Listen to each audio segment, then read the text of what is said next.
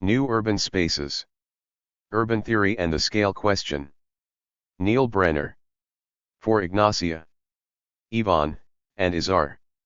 1. Openings, the urban question as a scale question. 2. Between fixity and motion, scaling the urban fabric. 3. Restructuring, riscaling, and the urban question. 4. Global city formation and the riscaling of urbanization. 5. Cities and the political geographies of the new economy. 6. Competitive city regionalism and the politics of scale. 7. Urban growth machines, but at what scale? 8. 8,000 layers, geographies of uneven development. 9. Planetary urbanization, mutations of the urban question. 10. Afterward, new spaces of urbanization. 1. Openings, the urban question as a scale question. For much of the 20th century, the field of urban studies defined its research object through a series of explicit or implied geographical contrasts. Even as debates raged regarding how best to define the specificity of urban life, this realm was almost universally demarcated in opposition to two purportedly non-urban zones, the suburban and the rural.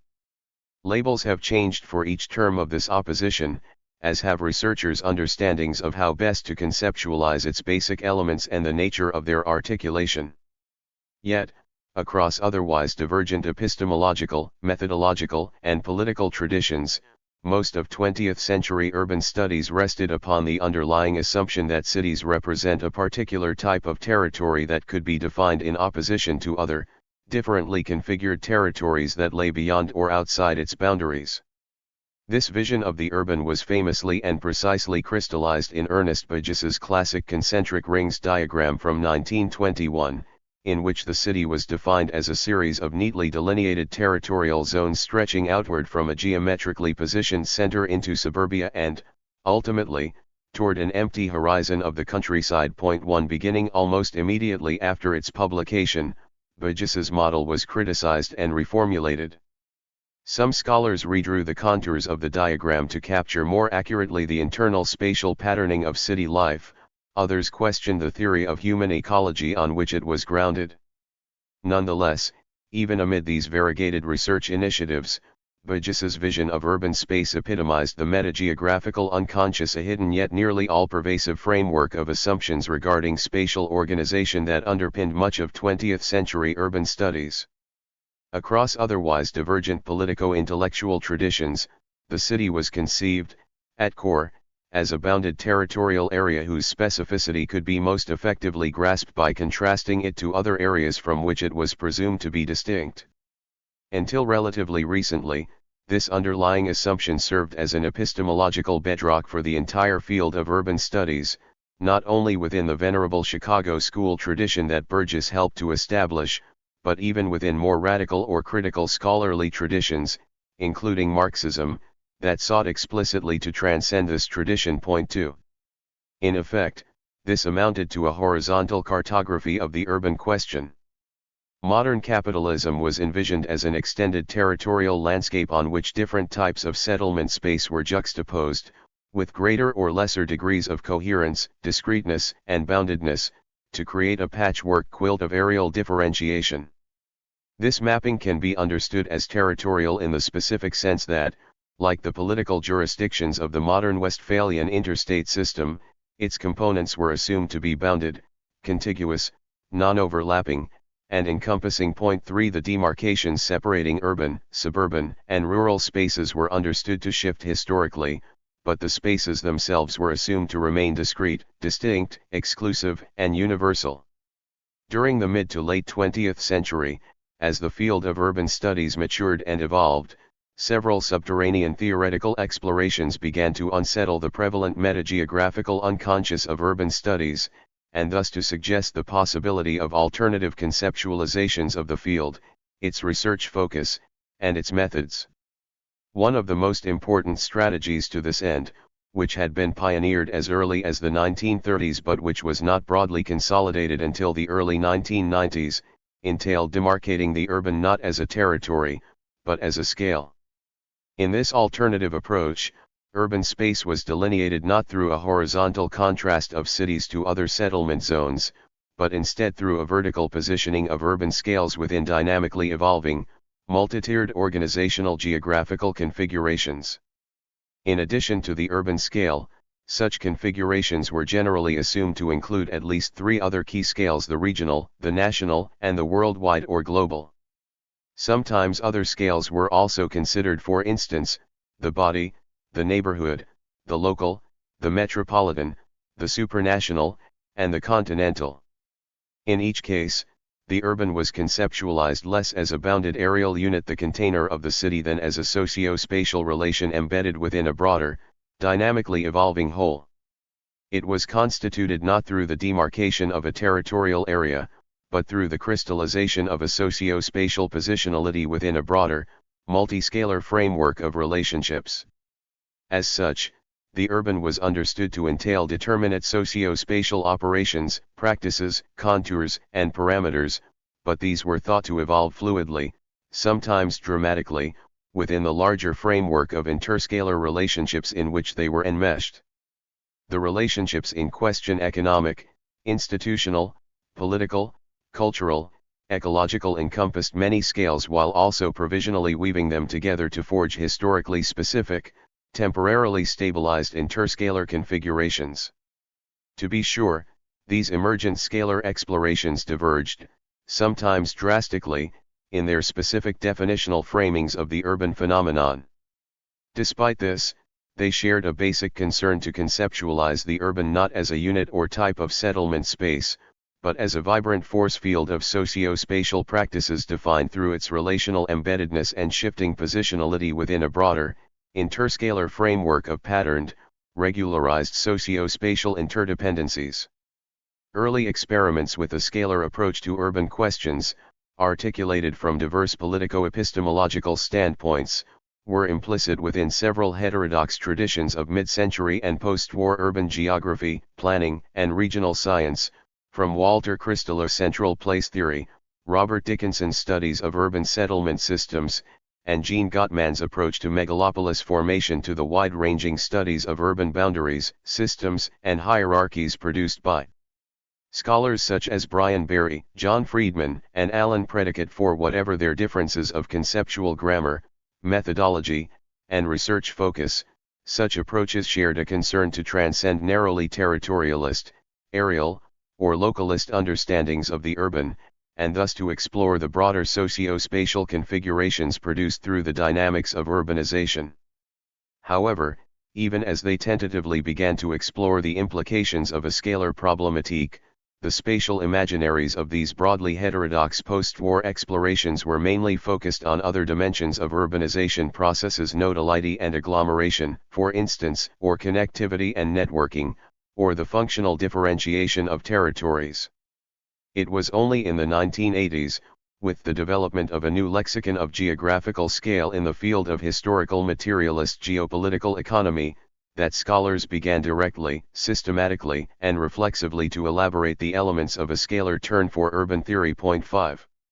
Scale had, of course, long been a key concept in human geography, but its intellectual foundations were reinvented as of the 1980s in conjunction with emergent concerns with worldwide capitalist restructuring and associated debates on globalization. 6. Within this emergent literature on the new political economy of scale, all scales, whether urban or supraurban, were understood to be socially produced, politically contested, and thus historically malleable. 7. Moreover, such scaling and rescaling processes were now shown to be closely intertwined with broader processes of political economic restructuring, including geo-economic integration, the remaking of statehood, and the production of new patterns of urban and regional development. This meant that any scalar hierarchy and, indeed, any putatively fixed unit, level, stratum, or tier within it had a rich historical geography that was mediated through power relations, state regulatory strategies, and socio-political struggles, and potentially mutable through socio-political contestation. Deciphering such volatile scalar geographies of power and struggle was thus an essential task for critical research, not least within the field of critical urban studies.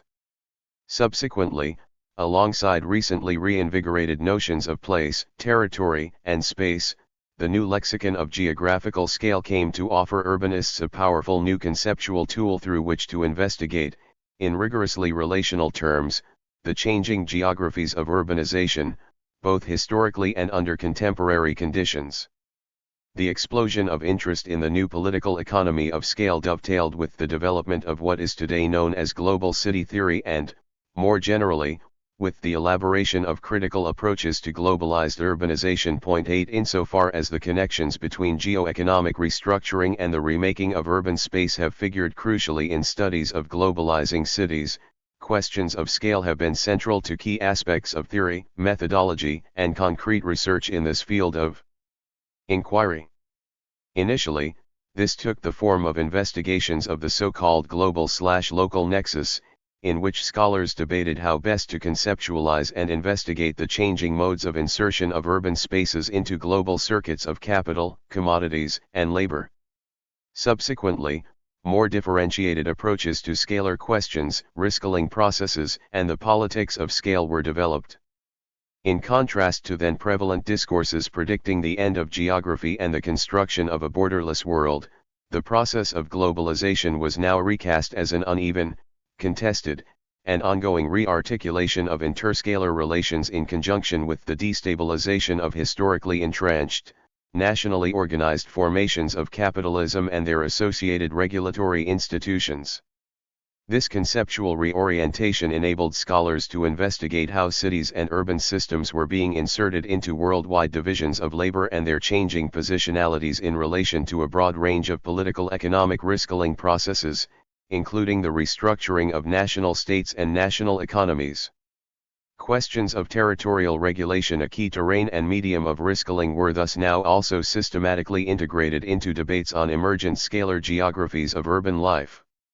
Against this background, scholars of contentious politics also began to explore the implications of ongoing risk-scaling processes for patterns of socio-political mobilization and, more specifically, for the dynamics of urban social movements. With the further refinement of scalar concepts during the 1990s, major subfields of urban research including studies of urban hierarchy, urban form, urban politics, urban governance, urban economic restructuring, gentrification, socio-spatial polarization, urban social movements, and urban political ecology were being recast in reflexively scalar terms.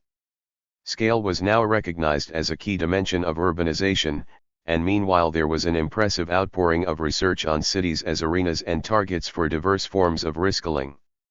The classic concern with urban placemaking and urban territorial organization remained robust, of course, and an emergent research agenda on worldwide interurban connectivity likewise began to generate considerable interest, perhaps most famously due to Manuel Castells's influential theories of the network society. 9 Nonetheless, by the early 2000s, the question of scale had become a pervasive conceptual and methodological reference point in major strands of urban theory and research, across otherwise quite diverse fields of investigation. Was the urban question being transformed into a scale question? Threads of a Problematique. This book is devoted to a systematic exploration of the broad problematique associated with the reflexive mobilization of scalar narratives, scalar categories, and scale-attuned methods in the field of critical urban studies since the early 1990s. Its guiding questions are the following: in what sense can the urban question be reframed as a scale question? What conceptualizations of scale and of the urban scale in particular are most appropriate for such an exploration? What are the theoretical, methodological, and empirical consequences of such a scalar reframing? How does a scalar analytics transform our understanding of the unit, site, and object of urban research? To what degree, and in what ways, can and should the city remain a central analytical construct and empirical focal point in a scale-attuned approach to the urban question? What are the implications of scale-attuned approaches to urban theory and research for interpretations of contemporary patterns of urban restructuring? What are the implications of such approaches for the investigation of restructuring processes within specific places, regions, and territories? Finally, what are the appropriate conceptual parameters for scalar approaches to urban questions? In other words, Are there limits to scale as an explanatory, interpretive, and descriptive category?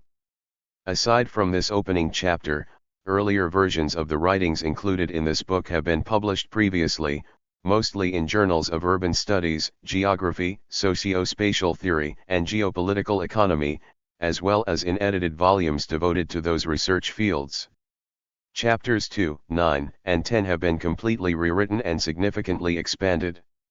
All other chapters have also been revised substantially to enhance analytical precision, to improve stylistic clarity, and to weave together more tightly the common threads of argumentation, conceptualization, and inquiry that connect them. New bibliographic references have also been selectively added to reflect more recent research and lines of scholarly debate. However, I have resisted the temptation to modify the main substantive arguments of the texts included here, to update the empirical investigations upon which they build, or to present them in the form of an encompassing theoretical synthesis.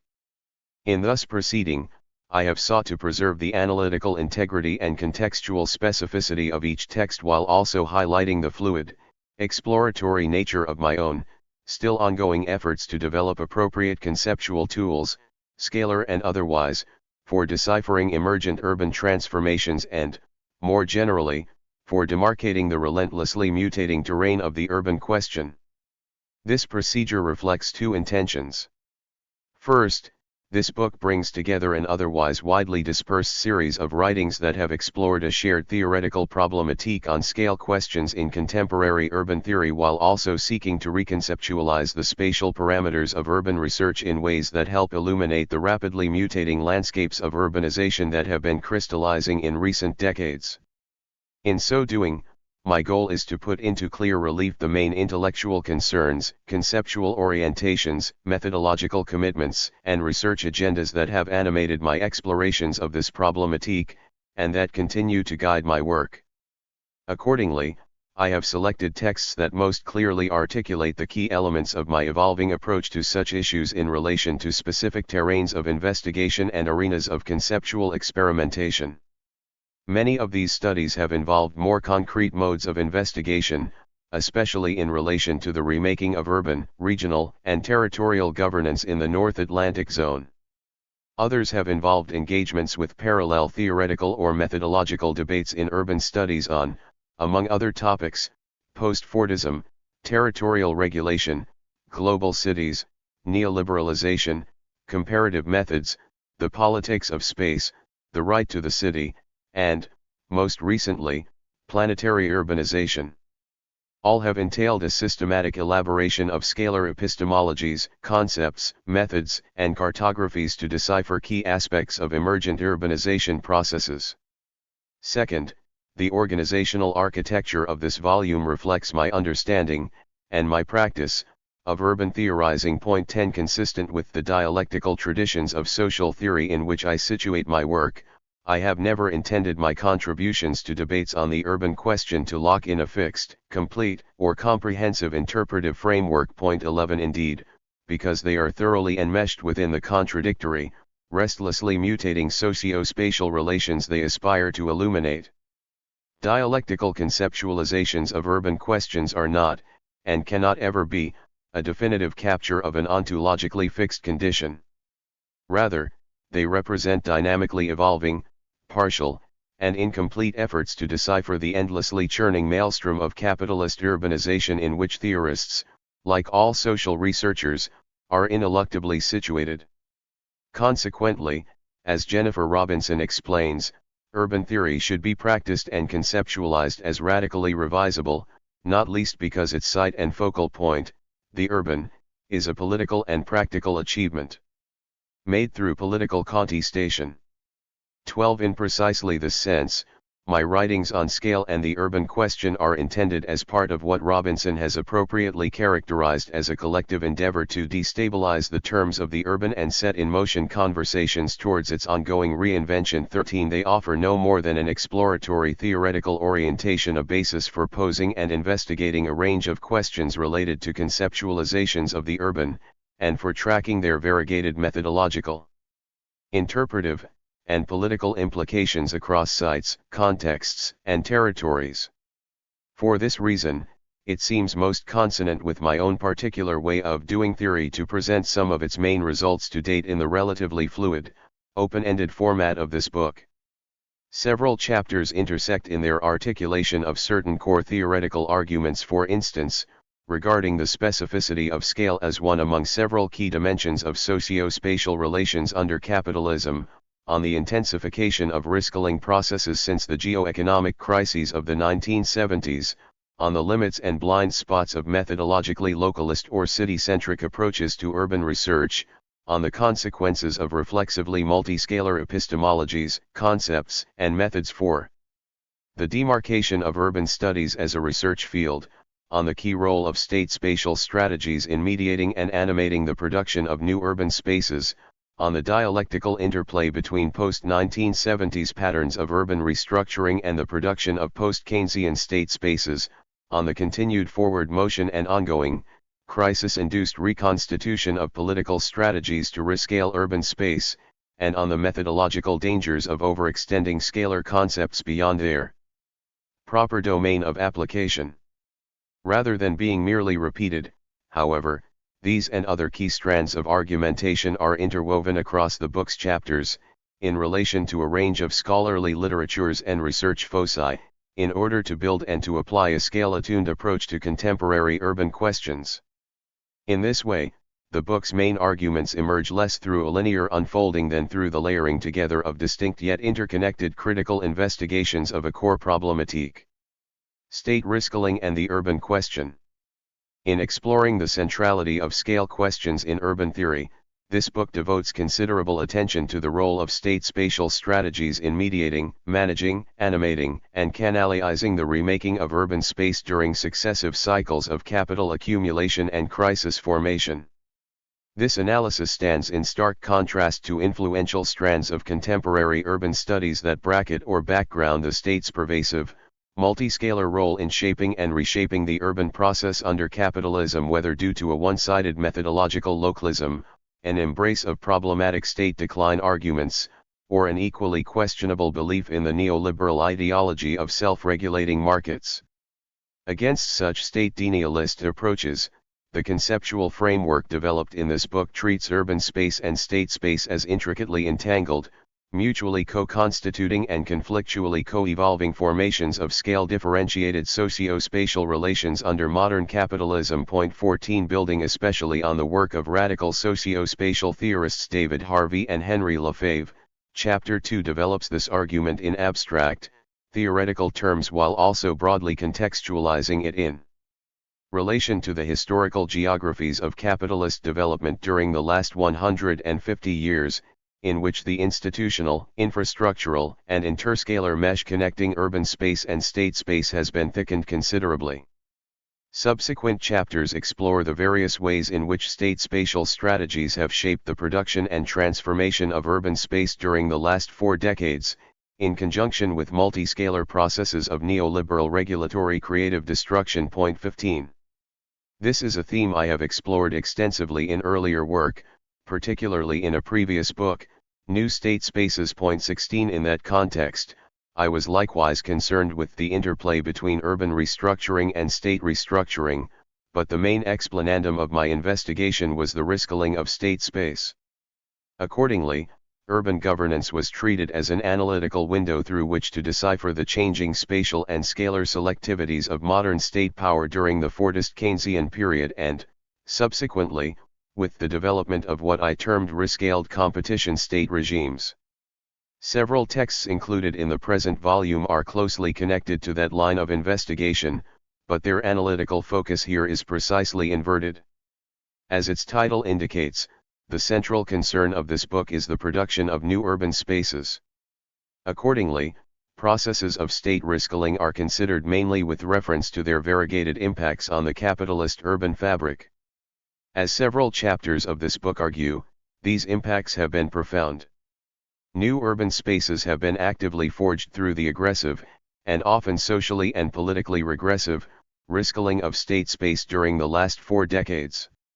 More specifically, the production of neoliberalized regimes of urbanization has occurred in large measure through spatial and scalar transformations of statecraft that have extended, institutionalized, and normalized market discipline across the urban fabric while also targeting certain strategic sites within each territory for intensified transnational investment, advanced infrastructural development, and enhanced global connectivity. This has permitted certain metropolitan islands, as well as selected intermetropolitan logistics corridors and enclaves of emergent hinterland industrialization, to be much more tightly interlinked across planetary space. However, it has also entailed an increasing splintering of the capitalist urban fabric as a whole, generally in ways that have eroded the isomorphic articulation of national territories and national urban systems that had been pursued within earlier regimes of spatial Keynesianism, national developmentalism, and urban managerialism. 17. One major consequence of this tendential scalar disarticulation of state space and the capitalist urban fabric has been to destabilize the entrenched centrality of the national scale as the encompassing power container of modern political economic life, leading to a situation Chris Kallinga has aptly described as a relativization of scales. 18 Under conditions of scale relativization, as Bob Jessup has explained, the taken for grantedness of national space is undermined as the relations between global, supranational, national, and subnational scales of political economic activity are systematically reshuffled. There is no hegemonic or dominant scale of socio-spatial relations. 19 Instead, the scalar configuration of key political economic processes including capital accumulation, territorial regulation, social reproduction, and political mobilization becomes more fluid, more immediately subject to intense contestation, and thus more susceptible to the prospect of being reorganized, whether in incremental or in radical ways. This, in turn, undermines any isomorphism or convergence that may have, at least in tendential form, previously characterized the scalar geographies of such processes and associated patterns of uneven development, especially during the North Atlantic Fordist, national developmentalist period in the second half of the 20th century. Consequently, particularly since the 1980s, the vision of hierarchically structured, precision-nested scalar arrangements serving as a shared socio-spatial meta-architecture for major political economic processes has become increasingly obsolete. Instead, we have been experiencing a proliferation of more tangled, haphazardly intercalated, and unevenly patterned scalar arrangements across the planetary socio-spatial landscape, each connected to specific political economic operations, strategies, and struggles. Under these conditions, the capitalist urban fabric is no longer organized as an encompassing, worldwide grid of national city systems, neatly subdivided into internal central place hierarchies, but is instead unevenly differentiated among variegated places, regions, territories, and landscapes whose modeled connective tissue more closely resembles that of an intricately stitched latticework than a simple pyramid, hierarchy, or grid. Despite their apparently unstructured complexity, their intense institutional differentiation, their spatially fragmenting impacts, and their aggressively polarizing, market disciplinary logics, these processes of scale relativization have not been associated with a diminished role for state institutions in the shaping and reshaping of the capitalist urban fabric.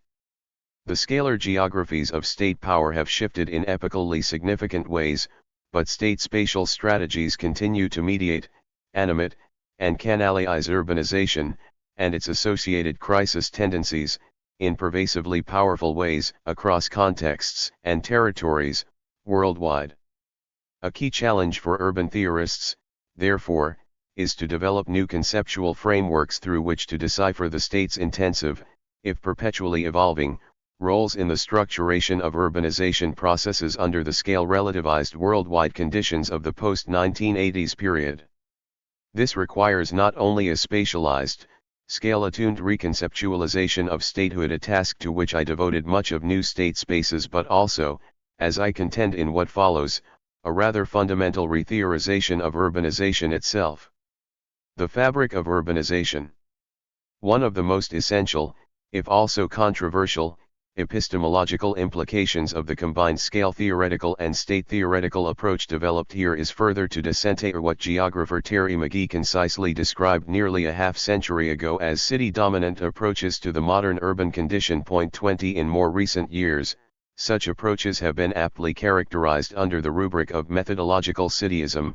Their hallmark is to presuppose unreflexively the city generally understood as a territorially bounded, sociologically distinctive spatial cluster as a preggiven, self-evident, or universal unit of analysis and, concomitantly, to conceive the entirety of non-city space, by definition, as a non-urban or rural zone. 21 One of the more unorthodox, if not downright heretical, arguments of this book, which builds strongly upon a thesis proposed by Henry Lefebvre in the 1970s, is that the urban condition and, more generally, the process of urbanization under modern capitalism cannot be reduced to the socio-spatial entities that are conventionally labeled as cities. 22. The city, I argue, is only one element within, and expression of, the multiscalar, polymorphic, and restlessly mutating geographies of capitalist urbanization. These are constituted through the relentless implosion of socio-spatial processes into dense centers of population, infrastructure, and economic activity, and through the equally dynamic explosion of socio-spatial relations across vast territories, landscapes, and ecologies that are likewise being perpetually enclosed, operationalized, industrialized, and creatively destroyed in support of capital's voracious, profit-driven metabolism, whether for purposes of industrialized agriculture, extraction, energy generation, logistics, waste processing, environmental management, or otherwise. 23 Consequently, especially with the intensifying, accelerating, and increasingly worldwide industrialization of capital during the course of the 20th century, the city and the urban, two of the foundational keywords of urban studies, must be analytically distinguished. Doing so, I submit, permits a more theoretically precise, historically and contextually nuanced understanding of both terms of this relationship and its ongoing historical evolution under modern capitalism.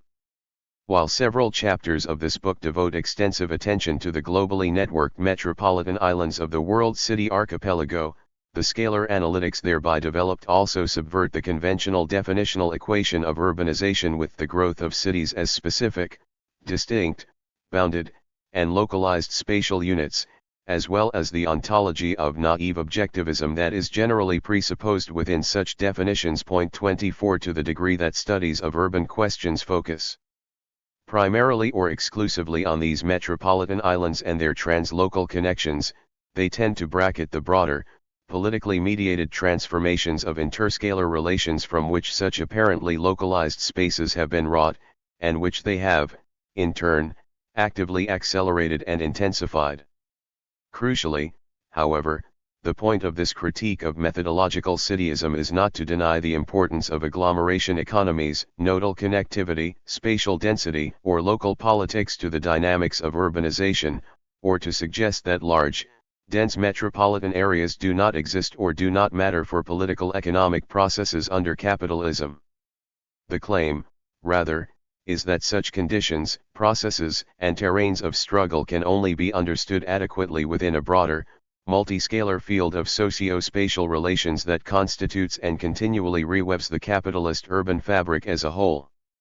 We need, in other words, a multiscalar yet territorially differentiated conceptualization of urban space itself, and of the geographies of urbanization, to decipher the variegated patterns and scales in which the socio-spatial relations of agglomeration are produced, contested, and reworked, and the evolving supralocal crystallizations, parameters, and consequences of urbanization processes under capitalism.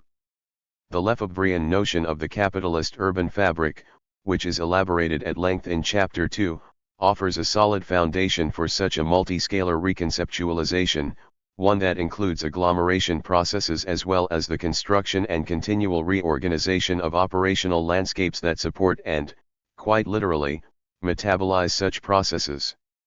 Subsequent chapters investigate the fluidly mutating, constitutively uneven geographies of the capitalist urban fabric in the North Atlantic zone and beyond since the 1970s, and the role of state spatial strategies in mediating and animating those mutations. In thus proceeding, I also critically engage some of the major strands of methodological cityism that have infused prominent approaches to contemporary urban studies, especially within the scholarly literatures on global cities, urban entrepreneurialism, informational cities, the new regionalism, urban regimes, and urban growth machines. Those explorations reveal that each of these terrains of research and debate contains contradictory methodological tendencies, some of which reinforce the localist, territorialist, and naive objectivist precepts of methodological cityism, while others open up alternative, potentially productive methodological horizons for broader, relationally multiscalar imaginaries of urbanization processes, their variegated geographical crystallizations, and their fluid, contradictory metabolism. Through a series of critical readings of these approaches, I develop a more reflexively scale-attuned, state-theoretical approach to the capitalist urban fabric, with particular reference to the tumultuous, if constitutively uneven, socio-spatial transformations of the last 4 decades. This approach is intended to help illuminate emergent patterns and pathways of urban restructuring, both within and beyond the sites of agglomeration, that have long monopolized the attention and imagination of urban researchers. Contours of an exploration. In sum, then, this book charts the contours of a multifaceted, open-ended, and still ongoing exploration.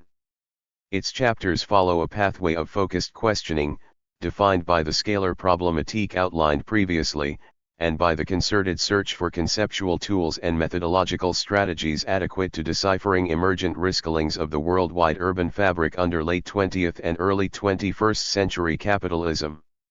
They offer a variety of concepts, methods, and analytical openings in relation to specific sites, patterns, and trajectories of urban transformation, and they propose some interpretive inroads through which to decipher the latter, particularly in the North Atlantic context but also, potentially, in other global regions.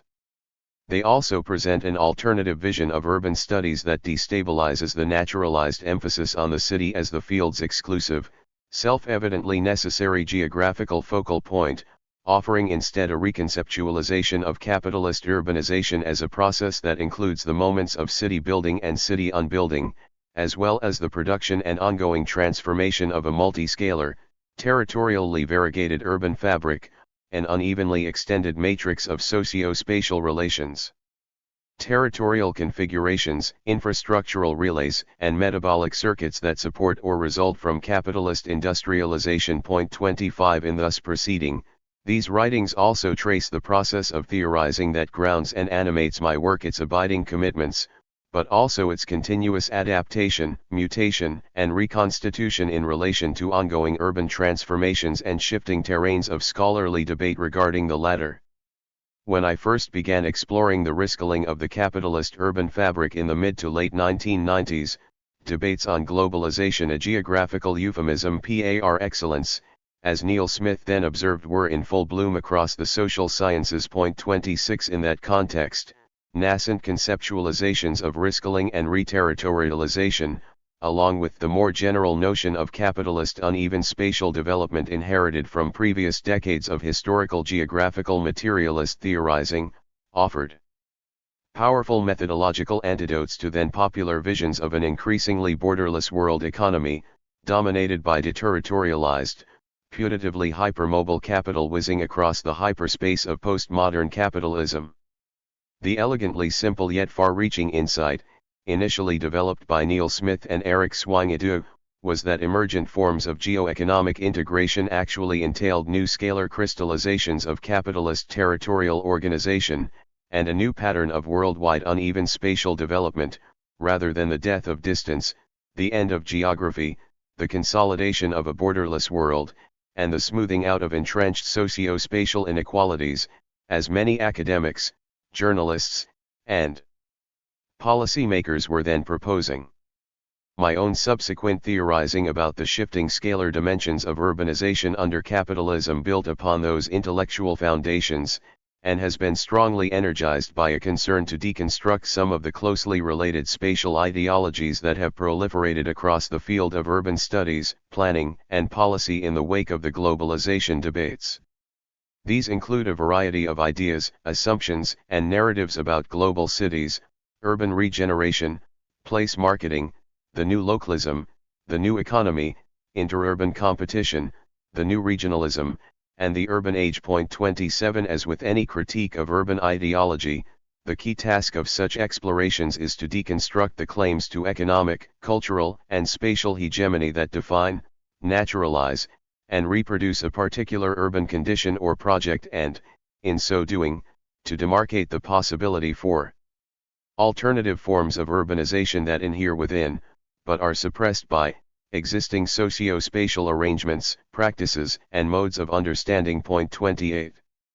Just as importantly, my pathway of theorizing has also been forged through a range of critical engagements with some of the diverse scholarly approaches to the urban question that have crystallized in recent decades, including those produced by other critically oriented urbanists.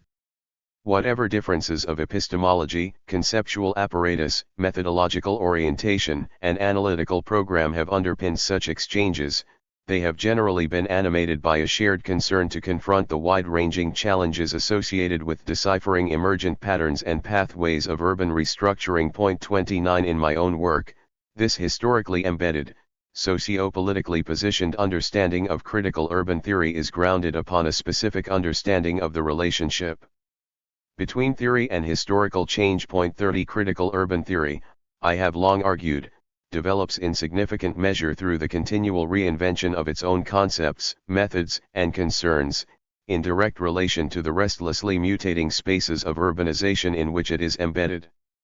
Crucially, however, the radical revisability of critical urban theory stems not from some fixed ontological property of urban space, for instance, as being too complex or indeterminate to grasp in conceptual terms, but from the relentless socio-historical dynamism of the urban phenomenon itself. 31 In other words, urban theory must be constantly reinvented because the geographies it seeks to illuminate, and in which it is itself situated, are continually being transformed. Hegel's famous early 19th century invocation of the Owl of Minerva in the preface to his philosophy of right presumably refers to this same dilemma. Abstract concepts are always already outdated, because the dynamism of modern life continually transforms their conditions of possibility and fields of application by reworking the social worlds from which they emerge, and which they aspire to grasp. 32 In characterizing our urbanizing planet as a virtual object, Henry Lefebvre evidently had something similar in mind. The field of urban theory is derived from historical geographies which it must constantly transcend in order to grasp emergent socio-spatial transformations that continually appear on the horizon of practice, representation, thought, and imagination. 33. One of the abiding challenges of critical urban theory is to chart an intellectual course that productively combines these distinct yet interwoven epistemological imperatives.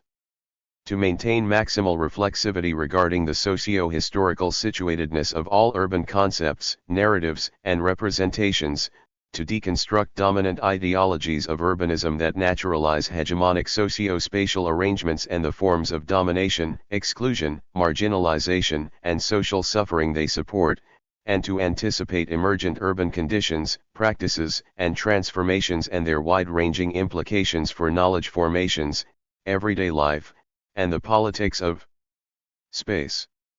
This anticipatory epistemological orientation represents a notable, if generally overlooked, point of intellectual convergence between the Lefebvrean vision of the urban as a virtual object and contemporary post-colonial critiques of hegemonic urban knowledge formations. 34 Both positions require precisely an openness to and, indeed, a reflexive anticipation of the obsolescence and thus transcendence of the very conceptual frameworks upon which emergent urban processes, formations, and contestations are understood.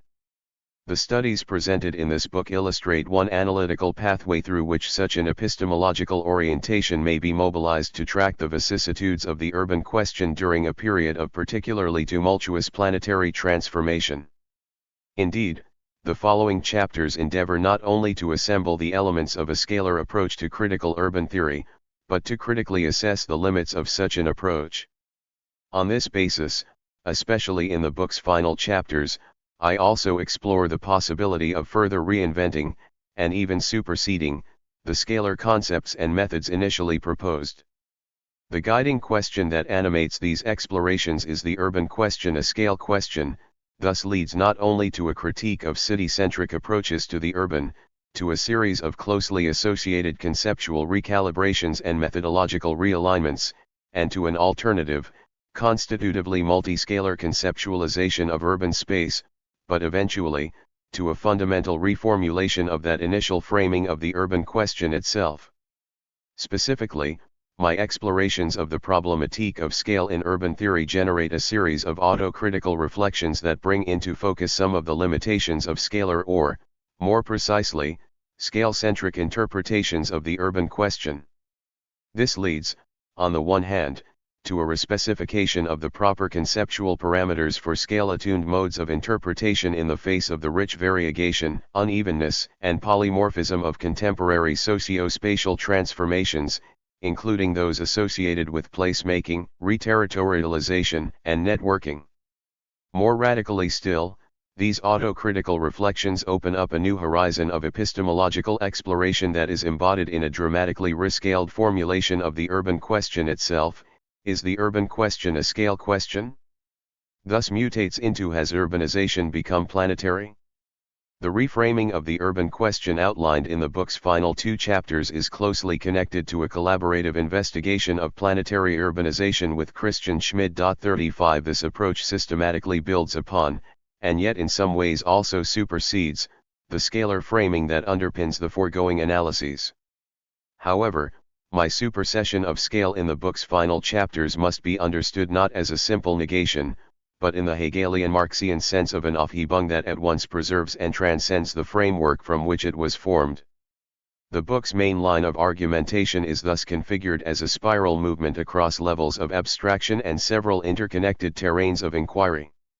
It flows from a relatively abstract, reflexively scalar formulation of the urban question under modern capitalism toward a series of critical engagements with several major approaches to contemporary urban studies in conjunction with more concrete complex pathways of investigation of post-1980s urban transformations in various zones of Euro-America. This leads to a series of autocritical maneuvers that produce a relativization and Aufhebung of my initial scalar formulation of the urban question and that, finally, facilitate a reformulation of that question around the problematique of planetary urbanization, which simultaneously builds upon and transfigures the scalar analytics that were forged and deployed in earlier chapters. The main elements of this spiral movement are summarized in Figure 1.1. Figure 1.1 Organizational structure and logic of the book. Outline of the argument. Following this introductory overview, the subsequent 2 chapters assemble the theoretical foundations for an exploration of the urban question as a scale question. Chapter 2 excavates the distinctive scalar analytics that are embedded within several key ideas of David Harvey and Henry Lefebvre, with particular reference to the fixity/motion contradiction under capitalism, the concept of the urban fabric, the scalar intermeshing of urban space and state space, and the process of rescaling. This analysis generates a scale-attuned theorization of the capitalist urban fabric, as well as a state-theoretical understanding of the process Lefebvre famously described as the planetarization of the urban. Chapter 3 considers the ways in which, especially since the 1990s, the scalar dimensions of global urban restructuring have been reflexively explored within several major streams of critical urban studies. Against the background of earlier rounds of debate on the spatiality of the urban question, I take stock of this apparent scalar turn in urban studies. What, I ask, is the theoretical specificity of a scalar approach to the production of new urban spaces? What are potential contributions and hazards of such an approach? A relatively narrow, but analytically precise, definitional proposal is offered, which destabilizes methodologically localist, city-centric understandings of the urban while also distinguishing processes of scalar structuration from other key dimensions of socio-spatial relations related to placemaking, territorialization, and networking. This relatively abstract definitional foray is the first of several efforts in this book to demarcate and investigate the proper conceptual parameters of scale in relation to specific terrains of urban studies. The core scalar explorations of this book are elaborated over the next 4 chapters, which seek to illuminate the interplay between urban restructuring and rescaling processes, particularly the rescaling of state space, during the post-1980s period. These studies build upon the conceptual foundations developed in the opening chapters in order to critically interrogate and, in some cases, to respecify and rework the scalar assumptions articulated within several major fields of contemporary urban theory and research, to develop scale-attuned, state-theoretical analyses of post-1980s patterns and pathways of urban restructuring in the North Atlantic context, and to demarcate some of the specific interpretive consequences that flow from approaches to the urban question that transcend inherited city-centric framings. Chapter 4 interprets debates on global city formation through a reflexively scalar, state-theoretical lens. As a critical counterpoint to canonical meta-narratives of global city formation, which have generally been grounded upon the proposition that state power is eroding under global capitalism, I argue that state institutions have figured centrally as animators and mediators of post-1970s urban socio-spatial restructuring, including within putatively global or globalizing cities. The so-called new localism is, therefore, not the outgrowth of endogenous, bottom-up economic development but, in an important respect, the political expression of multi-scalar state spatial strategies that seek to position metropolitan regions in relation to emergent transnational spaces of accumulation.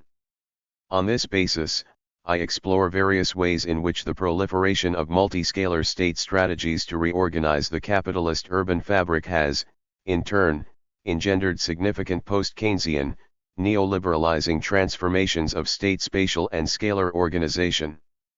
In this way, I present one of the key theses of this book: new urban spaces are produced through the rescaling of state space, and vice versa. This chapter also destabilizes the deeply entrenched assumption that cities represent the necessary, proper, or default unit of analysis for approaches to the urban question.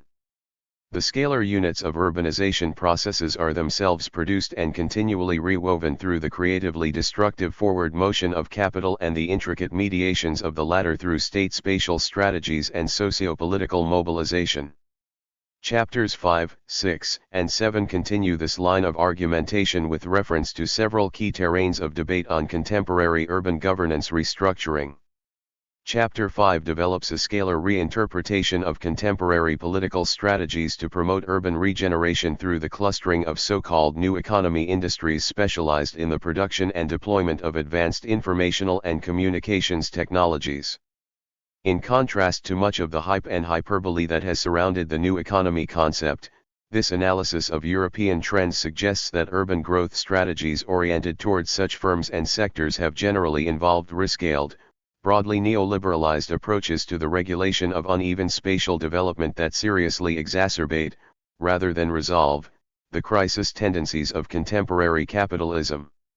However, despite their destabilizing macroeconomic consequences, and the often vague, ideologically slippery spatial visions attached to projects to promote a new economy, such neoliberalizing regulatory rescalings continue to play a key role in the production of new urban spaces and new forms of urbanization. Chapter 6 presents a critical perspective on the new regionalism debate that has swept through important streams of urban and regional studies and economic geography since the 1980s. As in Chapter 5, I here mobilize a scalar analytics to question mainstream political meta-narratives regarding the prospects for putatively endogenous, bottom-up political strategies to stimulate urban industrial regeneration. My analysis suggests that, at core, new regionalist programs have entailed a scalar recalibration of local financial, institutional, and regulatory failures, but without significantly impacting their underlying macrospatial causes, within or beyond major cities. Consequently, rather than counteracting the crisis tendencies and contradictions of post-Keynesian, neoliberalizing capitalism, the competition-oriented, market-disciplinary spatial politics of the new regionalism have perpetuated or exacerbated the latter. Its enduring consequences, to date, have been deepening economic crises, a further splintering of urban governance arrangements, intensifying territorial polarization, and pervasive regulatory disorder, rather than stable capitalist industrial growth or coherent territorial development. Chapter 7 builds upon the scalar analytics developed in earlier chapters to decipher contemporary debates on urban growth machines and the post-1980s entrepreneurial remaking of local economic governance. In what sense, I ask, are urban growth machines, in fact, urban? Is it really the city, as most of the scholarly literature suggests, that serves as the optimal or natural spatial locus for urban regime formation and growth machine strategies? To address such questions, I excavate several key arguments from John Logan and Harvey Malach's seminal work on this topic. This analysis raises some doubts regarding an influential contemporary critique of Logan and Malach's work for its putative methodological localism, suggesting instead that their framework is, in fact, explicitly attuned to the role of interscalar politico-institutional relays in the construction and transformation of local governance systems. This leads to a dynamically multiscalar reading of the national institutional frameworks that have facilitated the formation of growth machines at the urban scale during the course of U.S. territorial development, including during the post-1980s period. While this chapter focuses on the U.S. case, its argument has broader methodological implications for the comparative historical investigation of urbanization, territorial alliance formation, and urban governance in other contexts as well. Chapter 8 presents a series of meta-theoretical reflections on the scalar framework of analysis developed in the preceding chapters while also outlining several major challenges for subsequent rounds of research on the spatialities of urbanization. Here I return to the definitionally narrow conceptualization of scale proposed in Chapter 3 and further elaborate some of its implications for investigations of uneven spatial development, a problematique that has long been a key focal point for urban researchers. Drawing on Henry Lefebvre's striking metaphor of social space as a millefeuille, a flaky dessert pastry composed of 1,000 layers, this chapter argues that the geographies of uneven development and, by implication, those of the capitalist urban fabric are best conceived as a multifaceted superimposition and interpenetration of socio-spatial relations. In contrast to scale-centric or methodologically territorialist approaches, I thus propose that the morphologies of socio-spatial relations under capitalism are too densely and intricately interwoven to be represented through a single geometrical image or spatial metaphor, whether scalar, territorial, or otherwise. From this point of view, scalar approaches to urban theory will be most productive when their conceptual and explanatory parameters are precisely circumscribed in the context of a multidimensional, polymorphic approach to critical geopolitical economy that also systematically explores processes of placemaking, territorialization, and networking.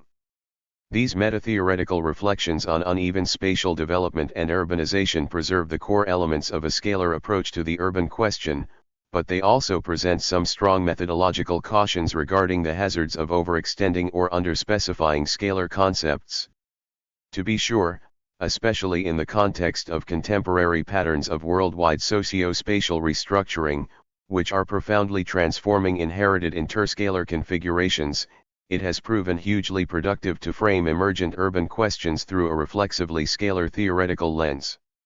Nonetheless, it is essential to avoid applying that lens beyond its proper domain of application, either by treating scale as a generic conceptual metaphor for socio-spatiality as such or by conflating scale with other dimensions of socio-spatial relations, such as place, territory, or networks.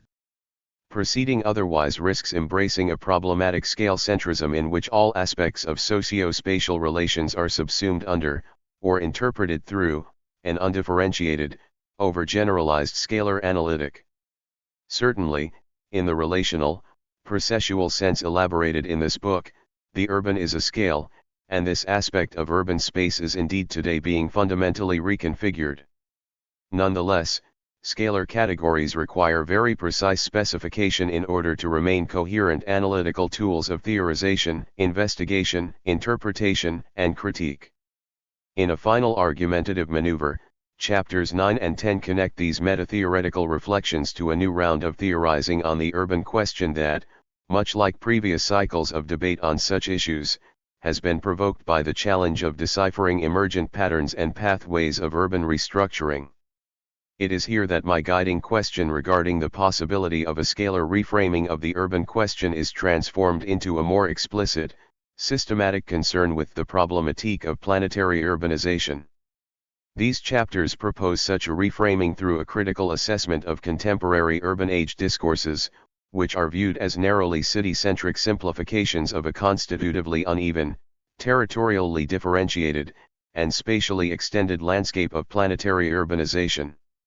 Through a series of critical reflections, epistemological reorientations, conceptual proposals, and conjunctural arguments, an alternative vision of urban theory is presented that transcends such universalizing, homogenizing spatial ideologies while directing attention to the intensely variegated new geographies of urban industrial, infrastructural, and ecological transformation that are emerging beyond major population centers, in close conjunction with new spatial strategies of large scale industrial resource extraction, agro-industrial land use intensification, logistical acceleration, marketized techno-environmental management, and territorial enclosure. The consolidation of such mega-urbanization strategies has been manifested in a bewildering array of colossal spatial configurations designed to support the metabolism of the global metropolitan network, as well as the planetary supply chains and industrializing hinterlands upon which the latter depend.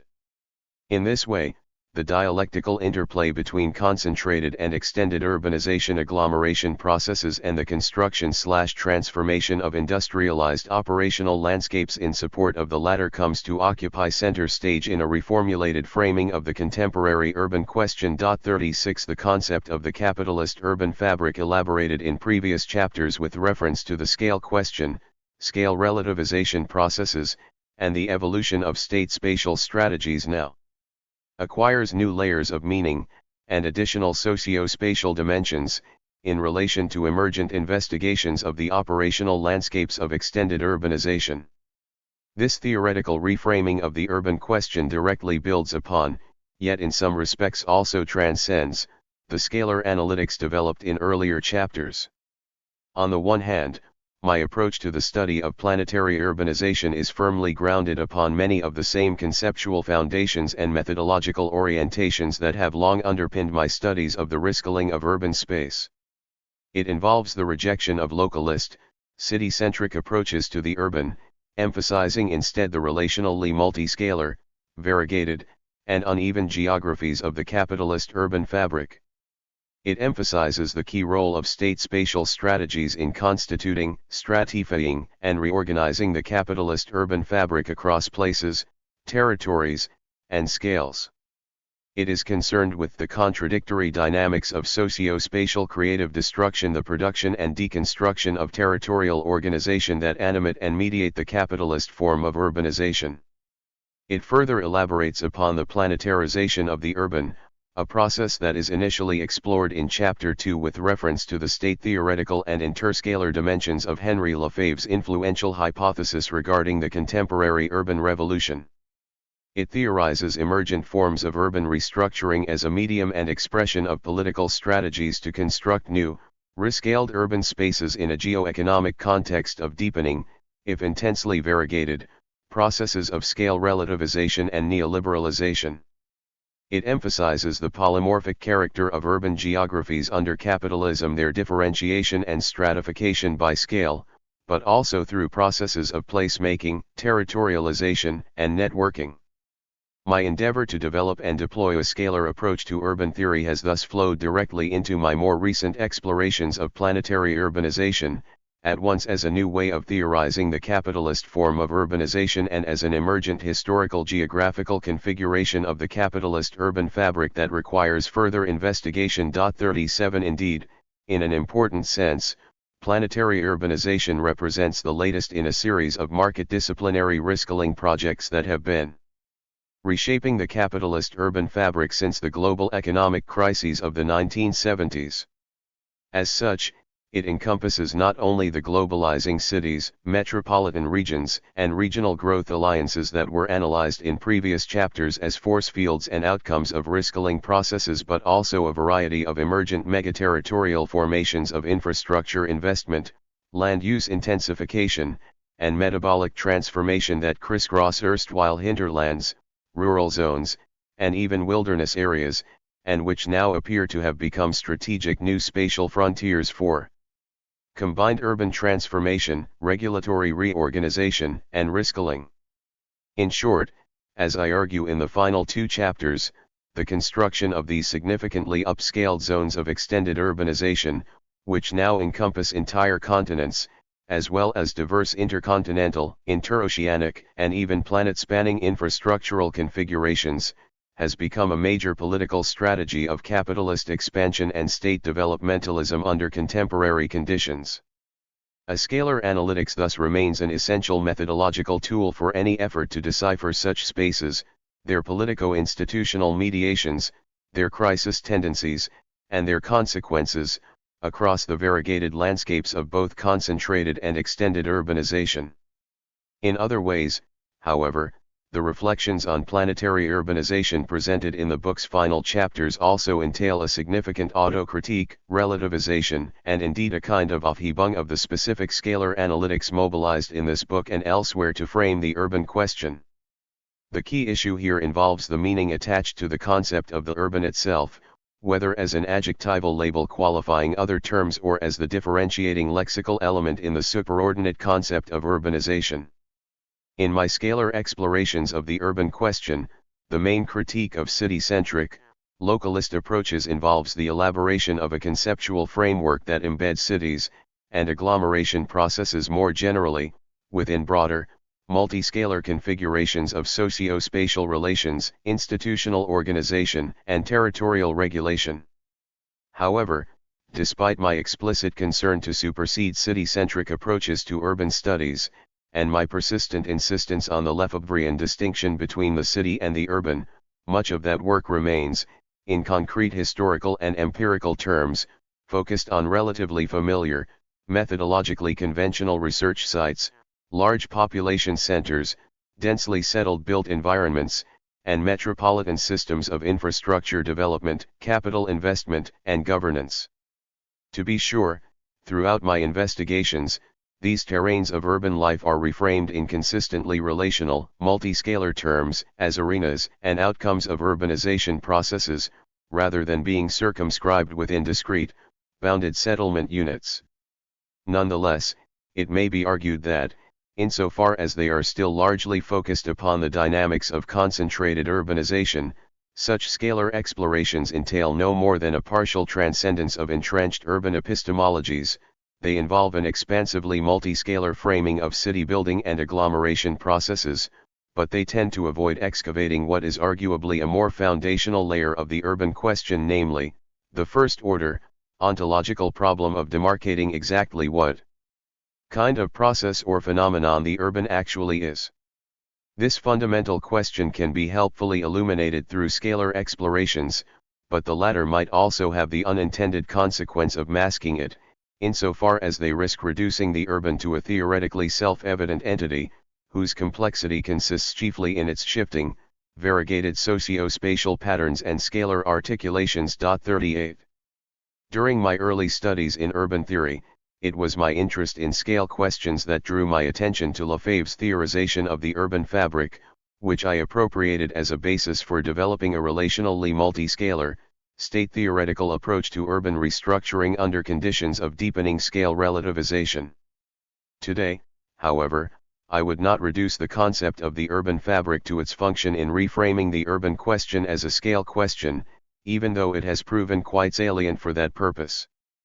Perhaps more important, the concept of the urban fabric points toward what is arguably a more radical conceptual reorientation in urban theory, one that entails a foundational rethinking of the historically specific content of the urban itself under modern capitalism. 39 It is precisely such issues that recent reframings of the urban question around the problematique of planetary urbanization productively open up for further theoretical debate and concrete exploration. This requires us to revisit, on a rather foundational level, the nature of urbanization itself as a specific kind of spatio-temporal, metabolic, and political process under capitalism. Indeed, as Christian Schmidt and I have argued elsewhere, such considerations generate the need for a new epistemology of the urban, a framework of analysis that can more directly confront the urban question as such, without reducing it to the permutations of urban spatial form, morphology, or typology, while also providing a conceptual basis on which to decipher emergent, early 21st century patterns and pathways of urban restructuring. Point 40. The book's concluding chapters suggest, then, that a purely scalar reframing of the urban question can only partially address that challenge.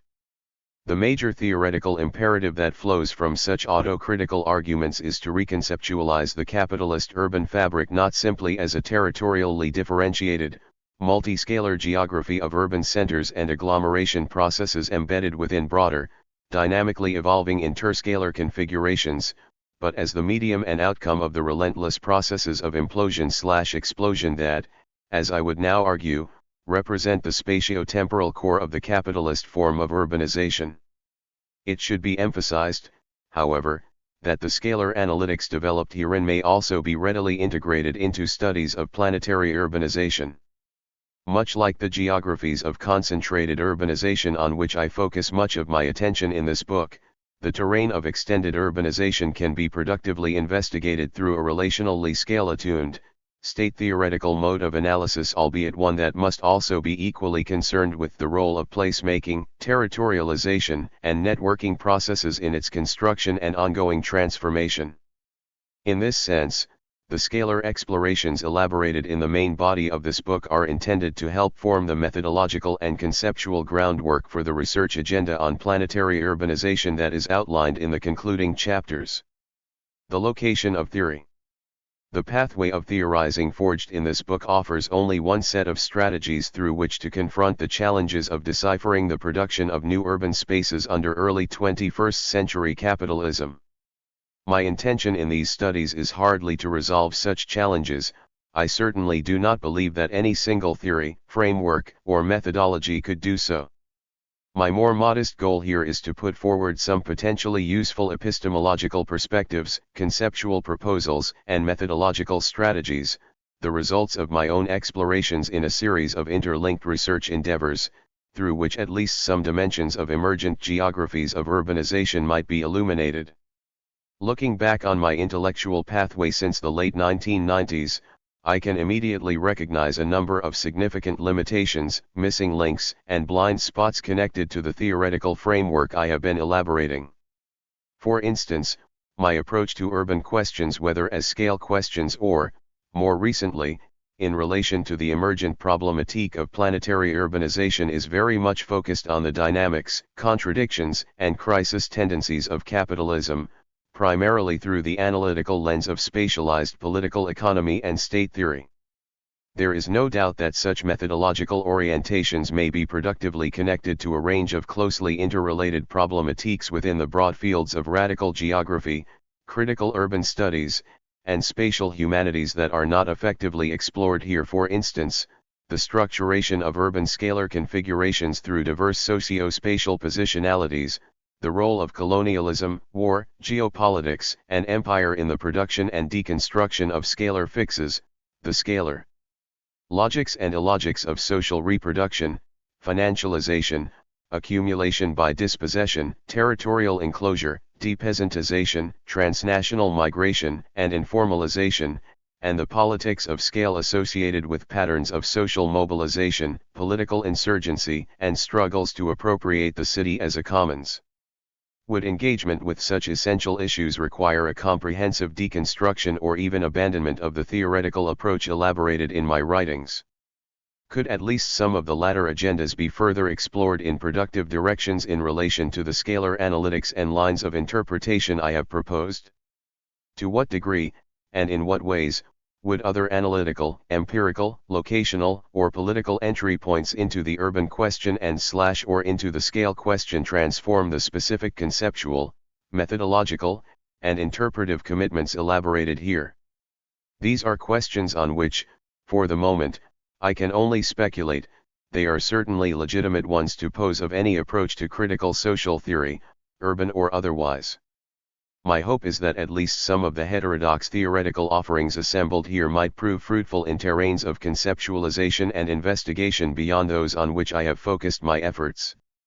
Another urgently important but underexplored problematique in this book concerns the interplay between the riscaling of the capitalist urban fabric and the evolving scalar geographies of the web of life, the non-human life forms and material geographies of the so-called Earth system upon which capitalism depends, and which capital has relentlessly transformed throughout its longue durée world historical ecology. 41 To some degree, this set of issues is brought into more reflexive focus in the book's final chapters, in conjunction with my incipient reflections on planetary urbanization as an uneven and combined process of riscaling and politico-territorial, infrastructural, and ecological creative destruction. For the most part, however, the analytic lens developed here is so concertedly focused on the challenges of superseding unreflexively localist, city-centric approaches to the urban question that it neglects to engage the parallel, and indeed tightly interconnected, methodological hazards associated with inherited conceptions of the city as being ontologically separate from a putatively external realm of non-human nature. Of course, there is now an entire field of critical urban studies, urban political ecology, that has been systematically exploding such Cartesian dualism since the early 2000s. 42 Much recent work in UPE has been explicitly concerned with questions of scale and riscaling processes, and there have certainly been ample opportunities for conceptual cross-fertilization regarding scale questions across various terrains of urban and ecological research. 43 However, despite its broadly effective transcendence of the city-nature divide and its consistent embrace of a relational conception of scale, key streams of UPE research have been framed in ways that privilege cities as sites of analysis and equate the urban with processes of socio-spatial concentration. 44 Consequently, the broader implications of a UPE approach for rethinking the variegated, uneven geographies of planetary urbanization, and of the capitalocene more generally, have only just begun to be systematically explored. 45 Clearly, the relation between the capitalist urban fabric and the web of life under the capitalocene requires further exploration, at once as a problem of social ontology, as a question of conceptualization, as a focal point for historical and contemporary investigation, and as a terrain for future politico-institutional experimentation. Perhaps, in facing such wide-ranging challenges, some of the scalar analytics developed here may also help facilitate a more systematic transcendence of inherited and still deeply entrenched Cartesian dualisms, including urban/rural, society/nature, city/nature, interior/exterior, and human/non-human that continue to obscure our understanding of, and our ability to shape, the wide-ranging, planet-transforming socio-metabolic transformations that have been unleashed under the capitalist form of urbanization. 46. To what degree, finally, is the approach to urban theory presented in this book limited in its sphere of application to the regionally specific research context in which many of its major elements were elaborated? Can there be indeed, should there be a more general theorization of the urban question, whether as a scale question or otherwise, under modern capitalism? Or, does the endeavor to develop such an approach always require provincialization, that is, contextual embedding and locational particularization? 47. At first glance, this book's commitment to developing a theorization of the urban question, a formulation that is, of course, derived from the work of Marxian authors such as Manuel Castells, Henry Lefebvre, and David Harvey, may appear to stand in flagrant contradiction to the project of developing location-ally inscribed, contextually embedded, epistemologically situated approaches to urban theory and research.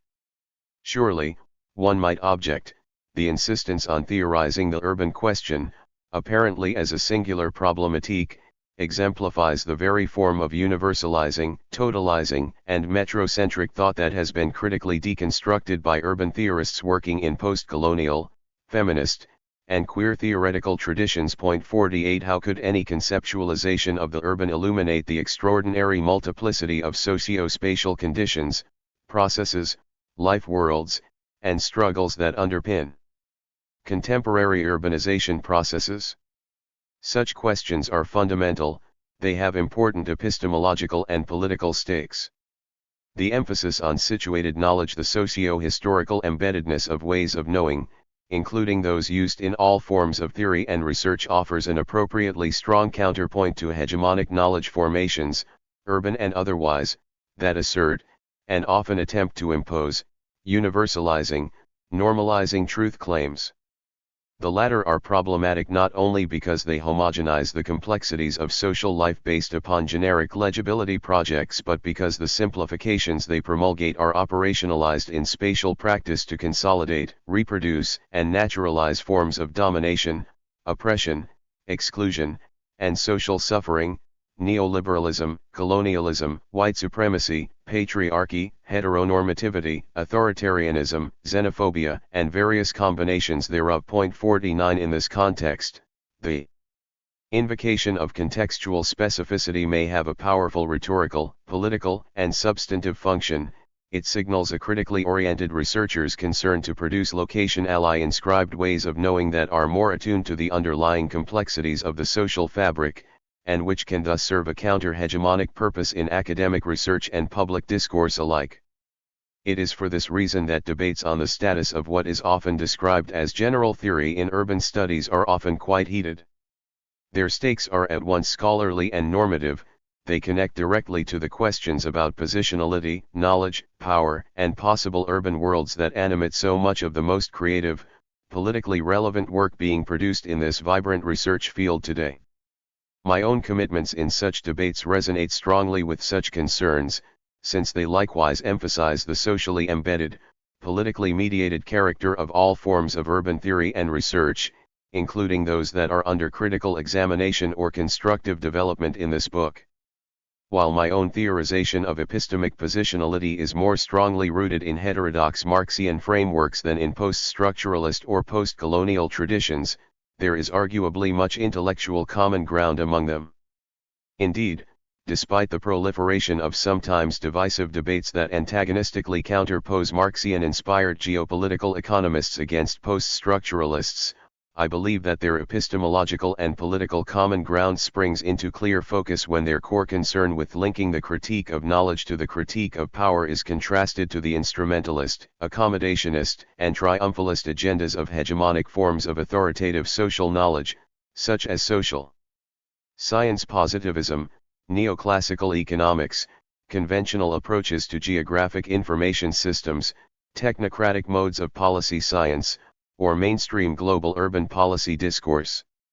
This observation is not intended to deny, ignore, or dismiss the divergent understandings of positionality, knowledge/power, and critique, and the wide-ranging politico-normative concerns that animate the field of critical urban studies today. The point is simply to suggest that internal divisions among critically oriented theorists, whether of an epistemological or political nature, are considerably less profound or consequential than those that distinguish them from mainstream, hegemonic approaches to social knowledge. 50. At the same time, however, I reject the simplistic opposition between situated knowledges and so-called general theory that is still widely invoked or presupposed by many post-structuralist scholars who are concerned to deconstruct modes of interpretation that aspire, in some way, to transcend the immediate locational contexts in which they emerge. Some version of this binarism has framed or underpinned a variety of key debates in the field of critical urban studies over the decades, on topics such as post-Fordism, postmodernism, localities, gentrification, globalization, and neoliberalization, among others, and it continues to serve as an important reference point in many contemporary academic skirmishes around assemblage urbanism, feminist urban theory, post-colonial urbanism, planetary urbanization, and other emergent theoretical explorations. Four broad observations may serve to clarify further the specific epistemic position that grounds my investigations, arguments, proposals, and speculations in this book. First, local and contextual conditions are not pregiven or self-evident, but are mediated through supralocal, intercontextual processes, interconnections, and interdependencies, which likewise require interpretation, conceptualization, and investigation.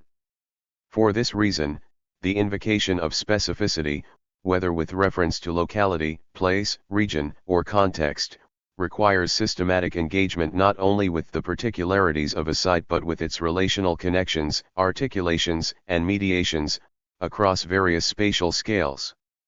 To proceed otherwise is to risk embracing an ontology of particularism in which experiential, localized, contextual, or socially embedded forms of evidence are taken for granted, viewed as privileged, uncontestable, and transparent windows into the real, or conceived as untheorizable singularities.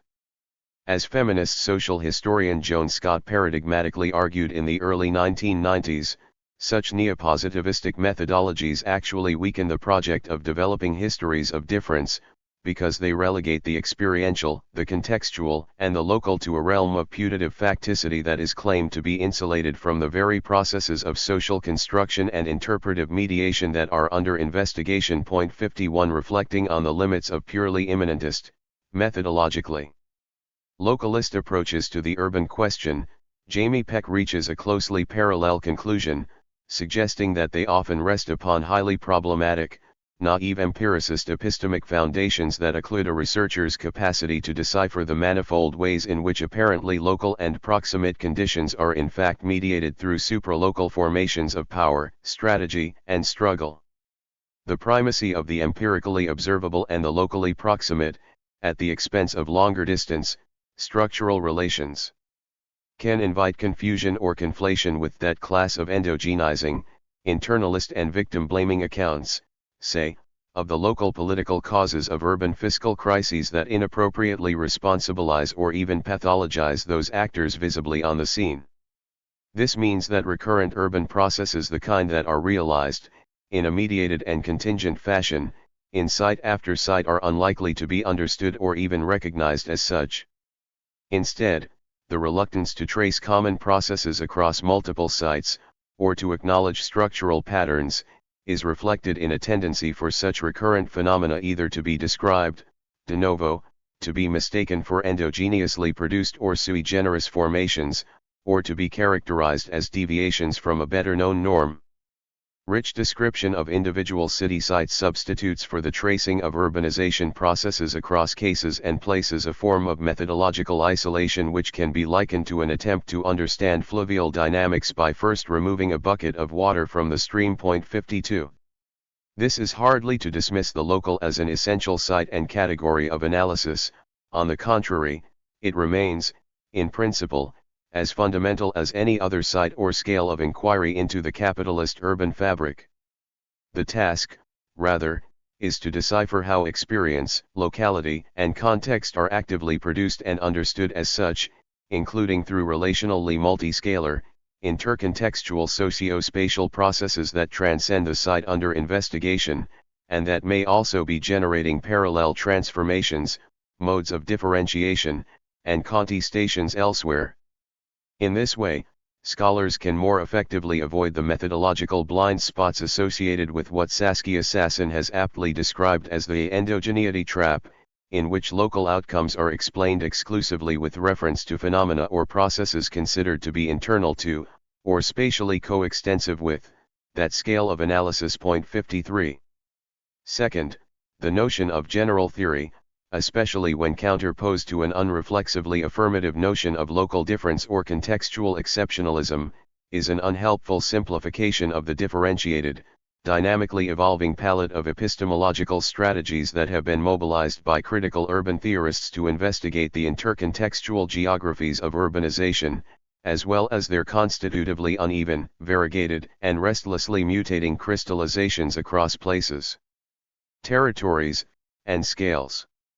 To be sure, researchers as diverse as Jeffrey West, Edward Glaser, and, most recently, Alan J. Scott and Michael Storper have prominently embraced orthodox, monist visions of urban theory as offering, or aspiring to offer, universally valid propositions regarding the intrinsic nature of urban processes and outcomes. 54 However, this rigidly nomothetic, monist conception of theory as a disembodied mode of scientific inquiry and as a means to produce universally valid covering laws hardly exhausts the quite varied terrain of epistemological positions through which intercontextual approaches to urban theory may be envisioned.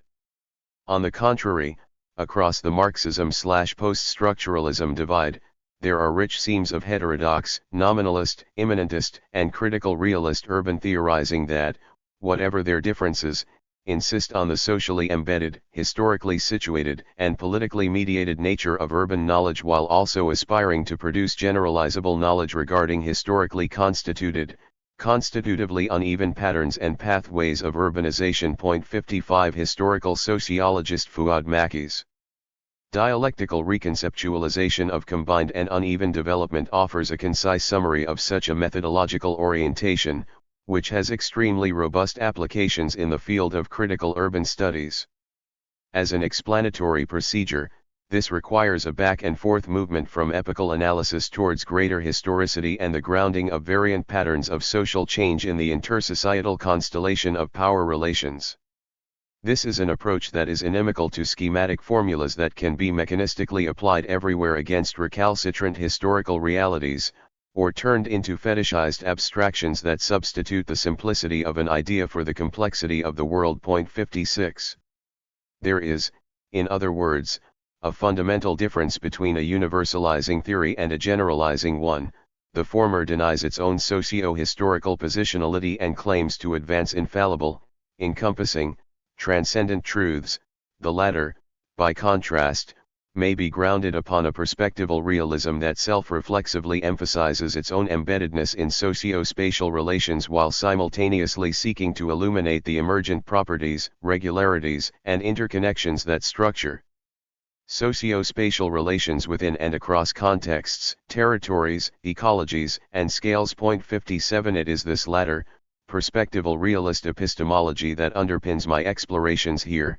It insists upon the situatedness, immanence, incompleteness, and reversibility of all knowledge claims while simultaneously seeking to develop historically specific concepts, methods, and modes of explanation that can illuminate the constitutively relational, structurally patterned dynamics, transformations, contradictions, and contestations associated with urbanization processes. 58. Third, the approach to urban theorizing developed in this book is fundamentally committed to the need for abstraction, that is, to the elaboration, deployment, and continual reinvention of concepts that permit us to distinguish surface appearances from the underlying mechanisms, relations, processes, and strategies that produce the latter. As Andrew Sayer explains, abstract concepts are an essential basis on which to grasp the differentiations of the world, of individuating objects, and of characterizing their attributes and relationships. Even where we are interested in wholes, we must select and abstract their constituents. 59 In this sense, the process of abstraction is essential to any mode of conceptualization, since it is on this basis alone that the essential or defining elements of the entity, relation, process, or transformation under analysis can be specified as such. Crucially, as Sayer's formulation underscores, abstract concepts are not meant to provide a comprehensive description or complete capture of every concrete aspect of the social world that exists or that may be of analytic, political, or normative interest. Instead, such concepts offer a means of delineating the essential, constituent properties of the specific types of phenomena or sites that are being investigated. This is one important sense in which debates on the urban question are recurrently taken up.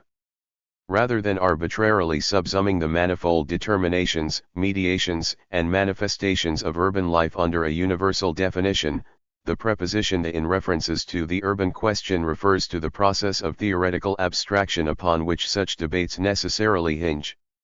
Across diverse politico-intellectual and locational terrains, explorations of this problematique involve precisely the attempt to delineate the concept of the urban on a level of abstraction that helps illuminate key dimensions of emergent socio-spatial relations, patterns, configurations, and struggles, across contexts, territories, ecologies, and scales.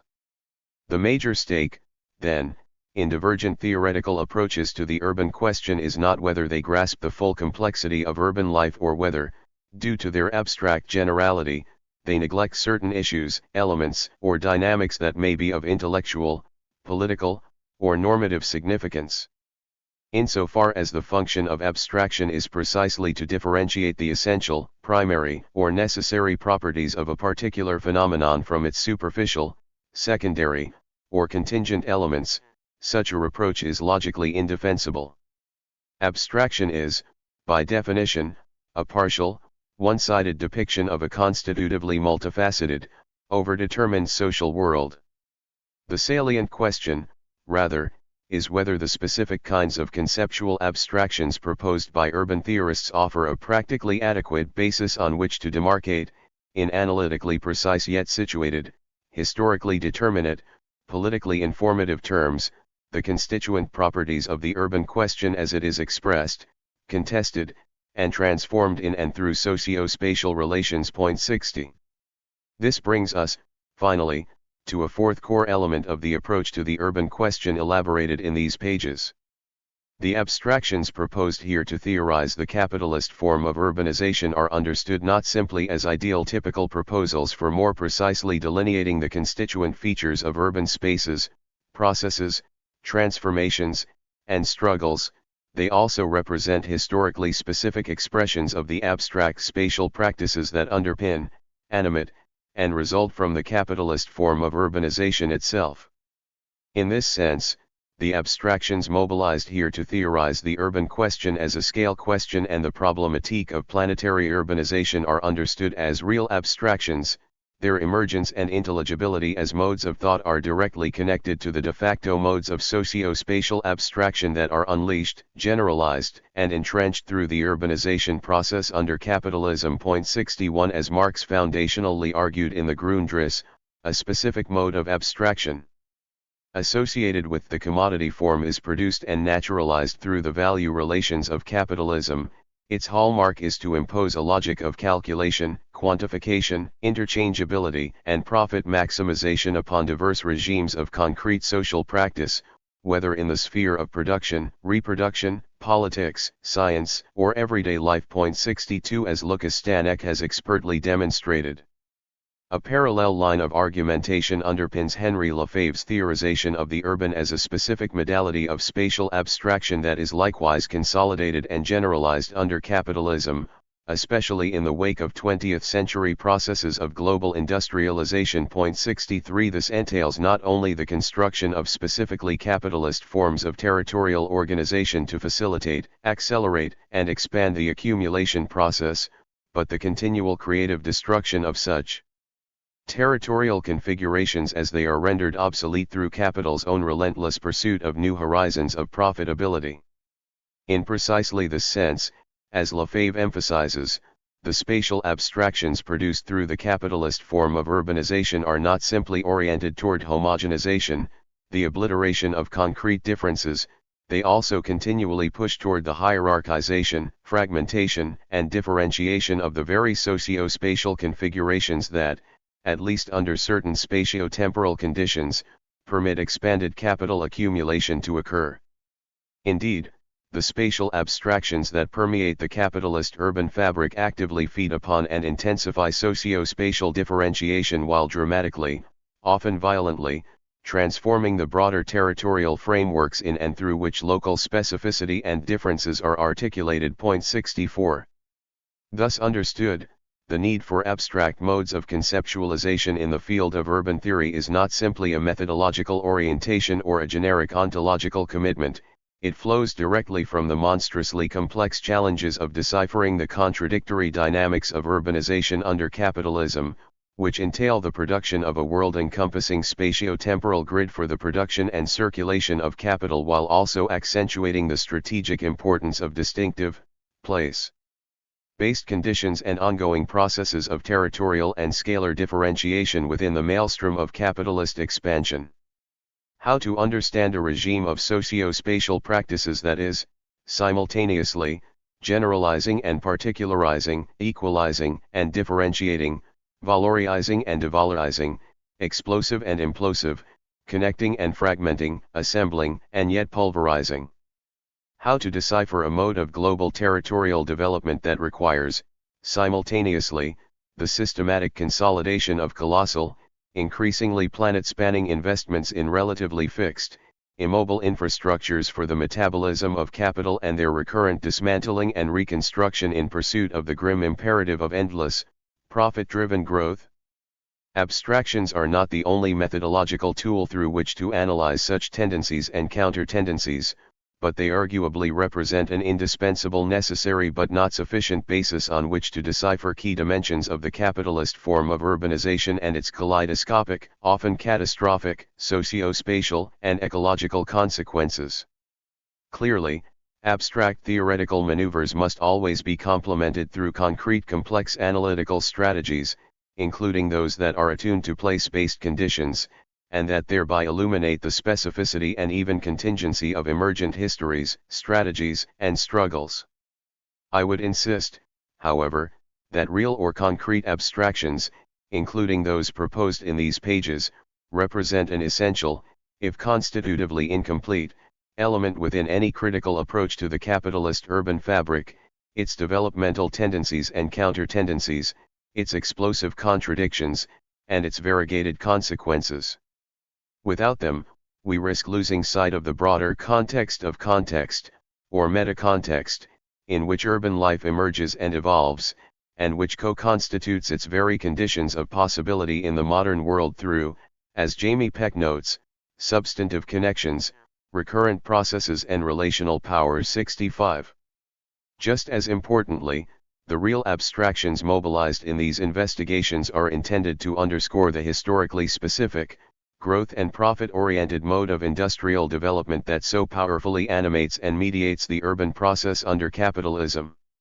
As such, they are also meant to facilitate another important task of critical urban theory, that of demarcating the possibilities extant, latent, anticipated, imagined for what I have elsewhere termed alter-urbanizations, alternative pathways for the production and collective appropriation of the urban worlds upon which planetary life now depends. 66. In this sense, perhaps paradoxically, my commitment to abstract modes of urban theorizing is intrinsically connected to a radical political project, that of envisioning the prospects for post-capitalist urban futures, even amid the continued consolidation of speculative, hyper-financialized, aggressively profit-based and militarized patterns and pathways of urban restructuring across the planet as a whole. 67.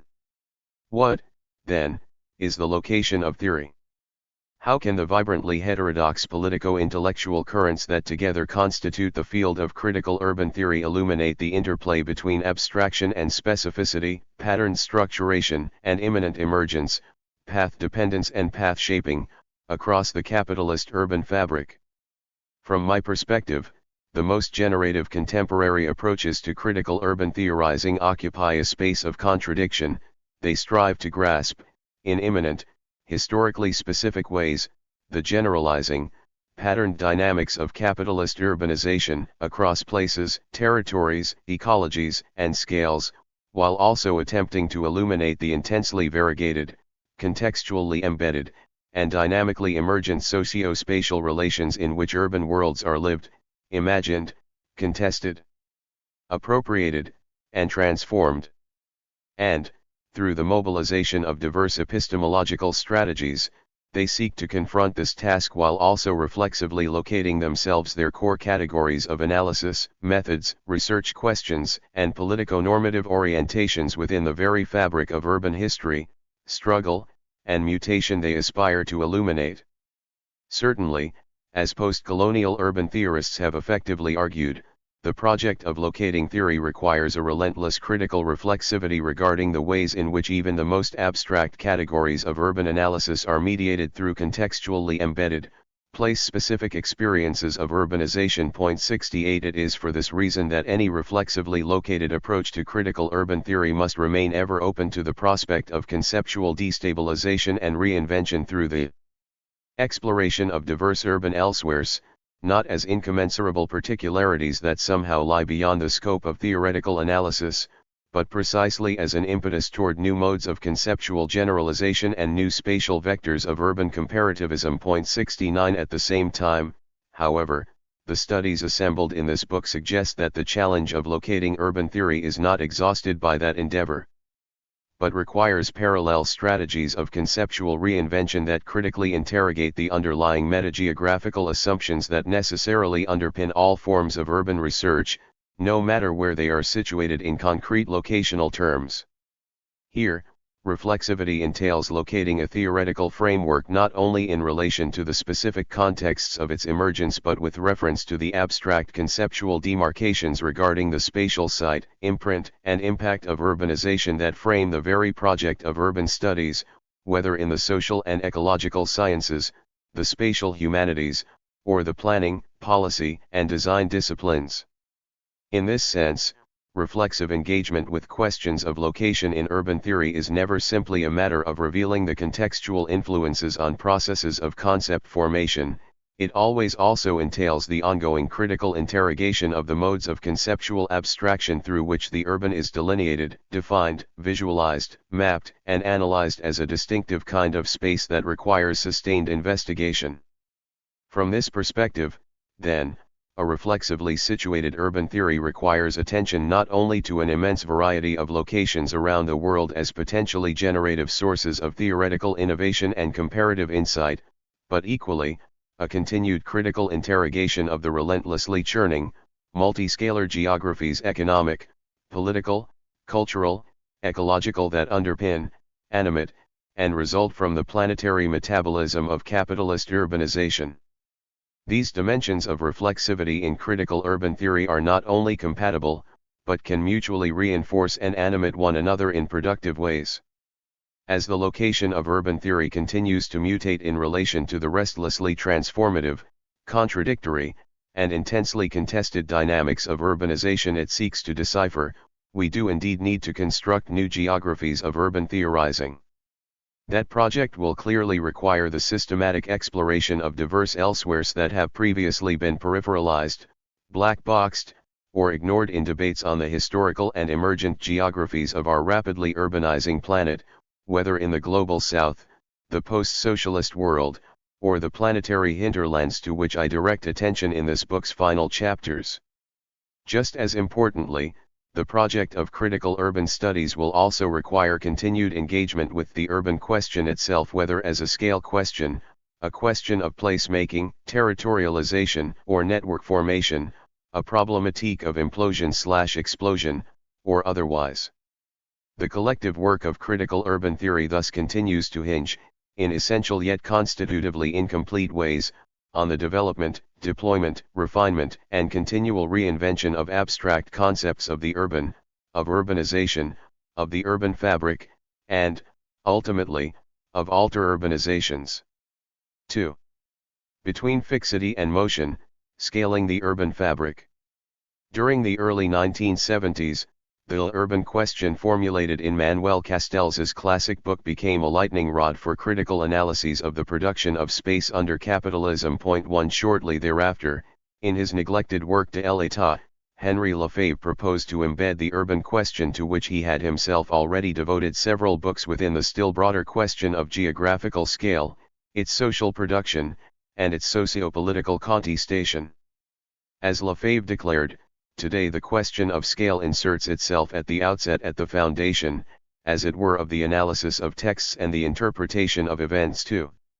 More than a decade later, however, when the theme of the production of space had stimulated a considerable body of innovative research, Edward Soja noted that geographical scale remained an understudied subject, despite the initial probes of several critical geographers. 3. Indeed, with a few notable exceptions including Lefebvre's own studies of state space in the 4 volumes of De l'État, David Harvey's analysis of hierarchical arrangements in the concluding chapter of Limits to Capital, Neil Smith's seesaw theory of uneven geographical development, and Peter J. Taylor's respatialization of world system analysis. The problematique of spatial scale and its social production was still generally neglected. Point 4. In most approaches to socio-spatial theory, scales were viewed as discrete, nested, stable units within which the production of space occurred, rather than as mutually constitutive, intermeshed, and mutable elements of this process. Today, the scale question posed by Lefebvre over 4 decades ago is still acknowledged more frequently in the mainstream social sciences through implicit, uninterrogated assumptions than through explicit theorization or reflexive analysis. Nevertheless, especially since the 1990s, there has been a remarkable explosion of research on the difference that scale makes among critical socio-spatial theorists working within and beyond the disciplinary parameters of geography. Point 5. As the territorial foundations of the Fordist Keynesian, national developmentalist configuration of capitalism have been deconstructed and reworked, spatial scales are no longer conceived as fixed, preggiven arenas of social life.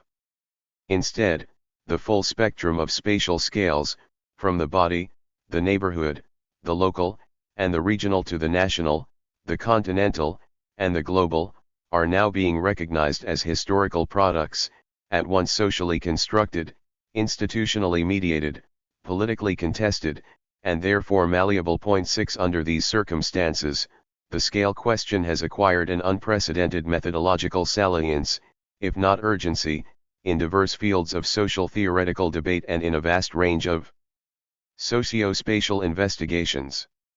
In methodological and substantive terms, these discussions have been extraordinarily multifaceted, and they continue to evolve rapidly across the interstitial terrain of critical socio-spatial analysis, as well as within environmental studies, the spatial humanities, and the design disciplines. Point 7. As these explorations have gained momentum, several major lines of research on the production and politics of scale have crystallized. On an epistemological level, scholars have critically interrogated geographical scale in the context of debates on the appropriate spatio-temporal unit of analysis and level of abstraction for historical, sociological, cultural, and environmental research. Point 8. In the field of critical geopolitical economy, strategies to reconfigure scalar organization have been analyzed as essential dimensions of the post-1970s wave of worldwide capitalist restructuring, whether with reference to the rescaling of capital accumulation, financial circuits, state power, governance networks, urbanization, social reproduction, or socio-metabolic flows. Point 9. The politics of scale have also been explored in relation to the ongoing remaking of democracy, the territory/sovereignty nexus, hegemony, geopolitics, and regulatory space under globalizing, neoliberalizing, post-Westphalian capitalism. Point 10. And finally, among scholars of social movements and cultural politics, scale has been productively explored as a medium and stake of socio-political contestation. Across diverse sites and contexts, these research endeavors demonstrated that scalar configurations serve not only as structural dimensions of domination, but may also become key strategic parameters in struggles for empowerment and, consequently, may be subjected to radical reorganization. Point 11. As David Delaney and Helga Leitner have suggested, a broadly shared methodological agenda underpins these otherwise heterogeneous theoretical explorations and topical investigations. Geographic scale is conceptualized as being socially constructed rather than ontologically pre-given. Geographic scales constructed are themselves implicated in the constitution of social, economic, and political processes. 12. From this perspective, spatial scale is not to be construed as a timeless, a social container of socio-spatial relations, but much like structures in sociological theories of practice as their historical presupposition, medium, and outcome. Point 13. As Neil Smith classically argued in the early 1990s, scales must be viewed at once as the materialization of contested social forces and as their active progenitors. They are continually produced, contested, reconfigured, and transformed as the geographical organizer and expression of collective social action. 14. Scale, Smith proposed, demarcates the sites of social contest, the object as well as the resolution of the contest. 15 In Eric Swingeto's similarly foundational formulation, geographical scales are both the realm and the outcome of the struggle for control over social space. 16 In closely parallel terms, cultural anthropologist Anand Singh has more recently argued that scale is not just a neutral frame for viewing the world, scale must be brought into being. Scales are claimed and contested in cultural and political projects. 17. These social and political constructionist methodological injunctions provide an essential foundation for any critical approach to the scale question under historical and contemporary capitalism. Building upon these approaches, this chapter develops a more specific, historical geographical materialist analytical lens through which to explore the vicissitudes of the scale question under capitalism.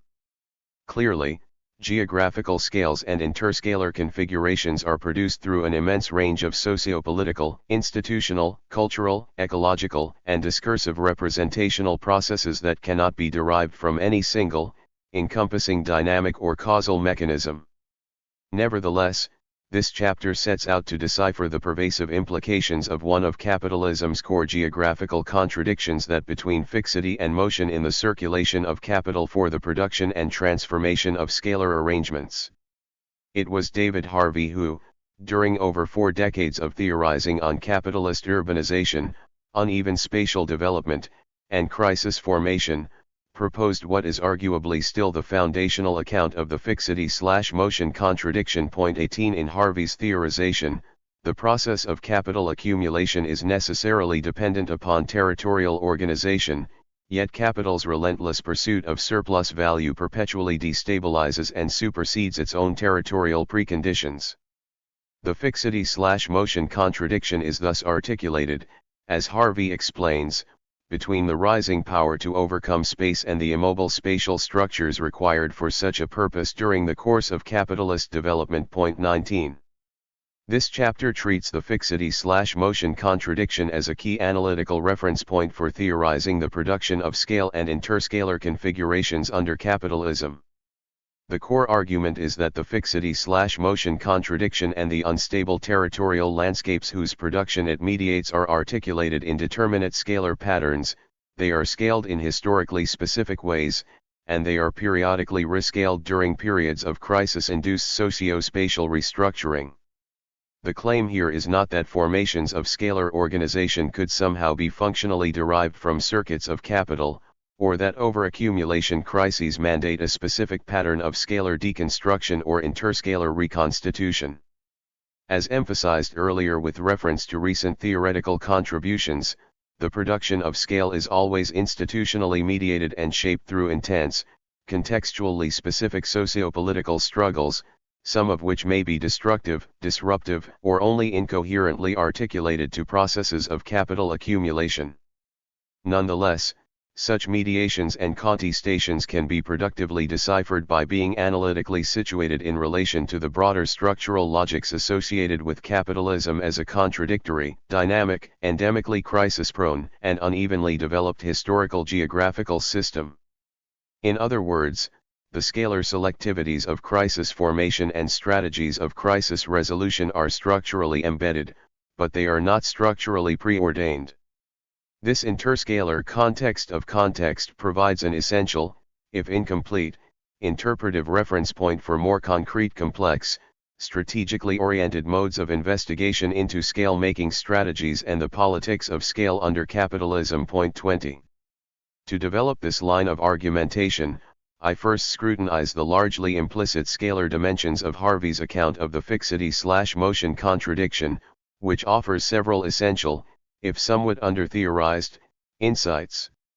I then turn to some of the key scalar analytics that are embedded within Henry Lefebvre's approach to socio-spatial theory, urbanization, the capitalist urban fabric, and state space. As with Harvey's theorization, a powerful scalar imagination pervades Lefebvre's approach, but it likewise mainly crystallizes as a background framing for other conceptual maneuvers. A scale-attuned reading of several of Lefebvre's key ideas yields a number of fruitful interpretive proposals regarding the intrinsically relational character of scale, the shifting scalar geographies of urbanization, the strategic role of state institutions in mediating the fixity/motion contradiction and its socio-spatial expressions in the capitalist urban fabric, and the progressively more intricate intermeshing among the scales of urbanization and those of state space during the course of 20th century capitalist development. These considerations generate some solid methodological foundations for confronting the scale question under capitalism, and for connecting it to the conceptualization and investigation of capitalist urbanization. In particular, a scale-attuned reading of Harvey and Lefebvre generates an analytical perspective from which to investigate the interplay between successive rounds of state spatial intervention and the shifting scalar geographies of the capitalist urban fabric during the last 4 decades. More generally, these conceptual maneuvers provide analytic mediations between the strategic, agency-centric arguments emphasized in the contemporary literature on the politics of scale and the more structural modes of analysis that are arguably required to grasp the scalar crystallizations of the fixity/motion contradiction. This chapter thus situates contemporary riscaling processes in a broader geohistorical context while also assembling the conceptual grounding for the scale-attuned approach to the capitalist urban fabric that is developed in this book. The fixity/motion contradiction and the scale question.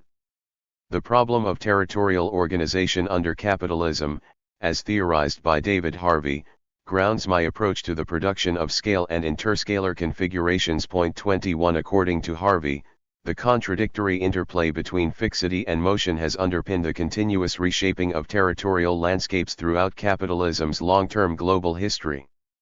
Exploration of this contradiction thus provides considerable analytical leverage, he argues, in relation to diverse aspects of socio-spatial relations under capitalism.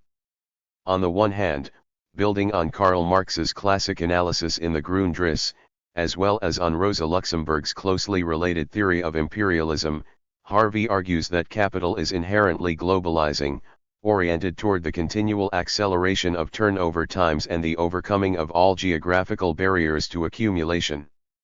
In Marx's well-known formulation, the tendency to create the world market is inherent to the concept of capital itself. Every limit appears as a barrier to be overcome. 22. In Marx's view, this annihilation of space by time must thus be viewed as one of the core spatio-temporal expressions and projects of capital. While capital must on the one side strive to tear down every spatial barrier to intercourse, i.e. to exchange, and conquer the whole earth for its market, it strives on the other to annihilate this space with time, i.e. to reduce to a minimum the time spent in motion from one place to another. The more developed the capital, therefore, the more extensive the market over which it circulates, which forms the spatial orbit of its circulation, the more does it strive simultaneously for an even greater extension of the market and for greater annihilation of space by time. Point 23. Harvey has occasionally described this spatio-temporal tendency within the capital relation through the concept of space-time compression, which usefully underscores the mutually recursive relations between capital's drive to expand its spatial field of operations and its concomitant acceleration of turnover times in pursuit of maximal surplus value extraction. Point 24. In addition to these tendencies, however, the concept of motion in Harvey's theorization also refers to the spatial deconstruction of any socio-technical, locational, institutional, political, or ecological barriers to the accumulation process. Accordingly, for my purposes here, the more general concept of deterritorialization will be used to reference capital's triple-pronged drive towards spatial expansion, temporal acceleration, and relentless spatio-temporal restructuring. Point 25. On the other hand, Harvey argues that capital's moment of deterritorialization is contingent upon a wide range of relatively fixed and immobile spatial infrastructures. These include, among other elements, customized equipment for production, circulation, and social reproduction, urban regional agglomerations, state regulatory configurations, large-scale socio-technical networks, infrastructuralized landscapes for metabolizing materials, food, water, energy, and waste, logistical grids, and so forth. This, then, is the dialectical other of deterritorialization, capital's equally endemic moment of territorialization, which is embodied in historically specific frameworks of territorial organization. According to Harvey, as the process of global capitalist industrialization has been accelerated and expanded, the spatial infrastructures associated with capital's moment of territorialization have been more comprehensively designed, choreographed, and coordinated, especially through the instruments of large-scale state spatial planning. Nonetheless, these variegated landscapes of territorialization have remained chronically volatile due to capital's endemic crisis tendencies.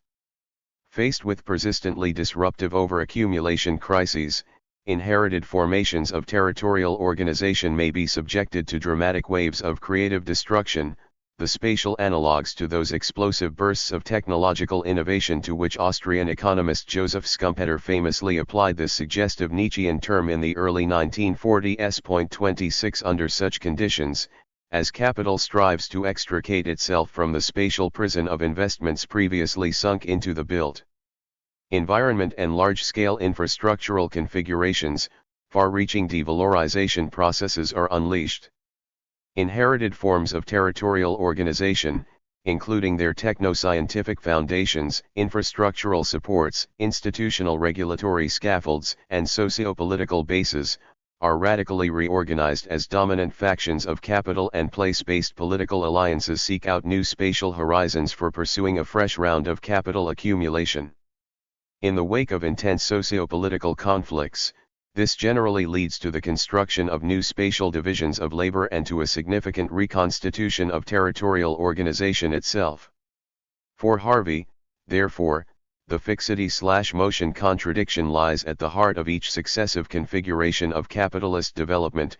Its geographies at once internalize and express that contradiction, generating discontinuous rhythms of expanded accumulation, followed by sustained periods of stagnation, instability, crisis, devalorization, and accelerated socio-spatial restructuring. Configurations of territorial organization are continually produced as the geographical preconditions for capital's expansionary dynamism, only to be creatively destroyed during recurrent rounds of systemic crisis.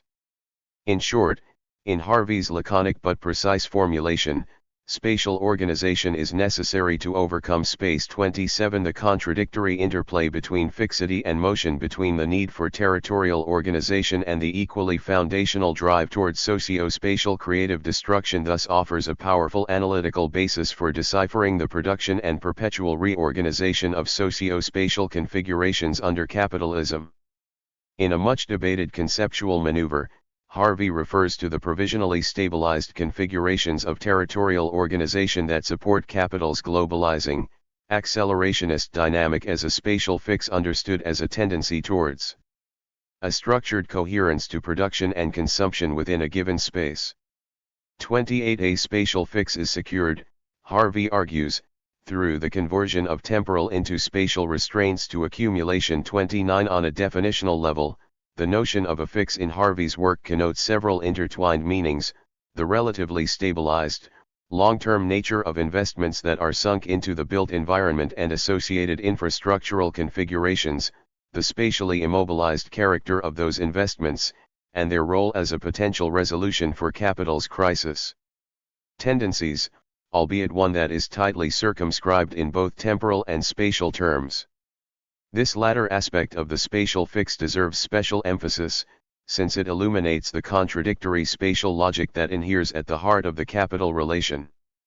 Much like the ephemeral feelings of satisfaction or fix experienced by the drug addict or alcoholic as he or she attempts, in vain, to satiate a self-destructive habit, capital's fixation on space, its voracious need for territorial organization, can meet with no more than fleeting gratification within the endless cycle of accumulation.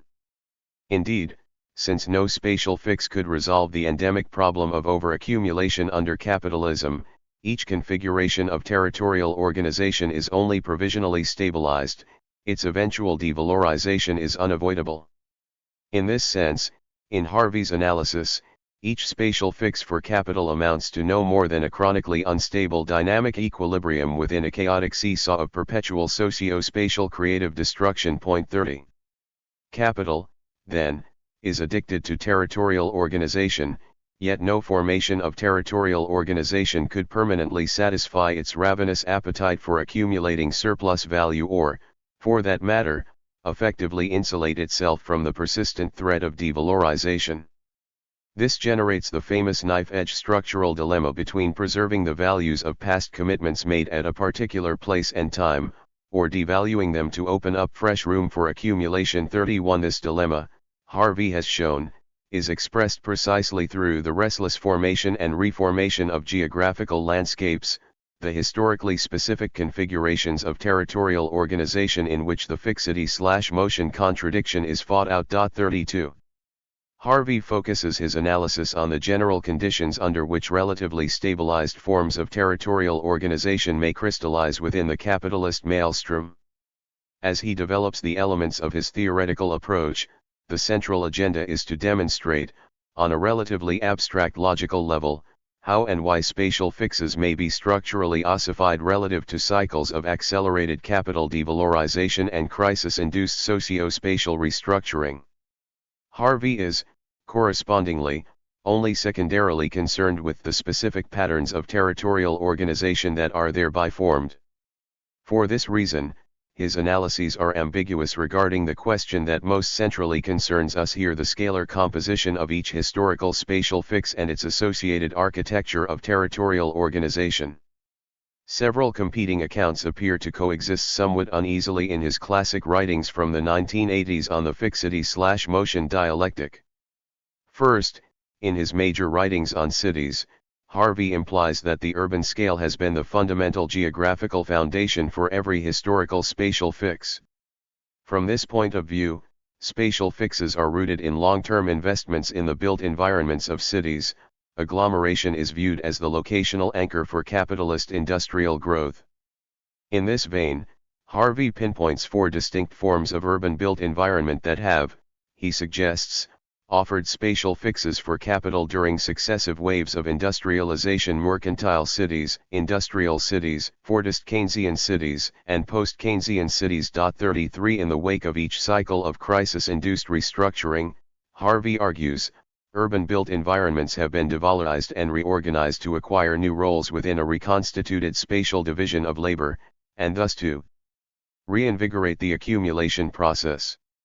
Second, in various writings on uneven development and crisis theory, Harvey elaborates various discussions of the spatial fix that transcend this rather physicalist, agglomeration-centric conception of geographical fixity, highlighting instead its socio-organizational aspects, above all with reference to the regional scale.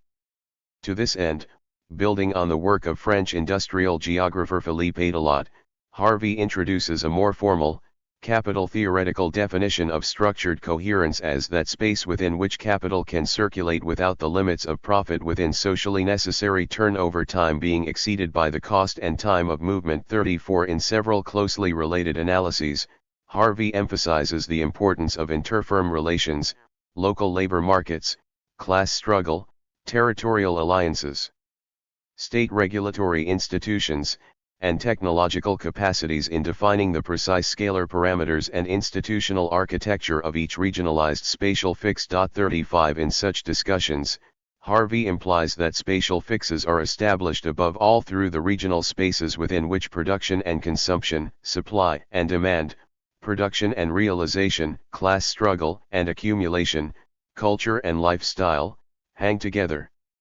within a totality of productive forces and social relations. 36. Here, then, the key issue is not spatial agglomeration as such, but the hanging together of diverse socio-organizational elements, industries, technologies, institutions, regulations, and class relations in a manner that coherently, cumulatively, and durably supports capital accumulation.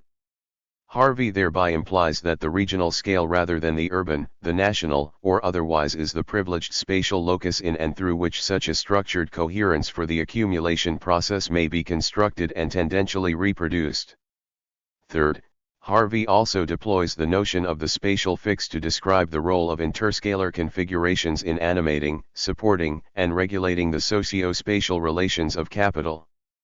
This conceptualization underpins several of Harvey's major writings on urbanization, urban restructuring, and uneven spatial development from this period, but it is elaborated most explicitly in the third cut approach to crisis theory he developed at the end of Limits to Capital. 37 here, rather inconspicuously woven into his discussion of hierarchical arrangements, Harvey connects a distinctive theorization of scale questions or, more precisely, of interscalar configurations to his conceptualization of the fixity/motion contradiction. Harvey accomplishes this, in a first step, by exploring the implications of the fixity/motion contradiction and several closely associated spatial tensions for the scalar organization of several major socio-spatial processes including production, exchange, circulation, state regulation, urbanization, and socio-political struggle. On this basis, Harvey also suggests that key actors and organizations within the capitalist geopolitical economy, transnational corporations, states, territorial alliances, and social movements may attempt to reorganize their scales of operation to manage, displace, or instrumentalize the threat or reality of devaluation. In this way, Harvey articulates a dynamically relational, multiscalar conceptualization of the spatial fix. In a two-pronged conceptual maneuver, he further suggests that each spatial fix crystallizes through the regularized intermeshing of socio-spatial processes across multiple, relationally interconnected spatial scales, and that this interscalar meshing of socio-spatial processes creates a distinctively scalar layering of territorial organization. 38 The resultant scalar architecture, Harvey argues, is composed of relatively durable, nested hierarchical structures of organization that mediate and are in turn shaped by the fixity/motion contradiction. The tensions between fixity and motion in the circulation of capital, between concentration and dispersal, between local commitment and global concerns, put immense strains upon the organizational capacities of capitalism. The history of capitalism has, as a consequence, been marked by continuous exploration and modification of organizational arrangements that can assuage and contain such tensions. The result has been the creation of nested hierarchical structures of organization which can link the local and particular with the achievement of abstract labor on the world stage. 39. Thus, in marked contrast to his suggestion elsewhere that spatial fixes are anchored within a single or primary scale, this aspect of Harvey's theory indicates that the construction of each spatial fix at urban or regional scales is itself a multiscalar process in which to repeat his key formulation various hierarchically organized structures mesh awkwardly with each other to define a variety of scales: local, regional, national, and international. 40 geographical scales are viewed here as relationally intertwined organizational territorial matrices acting as transmission devices between locally and regionally embedded socio-spatial relations, national political institutional configurations, and the global space of abstract labor and the world market. They mediate the core operations of capital circulation, its endemic crisis tendencies, and the socio-political conflicts they provoke. 41 In effect, these arguments entail an explicit recognition that spatial fixes are also, in the terminology later introduced by Neil Smith, scalar fixes. They hinge not only upon scale-specific forms of territorial organization, but upon the relatively durable territorial organization of interscalar configurations. 42. This theorization of the spatial fix as an interscalar architecture is actually implicit in Harvey's periodization of capitalist urbanization. Albeit largely as a backdrop to his discussion of changing forms of urban-built environment and regional spatial configuration. 43 If the mercantile form of urbanization was premised upon a key role for city-states as basic territorial units of economic life, the industrial and Fordist Keynesian forms of urbanization entailed an increasingly centralized role for national states in organizing capital accumulation, territorial regulation, and class relations across spatial scales. Harvey also suggests that the post-1970s round of urban restructuring has dissolved the nationally scaled spatial isomorphism between capital accumulation, economic regulation, and social reproduction that had been pursued under the post-war, national developmentalist growth regime, causing urban regions around the world to be exposed more directly to the volatility associated with global capital flows, unfettered financial speculation, and aggressive interspatial competition.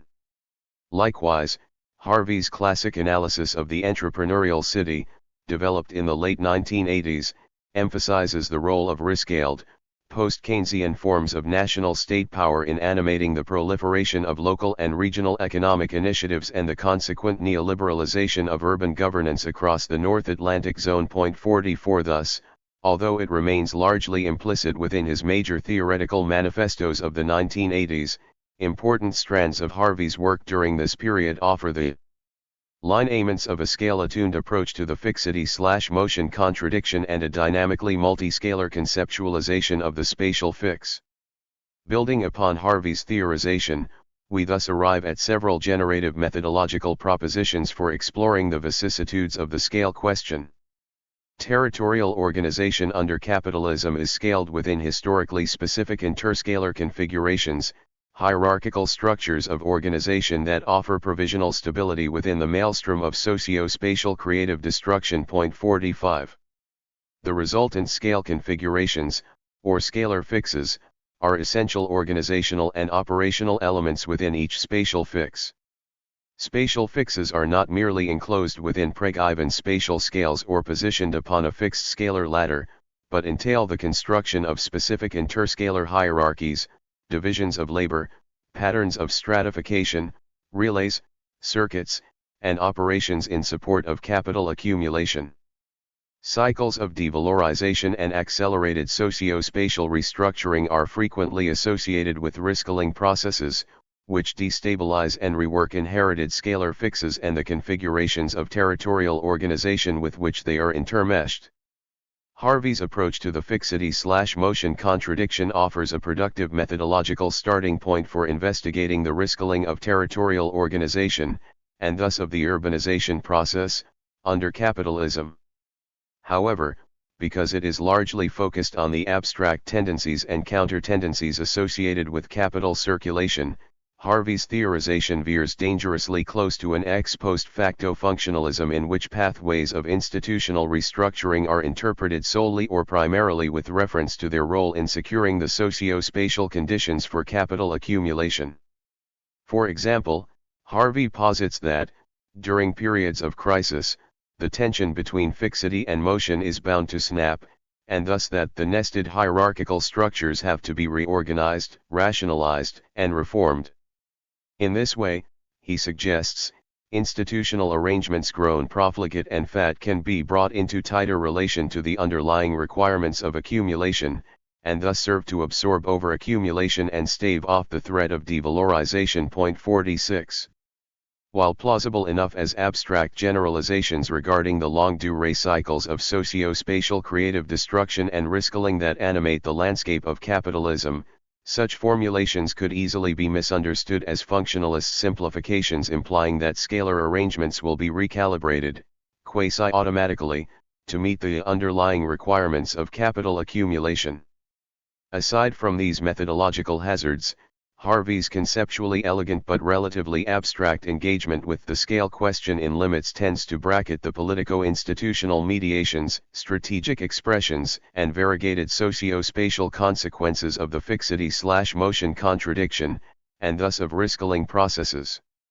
Despite their essential role as modes of crisis displacement and crisis resolution, rescaling processes cannot be reduced to a single, coordinated scale-making project, capitalist or otherwise, and their impacts cannot be derived directly from the underlying requirements of the accumulation process. Rather, scalar fixes are produced through the politically negotiated, often haphazard coalescence, or meshing, of multiple socio-spatial relations, projects, and struggles. They articulate, mediate, and rework the socio-spatial dynamics of the fixity/motion contradiction, sometimes in incoherent, disruptive, dysfunctional, destructive, or even disastrous ways. In this sense, the scalar configuration of territorial organization is not only ensnared within the fixity/motion contradiction, but is simultaneously an arena, stake, and product of socio-political conflict. Rescaling is, in this sense, a political strategy.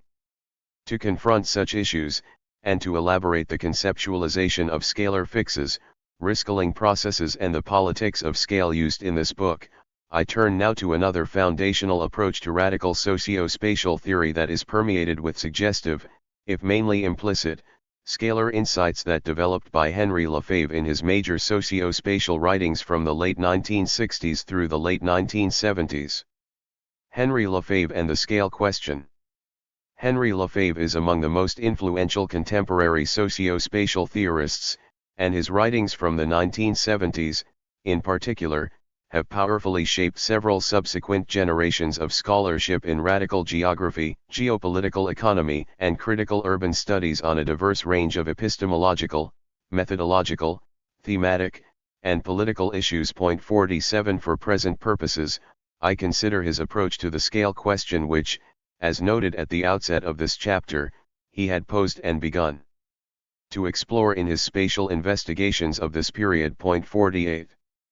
Throughout two of his major books of the 1970s, The Production of Space and de l'État, Lefebvre argues that geographical scales operate at once as boundaries and as hierarchies of socio-spatial relations. Point 49. On the one hand, Lefebvre suggests that scales circumscribe socio-spatial relations within determinate organizational territorial parameters, or space envelopes. 50. In an extended methodological discussion of scale in Volume 2 of De l'État, Lefebvre elaborates this point, suggesting that each geographical scale must be conceptualized in terms of three intertwined conditions: those of its historical formation, those of its provisional stabilization, and those of its possible rupture or transformation. Point 51. In this sense, Lefebvre suggests, geographical scales under capitalism can analyze socio-spatial relations into determinate but potentially malleable frameworks of patterned interdependence. In so doing, Lefebvre insists, scales are directly implicated in those relations, contributing to the vicissitudes of their historical reproduction, reconfiguration, and potential transformation. On the other hand, Lefebvre is equally insistent that geographical scales can never be understood in isolation. They are constitutively relational patternings of socio-spatial relations that are at once embedded within and shaped through broader interscalar architectures. It is, in other words, through interscalar relations that distinctive, durable, and operationally significant scalings of socio-spatial practice are forged. As Lefebvre argues in a classic formulation, social spaces interpenetrate one another and or superimpose themselves upon one another. They are not things, which have mutually limiting boundaries and which collide because of their contours or as a result of inertia. 52. This principle of superimposition and interpenetration of social spaces, which Lefebvre develops at length in The Production of Space, is closely related to the conception of a hierarchical stratified morphology, which he subsequently elaborates in De l'État. Through the latter concept, Lefebvre aims to deconstruct the everyday understanding of scales as precision-nested blocks of space defined in terms of absolute territorial size. In contrast to such ideological projections, the notion of a hierarchical stratified morphology advances a conception of scales as relationally intertwined levels within a dynamically evolving, unevenly developed, polarized, world-encompassing, and endemically crisis-riven socio-spatial totality. Point 53. For Lefebvre, then, it is through an analysis of these two closely intertwined aspects of geographical scale, its role as a relatively circumscribed space envelope and its relational embeddedness within a hierarchical stratified morphology, that differential scalar configurations and associated riscaling processes under capitalism may be distinguished. In some contexts, Lefebvre appears to present this conception of scale in primarily methodological terms, as an epistemological realignment devised to advance his proposed approach to the production of space. However, as Lefebvre unfurls his wide-ranging analyses in The Production of Space and De l'État, many concepts that are initially framed as methodological interventions are soon revealed as concrete abstractions. Their emergence is not a reflection of some underlying ontological essence that has now been discovered or revealed, but is conditioned directly by concrete socio-spatial transformations that have rendered them essential as interpretive tools. As Lucas Stanek has brilliantly demonstrated, this proposition applies to the very concept of space as used by Lefebvre during this period. Point 54. It also clearly applies to the major ancillary concepts through which Lefebvre approaches the scale question. In this sense, neither the principle of superimposition and interpenetration of social spaces nor the notion of a hierarchical stratified morphology is merely a methodological proposal. Both have become urgent in epistemological terms, Lefebvre suggests, due to the construction of historically specific formations, layerings, and circuits of interscalar organization which they help to illuminate. Lefebvre's conceptualization of the scale question, therefore, is inextricably intertwined with an analysis of the production and periodic reshuffling of interscalar configurations under modern capitalism. In several key passages of the production of space, Lefebvre theorizes the historical geographies of capitalism with reference to an epochal transformation from the production of individual commodities in space to the production of space itself, a second nature of abstract socio-spatial infrastructures, landscapes, networks, and ecologies. 55 Among the diverse elements of these industrially produced geographies of neocapitalism, Lefebvre draws particular attention, in several vivid formulations, to their unevenly overlapping, conflictually interwoven, and dynamically co-evolving scalar morphologies. We are confronted not by one social space but by many, indeed, by an unlimited multiplicity or uncountable set of social spaces. No space disappears in the course of growth and development, the worldwide does not abolish the local. 56. The places of social space are very different from those of natural space in that they are not simply juxtaposed, they may be intercalated, combined, superimposed, they may even sometimes collide. Consequently, the local does not disappear, for it is never absorbed by the regional, national, or even worldwide level. The national and regional levels take in innumerable places, national space embraces the regions, and world space does not merely subsume national spaces, but even precipitates the formation of new national spaces through a remarkable process of fission. All these spaces, meanwhile, are traversed by myriad currents. The hypercomplexity of social space should now be apparent, embracing as it does individual entities and peculiarities, relatively fixed points, movements, and flows and waves, some interpenetrating, others in conflict, and so on. 57. It is impossible, in fact, to avoid the conclusion that space is assuming an increasingly important role in supposedly modern societies. Space's hegemony does not operate solely on the micro scale, affecting the arrangement of surfaces in a supermarket, for instance, or in a neighborhood of housing units, nor does it apply only on the macro scale, as though it were responsible for the ordering of flows within nations or continents. On the contrary, its effects may be observed on all levels and in all the scales of their interconnections. Today our concern must be with space on a worldwide scale, as well as with all the spaces subsidiary to it, at every possible scale. No single space has disappeared completely, and all spaces without exception have undergone metamorphoses. 58. In these passages and elsewhere, Lefebvre emphasizes the apparently volatile, fractured, disorderly, and even chaotic character of the interscalar configurations upon which neocapitalism's survival hinges. He suggests, for instance, that such scalar geographies evoke the instant infinity depicted in Mondrian's paintings.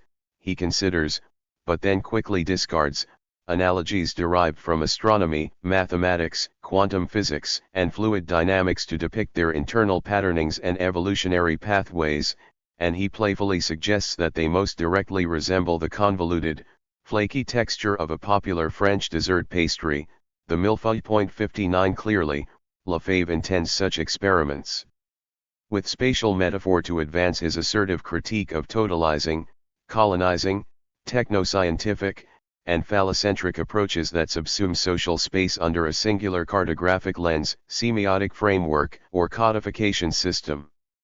Crucially, however, Lefebvre is equally insistent that the intricately layered scalings of social space described in the previously quoted passages cannot be envisioned as a kaleidoscope of random, haphazardly intersecting processes that defy theoretical analysis or rational comprehension. For Lefebvre, the hypercomplex, interlayered qualities of space and scale are not transparently given aspects of social life, but nor are they too opaque, obscure, or mysterious to be decoded through critical investigation. Such misrecognitions are, he argues, the surface expressions, or forms of appearance, of the fetishized abstract space of modern capitalism, the defining characteristic of which is precisely to occlude the variegated spatial practices, power relations, struggles, and ideologies involved in its own production. 60 Consequently, one of the key tasks of the critique of space advocated by Lefebvre is to illuminate the historically specific operations of several key socio-spatial processes. Capitalist industrialization, urbanization, state regulation, techno-environmental management, and socio-political contestation in producing the abstract but fractured geographies of modern capitalism, including those associated with the hierarchical stratified morphologies outlined previously. 61. In developing his approach to the scale question, Lefebvre confronts this broader challenge by advancing an elegantly simple theoretical historical proposition. Across various texts and investigations, he interprets the relational properties of scale not as an ontological truism, but as the expression of a historically specific tendency, the progressive, if constitutively uneven, thickening and intermeshing of interscalar relations during the course of worldwide capitalist development. In the transition from the production of commodities in space to the production of space itself, Lefebvre argues, interscalar linkages have been dramatically intensified, not only in operational terms, but through their material interweaving across the fabric of social space as a whole.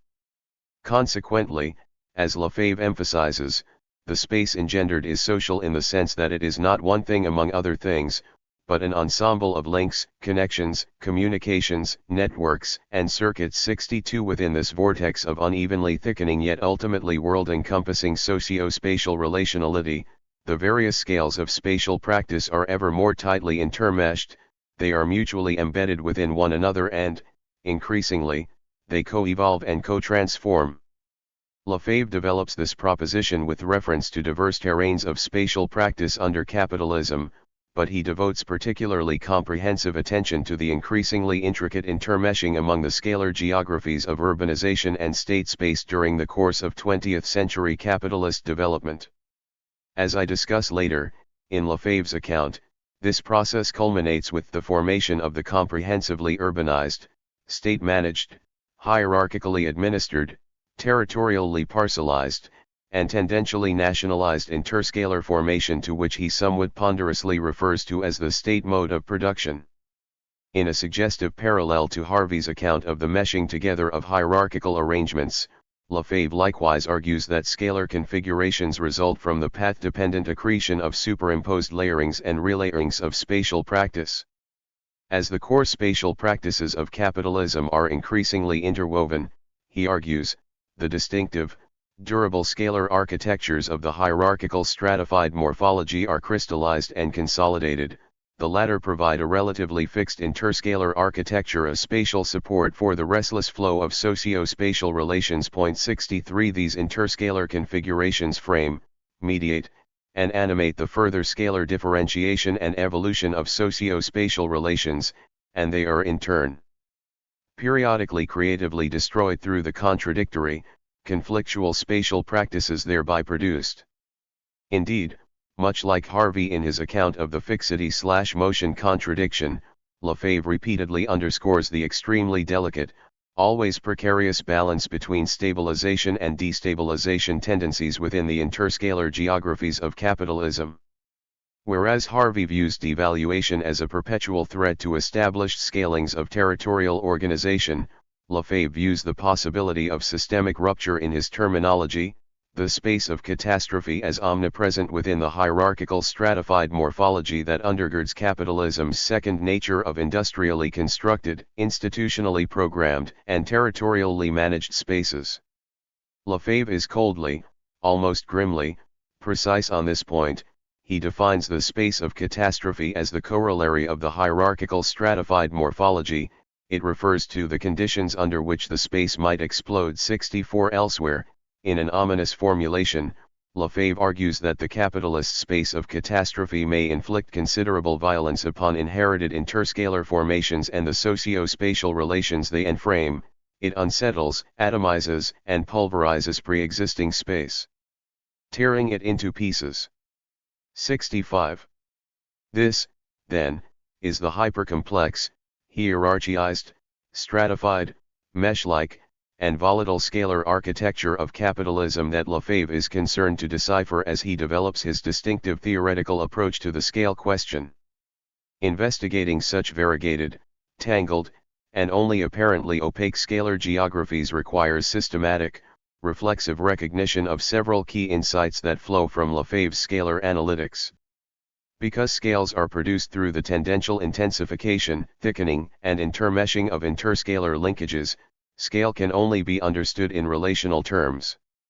Interscalar relations evolve historically under capitalism, often in discontinuous, contested, and unforeseen ways, through diverse spatial practices, conflicts, and struggles. As the fabric of interscalar relations is more thickly, densely, and comprehensively interwoven, scalar configurations have become strategically essential as supports, arenas, outcomes, and stakes of capitalism's core spatial practices. As such, inherited scalar arrangements may also be more directly ensnared within, and transformed through, capital's endemic crisis tendencies. They may be destabilized, ruptured, or creatively destroyed in conjunction with successive waves of crisis-induced socio-spatial restructuring. These propositions usefully complement the scalar analytics embedded within Harvey's approach to the fixity/motion contradiction. They illuminate the shifting scalar geographies of capitalism not only as an expression of capital's internal socio-spatial contradictions, but as a variegated material, political, institutional, and ecological fabric that supports, mediates, and indeed embodies the urbanization process itself.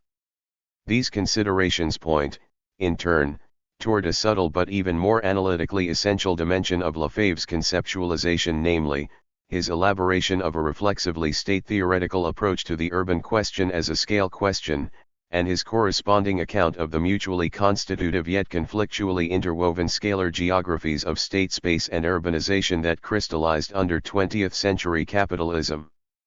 An interscalar mesh, urbanization, state space, and spatial logistics.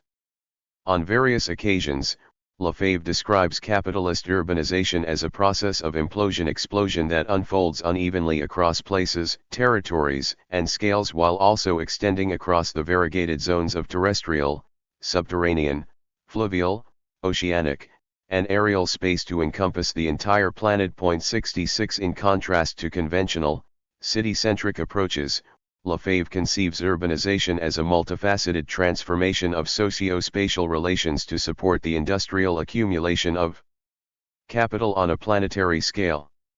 As such, it dismantles and reconstitutes historically inherited urban centers and political ecologies to create new, specifically capitalist forms of urban territorial organization and socio-metabolic transformation. These include metropolitan concentrations, industrial corridors, extractive landscapes, logistical grids, and systems of techno-environmental management, as well as infrastructures of agro-industrial production, energy generation, and waste processing.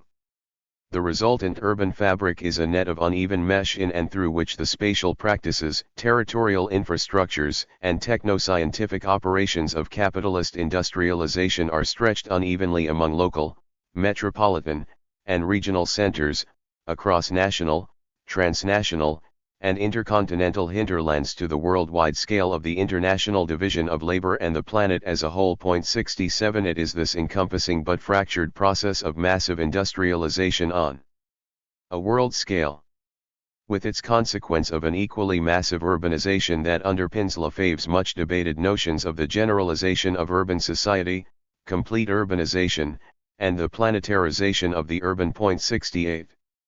Whereas Harvey offers a precisely sequenced periodization of city development that mirrors broader regimes of accumulation, Lefebvre's wide-ranging analyses emphasize, on a more general level, the scalar mutations, territorial interventions, colossal infrastructural projects, ecological transformations, and techno-scientific visions that have undergirded the generalization of capitalist urbanization, especially following the intensification of industrialization processes in the late 19th century. In this sense, for Lefebvre, The urban question under capitalism has always been, simultaneously, a scale question. The planetarization of capitalist urbanization necessarily entails historically specific scalings of the implosion-explosion process and its unevenly woven fabrics of urban centrality, industrial organization, infrastructural extension, logistical circuitry, socio-ecological metabolism, and socio-spatial polarization. Scalar configurations, in Lefebvre's analysis, serve at once as inherited socio-territorial, institutional, infrastructural, and metabolic frameworks within which capitalist urbanization unfolds and as the contested arenas and results of ongoing strategies to shape, regulate, appropriate, and transform the urbanized socio-spatial relations it has produced. Of particular importance for my analysis is Lefebvre's account of how urbanization processes under capitalism are actively shaped through, and increasingly intermeshed with, the variegated geographies of state space. According to Lefebvre, state space under capitalism is not a static territorial container, nor is it an aspatial institutional apparatus that may be instrumentally harnessed to manipulate the capitalist urban fabric from some neutral, external, or dimensionless position.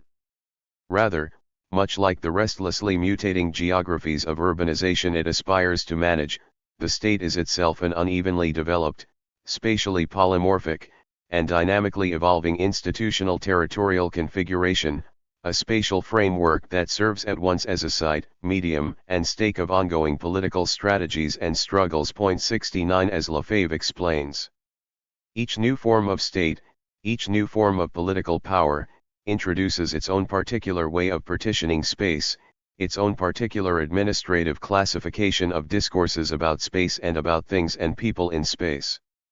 Each such form commands space, as it were, to serve its purposes. 70.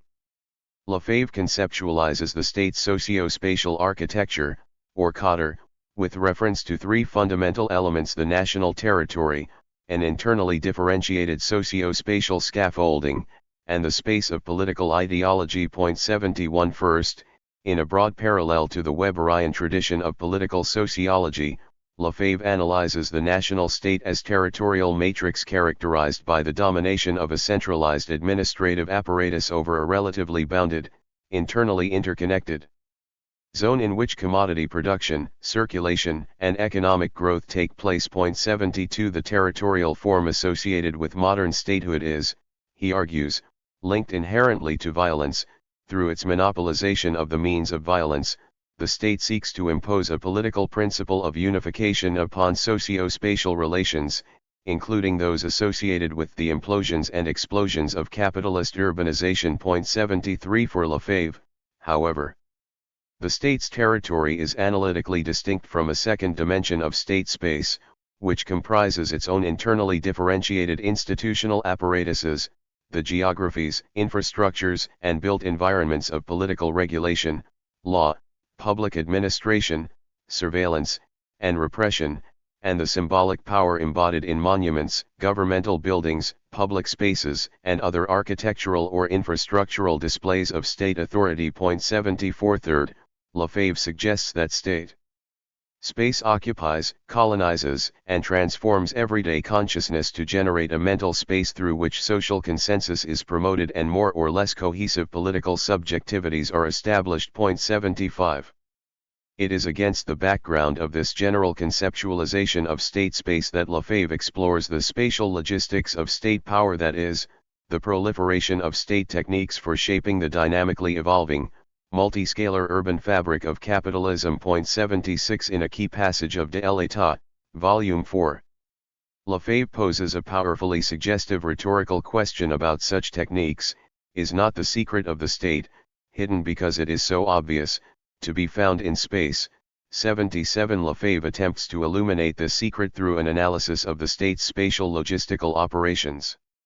His claim, simply put, is that state space provides an institutional territorial basis for the mobilization of diverse state spatial strategies, including anticipatory planning and forecasting, spatio-temporal programming, territorial management, and urban planning that continually produce, manage, regulate, monitor, and reorganize the variegated fabric of capitalist urbanization. 78 Herein, Lefebvre suggests, lies the state secret. Its comprehensive spatial logistics generate a powerful ideological projection that the state is administering a pre-given natural space or a purely formal territorial geometry, devoid of political significance, rather than a terrain of violence, enclosure, dispossession, exploitation, and struggle that has been forged through earlier rounds of spatial logistical intervention. 79 Consequently, as Lefebvre explains, if space has an air of neutrality and indifference with regard to its contents and thus seems to be purely formal, the essence of rational abstraction, it is precisely because this space has already been occupied and planned, already the focus of past strategies, of which we can always find traces. Space has been fashioned and molded from historical and natural elements, but in a political way. Space is political and ideological. 80. It is, Lefebvre maintains, through this blend of logistical, classificatory, and ideological strategies that the state attempts to command space, to serve its purposes and thus to manage the contradictions of space. 81 The politics of space result from the mobilization of such state spatial logistical strategies not only to manipulate and reweb the urban fabric, but to mask their own pervasive impacts upon it. 82. Lefebvre's account of state spatial logistics is not simply an abstract catalogue of state functions, but is based upon a nuanced historical analysis of how state institutions have mobilized the techniques of spatial logistics to shape, regulate, and rework the recurrent explosions of urbanization, especially during the course of 20th-century capitalist development. His investigations of state spatial logistics range widely across historical moments, institutional contexts, political struggles, and concrete examples, often through idiosyncratic or polemical engagements with debates on Western Marxism, Eurocommunism, Maoism, and various strands of post-1968 New Left political philosophy in France and beyond. In so doing, Lefebvre also advances his theorization of the so-called state mode of production, a world-encompassing but territorially parcellized colossus of state power that, he argues, was consolidated during the second half of the 20th century to support the planetary intensification and extension of capitalist industrialization. For present purposes, the evolution of Lefebvre's Cold War philosophical and political ideological position and the intricacies of his theorization of the SMP are less immediately significant than several core analytical observations regarding the relationship between urbanization and state space that can be extracted from his writings of this period. Four such observations are particularly salient here. 1. Through its spatial logistics, the state co-produces, manages, and reorganizes the multiscalar fabric of urbanization. Lefebvre emphasizes the state's role in producing the large-scale forms of territorial organization that undergird the urban fabric of capitalism. Only the state, he argues, is capable of taking charge of the management of space on a grand scale: highways, air traffic routes, because only the state has at its disposal the appropriate resources, techniques, and conceptual capacity. 83 Lefebvre's writings reference diverse examples of such large-scale state interventions in the infrastructures and technostructures of production, reproduction, and circulation, including highways, canals, ports, tunnels, bridges, railroads, airports, and public transport systems, zones of resource extraction, energy generation, and waste disposal, postal, telephone, and telecommunications networks, and growth poles, regional industrial complexes, public housing estates, and new towns. In short, the variegated, stratified urban fabric of capitalism as a whole is shaped through large-scale state infrastructural investments and colossal landscape interventions, which are in turn products of spatio-temporal forecasting, territorial management, and urban planning strategies. 84. 2. The logistical infrastructures of state space provide a fixed support for capital circulation. Lefebvre conceptualizes state space as a relatively fixed institutional territorial infrastructure that undergirds, supports, and stabilizes the relentlessly pulsating implosions and explosions of capitalist urbanization. Through its permanent establishments and permanent centers of decision and action, states attempt actively to control both flows and stocks, assuring their coordination, This applies equally to flows of energy, raw materials, labor power, consumer goods, commerce, and so forth. 85 It is only the state, Lefebvre writes, that can control the flows and harmonize them with the fixed elements of the economy because the state integrates them into the dominant space it produces. 86 In this sense, Lefebvre conceptualizes state space as a key lattice within the variegated architectures of capitalist territorial organization. In significant measure due to their relatively fixed, immobilized, and stabilized character, state spatial configurations provide a more or less coherent institutional, infrastructural, and regulatory matrix for the socio-material flows that animate capital's circulation process. 87 3 State space and the urban fabric are increasingly intermeshed at all spatial scales. Lefebvre's argument, however, is not simply that the provisionally stabilized properties of state space offer an infrastructural basis for the circulation of capital. His far more consequential claim is that the architectures of state space and the fabric of urbanization are increasingly woven together and intermeshed, at once in material, infrastructural, institutional, and operational terms, through the forward motion of capitalist industrial development. This means not only that the morphological configuration of the urban fabric is molded according to state spatial agendas and techno-scientific visions, but that the state's own socio-spatial hierarchies, matrices, and operations are ever more intricately intercalated with the meshwork of urbanization, which is itself constantly thickening and expanding at all spatial scales, from the local to the planetary. Thus, in one programmatic formulation, Lefebvre invokes the large-scale logistical infrastructures that were produced during successive cycles of capitalist urbanization: roads, canals, commercial and financial circuits, motorways and air routes as the defining contours of the modern state's own territorial configuration. Elsewhere, Lefebvre insists that the state has not only presided over the progressive integration of apparently once unoccupied spaces' peripheries, the underground, the skies, mountains, oceans into the capitalist urban fabric, but also that it has provided a calibrated spatial support for that constitutively uneven, volatile process of worldwide territorial enclosure. 88 In instrumentalizing and operationalizing such terrains of putative first nature within capitalist relations of production, and thereby producing a kind of unification of world space, the planetary state system becomes an essential politico-infrastructural circuitry for the planetarization of the urban. 89 The capitalist urban fabric, in other words, is not simply a product of state spatial strategies, but serves as an important infrastructural scaffolding, medium, and expression of state power and, indeed, of state space itself as it is unevenly extended across the entire planet. For through its spatial strategies, the state becomes more directly engaged in managing the contradictions, dislocations, and crisis tendencies that pervade the capitalist urban fabric.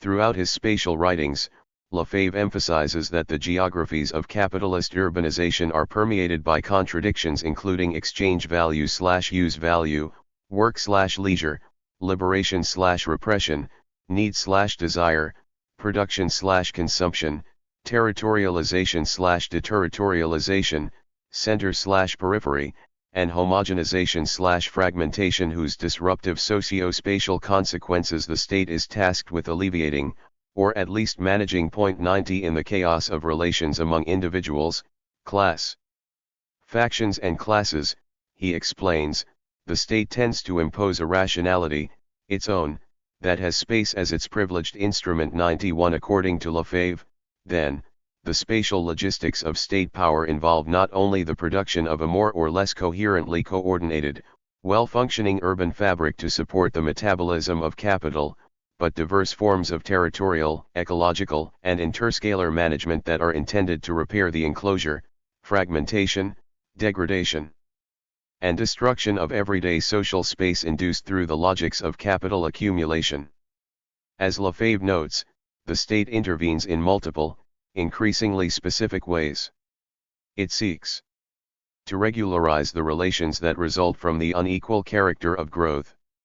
It transforms virtually destructive conflicts into catalysts of growth. It preserves the conditions of a precarious equilibrium.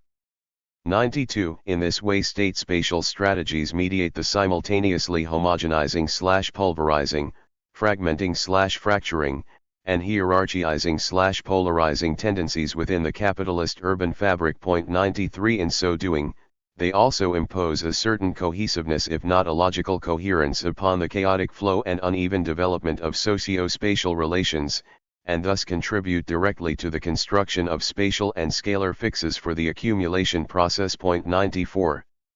It is clear, then, that Lefebvre's approach to the intermeshing of state space and the capitalist urban fabric builds directly upon the relational scalar analytic outlined in the previous section. It is precisely through this resolutely dialectical approach to socio-spatial theory that Lefebvre is able to theorize the state-space/urbanization relationship not simply as a functional articulation among precise units or contingently interacting entities, but as a dynamic interweaving and thickening superimposition among mutually interdependent, conflictually co-evolving socio-spatial processes. On the most general level, therefore, Lefebvre's analysis adds an essential state-theoretical dimension to the scale-attuned theorization of territorial organization developed in the preceding discussion. Lefebvre's account of state-spatial logistics puts into relief an argument mentioned but not systematically elaborated in Harvey's work, namely, that state-spatial configurations and strategies of infrastructural, logistical, and environmental management mediate the production of territorial organization, and thus of urbanization processes, under capitalism. The fixity/motion contradiction, in short, crystallizes within landscapes of urbanization that are comprehensively shaped and reshaped through state-spatial strategies, which in turn directly impact its contextually specific expressions, vicissitudes, and consequences. State space, scalar fixes, and the fabric of urbanization. Lefebvre's analysis of state space and the implosions-explosions of the capitalist urban fabric has far-reaching implications for conceptualizations of the scale question. In particular, Lefebvre's analytical framework illuminates the central role of state-spatial strategies in constructing, managing, and reshaping the stratified scalar scaffolding around which the fabric of capitalist urbanization is woven. From this point of view, the architecture of scalar configurations cannot be derived directly from the operational imperatives of capital or from the scalar strategies of any other single actor, institution, or process. It is, at core, a political mediation. 95. In Lefebvre's analysis, it is the state, through its pursuit of the territorial principle of unification, that strives to impose a certain rationality or precarious equilibrium upon the explosive volatility of interscalar relations, and thereby to lock in a provisional cohesiveness if not coherence within the pulsating, restlessly mutating urban fabric of capitalism. 96. It is precisely in this context, Lefebvre argues, that scale becomes politically strategic for state operations.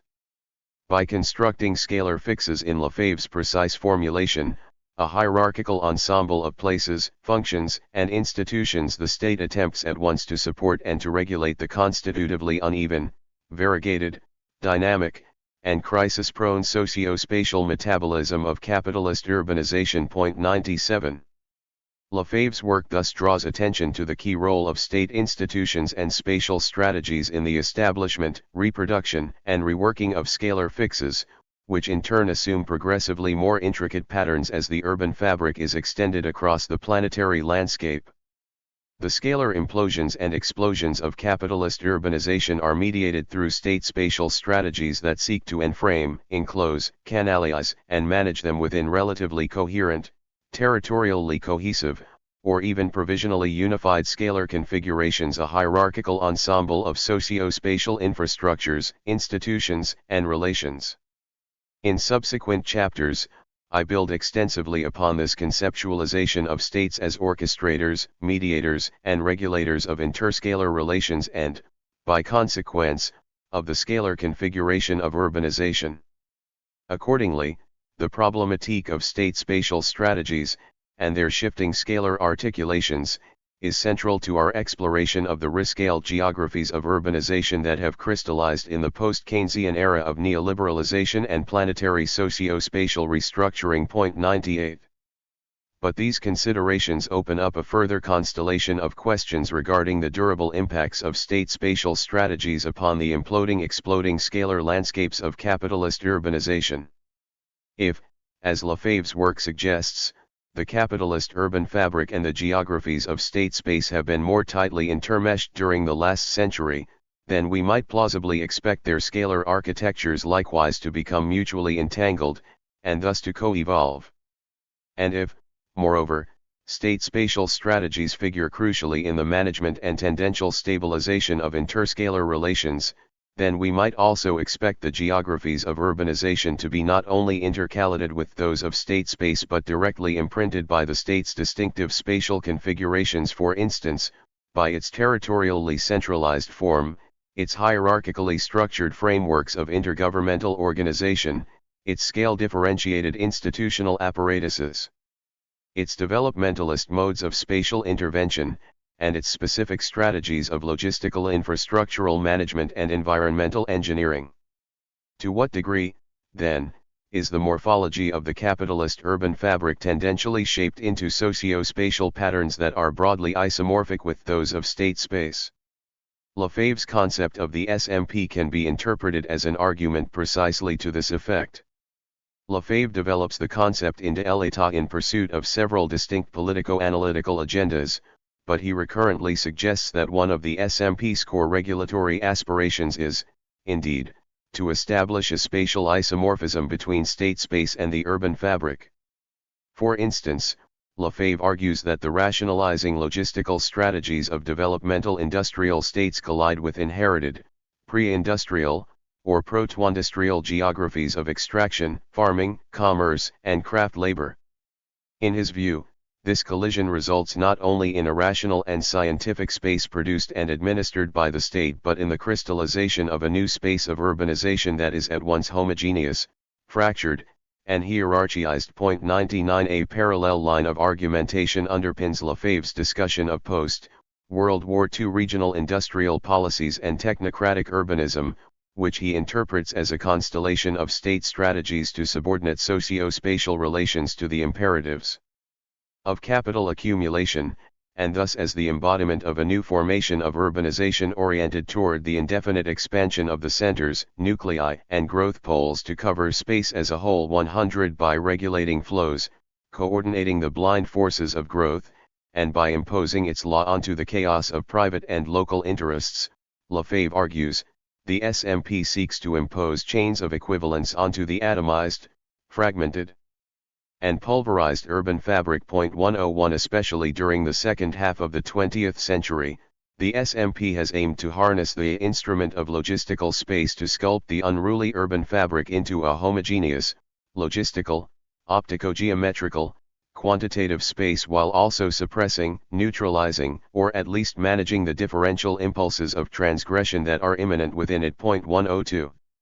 It is, then, through the worldwide consolidation of the SMP, with its aggressively growth-oriented, developmentalist approach to planetary infrastructural expansion, national territorial management, and urban planning, that the geographies of urbanization have been pervasively sculpted into a hierarchical stratified morphology, a term that is now revealed to have more than merely methodological content.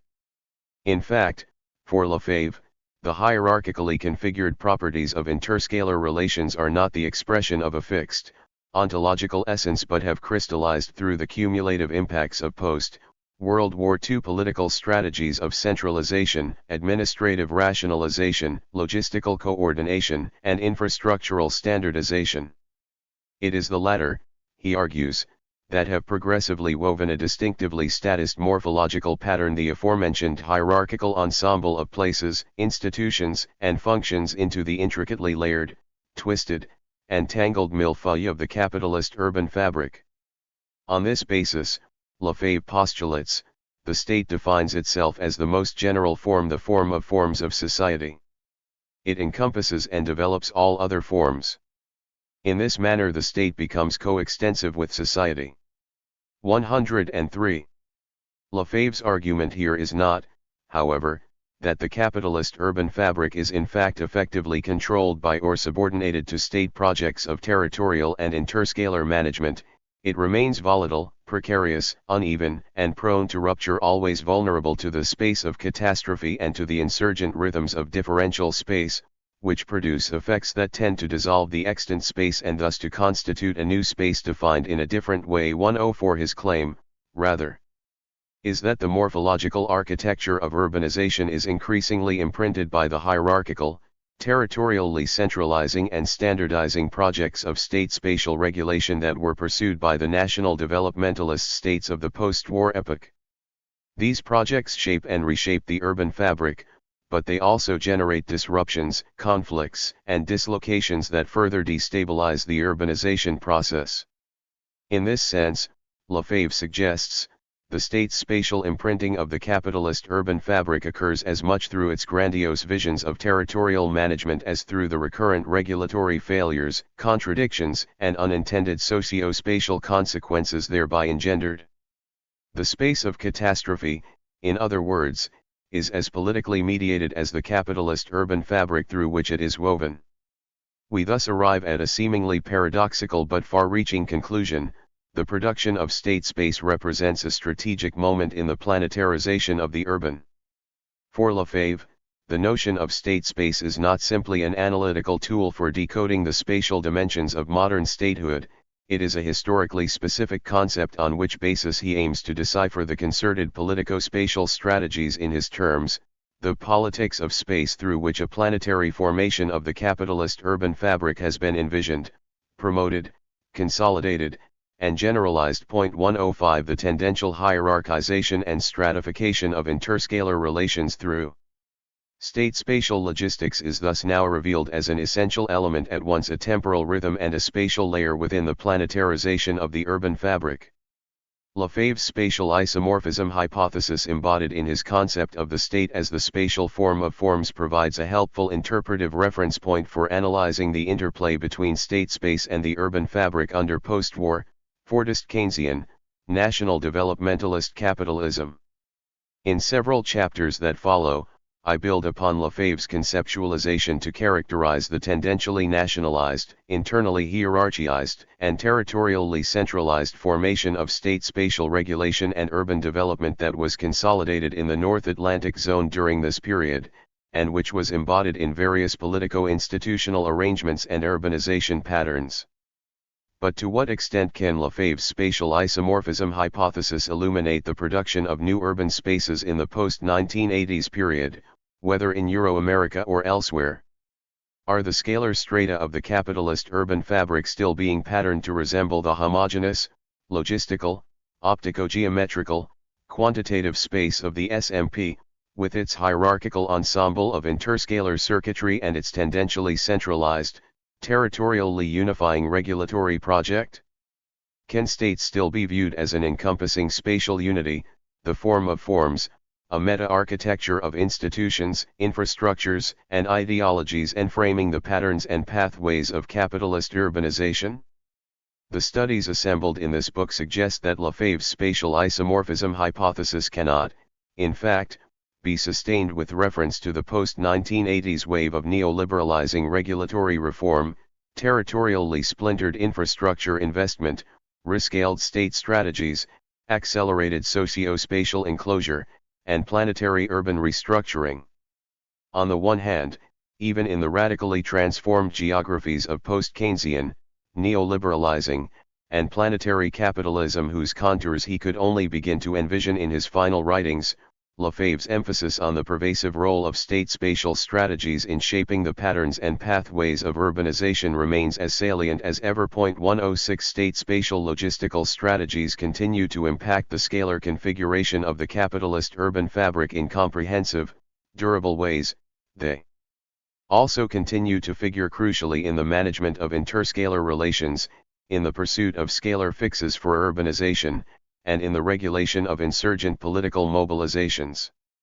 On the other hand, however, the centralized, nationally territorialized, and precision-nested scalar hierarchies of post-war state space have been significantly re-territorialized and rescaled during the last 4 decades, producing increasingly splintered, scale-relativized political geographies that no longer privilege a primary regulatory level or neatly converge around a single, encompassing territorial center, national or otherwise. 107 This still ongoing creative destruction of state space has occurred in close conjunction with, and has directly animated, the construction of newly rescaled geographies of urbanization.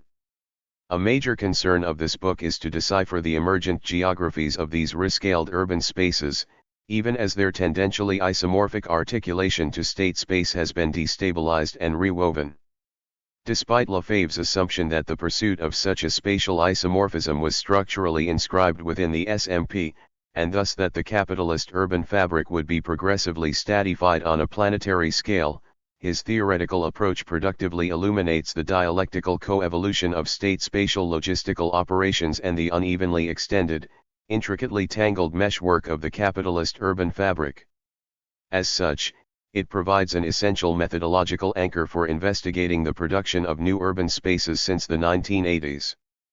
The post-1980s rescaling of urbanization has been powerfully mediated through strategies of state spatial regulation that seek to reshape, activate, and regulate the urban fabric under post-Keynesian conditions.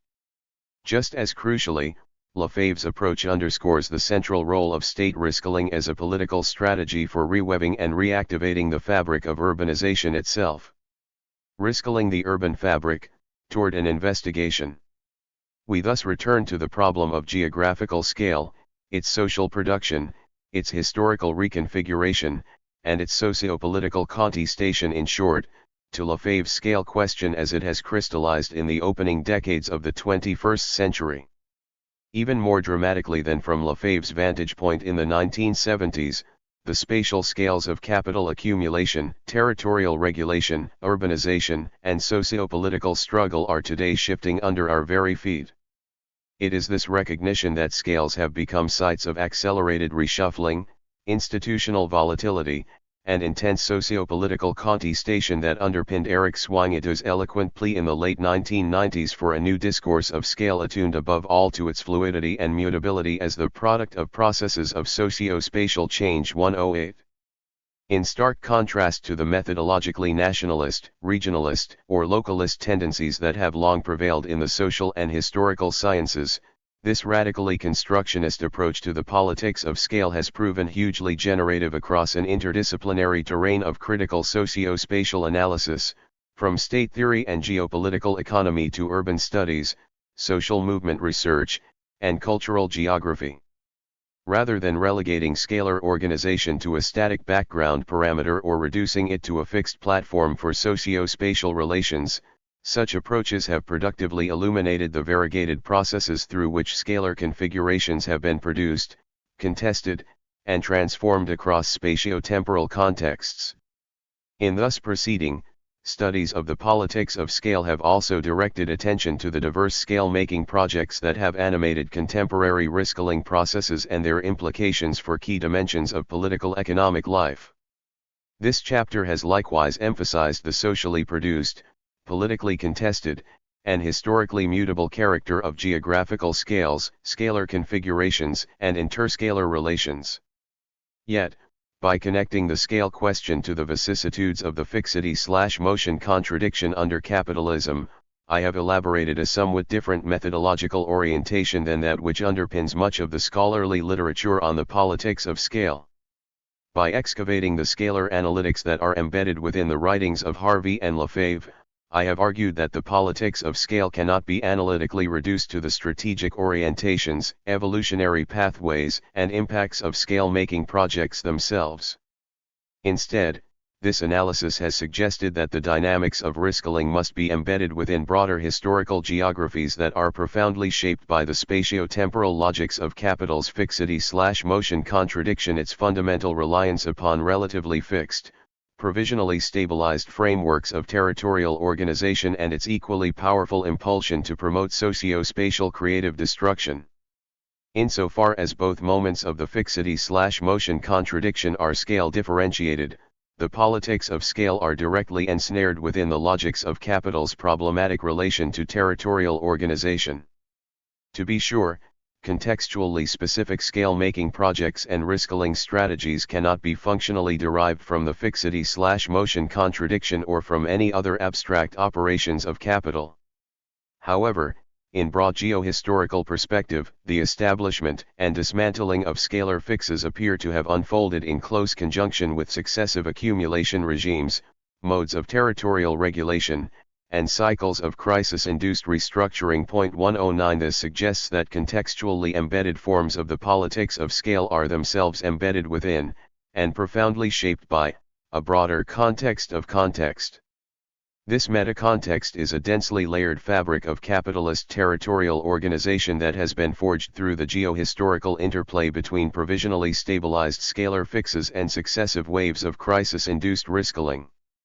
To develop this analytical orientation, this chapter has elaborated a conceptual grammar through which to investigate the continual scale differentiation and risking of territorial organization under capitalism, with specific reference to the thickening interconnections among scales and the relational intermeshing among scalar configurations, the scalar extension, territorial consolidation, and internal stratification of the capitalist urban fabric, the scalar differentiation of state space and territorial regulation, the mobilization of state spatial strategies designed to consolidate or rework the scalar configuration and layout of territorial organization, and the progressively more densified interweaving of the capitalist urban fabric and state space during the course of capitalist development.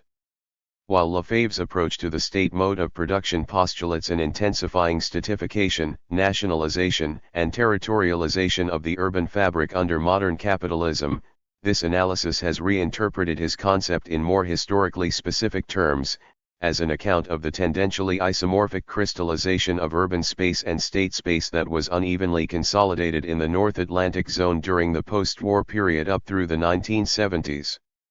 My critical appropriation of key categories and methods from Harvey and Lefebvre thus also provides a basis on which to investigate the variegated processes and political strategies through which, since that time, the nationalized meshwork of urban space and state space that was inherited from the Fordist Keynesian, national developmentalist formation of capitalism has been ruptured, restructured, and rewoven. Such an approach can productively guide our exploration of the contradictory, uneven, and volatile interplay between post-Keynesian projects of state risking and the planetary remaking of the capitalist urban fabric during the post-1980s period.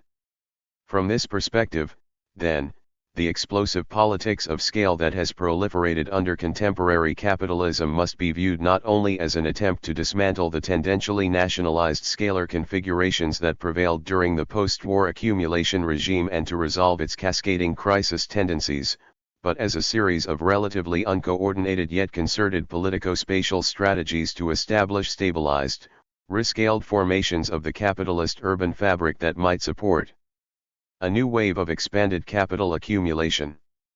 As Neil Smith productively emphasized in one of his pioneering texts on scale, it is precisely through the role of scalar fixes in provisionally freezing social, economic, and political interaction within relatively stabilized, coherent frameworks of territorial organization that highly contentious and contested social relationships become anchored, if not quite in stone, at least in landscapes that are, in the short run, fixed. 110 The contemporary risking of the capitalist urban fabric is occurring, in large measure, through a proliferation of political strategies to impose new forms of territorial fixity upon an intensely polarized, endemically crisis-riven, and relentlessly mutating planetary landscape, in significant part through the reorganization of state space and state scalar organization.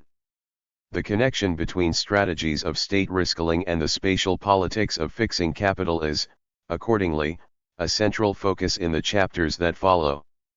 3. Restructuring, risking, and the urban question.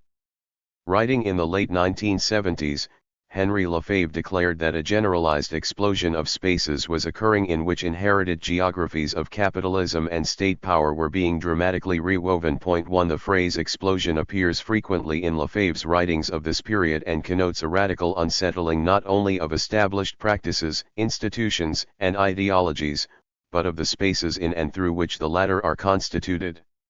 Thus, alongside the generalized societal eruption associated with the May 1968 movements in Paris, Lefebvre speaks of any number of explosions that were, he argued, ricocheting across world capitalism during this period. For instance, of the historic city, the town, big cities, metropolitan spaces, the regions, core-periphery relations, inherited spaces, borders, and frontiers, of reason, the family, the nation, the economy, and history, and of Stalinism and Marxism. Point 2 Elsewhere, Lefebvre proposed that a dynamic of simultaneous implosion-explosion was transforming inherited urban geographies in conjunction with the increasing generalization of urbanization processes across spatial scales, from the body, the city, and the territory to the worldwide and the planetary. Point 3.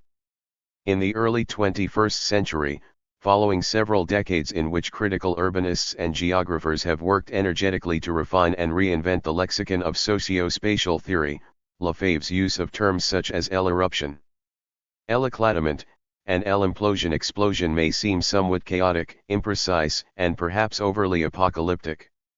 And yet, even as the discourse of socio-spatial theory has become more conceptually differentiated, Lefebvre's insight still rings true to the creatively destructive, endemically crisis-prone dynamics of late modern capitalism. The fabric of urbanization continues to be rewoven through diverse processes of crisis-induced restructuring at all spatial scales. As Lefebvre recognized during the crises of the Fordist Keynesian geopolitical order in the early 1970s, social space is always being produced and transformed under capitalism. It is never fixed, static, or preggiven. In this sense, Lefebvre's notion of an explosion of spaces and more recent writings on urban regional restructuring are oriented toward the same intellectual and political problematique. Several decades ago, radical geographer Edward Soja summarized this constellation of issues in the following paradigmatic terms. Restructuring is meant to convey a break in secular trends and a shift towards a significantly different order and configuration of social, economic, and political life. It thus evokes a sequence of breaking down and building up again, deconstruction and attempted reconstitution, arising from certain incapacities or weaknesses in the established order which preclude conventional adaptations and demand significant structural change instead. Structuring is rooted in crisis and a competitive conflict between the old and the new, between an inherited and a projected order. It is not a mechanical or automatic process, nor are its results predetermined.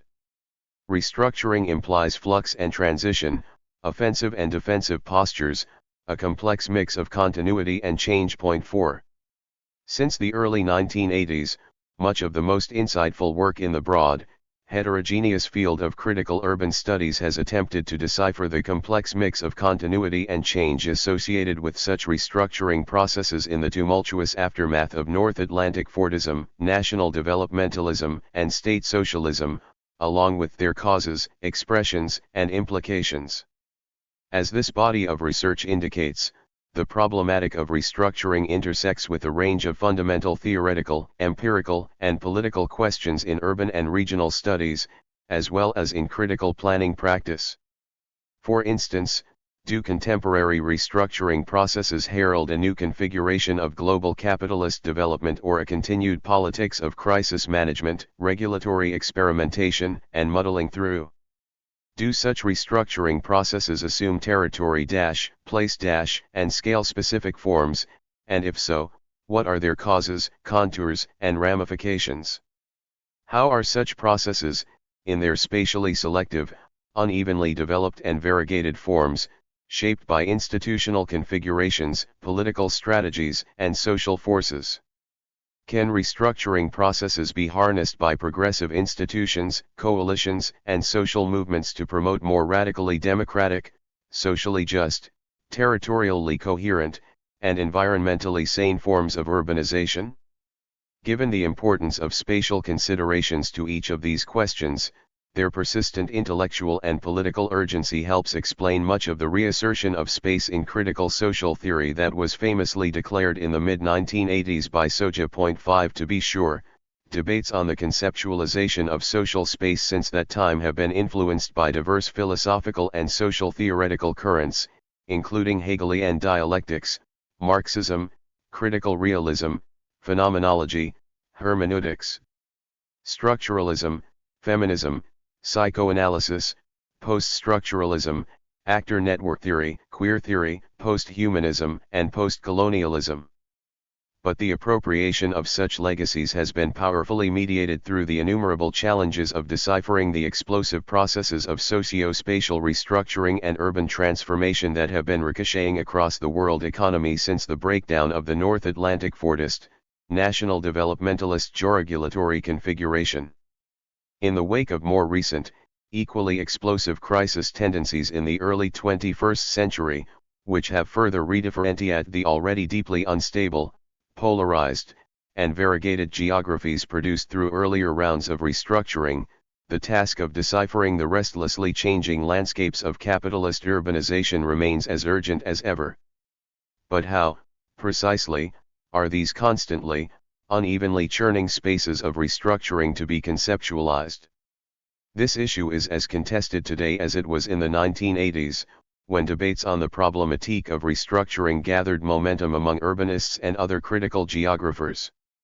On the one hand, there now exists several weighty shelf loads of books and edited collections that grapple productively with the question of theorizing social space, its production, and its transformation under modern capitalism. 6 On the other hand, much of the most theoretically reflexive research in critical urban studies during the post-1980s period has been focused less on the problematic of social space as such than on several, more specific dimensions and dynamics of contemporary socio-spatial restructuring. These include, for instance, processes of placemaking, agglomeration, localization, decentralization, and the reworking of spatial divisions of labor, the tension between geographical fixity and mobility, and the concomitant construction and dismantling of spatial fixes, processes of territorialization, deterritorialization, and reterritorialization, the extension and thickening of interspatial networks, regionalization tendencies, and the uneven spatial development of political economic relations, and, most centrally here, the production of geographical scale and the associated process of riscaling. Questions of scale gained increasing prominence in diverse fields of critical geopolitical economy and critical urban studies as of the 1990s, not only through emergent studies of riscaling processes by global city theorists and regulationist urban researchers, but through the reflexively scalar conceptual frameworks put forward by radical geographers such as Neil Smith and Eric Swingedoup. 7 These interventions, and a subsequent outpouring of theoretical and empirical contributions within critical geopolitical economy, have significantly enhanced our capacity to decipher the scalar dimensions of restructuring, and of urbanization processes more generally, under both historical and contemporary capitalism.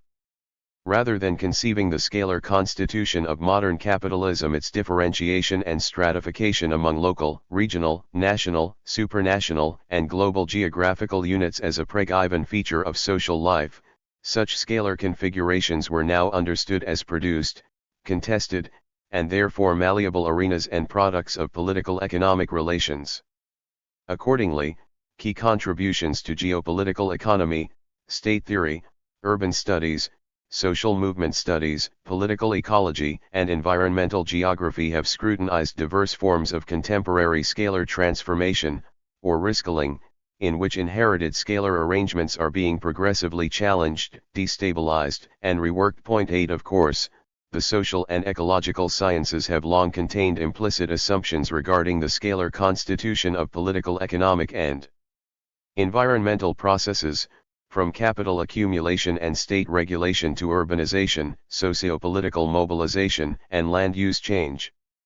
However, these more recent interdisciplinary developments indicate that the scale question is now being confronted with unprecedented methodological reflexivity across important streams of critical socio-spatial analysis.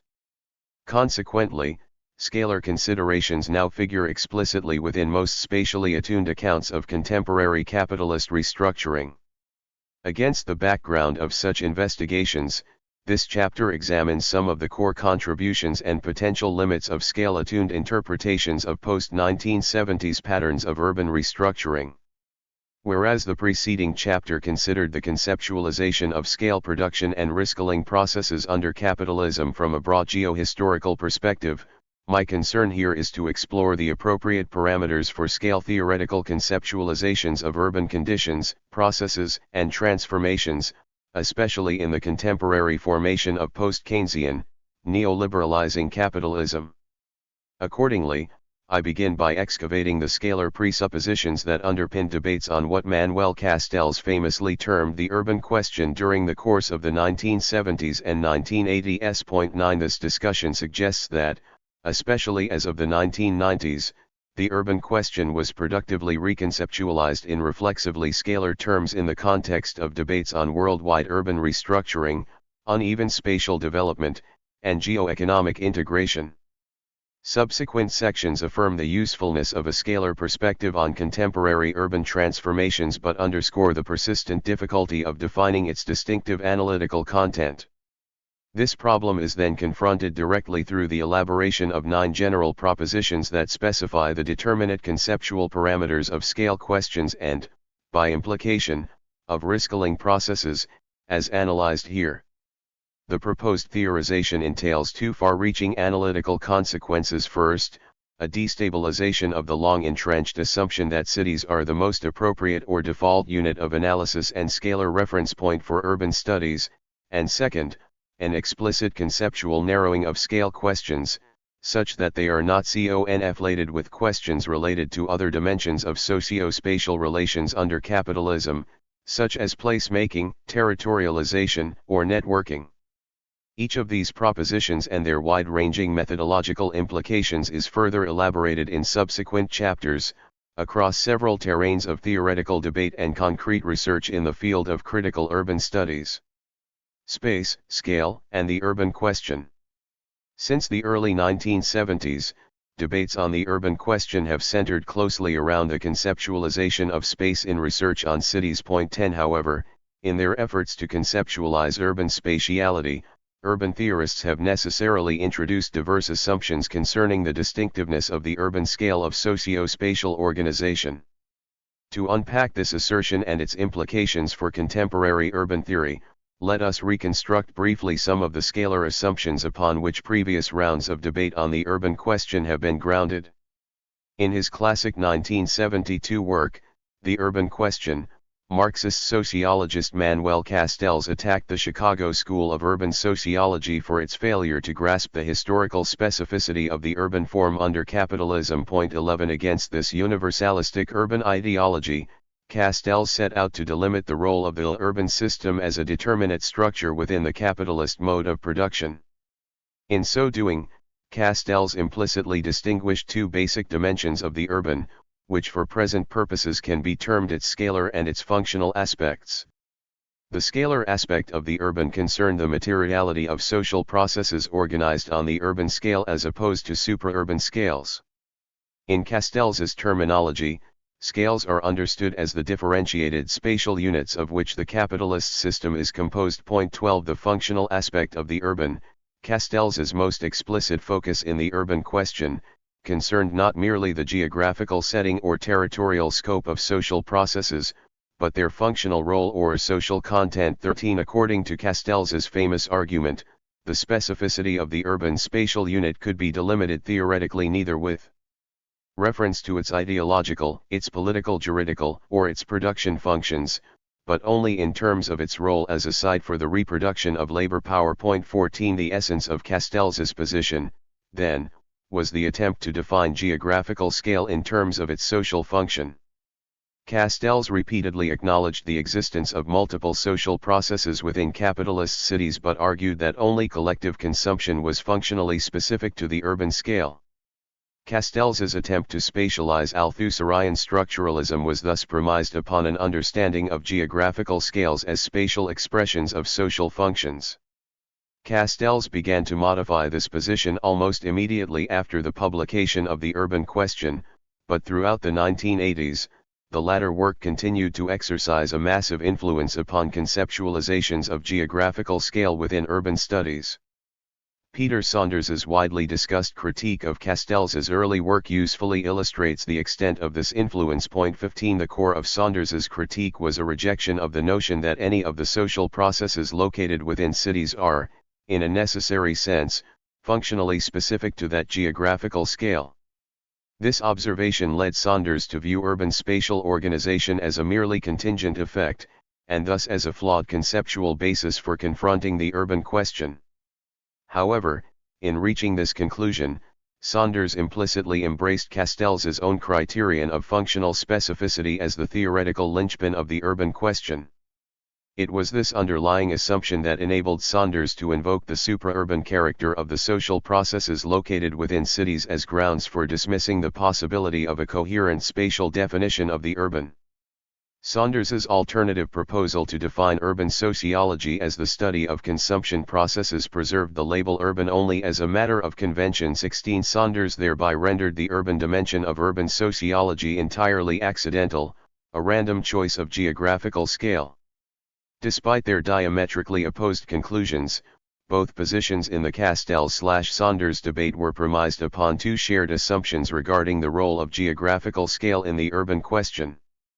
First, both authors viewed the urban scale as the self-evident empirical centerpiece of the urban question. Because of their overarching concern with the functional content of the urban, Castells and Saunders reduced its scalar aspect, the existence of distinctively urbanized spatial units within an unevenly developed global capitalist system, to a preg-even empirical fact rather than conceptualizing it as a theoretical problem in its own right. Consequently, neither author could explicitly analyze the ways in which the urban scale is itself socially produced or, most crucially from the vantage point of the post-1980s period, the possibility of its rupture or transformation. Second, the arguments of both Castells and Saunders were grounded on what might be termed a zero-sum conception of geographical scale, the notion that scales operate as mutually exclusive rather than as relationally intermeshed, co-evolving frameworks for socio-spatial relations. On this basis, both Castells and Saunders implied that supra-urban geographical scales were merely external parameters for the urban question. By contrast, as I will discuss below, a subsequent round of theoretical experimentation in global urban studies interpreted the fluidly evolving interlinkages between urban and supra-urban scales as intrinsic to the very content of the urban question. Various alternatives to Castells's early work were elaborated during the late 1970s and early 1980s, as many urban scholars attempted to redefine the specificity of the urban. The key task from this perspective was to delineate social processes that were tied intrinsically, but not exclusively, to the urban scale. Thus, cities were now analyzed as multidimensional geographical sites in which, for instance, industrial production, local labor markets, infrastructural configurations, inter-firm relations, urban land use matrices, and household-level consumption processes were clustered together. From David Harvey's Capital Theoretic Account of Urban Built Environments and Alan J. Scott's Neo-Ricardian theorization of the urban land nexus to Michael Storper and Richard Walker's post-Weberian analysis of industrial agglomeration and territorial development, these approaches replaced Castells's criterion of functional specificity with that of scale specificity. 17 The analytical core of the urban question was no longer the presumed functional unity of the urban process, but the evolving role of the urban scale as a multifaceted materialization of capitalist socio-spatial relations. In effect, Castells's early position was inverted. Against his conception of scales as the spatial expressions of social functions, the socio-spatial relations of capitalism were now analyzed in terms of their distinctive materializations at the urban scale.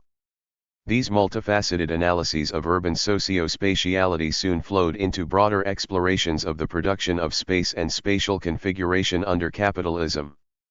David Harvey's historical geographical materialist conceptualization of the spatial fix exemplified this tendency. 18 In his writings of the 1980s, Harvey continued to view the urban scale as a key geographical foundation for the accumulation process, and he elaborated an influential periodization of capitalist development focused on successive historical waves of urbanization.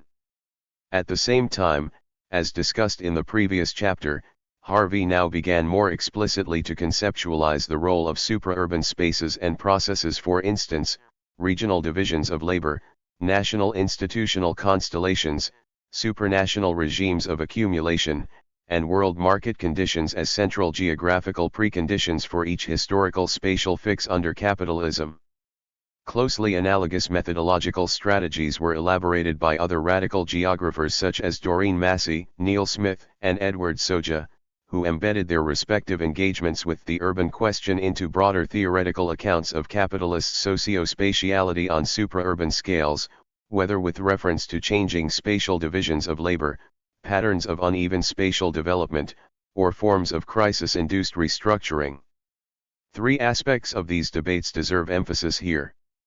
First, insofar as these analyses of urban space flowed directly into a range of supra-urban questions: the regional question, the problematic of uneven development, the corporifery debate, and so forth, the coherence of the urban question was severely unsettled. Point 19. Whereas explorations of the urban question had contributed crucially to this broader spatialization of Marxian geopolitical economy, the latter trend now appeared to be supplanting the urban question itself, relegating urban space to a mere subtopic within the more general issue of capitalism's uneven historical geographies. Second, these analyses introduced more multidimensional conceptions of geographical scale than had previously been deployed. Scales were no longer equated with unitary social functions but were viewed increasingly as crystallizations of diverse, overlapping political economic processes. Third, despite this methodological advance, the historicity of geographical scales was recognized only in a relatively limited sense. Capital was said to jump continually between the urban, regional, national, and global scales in pursuit of new sources of surplus value, but the possibility that entrenched scalar hierarchies and interscalar relations might themselves undergo restructuring and be creatively destroyed was not systematically explored. It was not until the early 1990s, with the proliferation of research on the urban dimensions of geoeconomic restructuring, that more historically dynamic conceptualizations of geographical scale and interscalar configurations were elaborated within critical urban studies. Scaling the urban question. Since the 1990s, the urban question has continued to provoke intense debate and disagreement, but its parameters have been significantly redefined in conjunction with a new wave of research on worldwide processes of urban and regional restructuring. In contrast to previous conceptions of the urban as a relatively self-evident scalar entity, urban researchers have been confronted with major transformations in the social, institutional, infrastructural, and geographical organization not only of the urban scale, but of the worldwide scalar hierarchies and interscalar networks in which cities are embedded. Under these circumstances, researchers have reconceptualized the urban question with direct reference to a range of supra-urban rescaling processes. This methodological reorientation can be illustrated with reference to several important streams of post-1990s urban and regional research. First, global city theorists and industrial geographers explored the enhanced strategic importance of place-specific social relations, localization processes, and territorial concentration as basic preconditions for global economic interdependencies. Point 20. From this perspective, the urban scale operates as a localized node within globally organized circuits of capital accumulation, whereas the global scale is in turn constituted through networks of interlinked cities and metropolitan regions.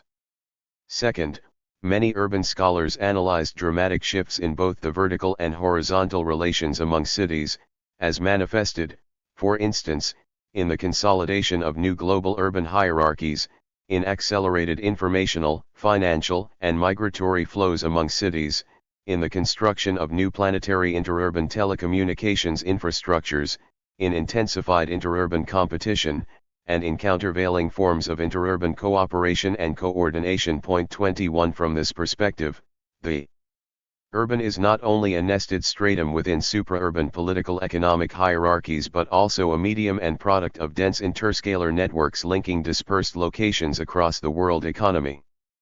Third, regulationist-inspired analyses linked processes of urban restructuring to ongoing transformations of state spatial organization that were recalibrating the forms and functions of national regulatory institutions and giving new importance to both supranational and subnational forms of governance. Point 22. From this perspective, the urban scale is not only a localized arena for global capital accumulation, but a strategic regulatory coordinate in which a multi-scalar restructuring of state spatiality has been unfolding.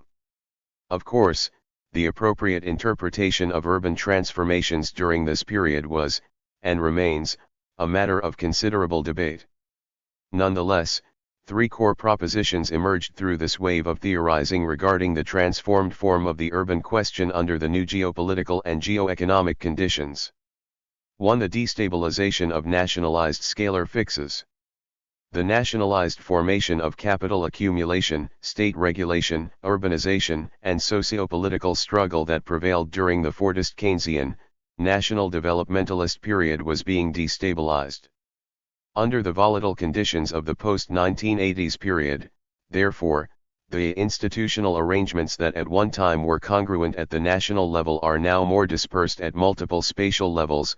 Meanwhile, a multifaceted causality runs in virtually all directions among the various levels of society, nations, sectors, free trade zones, international regimes, supranational regions, large cities and even small but well-specialized localities. 23.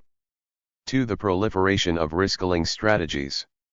Following the crisis of North Atlantic Fordism in the 1970s, diverse socio-political strategies were mobilized to reorganize inherited interscalar configurations in key realms of political economic organization and everyday life, including urbanization. 24. Within and beyond major metropolitan regions, these risk-killing strategies were widely viewed as a means to resolve crisis tendencies, to manage regulatory problems, to recalibrate power relations, and to establish a new geographical basis for economic growth, territorial governance, and political identities.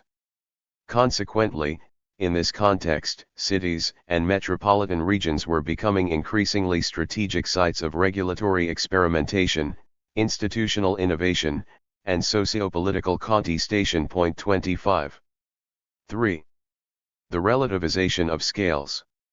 The forms, functions, institutional configuration, and spatial organization of the national scale were being significantly recalibrated, generally with major consequences for patterns and pathways of urban development.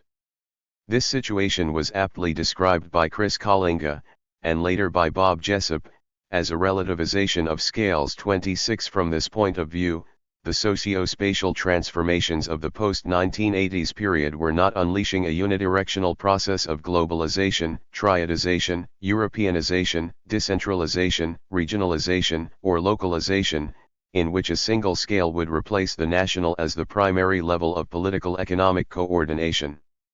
Instead, inherited scalar hierarchies and interscalar relations were being re-articulated across the world economy as a whole, but without producing a new privileged, dominant, or hegemonic scale of political economic organization. The nationalized scalar fixes of earlier decades of capitalist development were thus now superseded by a situation of pervasive interscalar flux and scale relativization. In sum, then, as indicated by the proliferation of terms and phrases such as the local-global interplay, the local-global nexus, and globalization, many urban researchers during the 1990s and subsequently were conceptualizing emergent processes of geoeconomic restructuring as a contested re-articulation of scalar organization. In this way, the problematique of geographical scale, its spatial organization, social production, political contestation, and historical reconfiguration was now reflexively positioned at the very heart of the urban question. Whereas the urban question had previously crystallized in the form of debates on the functional specificity or scale specificity of the urban within relatively stable interscalar hierarchies, it was now being re-articulated, across major currents of critical urban studies, in the form of a scale question. Challenges and pitfalls of scalar analysis. Even as urbanists have come to mobilize scalar concepts with increasing reflexivity, significant methodological challenges have been associated with the tasks of deciphering the tangled scalar hierarchies, mosaics, and networks of urban life that have been emerging in the wake of post-1980s geoeconomic and geopolitical transformations, specifying the role of cities, metropolitan regions, and intercity networks within emergent political economic geographies, understanding the implications of scale relativization for patterns and pathways of urban development, and theorizing the variegated patterns and pathways of risk-killing that are currently reshaping the capitalist urban fabric itself. Central to confronting each of these challenges is the need to construct an appropriate conceptual grammar for representing the dynamic, politically contested character of geographical scales and interscalar relations under conditions of deepening scale relativization. However, despite the energetic explorations of radical socio-spatial theorists in recent decades, a rigorously processual scalar lexicon remains elusive. A reification of scale appears to be built into everyday scalar terms insofar as they represent dynamic processes of socio-spatial and institutional creative destruction as if they were neatly enclosed within fixed, bounded territorial containers. Relatedly, existing scalar vocabularies are poorly equipped to grasp the tangled, perpetually mutating historical interconnections and interdependencies among geographical scales. Insofar as terms such as local, urban, regional, and so forth are used to demarcate purportedly separate territorial islands of socio-spatial relations, they obfuscate the profound mutual imbrication of all scales and the densely interwoven, overlapping interscalar networks through which the latter are constituted. It is the failure to excavate such interscalar entanglements that leads to the pervasive endogeneity trap diagnosed by Saskia Sassen, in which scales of analysis and explanation are assumed to converge. 27 These difficulties are exacerbated still further by the circumstance that much of the mainstream social scientific division of labor is still organized according to distinctive scalar foci, for instance, urban studies, regional studies, comparative politics, area studies, international relations, and so forth, that tend to reify historically specific forms of territorial and scalar organization, and thus to obstruct efforts to explore the dynamics of interscalar relations and riscaling processes. Even among those who are concerned to develop a reflexively scale-attuned approach to the production of space, the conceptualization of scale itself has become increasingly contentious. Theorists differ, for instance, on how best to delineate the essential properties of scale, on the analytical and empirical scope of the concept, on its relation to other key socio-spatial concepts, and on its appropriate application to the study of concrete socio-spatial relations, processes, and transformations. While some theorists have tended to extend the concept of scale so broadly that it becomes synonymous with socio-spatiality as such, others have argued for its complete eradication in favor of a flat ontology that avoids any analytical engagement with the vertically stratified dimensions of territorial organization. Consequently, amid the many scholarly exchanges, debates, and polemics regarding such issues that have transpired since the 1990s, theorists have struggled to find ways of coherently distinguishing the ontological, epistemological, cartographic, political, and experiential dimensions of scale, such that processes of scaling and riscaling might be analyzed through a broadly shared socio-spatial lexicon. 28. Given this, it would seem appropriate to ask, with Brian Miller, whether scale is in danger of becoming a chaotic concept that lumps together a diverse range of objects and processes, many of them unrelated. 29 As productive as the contemporary scalar turn has been in illuminating important dimensions of post-1970s capitalist restructuring, its contributions will be significantly blunted in the absence of analytical precision regarding the concept of scale and other, equally essential keywords of socio-spatial theory, such as place, territory, and networks. For present purposes, I will not attempt to review the somewhat convoluted vicissitudes of recent theoretical debates on the scale question, which have advanced diverse politico-epistemological agendas and have been oriented toward a range of concrete inquiries across diverse fields of social science, humanities, and design research. Instead, in order to provide an analytical orientation for the studies presented in subsequent chapters of this book, the task here is to present a concise statement of the key elements in the conceptualization that guides this analysis. As will immediately become evident, the position developed here diverges sharply from several prominent methodological tendencies that have crystallized in recent debates on the scale question among critical socio-spatial theorists, including the treatment of scale as a general metaphor for socio-spatiality as such. 30 The equation of scale with territorialist understandings of space. 31 Calls to abandon scalar concepts in favor of topological modes of analysis and flat ontologies. 32 And the Construction of socio-spatial theory on the basis of trans-historical or ontological claims regarding the nature of social life as such. 33 In thus proceeding, however, my goal is not to expound upon the philosophical limitations of such positions, but to offer a concise overview of the conceptualization of scale that underpins my own explorations of riscaling processes. From this point of view, the essential issue is not the absolute ontological truth of a particular conceptualization, but its relative usefulness to the specific analytical, interpretive, and/or political task at hand. For my purposes here, that of deciphering post-1970s patterns and pathways of urbanization. This pragmatic criterion of concept validity is, I believe, a more productive basis for scholarly investigation, exchange, and debate than the a priori, quasi-metaphysical constructions that continue to inform many important strands of contemporary socio-spatial theory. While the following propositions initially deploy the term scale, they quickly transcend this relatively static, generic terminology and elaborate a reformulated conceptual grammar based on processual, contextually embedded notions of scaling and riscaling. Scales, in this framework, are no more than the temporarily stabilized crystallizations of historically specific socio-spatial processes, which must be theorized and investigated on their own terms. It is, in short, geohistorical processes of scaling and riscaling, rather than scales themselves, that must be the main analytical focus for approaches to the scale question. 34 This conceptualization, which is strongly influenced by Eric Swingert's powerful formulations on the topic, is intended to provide a basis for further inquiry into the riscalings whether of urbanization, capital accumulation, state regulation, socio-ecological metabolism, or socio-political contestation that have been of particularly central concern to contemporary urban researchers. I begin with epistemological foundations before turning to second and third order problems of conceptualization and analysis. 9 propositions on riscaling. 1. A critical realist epistemology of scale. What are the conditions of possibility for describing the social world in scalar terms?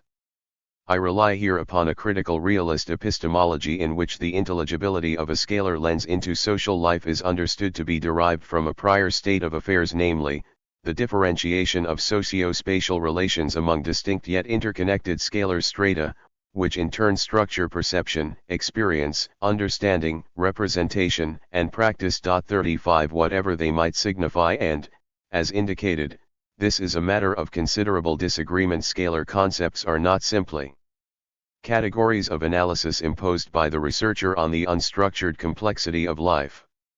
Rather, as understood here, the lexicon of geographical scale emerges as a real abstraction of historically specific patterns, regularities, interdependencies, and systems of relations that crystallize through, and impact, socio-spatial relations. 36 Under contemporary capitalism, therefore, the persistent assertions of the scale question have been linked intrinsically to the changing organizational and spatial configuration of this historically specific social formation and its associated crisis tendencies. While versions of a scale question assume determinate forms within earlier historical configurations of capitalist territorial development, their conditions of possibility and therefore, their intellectual foundations, conceptual orientations, and concrete reference points differed qualitatively from those that have crystallized during the post-1980s conjuncture of restructuring. 37. 2 Scales result from the vertical ordering of social relations. But what is the specificity of scalar categories, and to what do they properly refer? As conceived here, building upon a precise formulation by Chris Kalinga, scale results from the vertical ordering of social formations. 38 In addition to the horizontal differentiation of socio-spatial relations across places, regions, and territories, there is also a process of vertical ordering in which socio-spatial relations are differentiated and stratified among global, supranational, national, regional, metropolitan, local, household, and/or bodily levels. It is this vertical structuration of socio-spatial relations that makes scalar concepts intelligible in everyday life, and essential as tools of socio-historical inquiry. Only in the absence of such a vertical differentiation of socio-spatial relations could the scalar vision of a flat ontology postulated by actor network theorists and other contemporary theorists of topological spatiality become plausible. Crucially, however, as I argue below and in subsequent chapters, the spatialities of scale cannot be reduced to this vertical dimension. Depending on the specific socio-spatial process that is under investigation, several equally foundational dimensions of socio-spatial relations may also be of considerable significance and will require parallel theorization and analysis. Scale is defined by vertical differentiation, but its variegated spatialities exceed this dimension. 39. 3 scales exist because social processes are scaled. Geographical scales, the discrete tiers, strata, or levels within vertically ordered socio-spatial configurations, are not static, fixed, or permanent properties of political economic life.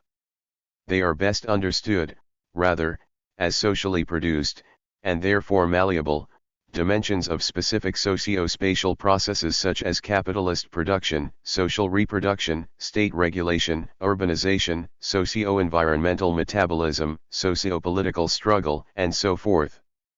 Insofar as any social, political, economic, or environmental process or institutional configuration is vertically differentiated among relatively individuated spatial tiers, the problem of its scalar organization arises. It is more precise, therefore, to speak of the scaling and rescaling of specific socio-spatial processes and institutional forms rather than of scales per se. Scales are but the provisionally stabilized outcomes of scaling and rescaling processes. The former can be grasped only through an analysis of the latter. For scales can only be grasped relationally. Scales cannot be construed adequately as fixed units within a system of nested territorial containers defined by absolute geographic size. The institutional configuration, functions, histories, and evolutionary dynamics of any one geographical scale can only be grasped relationally, in terms of its changing links to other geographical scales situated within broader interscalar configurations. 40 Consequently, the meanings of scalar terms such as global, national, regional, urban, and local are likely to differ qualitatively depending on the specific socio-spatial processes being described, which are likely to produce distinctive scalar morphologies, interscalar articulations, and choreographies of scalar evolution.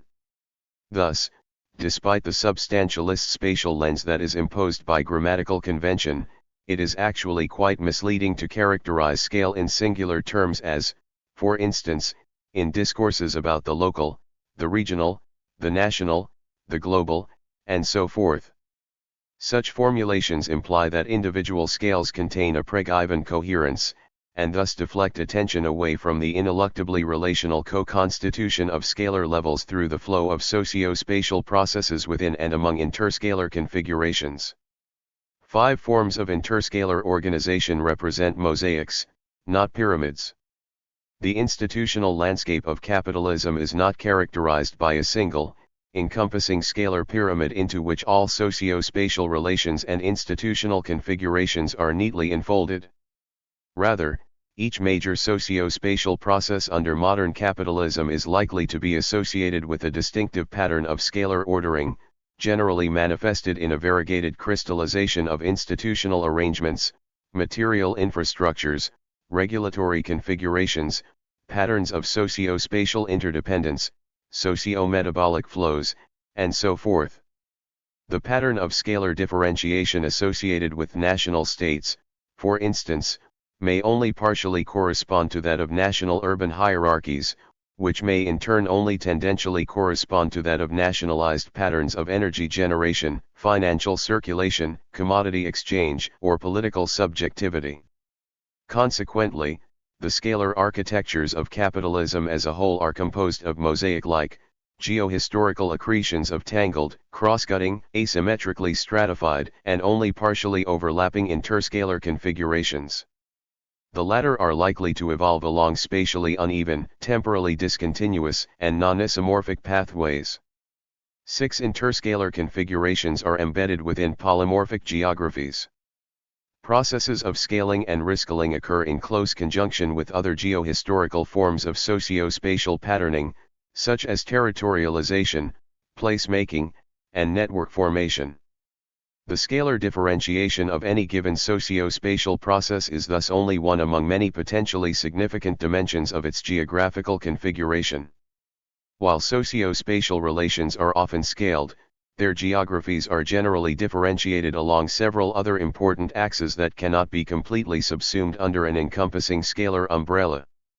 For this reason, as I argue throughout this book, studies of scaling and rescaling must avoid the hazard of scale centrism, in which the scalar attributes of social, political, economic, or metabolic processes are privileged to the neglect of other dimensions of socio-spatial relations that may be equally or even more significant in relation to specific research questions. Point 41.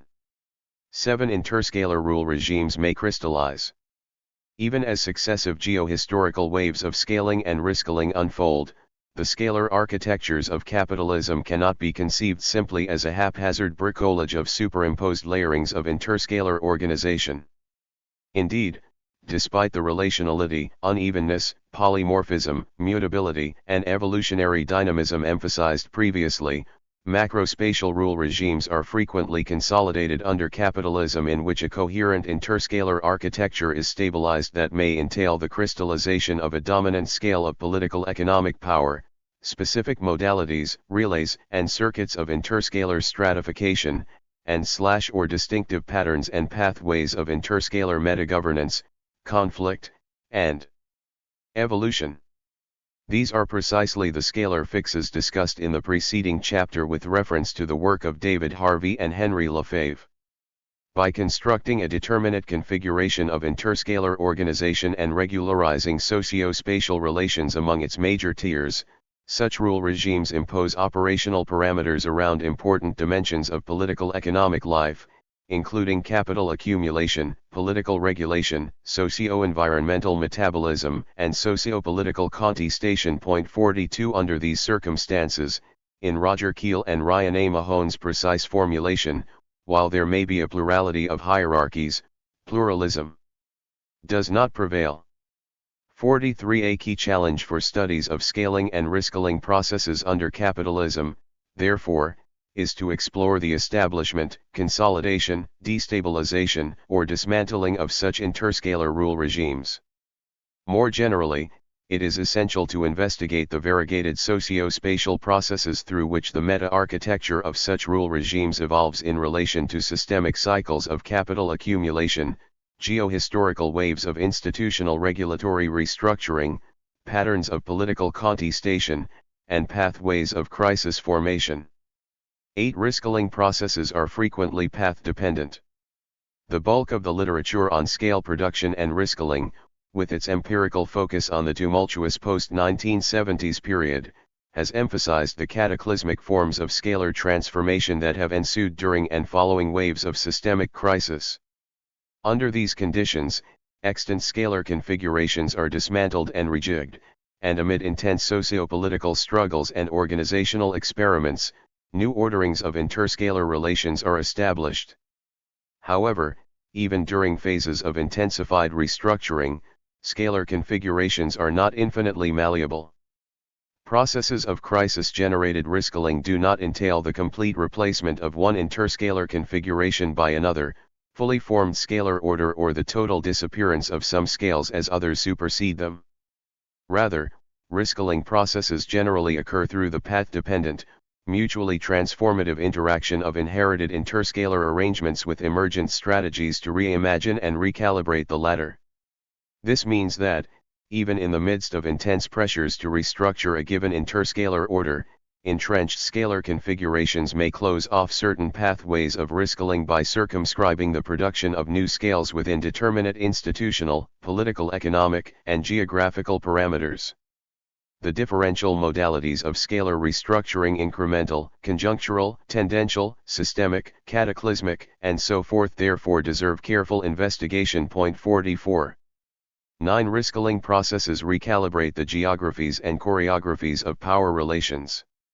The scaling and rescaling of socio-spatial processes mediates, and is in turn shaped by, Asymmetrical and conflict-laden social power relations. Point 45. On the one hand, the establishment of relatively stable scalar configurations may serve to entrench geographies and choreographies of domination/subordination, inclusion/exclusion, and normalization/othering that empower some social actors, identities, coalitions, forces, and organizations at the expense of others, generally on the basis of structurally inscribed positionalities such as class, gender, sexuality, race, ethnicity, and citizenship. In this sense, scaling processes are likely to figure strategically within what Doreen Massey has famously termed the power geometries of social life, that is, the contested materialization of unequal relations of class, gender, sexuality, ethnicity, race, empire, and citizenship within historically specific socio-spatial arrangements. Point 46. On the other hand, however, scalar configurations may operate not merely as materializations and arenas of social power struggles, but as their very objects and stakes. Their reorganization can also profoundly reshape power geometries themselves, across sites, places, and territories. As Swangadu explains, the continuous reshuffling and reorganization of spatial scales is an integral part of social strategies and struggles for control and empowerment. 47. Concomitantly, in Smith's classic formulation, the scale of struggle and the struggle over scale are two sides of the same coin. 48. The specification of the particular geohistorical, institutional, and political conditions under which inherited interscalar orders may become stakes rather than mere settings of social struggles over the configuration of power geometries is clearly among the central tasks for any critical theory of scaling processes. Given my emphasis, in the preceding propositions, on the pluralized, polymorphic character of socio-spatial relations, the inherent relationality of each tier or stratum within interscalar configurations, and the profoundly dynamic, processual character of scaling and rescaling processes, the conventional discourse of scale appears strikingly inadequate to the analytical tasks at hand. We are confronted not with a simple hierarchy of fixed, stable, discrete, singular, and nested scales, but with a multiplication of politically mediated, socially contested, unevenly tangled, non-isomorphic, and dynamically evolving patterns of scale differentiation and scale redifferentiation, all of which are in turn thoroughly intermeshed with other key dimensions of socio-spatial relations. In their important synthesis of recent debates on scale, Keel and Mahone have proposed the notion of a political economy of scale as a shorthand reference to recent scholarly efforts to decipher the relentless scaling and rescaling of political economic life under modern capitalism. Point 49. However, the concept of a scaled political economy more precisely describes the specific theoretical approach proposed here. This terminology explicitly underscores that the focal points for scalar inquiry are not scales in themselves, but the geohistorically variegated processes of scaling and rescaling that underpin, mediate, and result from the restless, conflictual flux of socio-spatial relations. The methodological challenge, therefore, is not merely to recognize the scale-differentiated and scale-stratified character of socio-spatial relations under capitalism, but, more generally, to explore the diverse geohistorical processes through which scaled political economic configurations are actively produced, contested, destabilized, and transformed, and to trace the ways in which such vertically ordered socio-spatial configurations shape, and are in turn shaped by, the evolving geographies of power, domination, exploitation, normalization, contestation, and insurgency. Toward a scale-attuned approach to urban theory. The propositions presented previously are intended to offer conceptual and methodological orientation for concrete research forays on the scalar dimensions of urban restructuring, as well as, more generally, for studies of other terrains of socio-spatial restructuring in which scaling and rescaling processes may be significant. In particular, the conceptualization proposed here is meant to offer an analytically precise, robust alternative to recent writings that blunt or overextend scalar concepts, and an equally strong counterpoint to deconstructive proposals to abolish scalar concepts entirely in favor of a flat ontology of networks. Perhaps most fundamentally for this book's main line of argumentation, the conceptualization of scaling as a vertical ordering of socio-spatial relations has the rather far-reaching methodological consequence of exploding any approach to the urban question that conceives its object as a self-enclosed local, metropolitan, or regional unit within which restructuring processes occur. In contrast to such entrenched conceptual assumptions and naturalized habits of mind, my analysis here suggests that the urban cannot be conceived effectively as a fixed arena or generic site in which restructuring unfolds. It is, rather, itself continuously produced and reconstituted through such processes. To speak of urban restructuring, therefore, is not to reference a process of transformation that is occurring within familiar, stable, ahistorical, or transhistorical units of analysis cities, city regions, metropolitan regions, or otherwise. Rather, within the framework proposed here, it is the urban itself that is being reconstituted in and through the spatio-temporal dynamics of urban restructuring.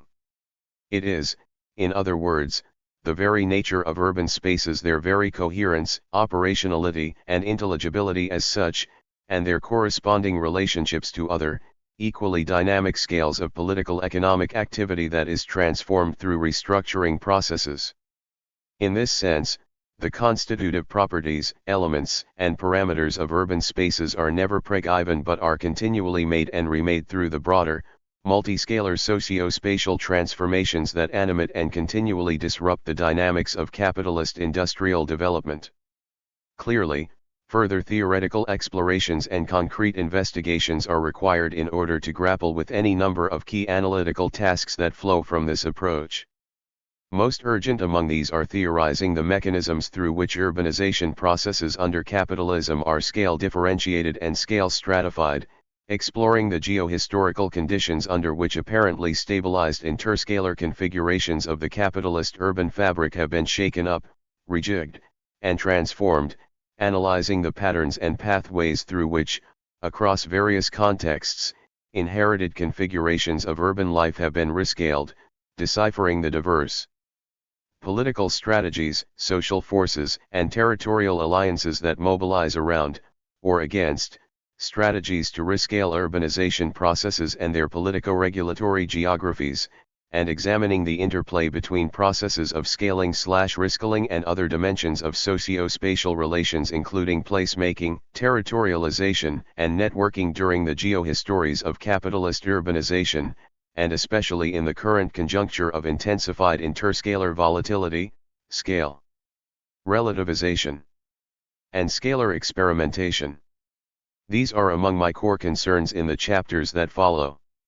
The explosion of reflexive debates on geographical scale and rescaling since the 1990s has entailed an important extension and fine-tuning of the spatialized approaches to urban and regional political economy that had been consolidated during the preceding decade, and which had been provoked in no small measure by the post-1970s shaking up of the interscalar configurations associated with Fordist Keynesian, national developmentalist capitalism and Cold War, post-colonial geopolitics.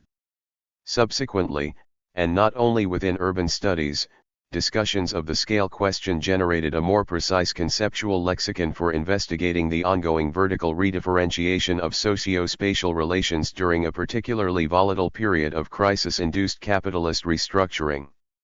Whereas a sophisticated spatial vocabulary had already been developed in the 1980s for grasping key horizontal dimensions of capitalist historical geographies, the subsequent elaboration of reflexively scale-attuned socio-spatial theories, concepts, and methods has enabled urban researchers more effectively to denaturalize, historicize, and critically interrogate the scaling and rescaling processes that have figured centrally in the spatio-temporal dynamics of capitalist urbanization. Consequently, debates on the scale question have inspired many urbanists, as well as other critical geopolitical economists, to explore the intense contestations of interscalar relations that animate the contemporary remaking of the capitalist urban fabric. As I argue in subsequent chapters, recent contributions to the analysis of scale production and scale transformation have particularly massive implications for the field of urban studies, whose site, object, and unit of analysis remain deeply ambiguous even after nearly a century of sustained, often contentious debate. In particular, as the preceding discussion underscores, scalar approaches to the urban question seriously problematize the naturalized assumption that cities, however those socio-spatial entities might be defined, are the most appropriate units of analysis and scalar focal points for urban research. The argument suggested here, and which I elaborate in detail later, is not that processes of socio-spatial agglomeration do not exist or that such processes do not engender distinctive, highly consequential zones of concentration and intensification, whether of population, economic activity, social interaction, infrastructure, institutional organization, connectivity, or otherwise. The claim, rather, is that such clustering processes and their variegated consequences cannot be deciphered coherently, though an exclusive analytical focus on cities as self-propelled, self-enclosed, territorially bounded, and putatively distinctive units of settlement space. Instead, a reflexively scalar approach to the urban question requires us to conceive city building, and the dynamics of socio-spatial agglomeration more generally, in relationally multiscalar terms, and on this basis, to embed them analytically within interscalar configurations that involve vast regional, national, supranational, and ultimately planetary geographies of urban transformation. In this way, cities and metropolitan regions, as well as still larger zones of agglomeration, can be reconceptualized as recurrent yet highly variegated socio-spatial patterns that have been woven and rewoven into the capitalist urban fabric during its geohistorical evolution. Such an approach explodes the long-taken-for-granted definitional equation of the city and the urban, while also opening up new analytical horizons for a rigorously relational, multiscalar theorization and analysis of capitalist urbanization, both historically and in the current period of accelerated planetary urban restructuring. 50 Such horizons of reconceptualization involve, among other tasks, exploring the interplay between the dynamics of agglomeration and broader, but similarly multiscalar geographies of territorial and ecological transformation that support and result from the latter, and deciphering the role of state spatial strategies and spatial politics across places, territories, and scales, in producing, shaping, and reshaping the capitalist urban fabric as a whole. As generative as a scalar perspective may be for urban theory and research, the propositions elaborated previously also entail a strongly cautionary warning against the prevalent tendency to overextend scalar concepts, whether in urban studies or any other branch of socio-spatial theory. This is because scalar structurations of social space, with their modalities of vertical ordering and redifferentiation, are analytically distinct from other dimensions of socio-spatial relations, such as placemaking, localization, territorialization, and networking. Each of latter also figures centrally in processes of urbanization, whose geographies are at once uneven, variegated, and polymorphic. The lexicon of geographical scale is most powerful, therefore, when its analytical limits are explicitly recognized in the course of socio-spatial analysis. 51 Paradoxically, then, a narrower conceptualization of scale facilitates a broader but more precise application of this concept to the challenges of investigating emergent patterns and pathways of socio-spatial restructuring, including those associated with emergent forms of urbanization. In other words, while a rigorously multiscalar approach to urban studies can indeed open up new analytical horizons for the investigation of urbanization processes, such an approach will be most productive when scalar epistemologies are reflexively intertwined with socio-spatial concepts that illuminate other key dimensions of urban life, transformation, and struggle. Capitalism has, of course, long been scale differentiated, but the post-1970s period of crisis-induced global restructuring has been marked by particularly far-reaching and tumultuous interscalar transformations. In particular, the geo-economic project of neoliberalization, with its relentless promotion of capital mobility, unfettered market relations, and intensified commodification, has entailed a major redefinition of established scales of socio-political regulation and an aggressive attempt to forge new interscalar hierarchies in which the logics of beggar-thy-neighbor interspatial competition, deregulation, privatization, enclosure, financialization, and fiscal austerity have been comprehensively institutionalized. These trends have assumed variegated forms across contexts and territories, but they have entailed particularly profound ramifications for urban regions and their associated governance frameworks, which have become key arenas and targets for a wide range of neoliberalization strategies. Point 52. At the same time, both within and beyond metropolitan regions, and across diverse intermetropolitan networks, oppositional movements that strive to block or to roll back the onslaught of neoliberalization have likewise been mobilizing geographical scale in strategic, remarkably creative ways, whether by jumping scales to circumvent the hegemony of dominant institutional practices, by mobilizing support for re-regulatory projects that aim to socialize capital at particular scales, or by envisioning alternative interscalar rule regimes based upon principles of radical democracy, protection of the commons, or socio-spatial justice. Point 53. It is precisely in the sense that the increasing prominence of scalar concepts in contemporary urban studies represents a real abstraction of an intensifying, proliferating politics of scale. As the configuration of interscalar relations has become such an important stake of contemporary socio-political strategy and contestation, urbanists and other spatially reflexive scholars have likewise come to view the scale question as an essential dimension of socio-spatial relations. 4. Global city formation and the rescaling of urbanization. Since the 1980s, urban researchers have identified various global cities as key spatial nodes of the world economy, the localized basing points for capital accumulation in an age of intensified geo-economic integration. Since the initial formulation of the World City Hypothesis by John Friedman in the early 1980s, global city theory has been consolidated as a major framework for critical research on contemporary urbanization and, more generally, on the changing spatial organization of capitalism. Point 1. By linking urban studies directly to international political economy and world system analysis, global city theory has also challenged international political economists to explore the variegated subnational geographies of capitalism that are produced through urbanization processes. More generally, by integrating the divergent scalar foci of these research fields within a reflexively spatialized, dynamically multiscalar analytical framework, global city theory has also contributed to the project of transcending inherited state-centric, methodologically nationalist epistemologies that has been gaining momentum in recent years across the social sciences. Point 2.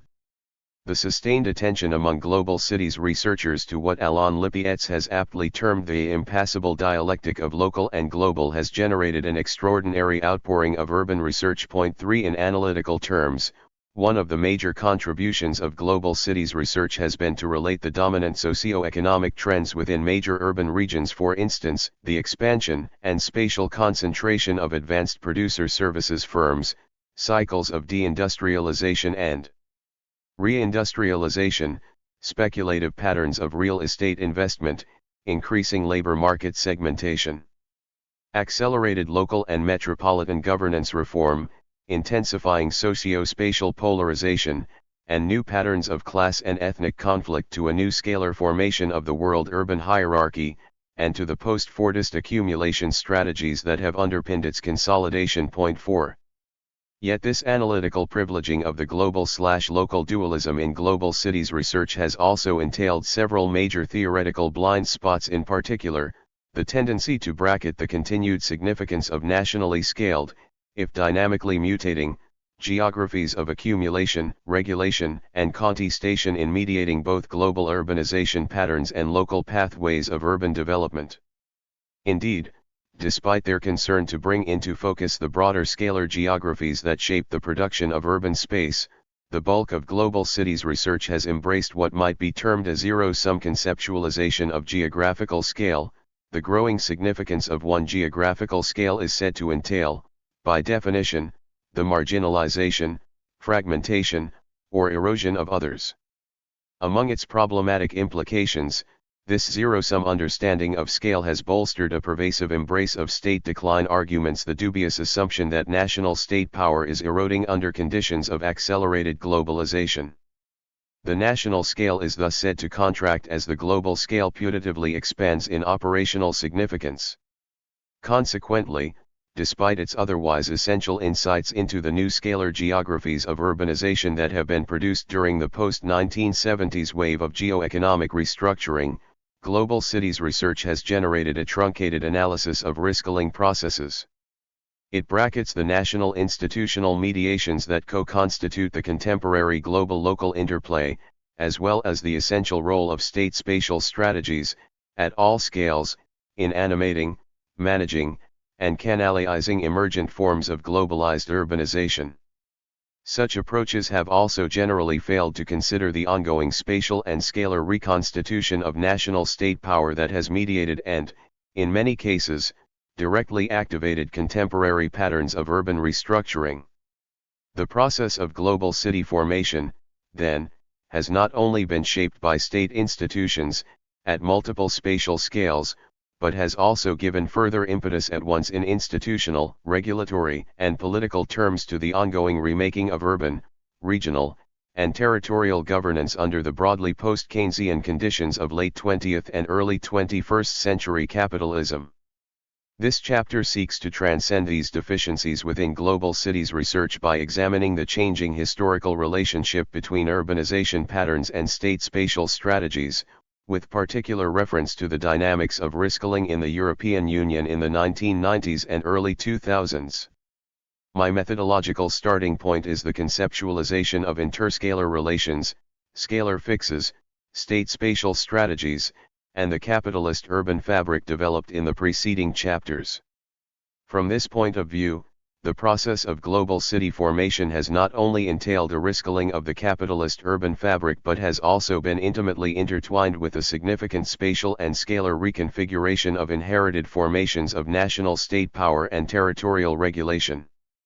The risk-scaling of the urban fabric and the risk-scaling of state space are thus analyzed here as mutually intertwined processes of socio-spatial restructuring. Neither can be understood adequately except in relation to the other.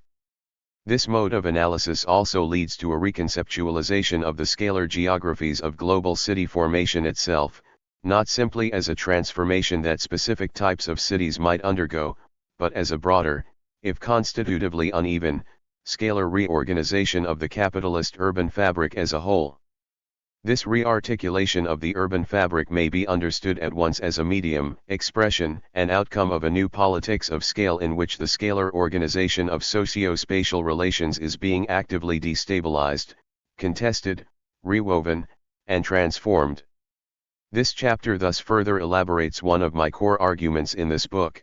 The scalar configuration of urban life has today become a highly consequential terrain and stake of socio-political struggle. Debates on global city formation are one among several major streams of contemporary urban research whose critical evaluation, via the approach to scale presented in this book's opening chapters, may help problematize unreflexively city-centric understandings of newly emergent urban spaces and illuminate the interplay between state risk-scaling and the risk-scaling of urbanization while also offering an interpretive basis on which to decipher emergent formations of scalar politics, their contradictions, and their mutations. Accordingly, several closely related debates among urban researchers will be explored with similar analytical intentions in subsequent chapters on cities and the new economy, on the new regionalism, and on urban growth machines. New scalings of the urban, global city theory and the world city archipelago. Global city theory has been deployed extensively in studies of the role of major cities such as New York, London, and Tokyo as international financial centers and headquarters locations for transnational corporations. 5 While the theory has proven hugely influential in place-based investigations in these and many other North American, Western European, and East Asian cities, its central agenda is best conceived more broadly, as an attempt to analyze the risk-scale geographies of capitalist urbanization that have crystallized following the geoeconomic crises of the 1970s. From this point of view, the core intellectual project of global cities research is not merely to classify cities within world-scale central place hierarchies or to explore the formative dynamics of a particular cohort of global financial centers.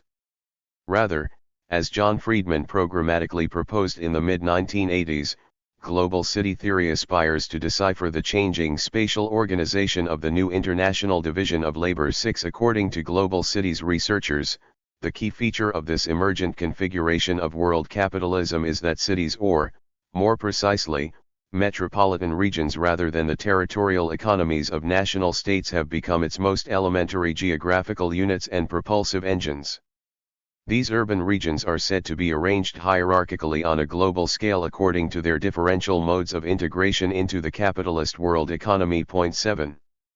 In his classic historical study of civilization and capitalism, The Perspective of the World, French Annals School historian Fernand Braudel famously suggested that the world economy always has an urban center of gravity, a city, as the logistic heart of its activity. 8. Accordingly, Braudel's longue-durée investigation of capitalist development in early modern Europe tracked the epochal shift from the city-centered economies of Genoa, Venice, Antwerp, and Amsterdam to the English territorial economy, based upon an integrated national market clustered around London, from the 15th to the 18th centuries. 9. During the subsequent 2 centuries of capitalist development, cities were integrated more tightly into national economic territories and were more comprehensively subordinated to the political power of national states. 10. Although cities continued to operate as central nodes of world trade and imperialist expansion throughout the 19th and 20th centuries, the network geography of interurban flows was increasingly subsumed within the territorial geography of states. 11. Early uses of the term world city by urban planners such as Patrick Geddes and Peter Hall precisely reflected this tendential territorialization of the urbanization process on a national scale. 12. In their canonical texts, each of these authors interpreted the cosmopolitan character of major metropolitan regions as an expression of their host states' geocultural or geopolitical power. By contrast, the central hypothesis of contemporary global cities research is that, since the geo-economic crises of the 1970s, another epochal transformation in the spatial organization of capitalism has been unfolding that has enabled cities to reassert their strategic centrality in the world system.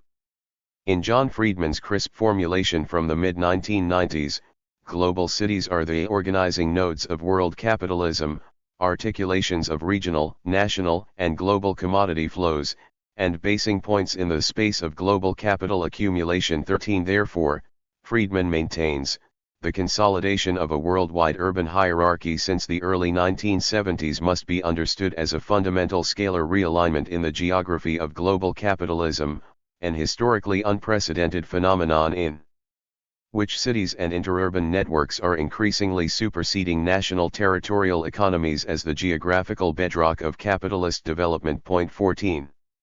In this framework of analysis, then, major cities and metropolitan regions are no longer conceived as the subnational building blocks of relatively self-enclosed, autocentric national space economies. Rather, they are understood as neo-Marshallian nodes within global networks, as regional motors of the global economy, and as flexibly specialized locational clusters within a global mosaic of regions. 15. In effect, alongside its many other influential and controversial lines of argumentation, global city theory posits a major rescaling of contemporary urbanization. It asserts that historically inherited national urban hierarchies, national urban systems, and national models of territorial development are today being superseded by a dramatically rescaled formation of globalized urbanization in which, it is claimed, variegated local global linkages bypass or crosscut, and thus progressively decompose, national economic territories. Consequently, in Peter J. Taylor's memorable phrasing, the capitalist world economy is now undergirded by a world city archipelago, a globe-spanning network of interconnected urban nodal points that provides essential service inputs and customized, high-technology infrastructural capacities in support of transnational corporate accumulation strategies. 16. Global city theorists have analyzed the consolidation of this world city archipelago and more generally, the rescaling of inherited territories of urbanization with reference to 2 intertwined geo-economic transformations of the post-1970s period. The emergence of a new international division of labor dominated by transnational corporations and the crisis of the post-war North Atlantic Fordist regime of accumulation. First, global city theorists have interpreted the consolidation of a world city archipelago as a key urban consequence of the new international division of labor, a formation of the world economy that had crystallized as of the late 1960s, in conjunction with a massive expansion and geographical reorganization in the operations of TNC's Point 17, whereas the old international division of labor was based upon agriculture and raw materials extraction in the colonial periphery and industrial manufacturing in the imperial core. The NIDL entailed the relocation of significant manufacturing industries to semi-peripheral and peripheral states in search of cheaper, less militant sources of labor power, along with a significant intensification of import substitution industrialization strategies in major third-world/post-colonial states. One of the key insights of first-generation global city theorists was to recognize some of the specifically urban consequences of the NIDL's worldwide consolidation. In addition to the deindustrialization of many first-world industrial regions and the concomitant proliferation of new industrial spaces across the Third World, they argued, the NIDL was also associated with a significant spatial concentration of headquarters locations, advanced producer service firms, and other administrative coordination functions within a world-encompassing network of major metropolitan regions, the World City Archipelago. For global city theorists, the urban nodes of the WCA served as command centers for decision-making, financial planning, logistical coordination, and infrastructural control within the globally dispersed commodity chains overseen by TNC's Point 18 in subsequent generations of global cities research. Especially in the wake of Saskia Sassen's foundational contributions, scholarly attention shifted from TNC headquarters locations themselves to the role of APS firms in producing a global control capacity. Within the WCA's major urban nodes, Point 19, just as important to this line of research was the investigation of new information and communications technologies, whose place-specific modes of deployment and highly customized spatial configurations within global cities were viewed as essential preconditions for producing the global control capacity upon which the entire NIDL was grounded. Point 20. Second, global city theorists have also connected the formation of a WCA to the obsolescence of the post-war Atlantic Fordist regime of accumulation, which had been grounded upon mass production systems led by vertically integrated firms, state-subsidized formations of mass consumption, nationally configured Keynesian demand management arrangements, nationalized frameworks of collective bargaining, and nationally redistributive social welfare, regional, and infrastructural policies. Point 21. The post-1970s crisis of the Fordist accumulation regime across Euro-America was paralleled by what Michael Storper has termed a resurgence of regional economies in zones that were generally located outside the manufacturing heartlands of the previous cycle of industrial development, and where decentralized, vertically disintegrated, and putatively flexible forms of industrial organization and interfirm coordination could, it was argued, more readily flourish. Point 22. These new industrial spaces were said to include, paradigmatically, sunrise growth regions such as Silicon Valley, Los Angeles, Orange County, Baden-Württemberg, and the Third Italy, but also the newly consolidated industrial districts associated with the major urban nodes of the WCA. Scholars of post-Fordist industrial geography interpreted these newly ascendant or resurgent global cities not simply as strategic command and control centers for TNCs, but as important sites of industrial dynamism, technological innovation, and new forms of interfirm cooperation, induced in significant measure through the propulsive effects of urban agglomeration. In the influential narrative of Alan J. Scott and Michael Storper from the late 1980s, the major sectors associated with such putatively ascendant flexible production systems were specialized in revitalized craft production, high-technology industries, and advanced producer and financial services. Point 23. It was, of course, the latter, the APS complex explored at length by Sassen and other scholars of international financial centers, that was thought to underpin the crystallization of the WCA and the core economic operations of its constituent urban nodes. Consequently, as David Bassens and Michiel van Meeteren have more recently observed, world cities seem to fit into the new post-Fordist growth theory. as sites hosting command and control functions that served as alleviators of transaction costs, barring the realization of comparative advantages in the new regional world. Services were interpreted to lubricate the process of flexible specialization in a globalizing economy. APS could be regarded as just another regional specialization, as control functions were gradually being externalized to independent APS-TNCs that themselves were subject to agglomeration economies in world cities. 24.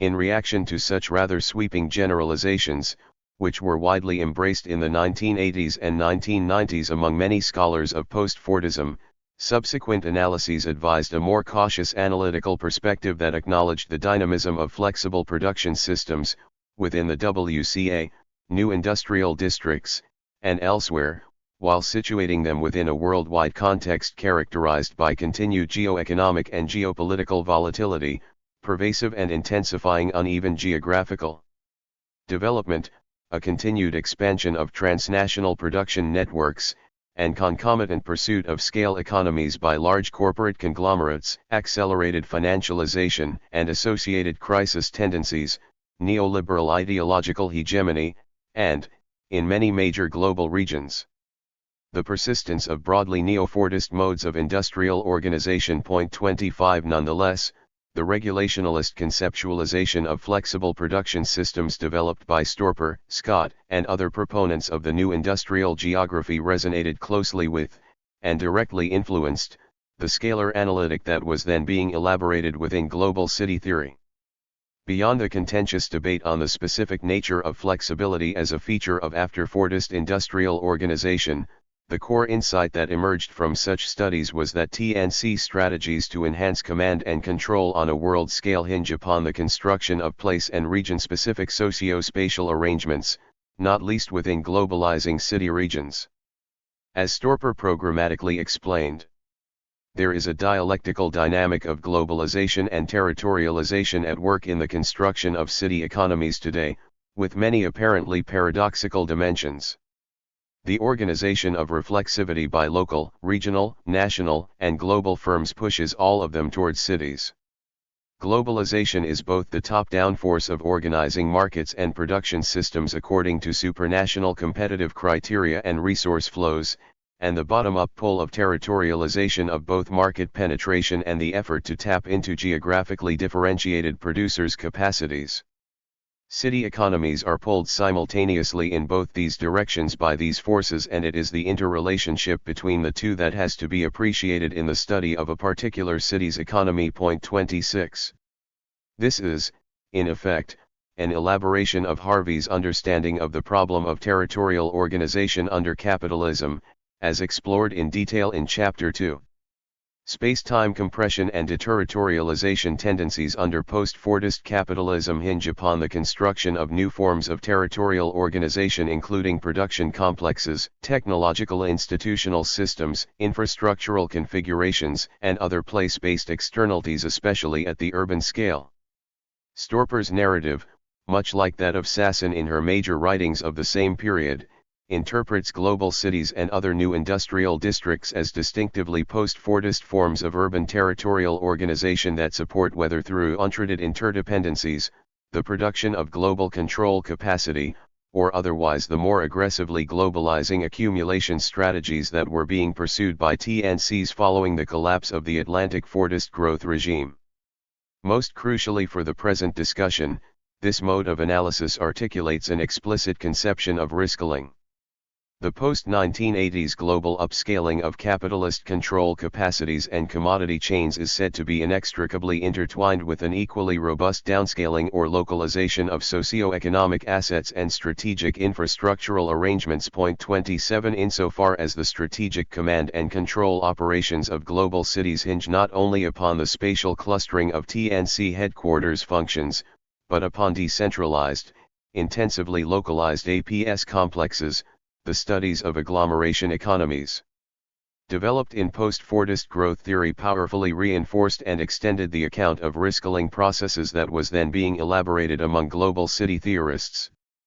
For purposes of this investigation, then, One of the key contributions of global cities research in the 1980s and 1990s was to illuminate the new global local scalings of urbanization processes that were emerging following the geo-economic crises of the 1970s, and which were embodied, specifically, in the WCA and its constituent urban nodes. Indeed, as analyzed by global cities researchers in this period, the WCA was said to embody, simultaneously, the globally oriented accumulation strategies of TNCs within the NIDL and the indelible requirement for locally or regionally scaled forms of territorial organization within strategic urban locations to support capital's new strategies of accumulation.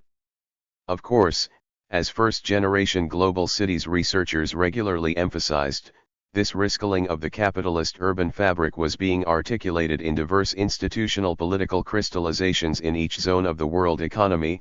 Its uneven, variegated forms of expression could not be captured adequately through the generic image of the WCA, by singular models of the global city, or by universalizing models of global urbanization. 28 Additionally, as Friedman in particular has repeatedly insisted, the WCA is but one layer within capitalism's intensely differentiated, rapidly mutating, and always contested geographical configuration, which has equally been associated with new geographies of uneven development across places, territories, scales, and ecologies, stretching from the economic deadlands of the older industrial core states into a mosaic of differentially peripheralized cities, regions, and hinterland zones stretching across the world economy as a whole. 29 In its most theoretically precise and methodologically reflexive forms, therefore, global city theory aspires to grasp only one vector of emergent rescaling processes,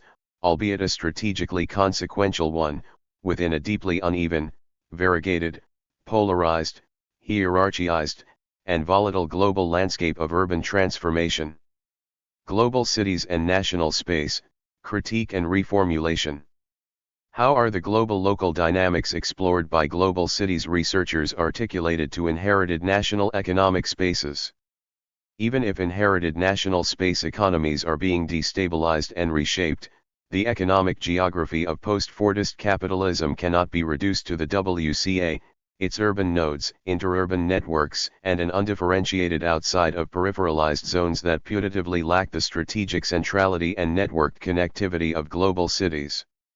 Clearly, state territories do not simply disintegrate in the face of accelerated geo-economic integration. Thus, their specific relation to the process of global city formation should be an essential analytical concern for any approach to the changing spatial organization of capitalism as a whole.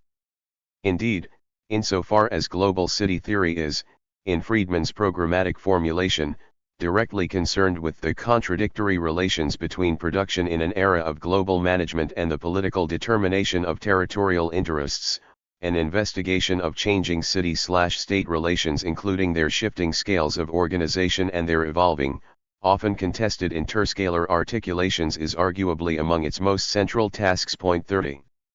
In practice, however, the challenges of such an investigation have been bypassed or short-circuited rather than being systematically confronted, either in empirical or theoretical terms.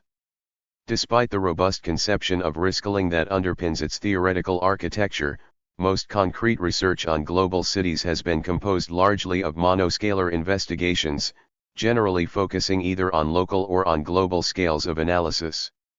Whereas place-based, case study-oriented studies have privileged the local scale of specific cities, most global cities-inspired research on urban hierarchies and interurban networks has been framed around the global scale.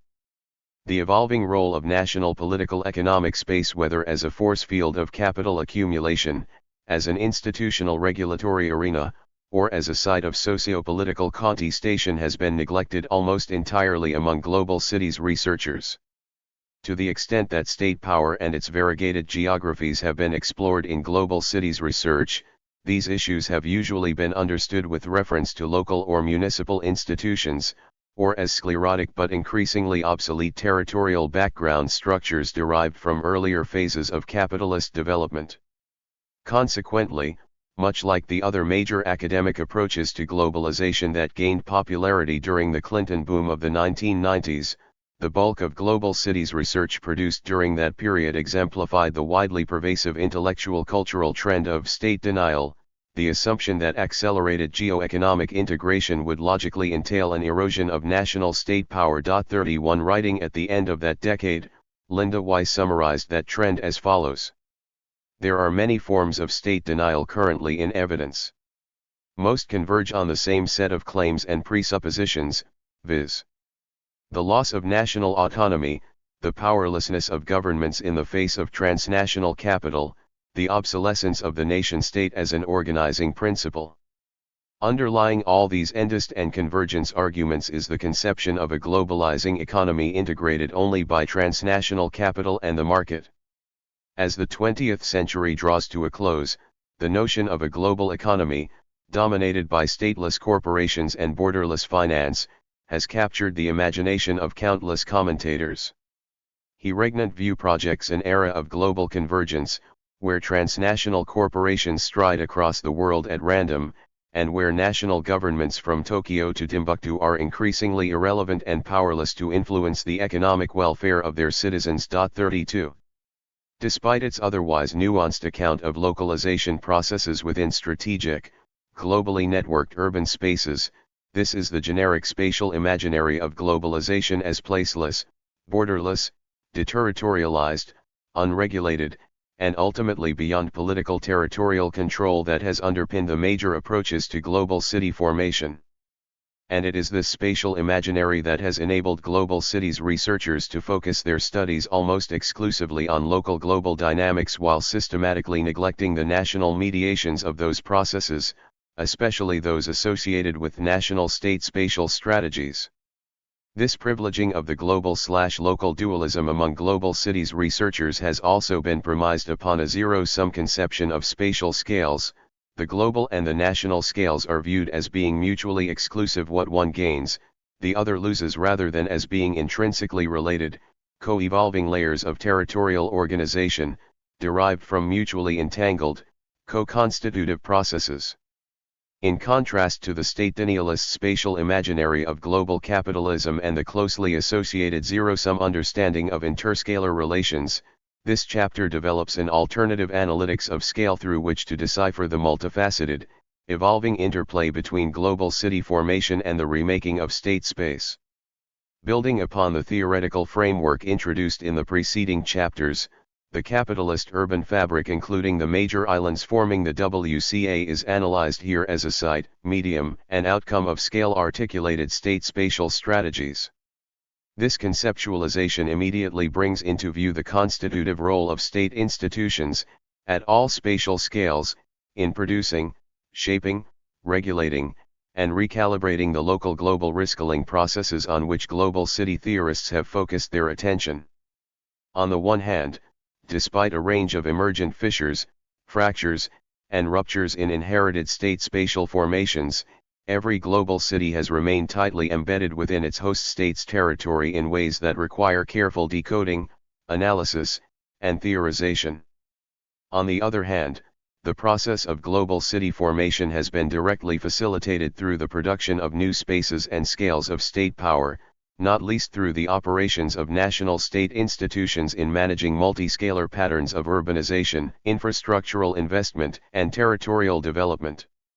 State riscaling thus serves as an important politico-institutional strategy through which new urban spaces and new scales of urbanization are being produced.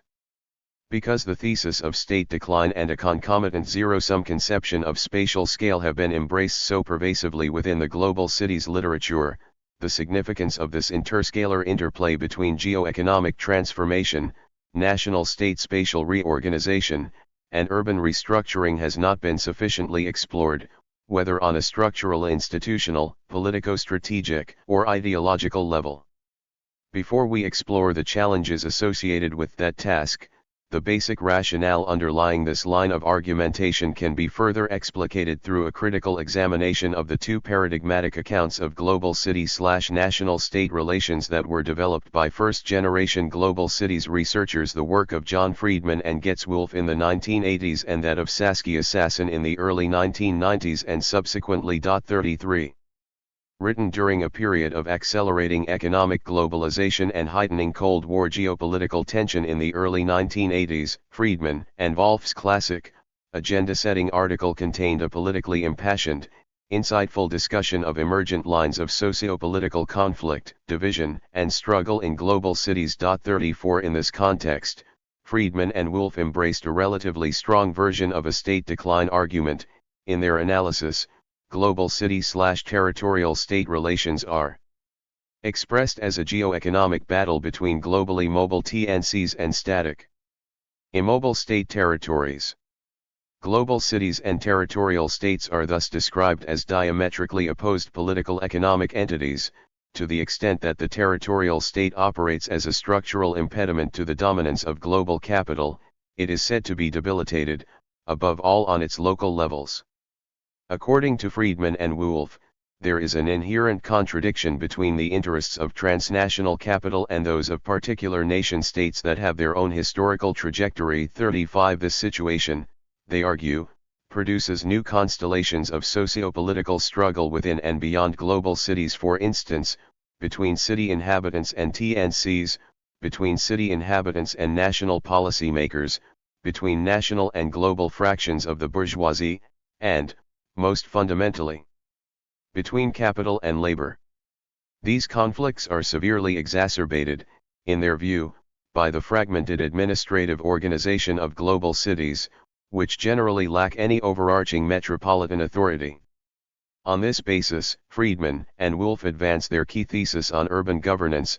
Global city formation, they suggest, engenders a progressively deepening fiscal crisis of the local state. 36 Whereas global capital requires the construction and maintenance of advanced, customized infrastructural facilities such as roads, ports, airports, and canals, as well as the policing and surveillance of the subaltern classes, the influx of new sources of labor power into the city, particularly of poor migrant workers, generates massive needs for social reproduction, including housing, healthcare, education, transportation, and various social welfare services. 37 This, they argue, triggers an increasingly dire situation in which the social and ecological costs of global city formation far exceed the revenue streams and regulatory capacities of the local state, which subsequently becomes the major loser in a maelstrom of globally induced constraints. 38 Drawing upon Manuel Castells's influential notion of the space of flows,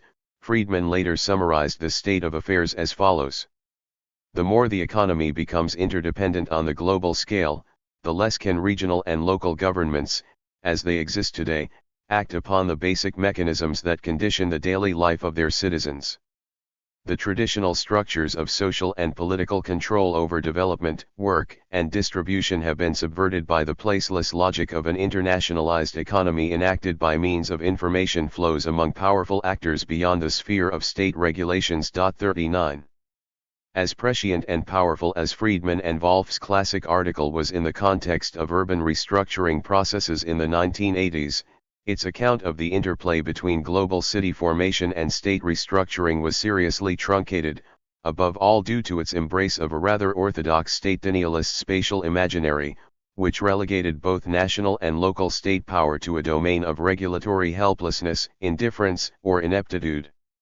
While it is evident that the geo-economic crises of the post-1970s period undermine certain traditional policy instruments through which states have attempted to stimulate, manage, and steer the accumulation process, the narrative of capitalist deterritorialization/state decline conflates the ongoing reconfiguration of the national scale of state regulation with the withering away of state power as such. 40 The Bretton Woods regulatory transformations of the 1970s and 1980s did indeed herald the partial erosion of central state regulatory control over certain types of cross-border capital and monetary flows.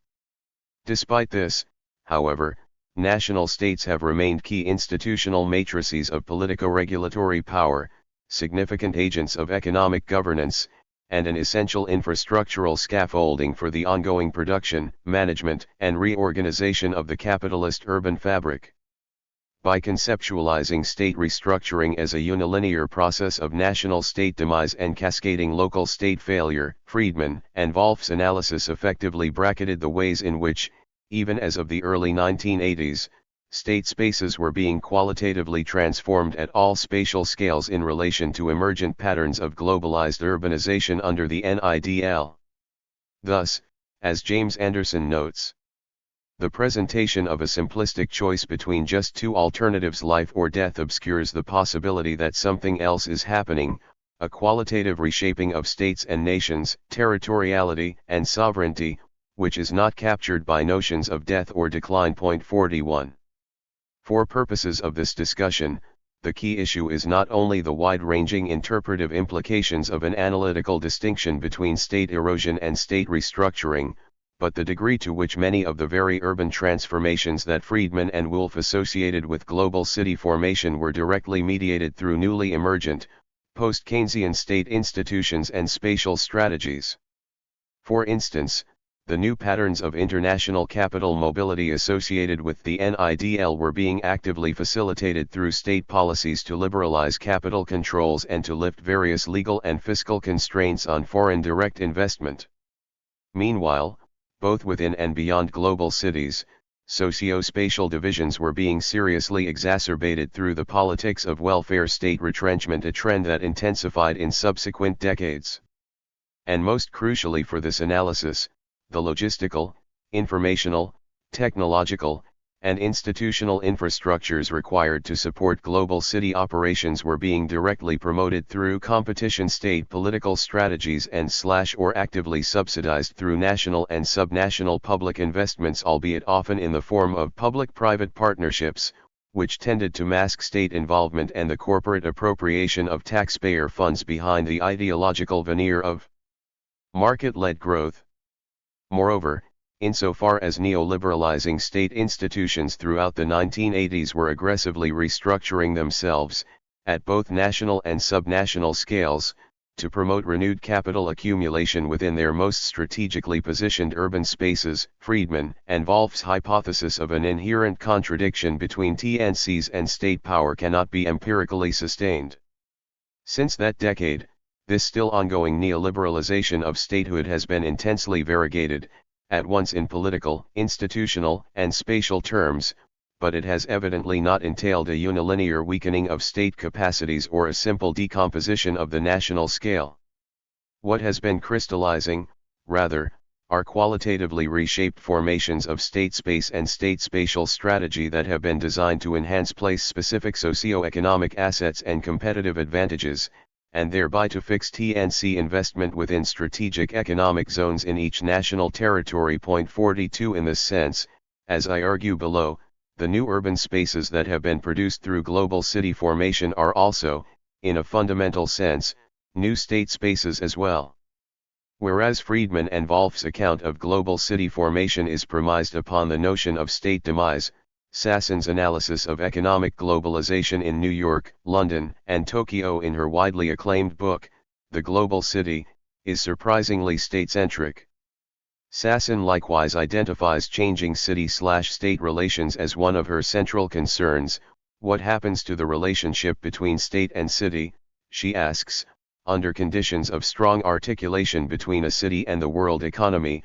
43. For Sassen, contemporary global city-territorial state relations are captured through the notion of systemic discontinuity. I posit the possibility of a systemic discontinuity between what used to be thought of as national growth and the forms of growth evident in global cities in the 1980s. These cities constitute a system rather than merely competing with one another. What contributes to growth in the network of global cities may well not contribute to growth in nations. 44. Sassen focuses primarily upon two types of interurban linkages, those among global cities themselves and those between global cities and other cities located within their host states' territories. On this basis, Sassen argues that global city formation in New York, London, and Tokyo has been connected to processes of industrial decline elsewhere within the US, British, and Japanese urban systems. Prior to the current phase, there was high correspondence between major growth sectors and overall national growth. Today we see an increased asymmetry. The conditions promoting growth in global cities contain as significant components the decline of other areas of the United States, the United Kingdom and Japan, and the accumulation of government debt and corporate debt. 45.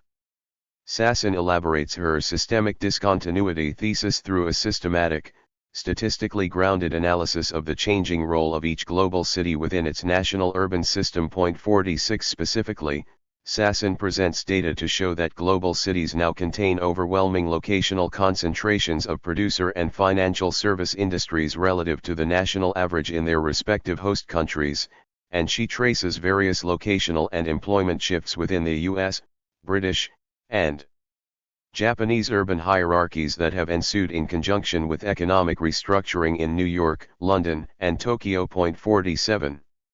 However, it is not readily obvious why nationally organized city systems are the most appropriate empirical reference point for such an investigation, especially since, by Sasson's own account, the consolidation of the NIDL has entailed the formation of transnational urban hierarchies. Indeed, as Peter J. Taylor has argued, each of Sasson's global cities can be viewed not only as the apex of a destabilized, if still nationally scaled, urban hierarchy, but as the major urban articulation point and financial control center for one among the three super-regional blocks of the contemporary world economy: North America, the European Union, and East Asia. 48 Whether the urban hierarchy of contemporary capitalism is subdivided into these or other scalar configurations is a question that could be effectively pursued only through a rejection of the notion, which served as an article of faith within 20th century urban social science, that national states are the fundamental territorial unit and spatial scale on which city systems are organized. 49. Sasson's notion of systemic discontinuity presupposes two processes whose articulation has become asymmetrical during the course of historical time. In her analysis, however, only one of these processes, the formation of global cities, is understood historically; the other, the national state, is treated as a relatively static, unchanging background structure, the container of a national city system whose territorial coherence is not thought to have been fundamentally altered through ongoing processes of global socio-spatial restructuring. Oddly enough, then, Sasson's empirical analysis of global city formation replicates the entrenched methodological nationalism inherited from her mid-20th century predecessors in the study of urban hierarchies and systems. In effect, Sasson presupposes that the spatial referent with which global city formation is discontinuous remains the national economy, understood as a relatively bounded, territorially self-enclosed, and internally differentiated system of cities. 50 In this sense, despite her emphasis on the various global/national fissures, disjunctures, and dislocations that have been induced through global city formation, Sasson's analytical framework replicates a conventionally territorialist model of global capitalism as an aggregation of national space economies. In this state-centered, territorially bounded universe, global cities can be understood only as zones of exception that are, in georegulatory terms, situated outside the world interstate system despite their physical location within national political jurisdictions. 51. Many of Sasson's subsequent writings in the late 1990s and early 2000s replicate the analytical blind spots associated with her scalar imaginary in the global city, albeit in the context of investigations that are much more explicitly attuned to the politics of territory and place. For example, in one of her key texts of the late 1990s, a slim book of essays that connected her earlier urban research to questions of political sovereignty, Sasson interprets global cities as new sites of extraterritoriality that are paradoxically situated beyond the state's jurisdictional reach while nevertheless being enclosed within its borders. 52 Despite this deepening engagement with the changing politics of city/state relations, however, Sasson's analysis actually reinforces rather than supersedes the relatively conventional conception of the national territory and, by implication, of the national scale, that underpin the global city. The metaphor of extraterritoriality is derived from medieval European debates on the right of embassy, and as with Sasson's previous line of argumentation, It presupposes a conception of states as relatively static territorial background structures that are being selectively perforated, but not otherwise qualitatively transformed, through processes of geo-economic restructuring. Just as foreign embassies are understood as protected, self-enclosed sites in which the host state's exclusive sovereignty is locally punctured, Sasson here implies that global cities' economic operations circumvent state territorial boundaries in certain tightly circumscribed, legally exceptionalized locations while leaving those boundaries otherwise essentially intact and operational. Clearly, this was a more politically inflected version of Sasson's earlier systemic discontinuity thesis, but it preserved her underlying conception of global cities as sites of exception to an otherwise universally hegemonic framework of national territorial organization that was said to be left basically unchanged amid processes of geo-economic restructuring. It is only in her subsequent book, Territory, Authority, Rights, that Sasson makes a more decisive break with such methodologically limiting assumptions. 53 Here, however, her analytical focus shifts away from the problematique of global city formation and the concomitant re-articulation of city-state relations toward explorations of various questions related to the historical geographies of territory and sovereignty during the course of modern state formation up through the contemporary moment of accelerated economic globalization. Nonetheless, in the course of her investigations of such issues, Sasson's work generates a number of methodological insights that are of considerable relevance to my efforts here to decipher contemporary risklings of urbanization. First, Sasson emphatically underscores the active role of national states in promoting, managing, and regulating geo-economic integration, as well as the wide-ranging structural transformations of state power that have been associated with that role. Sasson's main concern, in developing this line of argumentation, is to demonstrate that the scalar terrain of the global is not positioned outside or beyond the state's purview but is actively constituted through a multi-scalar geography of state activities, legal authority, and regulatory intervention. In this way, Sasson's writings on the territory/sovereignty nexus open up the possibility of exploring the ways in which processes of global city formation have likewise been mediated, promoted, and managed through state spatial strategies, and through a multi-scalar remaking of the institutional regulatory spaces in and through which such strategies are deployed. Second, Sasson's analysis elaborates a methodologically elegant critique of the zero-sum conceptualization of spatial scale to which she here refers as an endogeneity trap that underpins mainstream, state-denialist approaches to globalization. Specifically, she argues not only that contemporary forms of geo-economic integration are facilitated by national state institutions, but that such processes are embedded within, and in turn qualitatively transform, inherited nationalized assemblages of spatial, territorial, and scalar organization. Although Sasson does not herself directly engage with Lefebvre's socio-spatial theory in search of tools for superseding this endogeneity trap, her analysis of institutional assemblages presupposes a fluidly relational conceptualization of scale that is broadly analogous to the Lefebvrean principle of superimposition and interpenetration of social spaces that grounds my own approach to the capitalist urban fabric. In such a framework, as Sasson points out, it is possible to explore the interplay between centripetal and centrifugal scaling processes, which may consolidate or deconstruct historically and geographically specific scalar assemblages of institutional organization, whether nationalized or otherwise.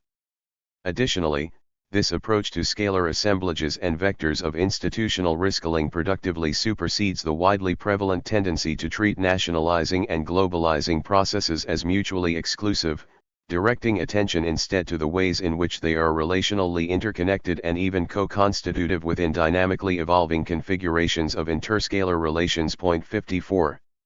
Such analytic pathways, as Sasson terms them, offer a useful methodological basis for overcoming both state demise arguments and zero-sum conceptions of geographical scale in research on global cities and, more generally, for introducing a more nuanced theorization of the riskling processes that have underpinned contemporary patterns and pathways of urban restructuring. 55 From this point of view, global cities are not to be conceived as uniquely globalized, transnationally networked urban nodes that are perforating otherwise relatively unchanged national systems of cities and state power. Nor do they herald the unilinear erosion or dissolution of such inherited politico-institutional frameworks. Instead, along with the broader infrastructural architectures of the WCA as a whole, global cities may be productively reconceptualized as sites of both institutional and socio-spatial restructuring in and through which a broader, multi-scalar transformation of the capitalist urban fabric is unfolding. Post-Keynesian geographies of risking. Cities are at once basing points for capital accumulation and organizational administrative levels of statehood. As nodes in global flows, cities operate as loci of industrial production, as centers of command and control over dispersed circuits of capital, and as sites of exchange within local, regional, national, and global markets. This is the dimension of cities that has been analyzed extensively in the vast literature on the political economy and historical geography of capitalist urbanization. Second, as coordinates of state territorial power, cities are regulatory institutional levels within each state's organizational hierarchy. The term coordinate is intended to connote not only the embeddedness of major urban centers within the state's territorial matrix but also their changing structural positions within the multiple, overlapping regulatory networks through which state power is constituted, deployed, and transformed across spatial scales. These coordinates may be interlinked through various means, from legal constitutional regulations, financial interdependencies, administrative divisions of labor, and hierarchies of bureaucratic command to informal regulatory and coordination arrangements, interurban policy networks, and ad hoc, issue-specific modes of cooperation. This dimension of cities has been analyzed most prominently in studies of the local state, urban regimes, and municipal governance. This basic distinction has far-reaching interpretive consequences for the analysis of global city formation in relation to risking processes. During the Fordist Keynesian period, these two dimensions of city building were spatially coextensive within the boundaries of the national territorial state.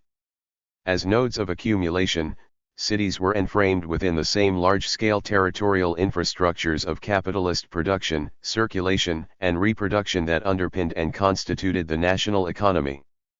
The cities of the older industrialized world, in particular, served as the engines of Fordist mass production and as the core metropolitan expressions of a global economic system that was compartmentalized into nationalized territorial matrices.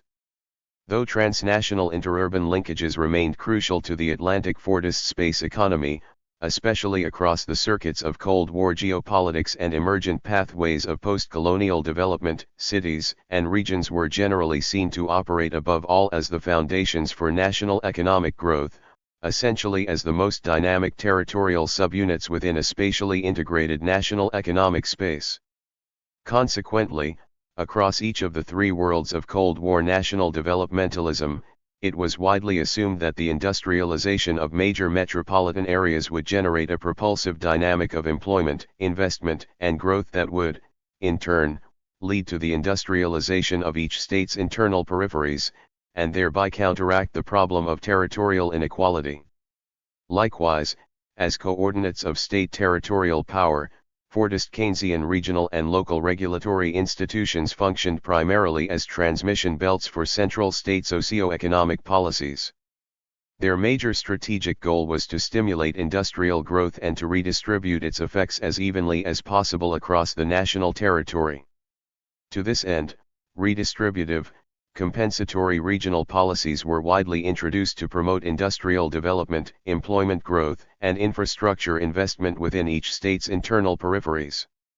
It was this constellation of regulatory priorities and spatial imaginaries that led post-war regional development theorists such as Gunnar Myrdal and Albert Hirschman to view the national territory as the basic container of spatial polarization between urban cores and internal peripheries, that led urban geographers such as Brian Barry and Alan Pred, among many others, to view national city systems as the primary spatial scale on which rank-size urban hierarchies were organized, and that led state theorists such as Clausewitz to describe municipal politics as a mere buffer zone constructed by the central state to insulate itself from proliferating social conflicts and legitimation crises. 56. Since the 1970s, however, these tendentially nationalized.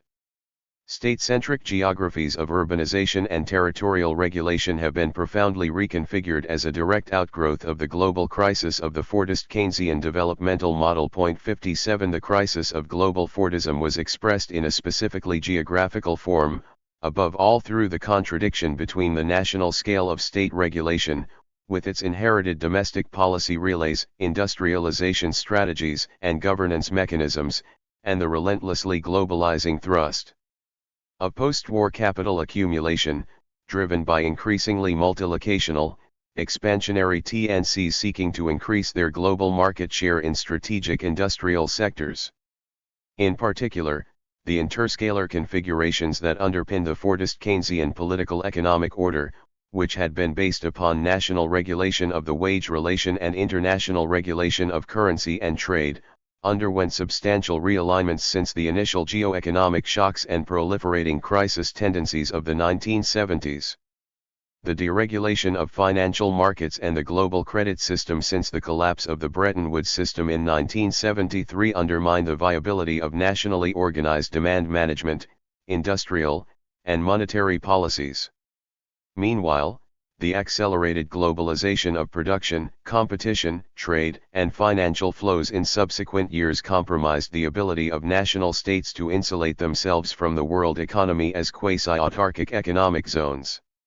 Thus, as Eric Swangita paradigmatically explained with reference to the scalar realignments of the 1980s, over the last decade or so the relative dominance of the nation-state at a scale level has changed to give way to new configurations in which both the local/regional and the transnational/global have risen to prominence.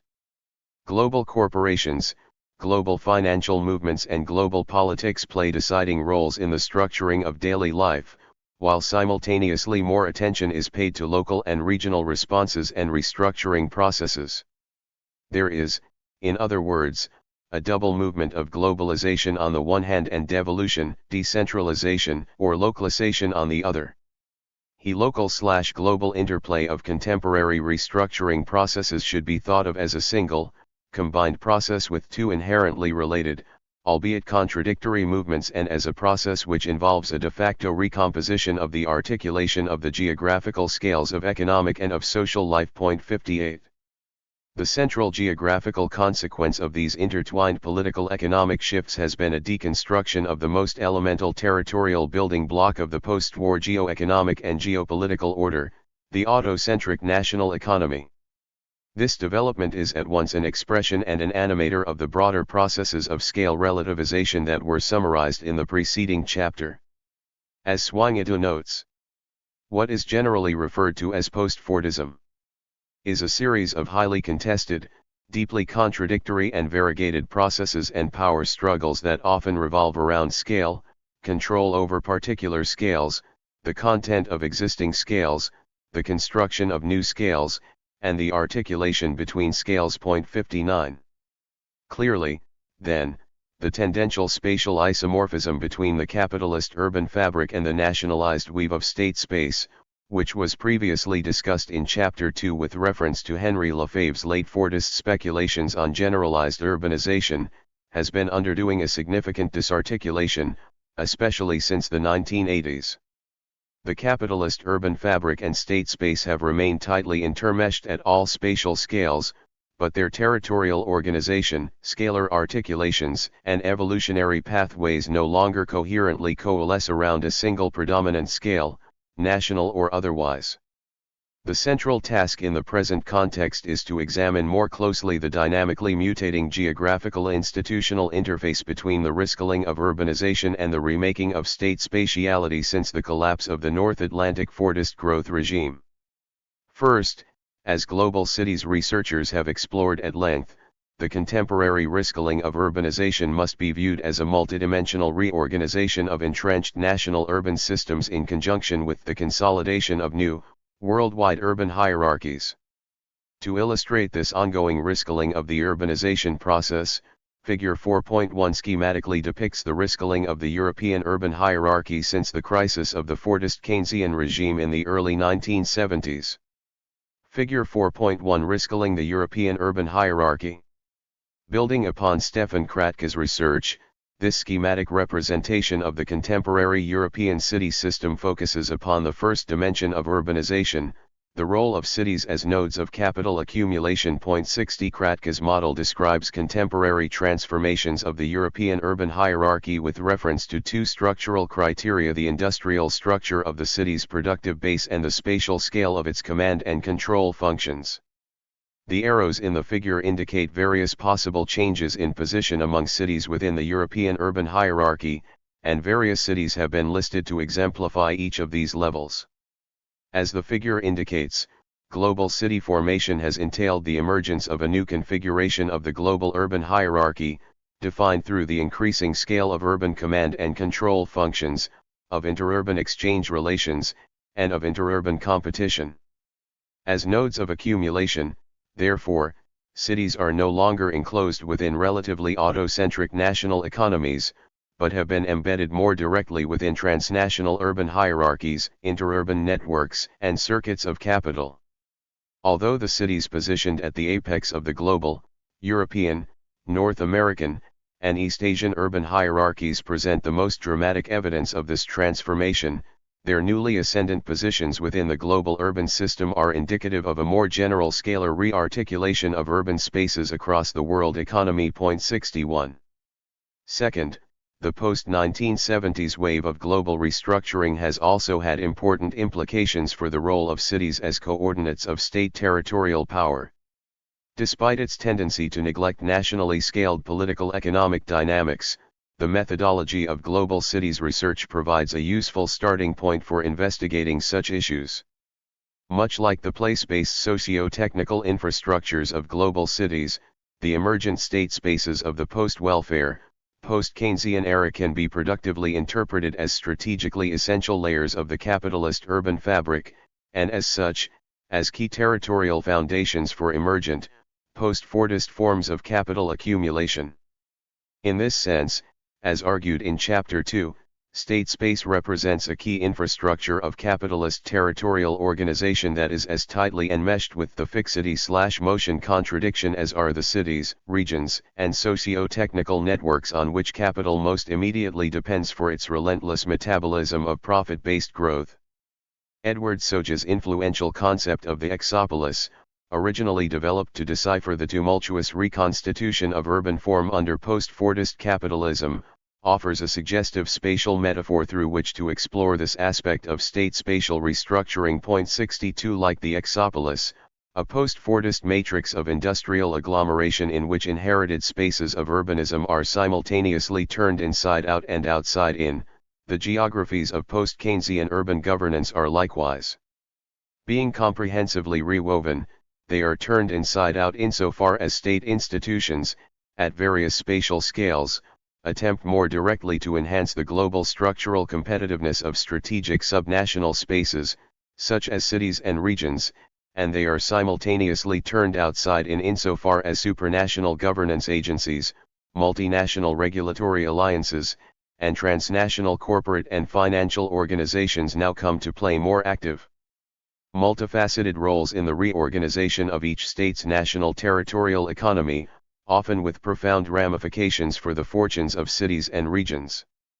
Under these conditions, urban governance is no longer neatly enframed within nationally centralized hierarchies of state power or oriented primarily toward the balanced distribution of industrial infrastructure and the equipment of collective consumption across the national territory. Instead, the process of urban development is increasingly mediated through a multiscalar architecture of state and non-state institutions whose overarching goal is, as Alain Lipietz argues, to promote strategic local spaces as breeding grounds for new productive forces. 63 Rather than focusing primarily on problems of policy coordination and bureaucratic steering within a national administrative framework, this rescaled formation of urban governance is more directly oriented toward establishing supranational and transversal linkages that would help propel metropolitan regions upward within the urban hierarchy depicted in Figure 4.1. This regulatory architecture has also transferred significant decision-making capacities regarding urban planning, infrastructure investment, and land use to certain privileged corporate actors, including transnational firms, banks, and real estate developers. Consequently, as David Harvey presciently recognized during the incipient phase of these wide-ranging politico-institutional realignments, the consolidation of entrepreneurial forms of urban governance has been inextricably intertwined with a fundamental reconstitution of state territorial regulation at all spatial scales. 64. These post-Keynesian rescalings of urban governance have not only entailed a reconstitution of inherited political geographies of statehood, they have also been associated with a profound transformation of the relationship between states and the urban territorial infrastructures upon which capital's metabolism depends. As discussed in Chapter 2, territorial organization has long operated as a force of production under capitalism through its infrastructural organization, its regulatory institutional constitution, and its assembly of other place-specific externalities. 65. As I argued in that chapter through a reading of Henry Lefebvre's writings, state institutions have figured centrally in the production, regulation, reproduction, and reconstitution of such territorial configurations in relation to historically specific crystallizations of the capitalist urban fabric. During the Fordist Keynesian period, most older industrial states deployed indirect forms of state spatial intervention oriented toward the reproduction of labor power, industrial relocation, and other elements of collective consumption. Although the obsolescence of the Fordist Keynesian regulatory regime has undermined the aspirational unity of national states as territorially self-enclosed containers of socio-economic activity, this development appears to have intensified rather than diminished the importance of territorial organization as a basis for accumulation strategies and, by implication, as a scale circumscribing medium of economic governance. As French geographer Pierre Veltz explains, whereas in Taylorist Fordist mass production, territory mainly appeared as a stock of generic resources, nowadays it increasingly underpins a process of the creation of specialized resources. Competitiveness among nations, regions, and cities proceeds less from static endowments as in classical comparative advantage theories, than from their ability to produce new resources, not necessarily material ones, and to set up efficient configurations in terms of costs, quality of goods or services, velocity, and innovation. 66. My hypothesis here is that the rescaled state spaces of the post-welfare, post-Keynesian era have come to play strategically essential roles in the production, coordination, and maintenance of the very specialized resources and efficient configurations for urban development upon which, according to Veltz's analysis, the post-Fordist process of capital accumulation increasingly depends. Especially as of the 1980s and 1990s, global cities emerged as regulatory leading edges for a range of state spatial strategies that have sought to construct, manage, and sustain such post-Fordist forms of capitalist territorial organization.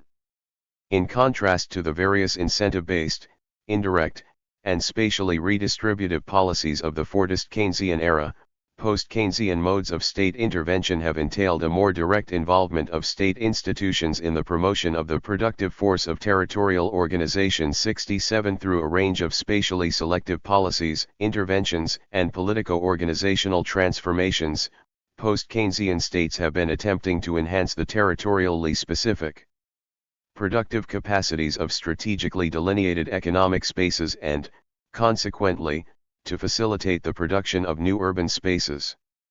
When confronted with the apparently increased mobility of capital, money, and commodities across national borders during the post-1970s period, a significant stream of post-Keynesian state spatial strategy has been oriented toward producing and managing the key immobile factors of production associated with capital's moment of territorialized fixity, not least within global cities and other delineated territorial zones that are deemed strategic for transnational investment, technological innovation, industrial dynamism, and growth promotion. 68. The overarching goal of such territorializing state spatial strategies, which I have elsewhere characterized as urban locational policies, has been to establish territorially rooted immobile assets and untreated interdependencies within strategic local and regional growth zones. 69. Even when such territorially embedded assets are not directly produced by the state. A range of governmental and quasi-governmental agencies have become more actively engaged in financing, monitoring, coordinating, and maintaining them. More generally, by adopting growth-oriented, market-disciplinary strategies of urban development, post-welfare state institutions have also come to play more central roles in promoting strategic zones within their territories: financial centers, industrial districts, technopoles, enterprise zones, science and technology parks, innovation hubs, free trade zones, and so forth, as putatively distinctive, innovative, and competitive locational products on the world market. In this way, as Philip Kearney notes, the state itself becomes an agent for the commodification of the collective, situated in a wider, market-dominated playing field. 70. The state's role in economic governance is thus no longer merely to reproduce localized production complexes, but continually to protect and enhance their capacities as territorially specific productive forces. 71. It is in this context that the substantially enhanced operational role of subnational institutional forms in post-Keynesian economic governance is to be understood.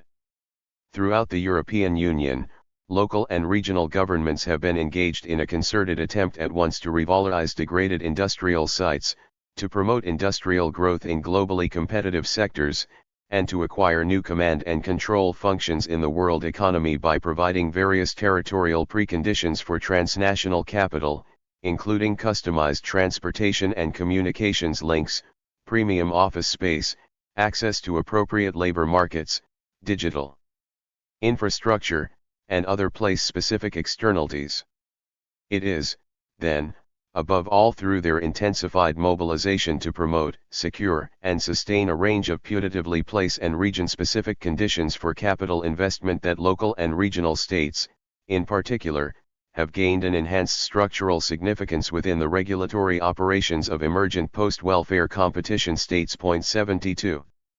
In the early 1970s, Henry Lefebvre had begun to outline some of the broad contours of an emergent, hyperproductivist state form that would strive to accelerate and intensify capital accumulation through the mobilization of spatially oriented regulatory strategies, a new politics of space. 73. As Lefebvre noted in the final chapter of The Production of Space, that relationship is becoming tighter, the spatial role of the state is more patent. Administrative and political state apparatuses are no longer content merely to intervene in an abstract manner in the investment of capital. Today the state and its bureaucratic and political apparatuses intervene continually in space, and make use of space in its instrumental aspect in order to intervene at all levels and through every agency of the economic realm. 74. Reflecting on such trends some 2 decades later, in the early 1990s, Eric Swangatu arrived at the identical conclusion that the role of the state is actually becoming more, rather than less, important in developing the productive powers of territory and in producing new spatial configurations. 75. This tendency toward an even more direct intermeshing of state institutions into the spaces of capital has been actively enabled through strategies of state riskilling, which have permitted the core institutions and regulatory instruments of emergent post-Keynesian competition state regimes even more actively to shape and reshape the uneven landscapes of urbanization, generally in customized place, region, and scale-specific ways. In sum, there appears to be a direct connection between post-Keynesian processes of state riskilling and the production of new urban spaces.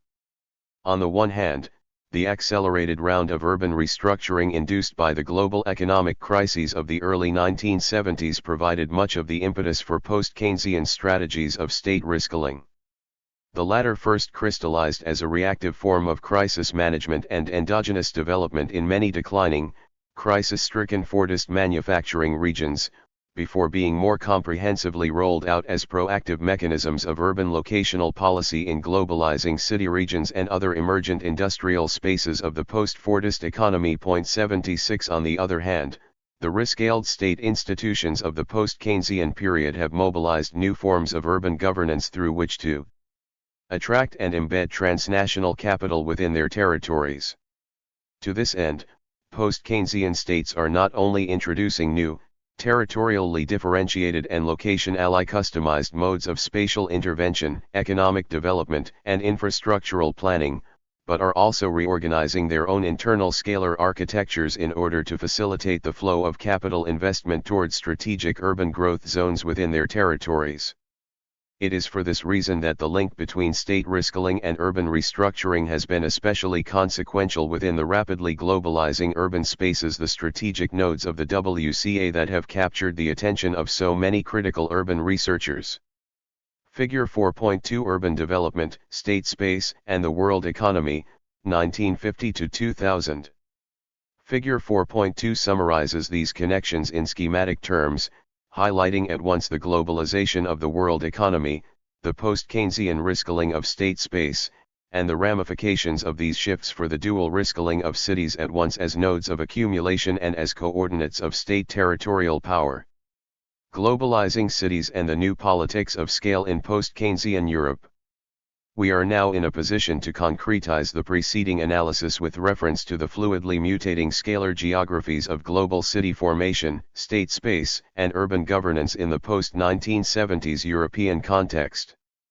As David Bassens and Michiel van Meet-Aaron have argued, during the 1980s and 1990s, deepening processes of corporate industrial restructuring, the continued offshoring of labor-intensive manufacturing, accelerated financial deregulation, and the consolidation of a new international financial regime enhanced the importance of global city regions, a worldwide network of localization economies whose specific concentrations of APS firms help transnational capital reduce transaction costs, optimize investment of surpluses, accelerate technological innovation, adjust to market uncertainties, and manage crises of overaccumulation. 77 Consequently, Bassens and Van Meet-Aaron suggest, it was during this period that the key urban nodes of the WCA, including major European financial centers such as London, Paris, Frankfurt, Amsterdam, and Milan, became obligatory passage points in the realization of global circuits of value under post-Fordist capitalism. 78. The following analysis focuses, in particular, on the new politics of scale that emerged in and around Europe's major globalizing city regions during the 1980s and 1990s, in close conjunction with the acceleration of European monetary and financial integration. In contrast to mainstream approaches to urban governance, which tend to enclose their investigations within relatively fixed, local or regional scalar frames, this discussion directs attention to the dynamic reskilling of urban governance since the crisis of the European formation of Fordist Keynesian capitalism and the political strategies through which state institutions and other politico-territorial forces maneuvered to shape these ongoing reskilling processes, within and beyond major metropolitan regions. I focus here upon some of Europe's major globalizing cities, as defined in the literatures discussed previously, the new industrial districts of transnational management and control that were consolidated during the last several decades of the 20th century. 79 However, this analysis embeds such transnationally networked urban nodes within the variegated, increasingly volatile interscalar geographies of the WCA, state space, and the capitalist urban fabric. Globalizing cities and the geopolitics of European integration. The locations of globalizing cities played a major role during the 1990s in the competition among European states to acquire EU government offices within their territories. This form of interspatial competition was mediated directly through global cities' host states as they negotiated the terms and pace of European integration. Such locational decisions resulted in part from strategic compromises among Europe's core powers, as illustrated in the choice of Brussels as the European Union's administrative headquarters. However, the 1998 decision to locate the European Central Bank in Frankfurt was a major turning point in the geopolitical and geo-economic struggle between the United Kingdom and the Federal Republic of Germany to pull Europe's locational center of gravity toward their respective territories. London received only a meager consolation prize, the European Patent Office. The accelerated process of European monetary integration in the 1990s also had major implications for the hierarchy of financial centers within the European Union. Throughout this period, London remained the most important center of financial services within the European Union.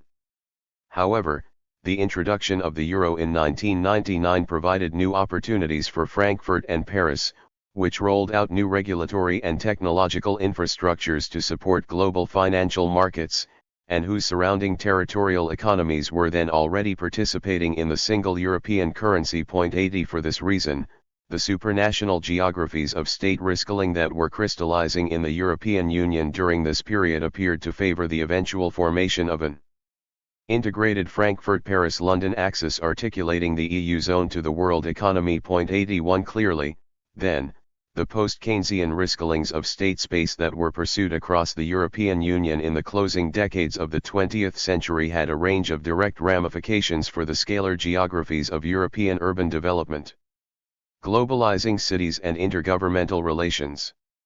Since the early 1980s, central-local relations were significantly transformed throughout Western European state territories in the context of pressures associated with accelerating European integration, as well as nationally specific struggles over the appropriate framework for territorial regulation, infrastructure investment, and economic development. Insofar as central or national governments generally treat their territorial subunits as functionally equivalent administrative tiers rather than as geographically distinctive zones of socio-economic life, processes of global city formation and urban restructuring are rarely discussed in national policy debates on intergovernmental relations. Nevertheless, reconfigurations of intergovernmental relations may have far-reaching, long-term ramifications for the governance of urban regions insofar as they rearrange the local state's administrative, organizational, and financial relays to the central or national government, and thereby affect its regulatory capacities and strategic orientations. 82. During the course of the 1980s and into the 1990s, several pathways of intergovernmental transformation were forged across the EU's member states that had immediate ramifications for urban development in several of Europe's major financial centers and globalizing city regions. 83 At one extreme, in the United Kingdom, the Thatcherite wave of central local restructuring entailed the abolition of the Greater London Council and the consolidation of a neo-authoritarian form of centrally imposed local governance in the London region. 84 One of its main goals was to propel London and the southeast of England to global city status while suppressing local and regional territorial opposition, including that within London itself. The resultant, centrally imposed forms of urban governance entailed the removal of subnational state functions to non-electoral local states, while electoral local governments are left formally in position but with much reduced powers. 85. By contrast, in the German context, processes of state restructuring during the same period entailed an increasingly decentralized role for both the Länder and the municipalities in formulating and implementing a range of policies relevant to industrial development, infrastructure planning, and urban growth. These new regulatory geographies enabled the municipal government of Frankfurt am Main, Germany's most important financial center, to roll out a new program of aggressive local boosterism, place marketing, and economic development policy that profoundly reshaped the city's built environment, development pathway, and socio-economic landscape. 86 More generally, these decentralizing tendencies in the German federal system helped establish a transformed regulatory environment in which all land governments behave like the management of a business, attempting to direct their entire policy at the needs and requirements of the land as an industrial location in post-Fordist world capitalism. 87. Between these poles was the case of the Netherlands, whose pathway of intergovernmental recalibration combined elements of intensified national state territorial management with localizing and regionalizing reforms. Especially since the mid-1980s, debates on central local restructuring proliferated on all levels of the Dutch state, leading the national government, the provinces, and the municipalities to promote global city formation in the Western Randstad megalopolis as a shared priority for national socio-economic policy, territorial planning, and infrastructure investment. 88 Under these conditions, the four Randstad provinces acquired major new roles in the coordination of regional and local economic development. The Dutch national government meanwhile rolled out a new repertoire of policy and planning instruments designed to channel investment into the four Randstad cities and more effectively to canalize urban territorial expansion across this polycentric metropolitan region. In effect, a rescaled framework of national, provincial, and local state regulation was viewed as an essential regulatory precondition for protecting and enhancing the Randstad's strategic position as a major metropolitan hub and logistics platform in both the EU and global economies. Of course, each of the pathways of state rescaling sketched previously was strongly conditioned by inherited institutional, administrative, and legal arrangements, and was also powerfully mediated through contextually specific territorial alliances and political strategies at all spatial scales of state power. However, as this brief overview indicates, the forms, functions, and strategic orientations of urban governance were being qualitatively remade during the course of the 1980s and 1990s, in direct conjunction with nationally specific pathways of intergovernmental reorganization. While these institutional rescaling processes engendered wide-ranging, if uneven, consequences across the landscape of regulation, they appear to have provided new strategic capacities to a range of governmental agencies, political forces, and territorial alliances, across various scales of state power, through which to promote economic development within the European Union's most globally networked metropolitan regions. It is in this sense that strategies of intergovernmental reorganization decisively conditioned processes of global city formation. Globalizing cities and territorial politics. As John Friedman and Getzwolf presciently observed in the early 1980s, being essential to both transnational capital and national political interests, global cities may become bargaining counters in the ensuing struggles. 89. A decade later, Peter J. Taylor likewise asked, what would a strong protectionist policy resulting from a popular revolt by industrial America do for New York's role as a world city? Would capital move to a still-free Tokyo market? 90. Taylor's question from the mid-1990s can be quite readily reframed with reference to the June 2016 Brexit vote in the United Kingdom. Will Britain's exit from the European Union signal the end of London's long-standing role as Europe's dominant global financial centre? How will London-based banks and associated APS firms fare in a post-Brexit world? 91. The crucial issue, then, is how the economic disjuncture between globalizing cities and the territorial economies of their host states is managed politically across contexts and scales. During the closing decades of the 20th century, the United Kingdom was the most dramatic European instance of such a disjuncture and an associated polarization of territorial politics. Since the mid-1970s, the dynamism of England's southeast as a global city region was predominantly based upon an offshore economy, derived from the city's role as a global financial center, delinked almost entirely from industrial development elsewhere in the United Kingdom. Particularly following the abolition of exchange controls in 1979 and the deregulatory Big Bang of October 1986, the city's role as a global banking and financial center was further consolidated. The two nations' accumulation strategy of the Thatcher era exacerbated historically entrenched forms of spatial polarization between the Greater London metropolitan area and the rest of the national territory, signaling the alignment of a neoliberal central state with global finance capital and London-based APS firms against the declining manufacturing cities and regions of the North and Scotland. Indeed, the rise of Thatcherism in the 1980s has been interpreted as a declaration of independence by the south of England, the community dependent on London as a world city. 92. Throughout the 1990s, global city formation in the national capital remained one of the primary priorities of the major government and, after 1997, of New Labour. Yet, because the United Kingdom remains a national state, and not a city-state clustered around the southeast, the tension between global city formation in London and the intensified uneven development of the United Kingdom's territorial economy has remained a recurrent source of intense political conflict in British national politics. Such territorial tensions have only been further exacerbated in the wake of subsequent rounds of financial crisis, austerity policy, and, most explosively, the 2016 Brexit vote. 93.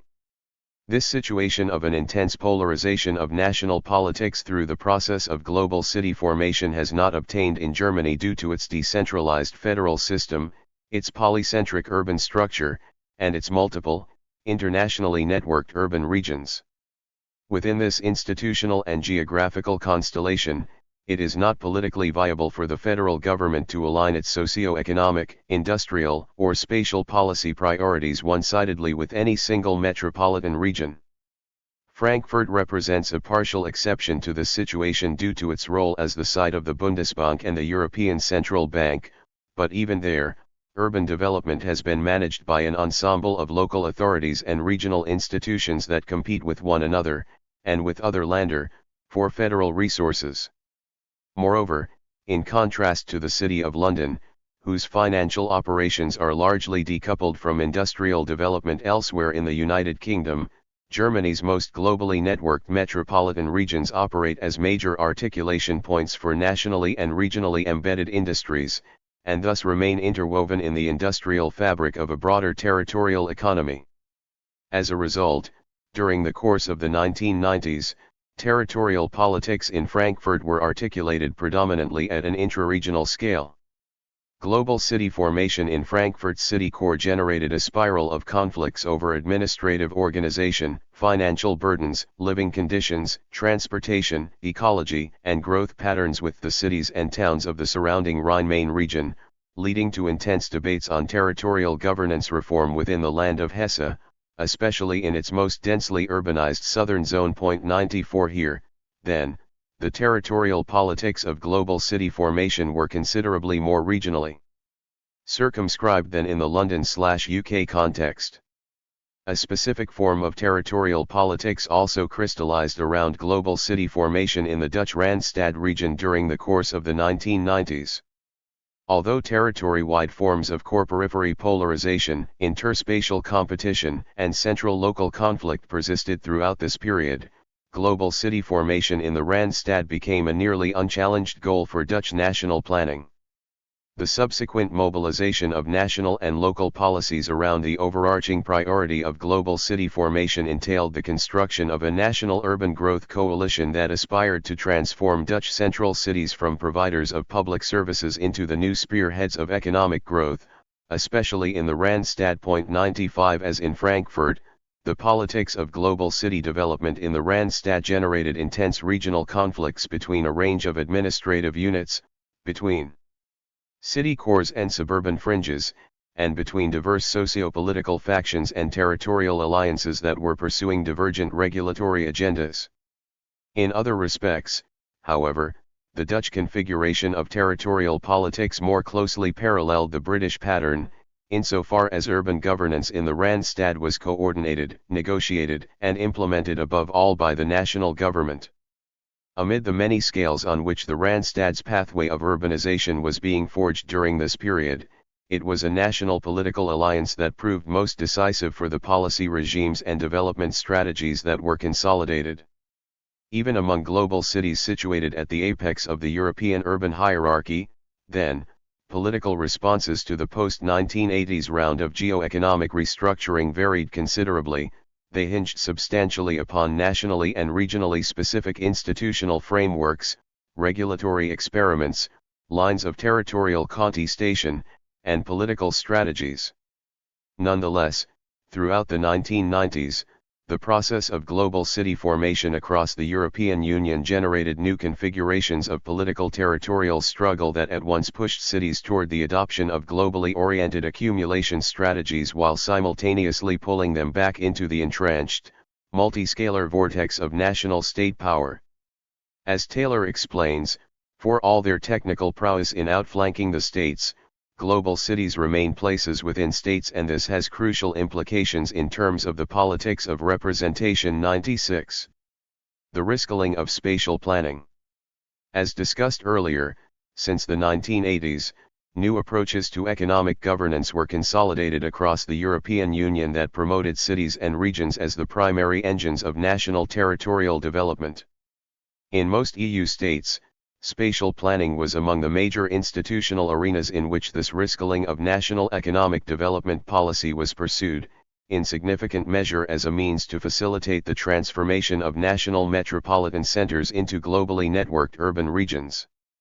This is because, as Colin Crouch and Patrick L. E. Gales explain, advancing favored places within their national territories has become one of the few forms of substantive economic policy left to national governments within European and global competition regimes. 97.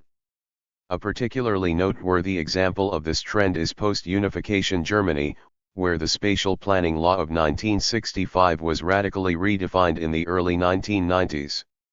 The post-war project of equalizing life conditions on a national scale was superseded by a new priority, promoting Germany's major metropolitan regions as the most strategically essential levels of spatial intervention. 98 Analogously, in the Netherlands, the post-war project of deconcentration, which had attempted to spread urban development more evenly beyond the Randstad core zones, was effectively reversed as of the late 1980s under a new compact cities policy. A rescaled framework of Dutch national spatial planning was subsequently rolled out that sought to centralize advanced logistics infrastructure and associated forms of high-technology investment and APS activities within the Randstad region. 99 Analogous rescalings of inherited national spatial planning systems were implemented during the same period in most other EU member states, from Finland and Sweden to France and Italy. Increasingly, metropolitan regions and intermetropolitan networks replace the national economy as the key geographical reference points for long-term visions of territorial development. 100 Rather than being embedded within nationally configured spatial divisions of labor and nationalized formations of territorial regulation, these national champion cities, and the transnational infrastructural configurations that connected them, were now given preferential status in various kinds of spatial policies oriented toward improving their structural positions in European and global circuits of capital. 101. In parallel, on the EU level, the classical goal of mediating territorial polarization through redistributive regional structural policies was likewise abandoned in favor of a range of decidedly post-Keynesian, tendentially metropolitanized spatial policy frameworks. These involved, among other priorities, promoting local and regional economic competitiveness, incentivizing local and regional governments to lure inward capital investment toward major metropolitan areas, especially from TNCs, and enhancing transnational intermetropolitan logistics and telecommunications systems. 102 These spatial policy reforms gained momentum during the 2000s, as the European Structural Funds program was redefined in conjunction with a new round of EU enlargement. This entailed a significant expansion of intra-EU regional revenue transfers, especially to the new member states of Eastern Europe, coupled with an even more extensive consolidation of competitive, growth-first regional policy agendas across the European Union as a whole. As of the 1990s, then, the core goal of spatial planning in the European Union and most of its member states was no longer to support balanced national development through inter-regional redistribution, but to position favored cities and regions strategically in transnational spatial divisions of labor and infrastructural circuits.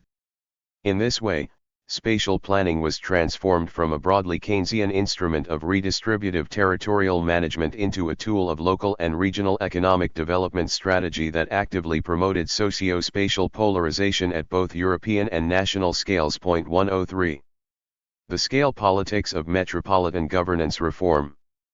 Despite several earlier historical rounds of attempted metropolitan institutional reform, the inherited political geographies of European urban regions have long been fragmented among multiple agencies, departments, and governmental bodies with relatively narrow jurisdictional boundaries. As of the 1990s, however, as the economic performance of European city regions became a major focal point for national debates on macroeconomic growth and industrial restructuring, the governance of metropolitan territorial development acquired an unprecedented political urgency. 104 Under these circumstances, especially in Europe's most globally networked metropolitan regions, the regional upscaling of urban governance was frequently justified as a means to coordinate economic development. Agendas, innovation programs, place marketing strategies, land use planning, and large-scale infrastructural investment, and on this basis, to bolster territorially embedded competitive advantages. Consequently, entirely new or significantly strengthened metropolitan institutions were widely justified as essential prerequisites for maintaining the competitive advantages of global city regions in the face of intensifying geo-economic restructuring and accelerating European integration. This entrepreneurial, growth-oriented approach to city regionalism was widely embraced by boosterist national and local politicians, and especially by those factions of capital that had sunk relatively large-scale, fixed investments into metropolitan economies. As Klaus Ronberger has argued, in the European context, these newly emergent forms of city-regional cooperation were grounded upon a distinctively post-Fordist variant of spatial solidarity that privileged an economic logic of maximizing the competitiveness of territorially delimited, metropolitan battle units, instead of a social logic of redistributing the surplus throughout territorially integrated, national societies. 105 Crucially, however, these emergent projects of competitive global city regionalism were often vehemently opposed by politico-territorial alliances seeking to defend extant regulatory geographies. In some European global cities, metropolitan governance reform was aggressively resisted by anti-growth coalitions that sought to protect local investments, to preserve residential amenities, to maintain control over local tax revenues, to bolster property values, and or to deflect the negative ecological impacts of urban growth toward other locations. Elsewhere, metropolitan reform proposals became lightning rods for struggles regarding the appropriate institutional framework for urban democracy. 106 Thus, in the well-known example of the labor-dominated GLC prior to its 1986 abolition under Thatcher, metropolitan institutions were viewed as a bulwark of localized control against externally induced bureaucratic, fiscal, and economic constraints. More frequently, the consolidation of new approaches to metropolitan governance was viewed as a technocratic or neoliberal Trojan horse that would erode the vitality of local democracy. This perspective was exemplified in the Dutch debate on city-provinces during the 1990s, in which the national government's competitiveness-oriented proposal for a comprehensive reform of metropolitan governance in the Randstad was overwhelmingly rejected in local referenda by the populations of Amsterdam and Rotterdam. Here, expanding the scale of urban governance was widely thought to entail a significant weakening of democratic political accountability and a frontal attack on municipal autonomy. As these opposed perspectives on metropolitan institutional reform clashed within Europe's globalizing city regions, struggles for regulatory control over the urbanization process were articulated in the form of intense socio-political contestation over the scale of territorial regulation.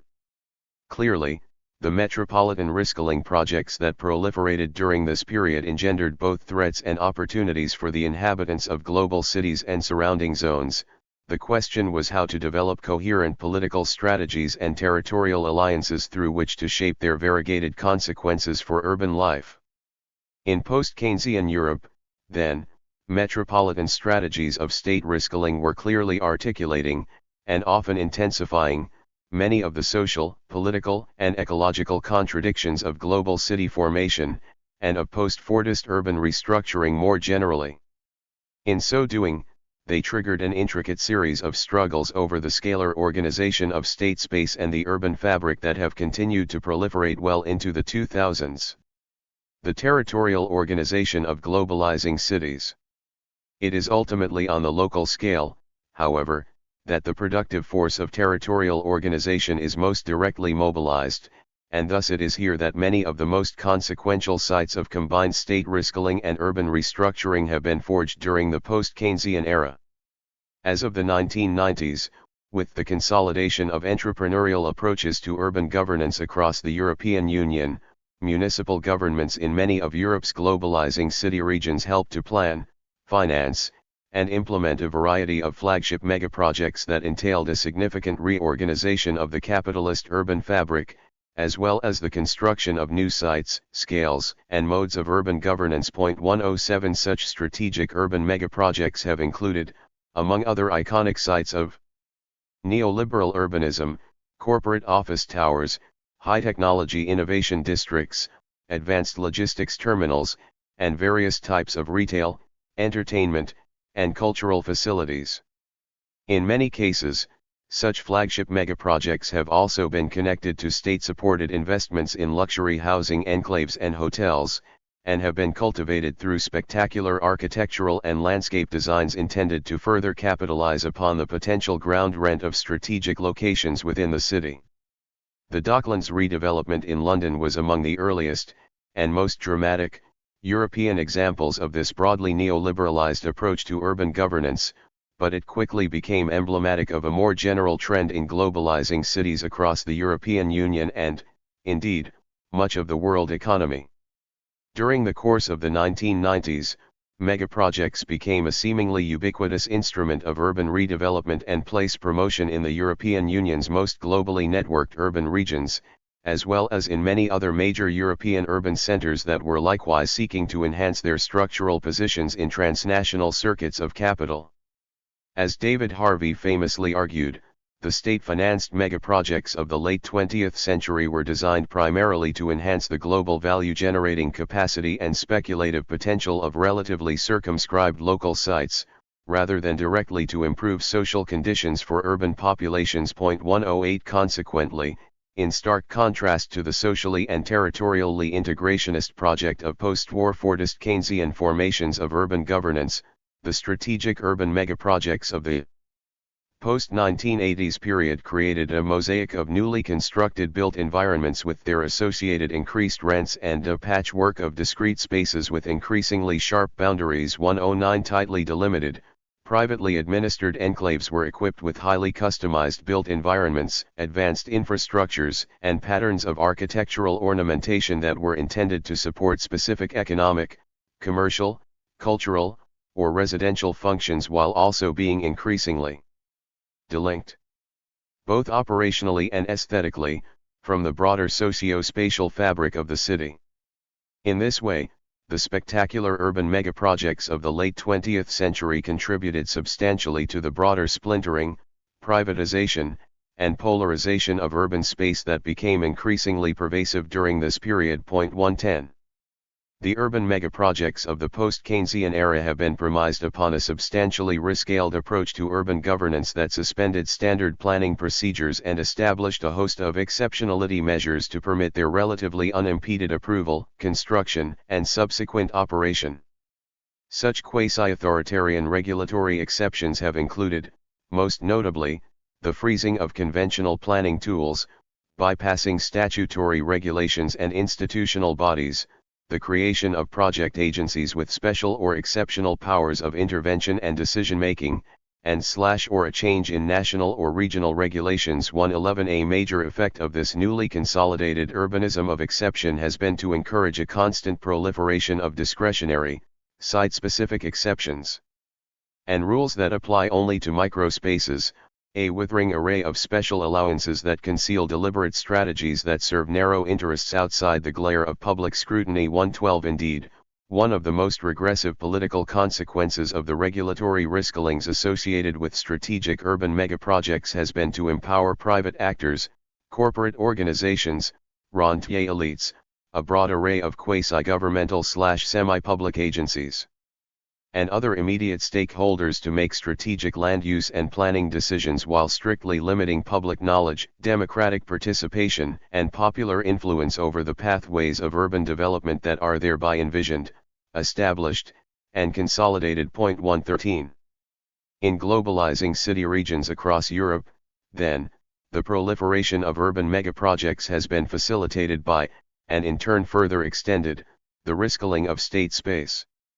The splintering of the capitalist urban fabric, the proliferation of highly localized regulatory enclaves, the multiplication of site-specific public-private partnerships, the neo-authoritarian fragmentation of urban governance, and the systemic disenfranchisement of local populations have powerfully reinforced one another, not least in the strategically rescaled zones of capital investment and regulatory reorganization in which urban megaprojects were constructed.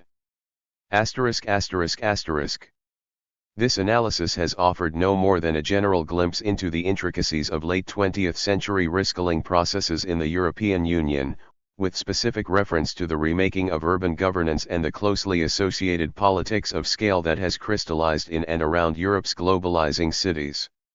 Amid the confusing, volatile, and contradictory geographies of contemporary geo-economic restructuring, globalizing cities present a particularly intricate superimposition of social spaces in which inherited configurations of the capitalist urban fabric have been contested, destabilized, and reforged. The riscaling of urbanization has been intimately intertwined with the concomitant riscaling of state space through which, simultaneously, cities and metropolitan regions have been mobilized as territorially embedded productive forces in global circuits of capital, and distinctively post-Keynesian frameworks of urban governance have been experimentally rolled out and eventually consolidated across the European Union. These rescaled configurations of state space and urban governance have been constructed in close conjunction with the proliferation of political strategies designed to manage emergent urban crisis tendencies, to promote place-specific pathways of urban growth, and, in many cases, to insulate key dimensions of urban development from popular democratic influence. As such, they have also profoundly reshaped the socio-spatial relations, strategies, and struggles that at once constitute, animate, and transform the capitalist urban fabric, within and beyond the worldwide archipelago of globalizing city regions. Whether these disjointed strategies and pathways of interscalar transformation in and around Europe's major metropolitan regions might eventually establish new scalar fixes for some future crystallization of capitalist urbanization is a matter that can only be resolved through the politics of scale itself, that is, through ongoing struggles to reconstruct the scalar configurations in which urban life unfolds. From the urban question to the scale question. This chapter has argued for a more sustained exploration of processes of state-spatial restructuring in the study of global city formation. Global city formation cannot be adequately understood, I have argued, without an examination of the changing matrices of state-spatial organization within which the entire archipelago of globalizing metropolitan regions is embedded. Whereas cities today operate increasingly as localized nodes of economic activity within a global urban hierarchy, post-Keynesian national states are meanwhile restructuring themselves to establish localized, territorially customized institutional capacities for enhancing the global structural competitiveness of major metropolitan regions. In this context, the local, metropolitan, and regional coordinates of state power have acquired a significantly enhanced operational and geopolitical significance through their strategies to enhance place-specific, territorially embedded productive forces. As of the closing decades of the 20th century, then, the scalar configuration of state power had become a key stake of urban governance restructuring and, by implication, of ongoing struggles to reshape the capitalist urban fabric. The interscalar transformations examined in this chapter have contributed to an extremely intricate intermeshing of state space and the capitalist urban fabric.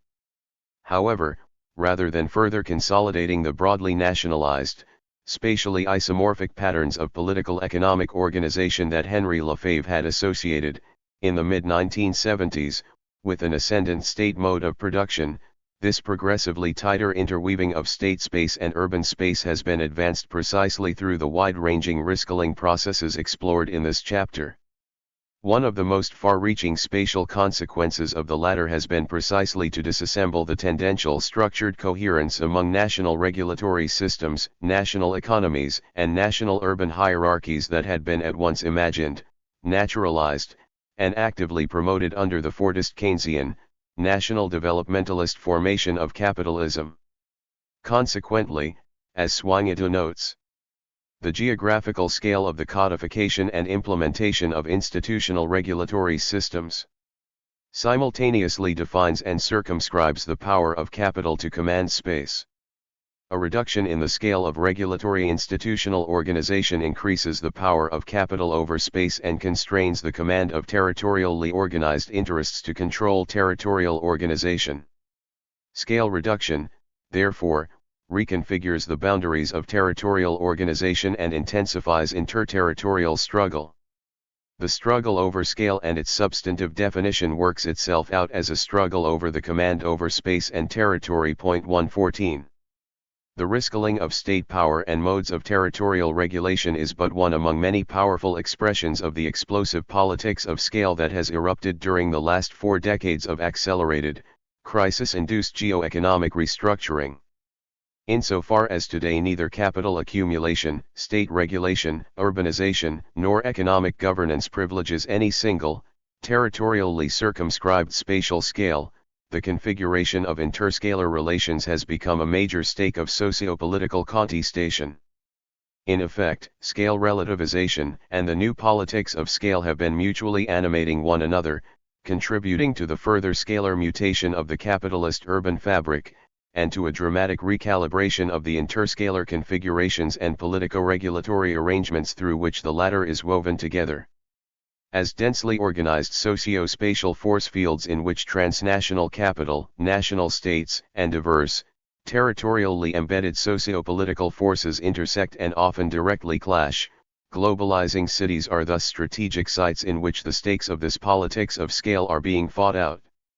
In considering the vast, wide-ranging research problematique that is opened up through this approach to contemporary risking processes, it is salient to recall Fernand Braudel's vivid description of the early modern world economy as a jigsaw puzzle composed of diverse, multiscalar forms of superimposed territorial organization, including cities, territorial states, quasi-states, empires, quasi-empires, zones of market exchange, economic cores, margins, frontiers, and peripheries. 115 In Braudel's historical investigations, the metaphor of the jigsaw puzzle provides a fruitful basis on which to investigate the broadly city-centered economies of early modern Europe in relation to the extended infrastructural configurations and politico-territorial systems in which they were embedded. In his studies, the variegated political economic geographies of the early modern epoch are understood to have been organized not only on the basis of urban commercial centers and trading networks, but through diverse modes of territorialization associated with states and empires. Can Braudel's jigsaw puzzle metaphor be productively reappropriated to characterize some of the emergent geographies of urbanization, state space, and scale relativization that have been explored in this chapter?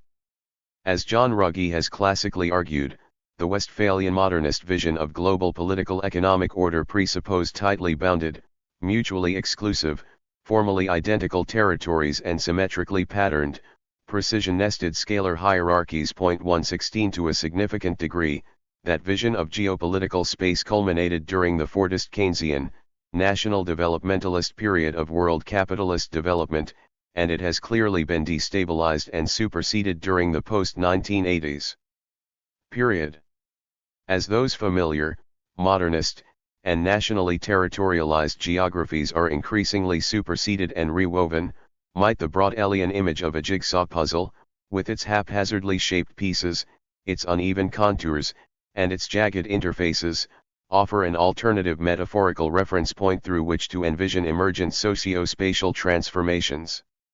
In his foundational analysis of the contemporary archipelago economy, Pierre Veltz proposes precisely such a neo-Braudelian methodological perspective on our present moment of restructuring.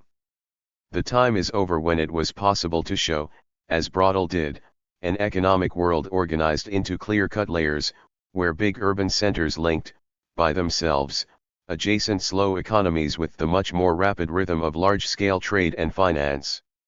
Today, everything occurs as if these superimposed layers were mixed and interpenetrated in all places. Short and long-range interdependencies can no longer be separated from one another. 117.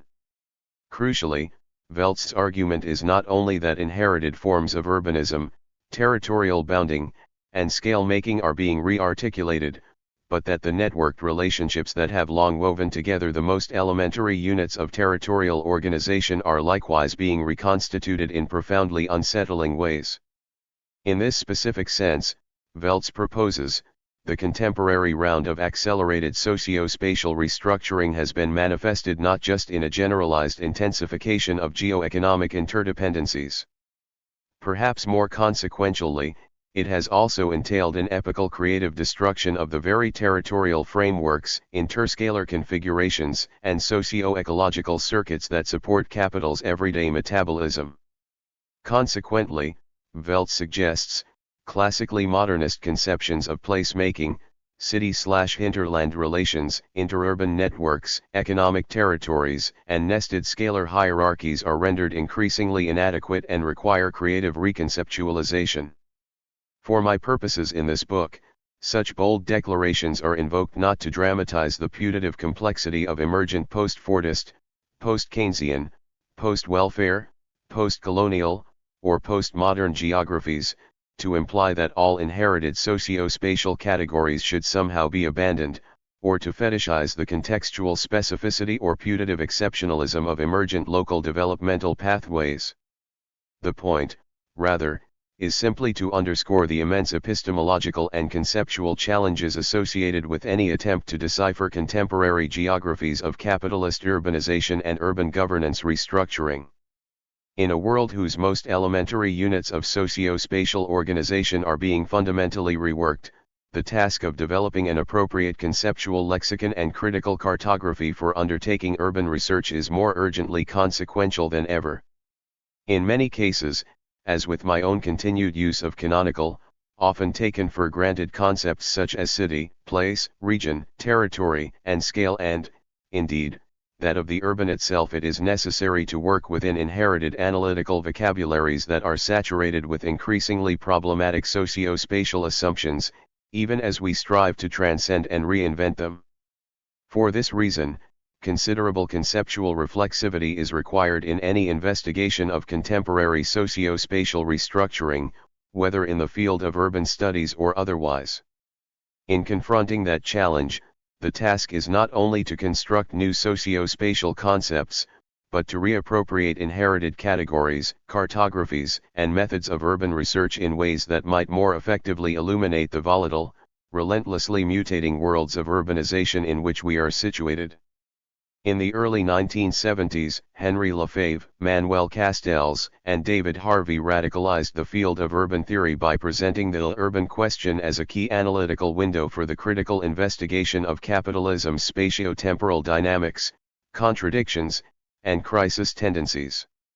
During the course of that decade, Lefebvre's subsequent engagements with what he termed the scale question entailed an important extension and state-theoretical elaboration of his earlier, reflexively multiscalar investigations of the capitalist urban fabric. 118 This chapter has connected several insights that are broadly derived from Lefebvre's state-theoretical, scale-attuned theorization of the urban question to more recent scholarly debates on global city formation, especially in the European context. Clearly, research on globalizing cities provides ample evidence that the urban question continues to offer an essential window into the variegated, uneven, and restlessly mutating political-economic geographies of capitalism. However, this analysis indicates various ways in which the urban question, in its contemporary form, is also being articulated in the form of a scale question. From this point of view, the urban is a medium, mediation, and expression of diverse scaling and rescaling processes through which capitalist formations of territorial organization are produced and creatively destroyed. In post-Keynesian Europe, such rescaling processes have been animated through a range of experimental yet increasingly pervasive state-spatial strategies designed to reshape the fabric of urbanization and, in so doing, to rejuvenate the accumulation of capital. In this sense, the urban is not a fixed container or bounded unit in which political economic restructuring unfolds, but is itself actively constituted and continually transformed through the constitutively multiscalar processes, crisis tendencies, strategies, struggles, and conflicts associated with the problem of territorial organization under capitalism.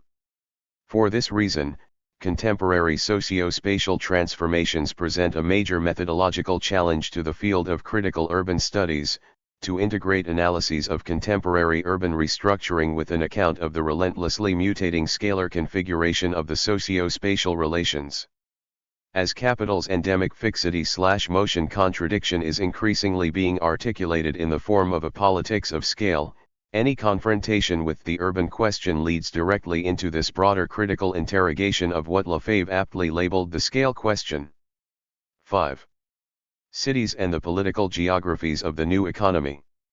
The concept of the new economy has been deployed widely since the mid-1990s to refer to a variety of putative transformations in contemporary capitalism. Point 1. The notion is a slippery one, however, because it has been used in quite divergent ways in journalistic, corporate, political, and academic discourse.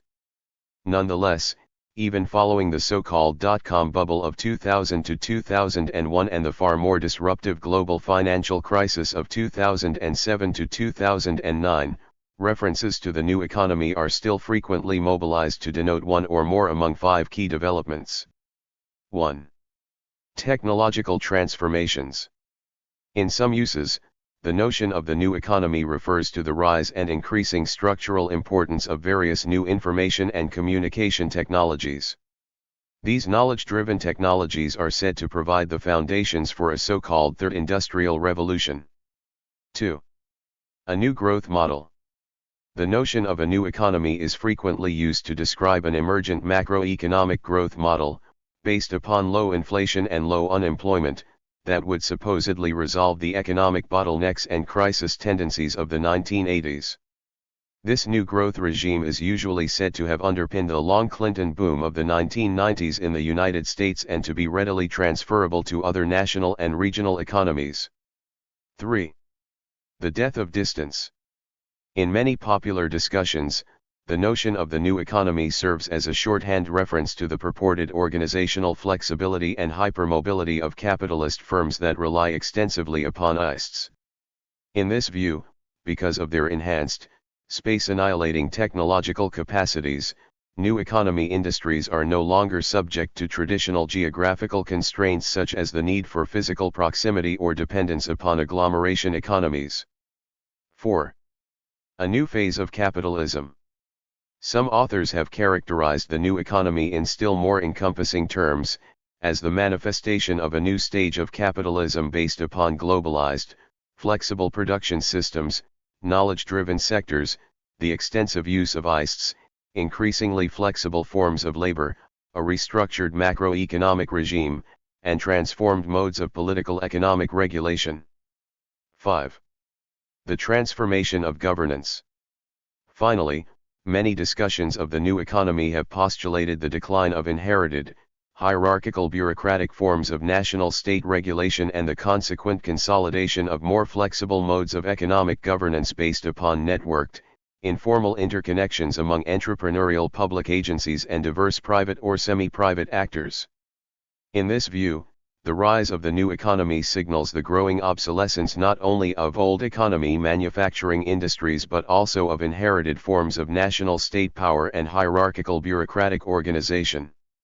This chapter rejects each of these prevalent assumptions regarding the putative new economy in the context of post-1980s patterns and pathways of socio-spatial restructuring, state rescaling, and uneven spatial development. In contrast to mainstream assumptions, I argue that the discourse of the new economy generates an oversimplified characterization of contemporary technological, institutional, and socio-spatial transformations, one that harmonizes the political economic contradictions and socio-spatial conflicts generated by the latter while deflecting attention away from their territorially uneven, polarizing, and destabilizing effects. Point 2. In particular, the notion of the new economy exaggerates the obsolescence of old economy manufacturing industries, overestimates the stability, coherence, and interterritorial generalizability of the 1990s Clinton boom, brackets the continued embeddedness of ISTs within contextually specific conditions of production, institutional organization, and governance, underestimates the continued structuring role of national state power in urban governance, and masks the role of ICT development in intensifying, not alleviating, socio-spatial inequalities within and among urban regions. Despite these problematic aspects of new economy discourse, the widespread use of this catchphrase to characterize important political economic trends is indicative of deeper structural changes in the scalar configuration of capitalism since the 1980s. As such, the notion of the new economy should not be dismissed as a purely ideological fantasy.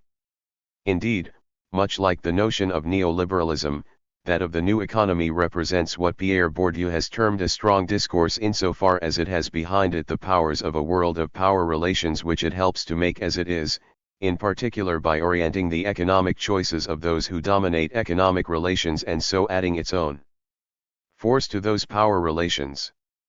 3. From this perspective, a key task for critical studies of the new economy is to decipher the determinate political operations through which its core ideological, institutional, and spatial elements are being promulgated in relation to a persistently volatile, unevenly developed, and dynamically evolving landscape of capitalist urbanization.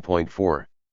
Accordingly, in contrast to mainstream discourses that connect the new economy to visions of declining state power and decentralized forms of network governance, I argue here that rescaled state institutions and policies have played an important role in promoting ICT development at strategic sites within the capitalist urban fabric. Accordingly, the notion of the new economy is used in this chapter not to describe a self-evident empirical reality or objective trend, but to characterize a variety of political projects of technological, regulatory, institutional, and geographical transformation that have been pursued within and among major urban regions since the crisis of North Atlantic Fordism and the subsequent relativization of scales in the 1970s. Specifically, the variegated transformations that are frequently classified under the rubric of the new economy are interpreted here as expressions of historically specific accumulation strategies through which rescaled state institutions have been actively promoting and canalizing ICT-led industrial growth and, in so doing, have animated and mediated the production of new forms of urbanization. 5. From this point of view, the proliferation of new economy strategies has not entailed the death of distance, the end of geography, the homogenization of industrial landscapes, or the erosion of territorial regulation. Rather, along with regulatory projects oriented toward geo-economic integration, Europeanization, neoliberalization, and austerity politics, new economy accumulation strategies must be viewed as important politico-institutional catalysts in generating the rescaled mosaics of uneven spatial development that have been crystallizing during the last 4 decades. 6. The proliferation of strategies to promote the urban clustering of ICT-based, post-Fordist sectors has also been linked to a major transformation in the character of territorial regulation itself.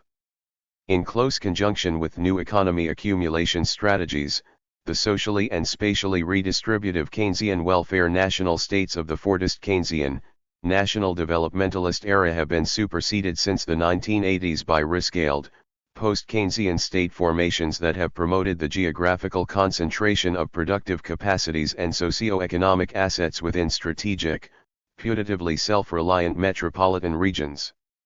This realignment of territorial regulation away from the traditional Keynesian focus on full employment, demand management, state-subsidized collective consumption, and socio-spatial equalization has also been intimately intertwined with uneven yet concerted processes of neoliberalization manifested, for instance, in successive waves of deregulation, privatization, intergovernmental decentralization, fiscal retrenchment, entrepreneurial policy experimentation, and place promotion that have significantly impacted emergent patterns and pathways of urban development. 7 Such post-Keynesian, tendentially neoliberalizing rescalings of state spatial regulation are, I contend, a major political medium through which new urban spaces have been produced. 8 While this chapter focuses on the major territorial economies of Western Europe within an unevenly integrating European Union, broadly parallel pathways of state rescaling and urban regional transformation have been crystallizing in several other major global economic regions,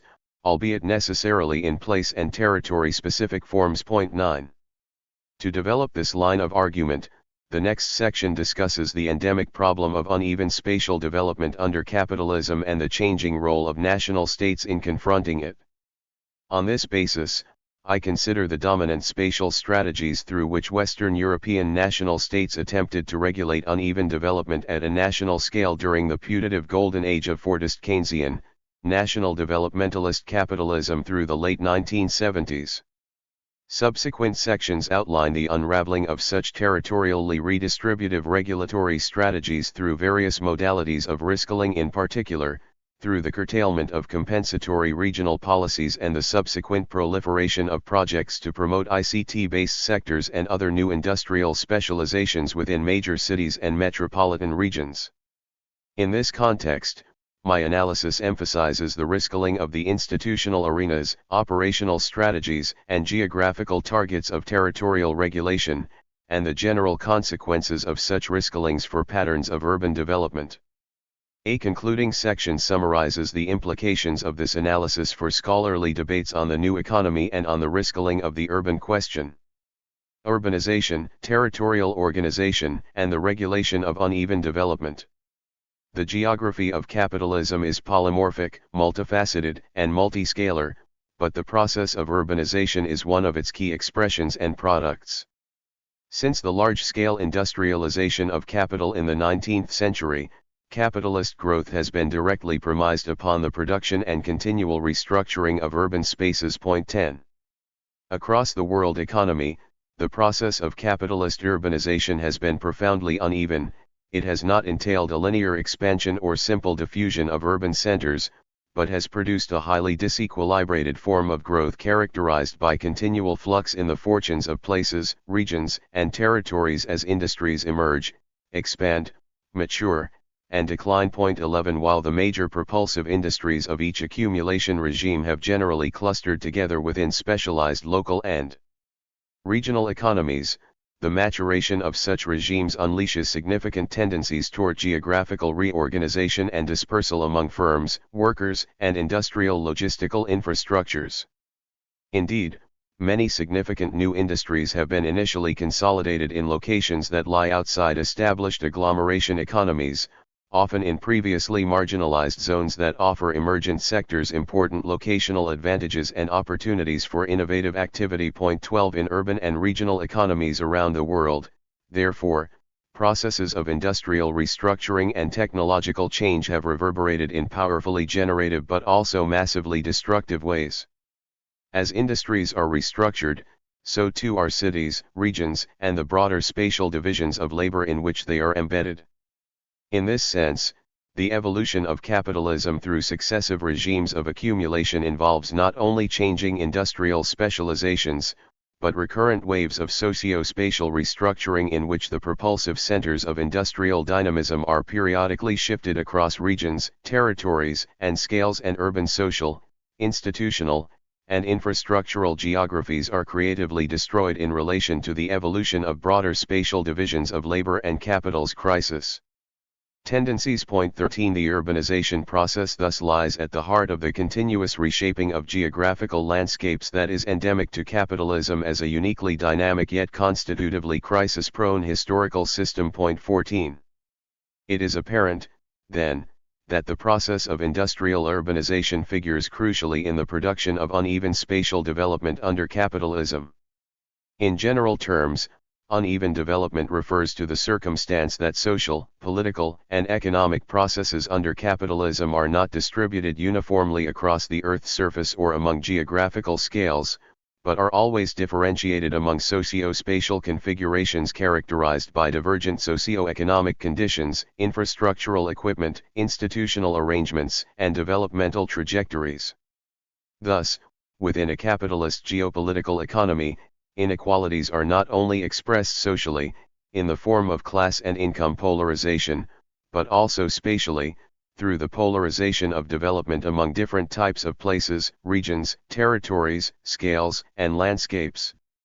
While these socially produced patterns of corporifery polarization are always articulated in historically and geographically specific forms, they necessarily entail the systematic concentration of socio-economic assets, infrastructural investments, and developmental capacities within certain core zones and the chronic exclusion, marginalization, or peripheralization of other places, regions, and territories. Point 15.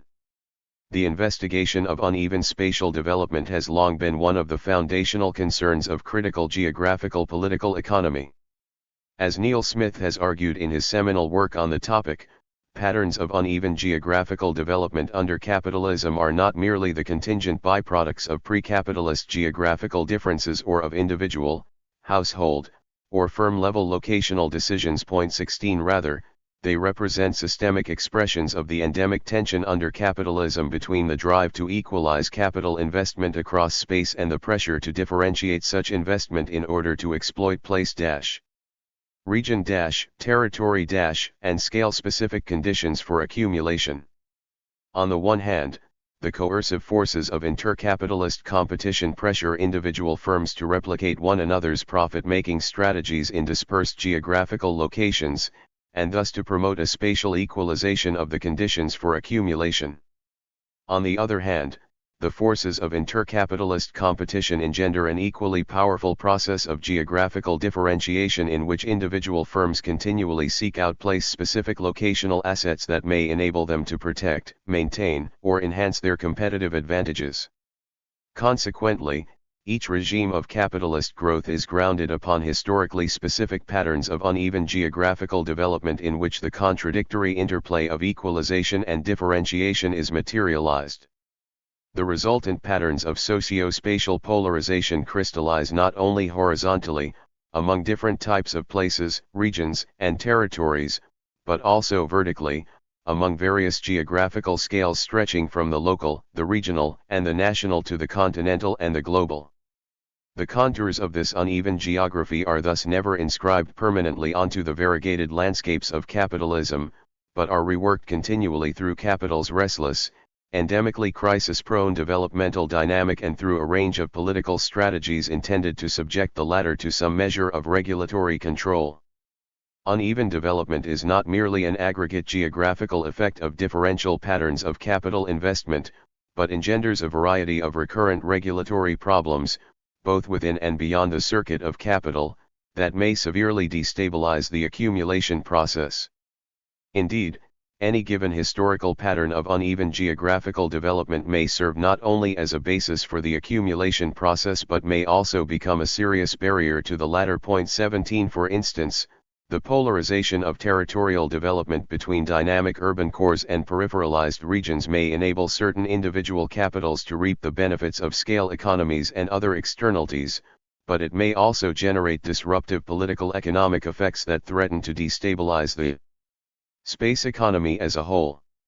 An erosion of national industrial capacities may ensue as peripheralized regional economies are constrained to adopt cost-based, defensive strategies of adjustment, leading to a premature downgrading of local infrastructures and to worsening life conditions for many local inhabitants. Point 18 Even within the most economically dynamic urban agglomerations, the problem of uneven development may also come home to roost as social polarization, overaccumulation, the perennial threat of capital flight, and various negative externalities unsettle established patterns of industrial development. Point 19 If levels of socio-spatial inequality are not maintained within politically acceptable limits, disruptive socio-political conflicts between classes, class fractions, growth coalitions, social movements, and other place-based alliances may subsequently arise, often resulting in legitimation crises for ruling political alliances.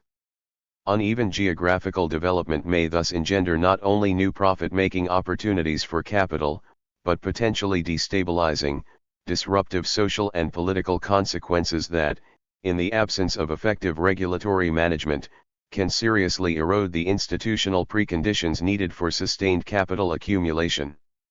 While most studies of uneven geographical development have focused on the interplay between capital investment patterns and the evolution of territorial inequalities, the preceding considerations direct attention to the role of state institutions, at various spatial scales, in mediating, shaping, and reacting to these processes.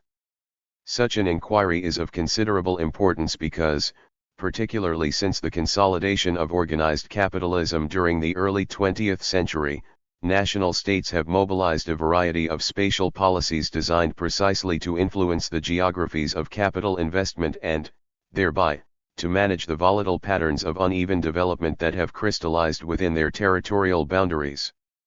For example, strategies of territorial redistribution and other compensatory regional policies were deployed after World War II to promote the equalization of industry across the national territory, and thus to alleviate the more pernicious, polarizing effects of intranational uneven development. In most Western European countries, Some version of this managerial, redistributive, and cohesion-oriented regulatory strategy was mobilized intensively by national states as of the 1930s, and reached its historical high point during the mid-1970s, as the Fordist regime of accumulation was being dismantled throughout the North Atlantic zone. Subsequently, however, rescaled strategies of territorial development, regionalization, and place promotion have been rolled out to channel socio-economic capacities and large-scale infrastructural investments into the most globally competitive locations within each national territory. Since the early 1980s, this entrepreneurial, competitiveness-driven, growth-oriented, and broadly neoliberalizing approach to spatial regulation has largely superseded inherited formations of spatial Keynesianism.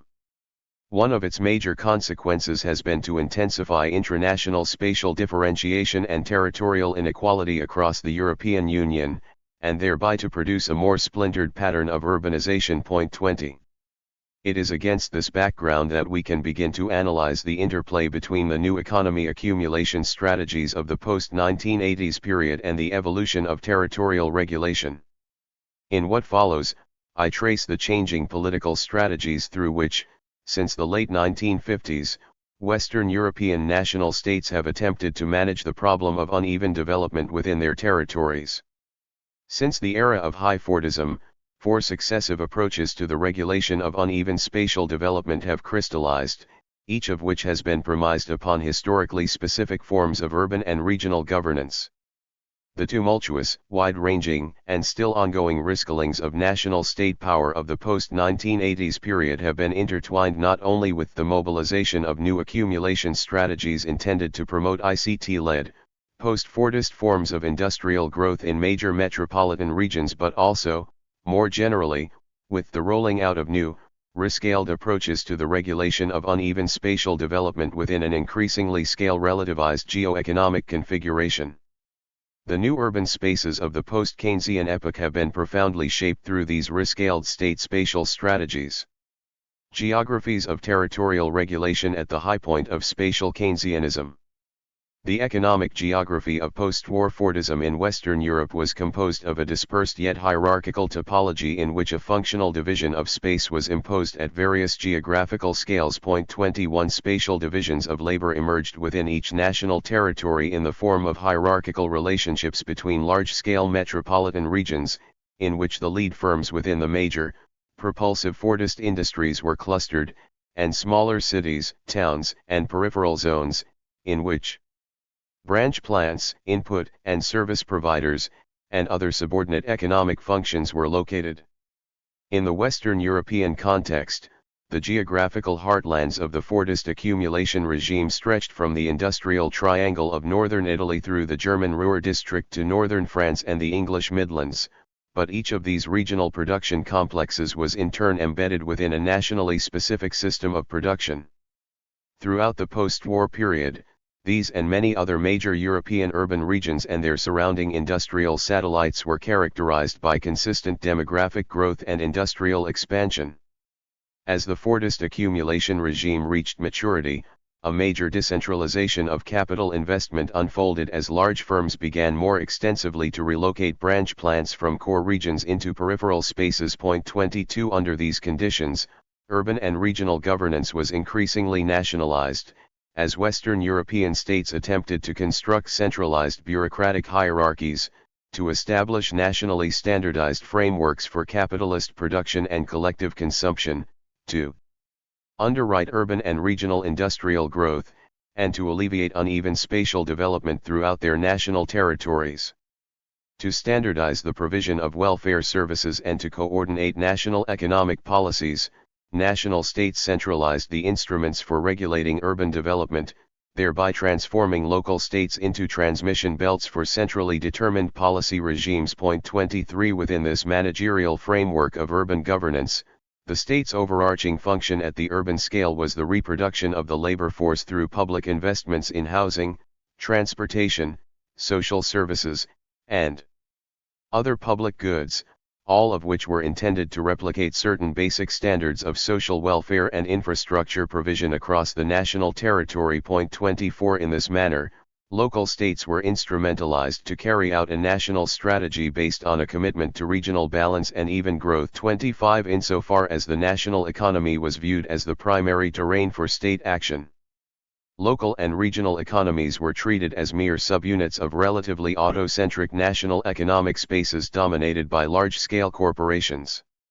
These centrally financed local welfare policies also provided important elements of the social wage, and thus contributed significantly to the generalization of the mass consumption practices upon which the Fordist mode of growth was contingent. 26 As theorists of the dual state subsequently recognized, this pervasive localization of the state's collective consumption functions during the post-war period was a key institutional feature within a broader scalar division of regulation in which production-oriented state policies were generally organized at a national scale. 27 Accordingly, throughout this period, state strategies to manage urban economic development were mobilized primarily at a national scale rather than through independent regional or local initiatives.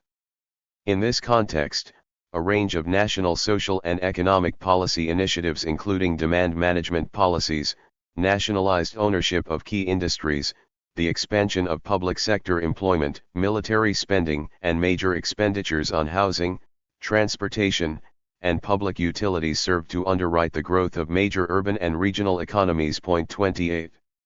Even though major cities and metropolitan regions received the bulk of large-scale public infrastructure investments and welfare services during the Fordist Keynesian epoch, such city-centric policy initiatives were counterbalanced through a variety of state expenditures, loan programs, and compensatory regional aid policies designed to spread growth into underdeveloped regions and rural peripheries across the national territory.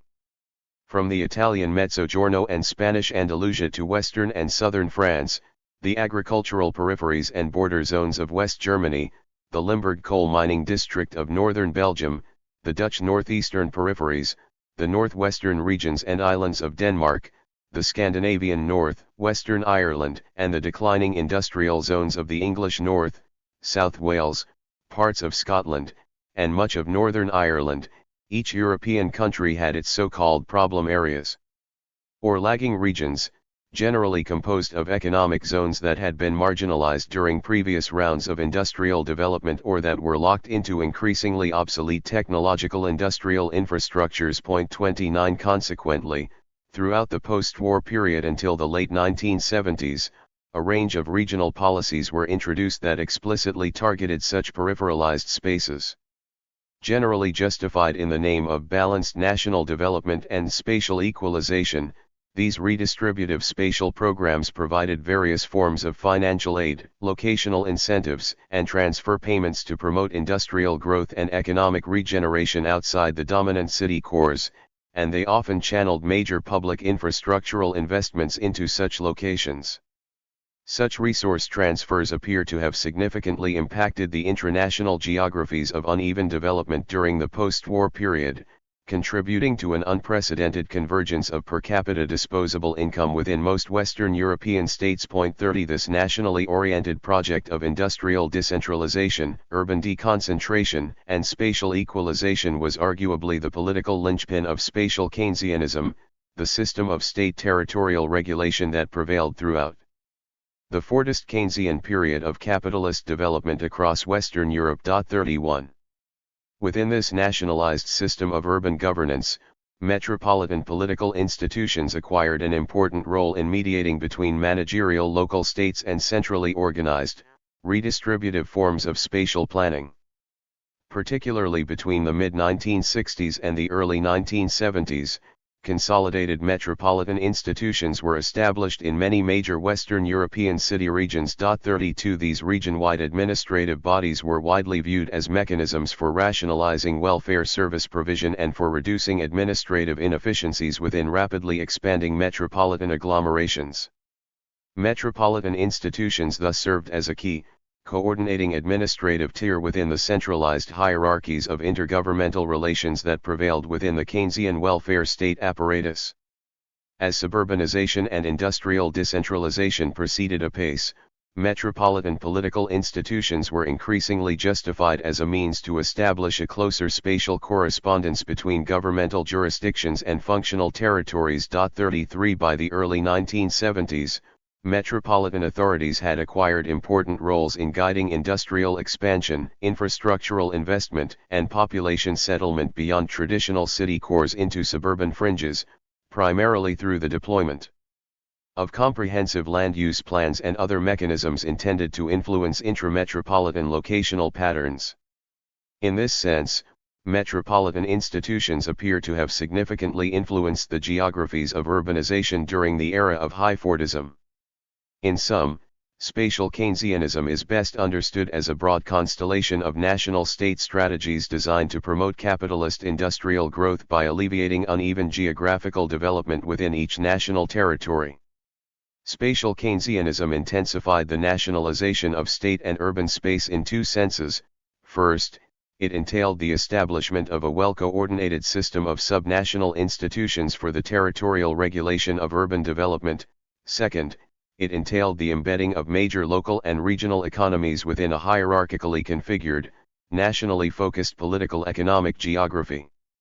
Accordingly, throughout the post-war period, local governments were subsumed within nationally organized institutional matrices defined by relatively centralized control over local socio-economic policies, technocratic frameworks of metropolitan governance, extensive interregional resource transfers, and redistributive forms of national spatial planning.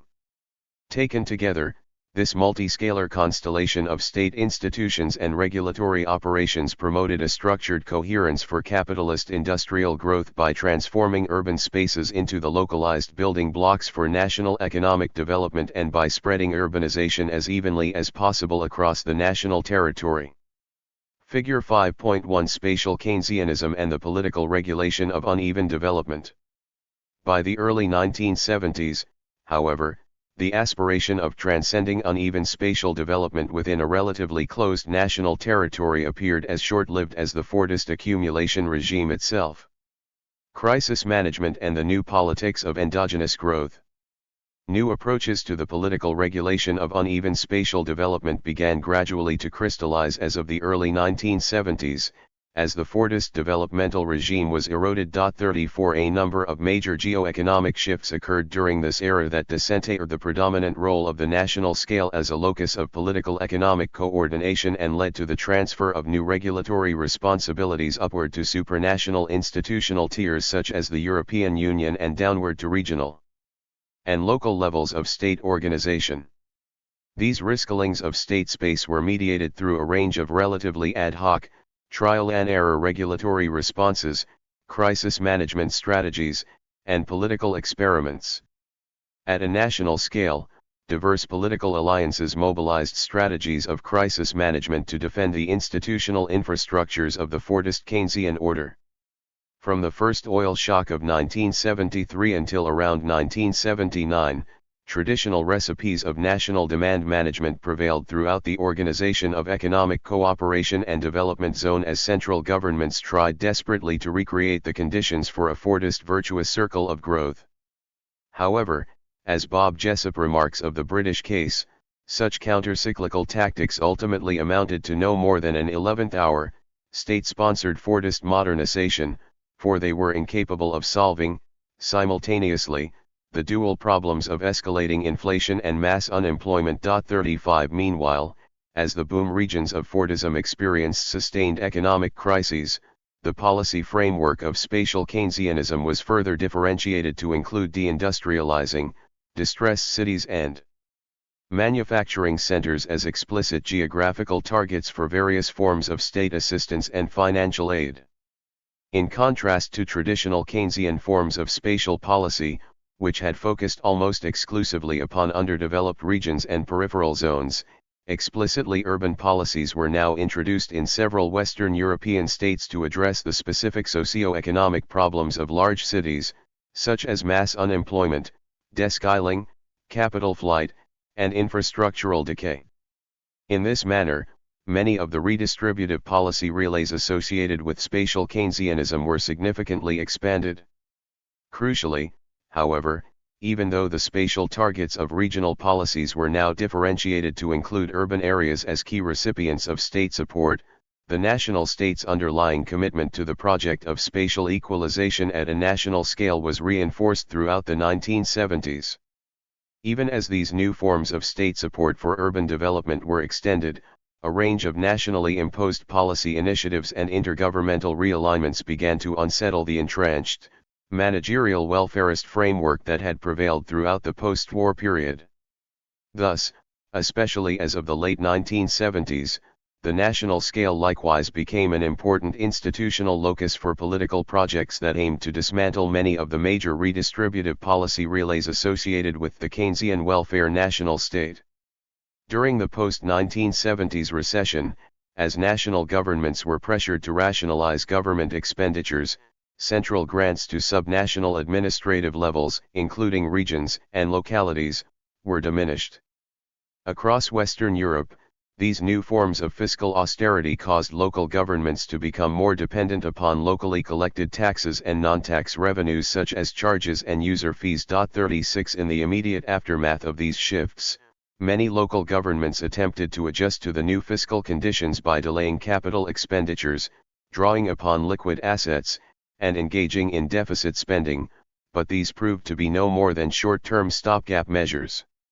Subsequently, additional local revenues were sought in, among other sources, economic development projects. 37 Whereas the new national urban policies introduced during this period enabled some older industrial cities to capture supplementary public resources, most local governments were nonetheless confronted with major new budgetary constraints due to the dual impact of national fiscal retrenchment and intensifying local socio-economic problems.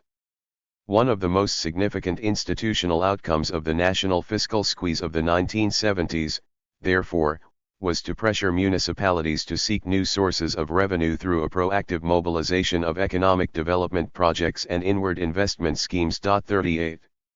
Under these conditions, a variety of bootstrap strategies intended to promote economic growth from below, without extensive reliance upon national subsidies, proliferated in major cities and regions. 39 In contrast to their earlier focus on welfarist redistribution, local governments now began to introduce a range of strategies intended to rejuvenate local economies, beginning with land assembly programs and land use planning schemes and subsequently expanding to diverse firm-based, area-based, sectoral, and job creation measures. 40 Although this new politics of urban economic development would subsequently be diffused in diverse political forms throughout the Western European city system, during the 1970s it remained most prevalent within manufacturing-based cities and regions of the so-called old economy in which industrial restructuring had generated particularly serious socio-economic problems and infrastructural crises. 41 Thus,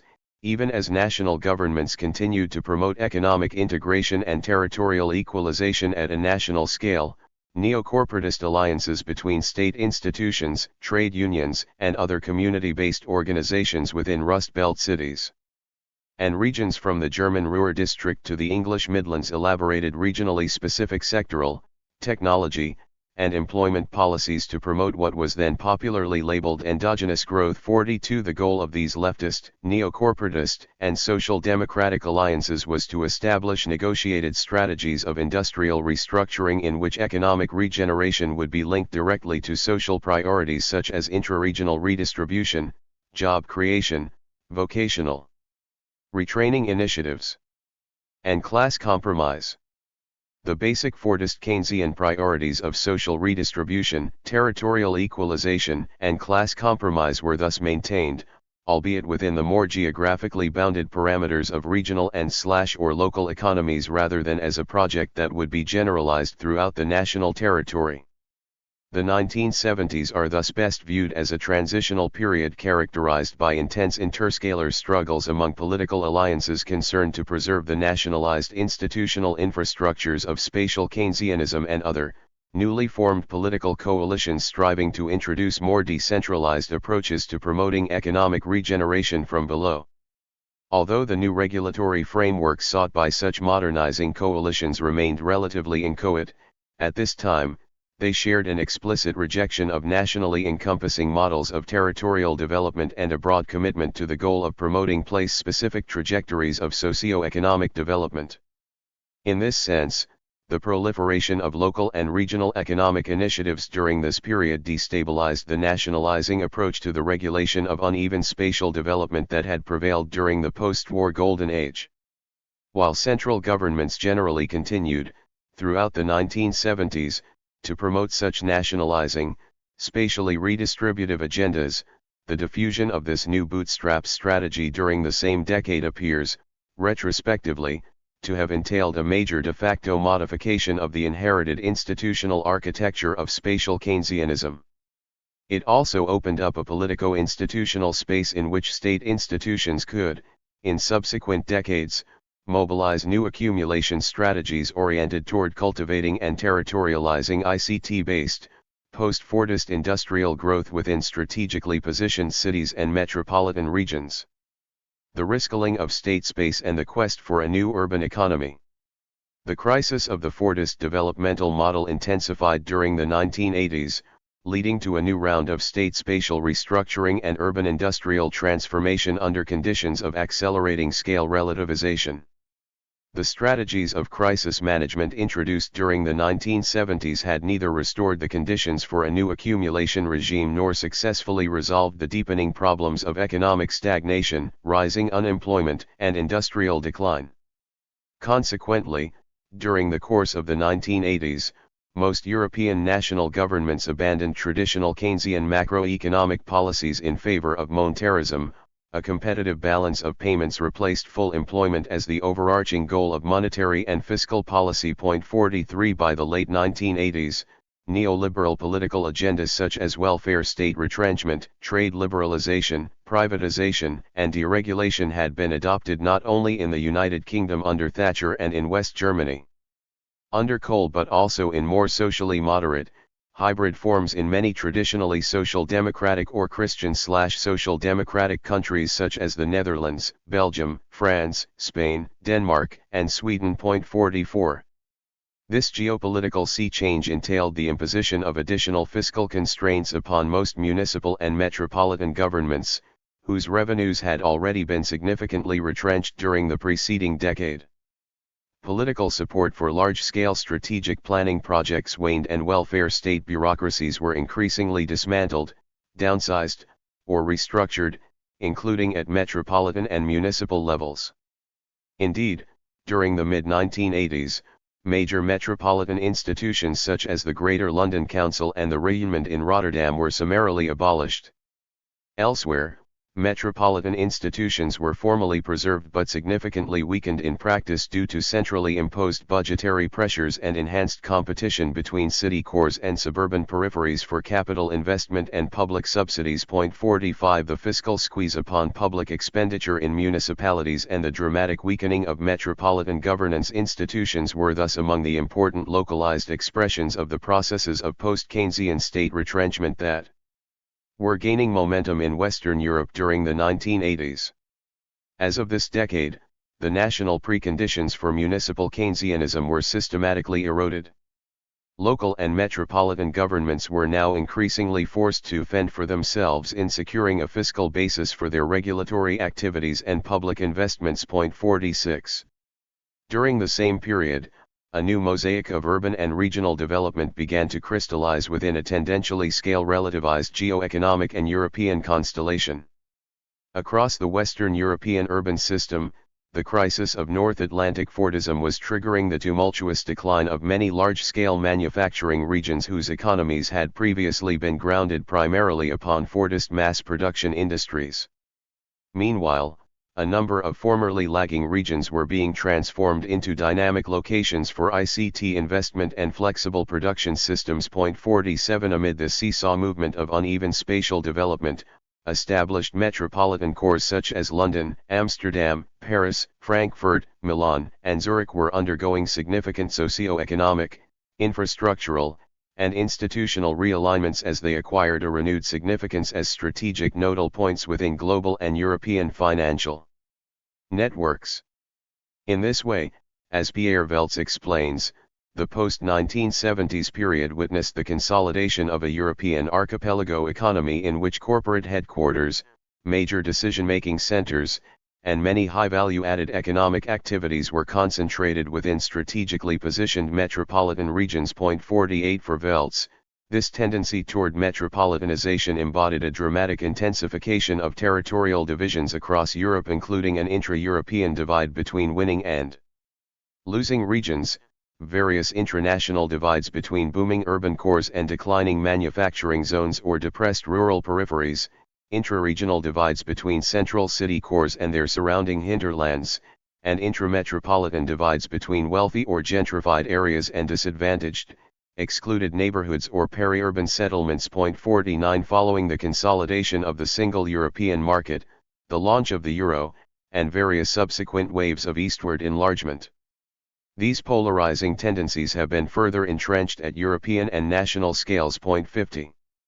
In an influential report prepared for the National French Spatial Planning Agency data in the late 1980s, Roger Brunet famously described the central corridor of European urban development as a blue banana whose strategic importance would be further enhanced as global and European economic integration proceeded. 51 Economic activities, technological capacities, and advanced infrastructural investments would, Brunet predicted, be increasingly concentrated within a vital axis stretching from the southeast of England, Brussels, Paris, and the Dutch Randstad through the German Rhineland southward to Zurich and the northern Italian industrial triangle surrounding Milan.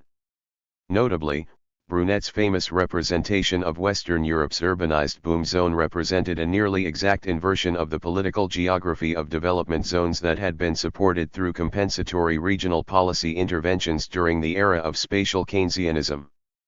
In stark contrast to the notions of cumulative causation upon which earlier regional policies had been based, in which the spatial diffusion of growth potentials was seen to benefit both cores and peripheries, Brunet's model of the blue banana implied that the most globally networked metropolitan regions would be intermeshed into a powerful, relatively autonomous urban network dominated by advanced infrastructural facilities, high-value-added activities, and new economy industries.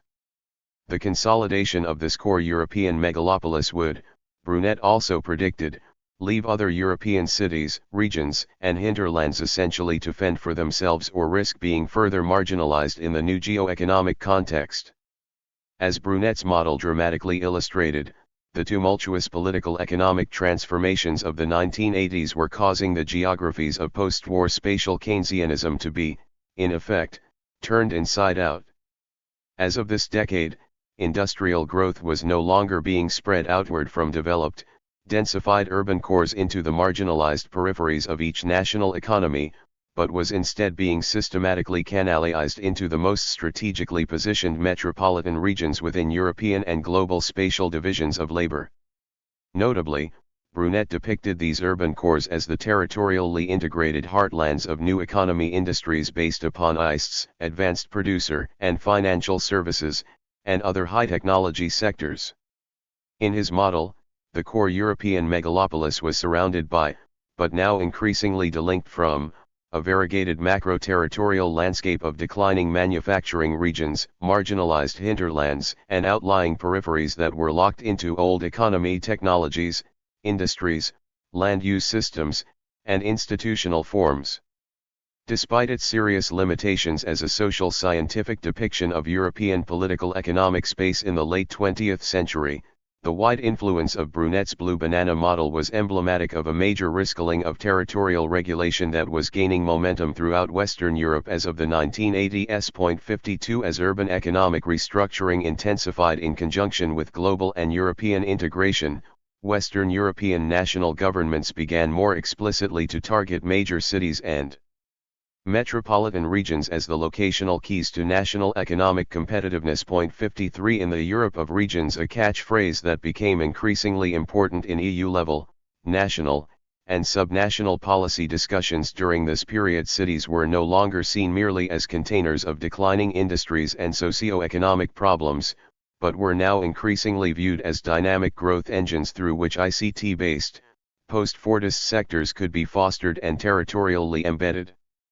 This view of cities as incubators for the new economy, and thus, as essential national economic assets, became increasingly hegemonic in mainstream policy circles by the late 1980s, as national and local governments prepared for the introduction of the single European market.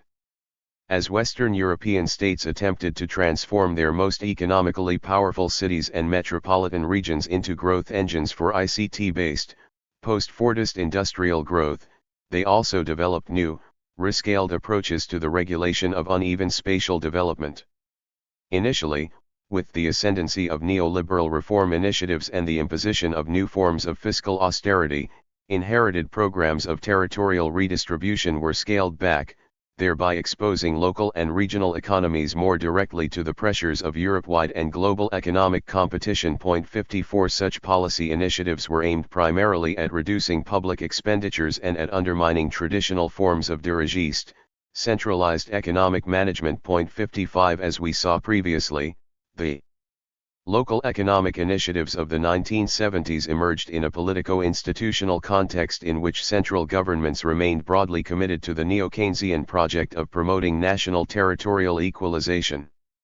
In stark contrast, the local economic initiatives of the 1980s were articulated under geopolitical, European, and national conditions in which neoliberal policy orthodoxies were acquiring an unprecedented influence, leading to a systematic marginalization or abandonment of inherited compensatory regional policy agendas.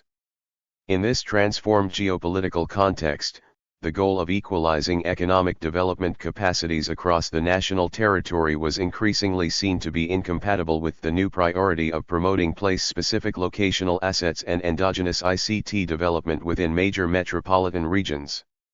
Accordingly, in addition to their efforts to undercut inherited redistributive regional policy relays, national governments now also pursued a series of institutional reforms intended to establish appropriate regulatory infrastructures for stimulating post-Fordist forms of industrial growth within their territories.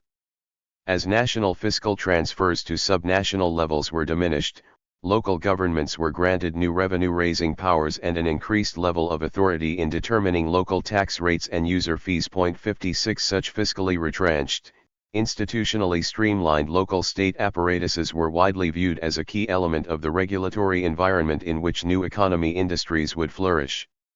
New responsibilities for planning, economic development, social services, and spatial planning were devolved downward to subnational governments. 57 This new framework of decentralized, regionalized, or localized policy capacities was frequently justified as an essential means to foster the place-specific conditions of production and regulation required by ICT-based sectors and other new economy industries. National spatial planning systems were redefined. Economic priorities such as promoting structural competitiveness, particularly in ICT-based, post-Fordist sectors, superseded welfarist, redistributive priorities such as spatial equalization. In many European countries, the most globally networked metropolitan regions superseded the national economy as the privileged target for major spatial planning initiatives, infrastructural investments, and economic development projects. Although many peripheralized cities, regions, and hinterlands likewise attempted to expand global linkages and to attract high-technology investment, most national policymakers believed that clusters of new economy industries should be promoted, especially in those metropolitan regions that were already well endowed with advanced infrastructural facilities, logistics equipment, dynamic labor markets, and a significant legacy of investment by high-technology firms. National, regional, and local governments introduced a range of territory and place-specific institutions and policies, from enterprise zones, urban development corporations, and airport development agencies to training and enterprise councils, inward investment agencies, and development planning boards designed to enhance socio-economic assets and advanced infrastructural investments within strategic urban spaces and to position them competitively in transnational circuits of capital. 58 Such measures were viewed as an important means through which to stimulate and canalize the development of new economy clusters, and to lure ICT investment away from other potential locations within and beyond Western Europe. The forms and functions of local states were redefined. Whereas post-war Western European local governments had been devoted primarily to various forms of welfare service delivery and state-financed collective consumption, these institutions now began to prioritize the goals of promoting local economic development and maintaining a good business environment within their jurisdictions. 59 Such local economic initiatives, often accompanied by significant tax concessions and other financial incentives to transnational capital, were widely justified as essential regulatory prerequisites for attracting high-technology investment. In the face of these uneven and combined institutional realignments, inherited frameworks for the political regulation of uneven development were also profoundly rescaled. The nationalizing approach to the regulation of territorial inequalities that had underpinned the Fordist Keynesian configuration was now superseded by what might be termed a post-Keynesian risk-killing strategy, the central goal of which has been to position urban spaces optimally within continent-wide or global circuits of capital. 60 In contrast to post-war strategies of spatial Keynesianism, which had contributed to a tendential alleviation of intranational uneven development, these post-Keynesian risk-killing strategies have actively intensified the latter by promoting the concentration of high-technology industrial specializations within each national territory's most globally networked urban spaces, by encouraging increasingly divergent, place-specific forms of economic governance, welfare provision, and territorial administration, and by institutionalizing competitive relations, whether for public subsidies or for private investments, among major subnational administrative units. The declared goal of national and local spatial policies is thus no longer to alleviate uneven geographical development, but actively to intensify it through policies designed to strengthen the putatively unique, place-specific socio-economic assets and infrastructural equipment of transnationally networked urban regions. 61 The key elements of these post-Keynesian risk-killing strategies are summarized in Figure 5.2. Figure 5.2 Post-Keynesian risk-killing strategies and the new politics of uneven development. Taken together, then, these wide-ranging risk-killings of the Fordist Keynesian regulatory architecture were seen as a means to establish a new lean and mean framework of state regulation that would stimulate growth within specific, high-technology industrial and financial sectors while privileging the strategic urban spaces in which the latter would cluster. In stark contrast to the standardized geographies of state space that prevailed under Fordism, in which national states attempted to maintain minimum levels of service provision throughout the national territory, the establishment of an entrepreneurial, competitiveness-oriented institutional infrastructure for political economic governance during the 1980s entailed an increasing interscalar differentiation, fragmentation, and polarization of state regulatory activities and a more fine-grained demarcation of their core spatial targets. On the one hand, the consolidation of entrepreneurial forms of urban governance was premised upon the establishment of new subnational layers of state and parastate institutions through which strategic urban spaces could be marketed as customized, competitive locations for key economic functions within global and European spatial divisions of labor. 62 On the other hand, the devolutionary initiatives mentioned earlier reconfigured entrenched intergovernmental hierarchies and scalar divisions of regulation, imposing powerful new pressures upon all subnational politico-administrative units to fend for themselves in an increasingly volatile, competitive geo-economic environment. 63 In this manner, through successive layerings of post-Keynesian state risk-killing and entrepreneurial urban policy reform, a parallel mosaic of differentiated spaces of regulation was established within the already increasingly polarized, scale-relativized economic geographies of Archipelago Europe. 64.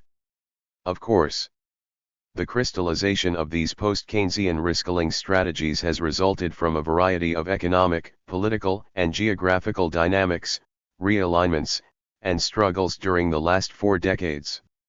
Even in a broadly post-Keynesian geopolitical context, strategies of state risk-killing have been intensely variegated among neoliberal, social democratic, Christian/social democratic, and hybrid forms. 65 However, across territorial contexts and spatial scales, such strategies have served as an important politico-institutional medium through which urban spaces have been qualitatively reshaped, and through which ongoing processes of scale relativization have been at once intensified, deepened, and accelerated.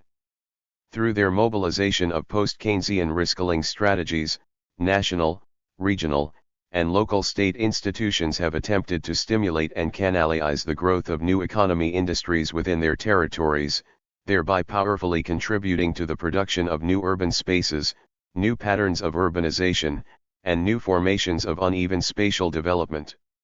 The ambiguous resurgence of metropolitan regionalism in the 1990s. A number of critical analysts have emphasized the chronically unstable character of ICT-based approaches to urban redevelopment. 66 First, to the degree that such approaches focus one-sidedly upon ICT-based industries and other new economy sectors, they may neglect to cultivate or rejuvenate extant socio-economic capacities within particular territories.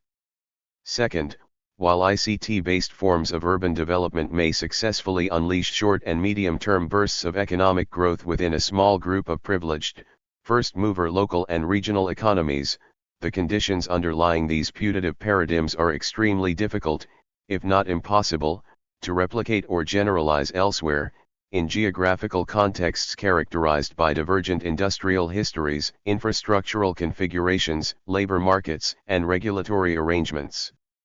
Third, due to their relatively circumscribed sectoral, labor market, and spatial impacts, urban development policies oriented toward new economy industries tend to intensify uneven development, socio-spatial exclusion, and territorial disparities across spatial scales.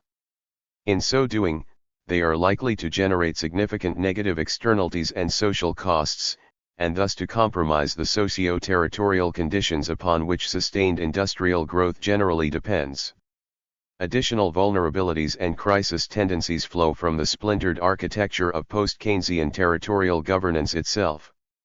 As indicated, one of the major effects of post-Keynesian forms of state reskilling has been to enhance competitive pressures upon subnational administrative units and thus to intensify uneven geographical development.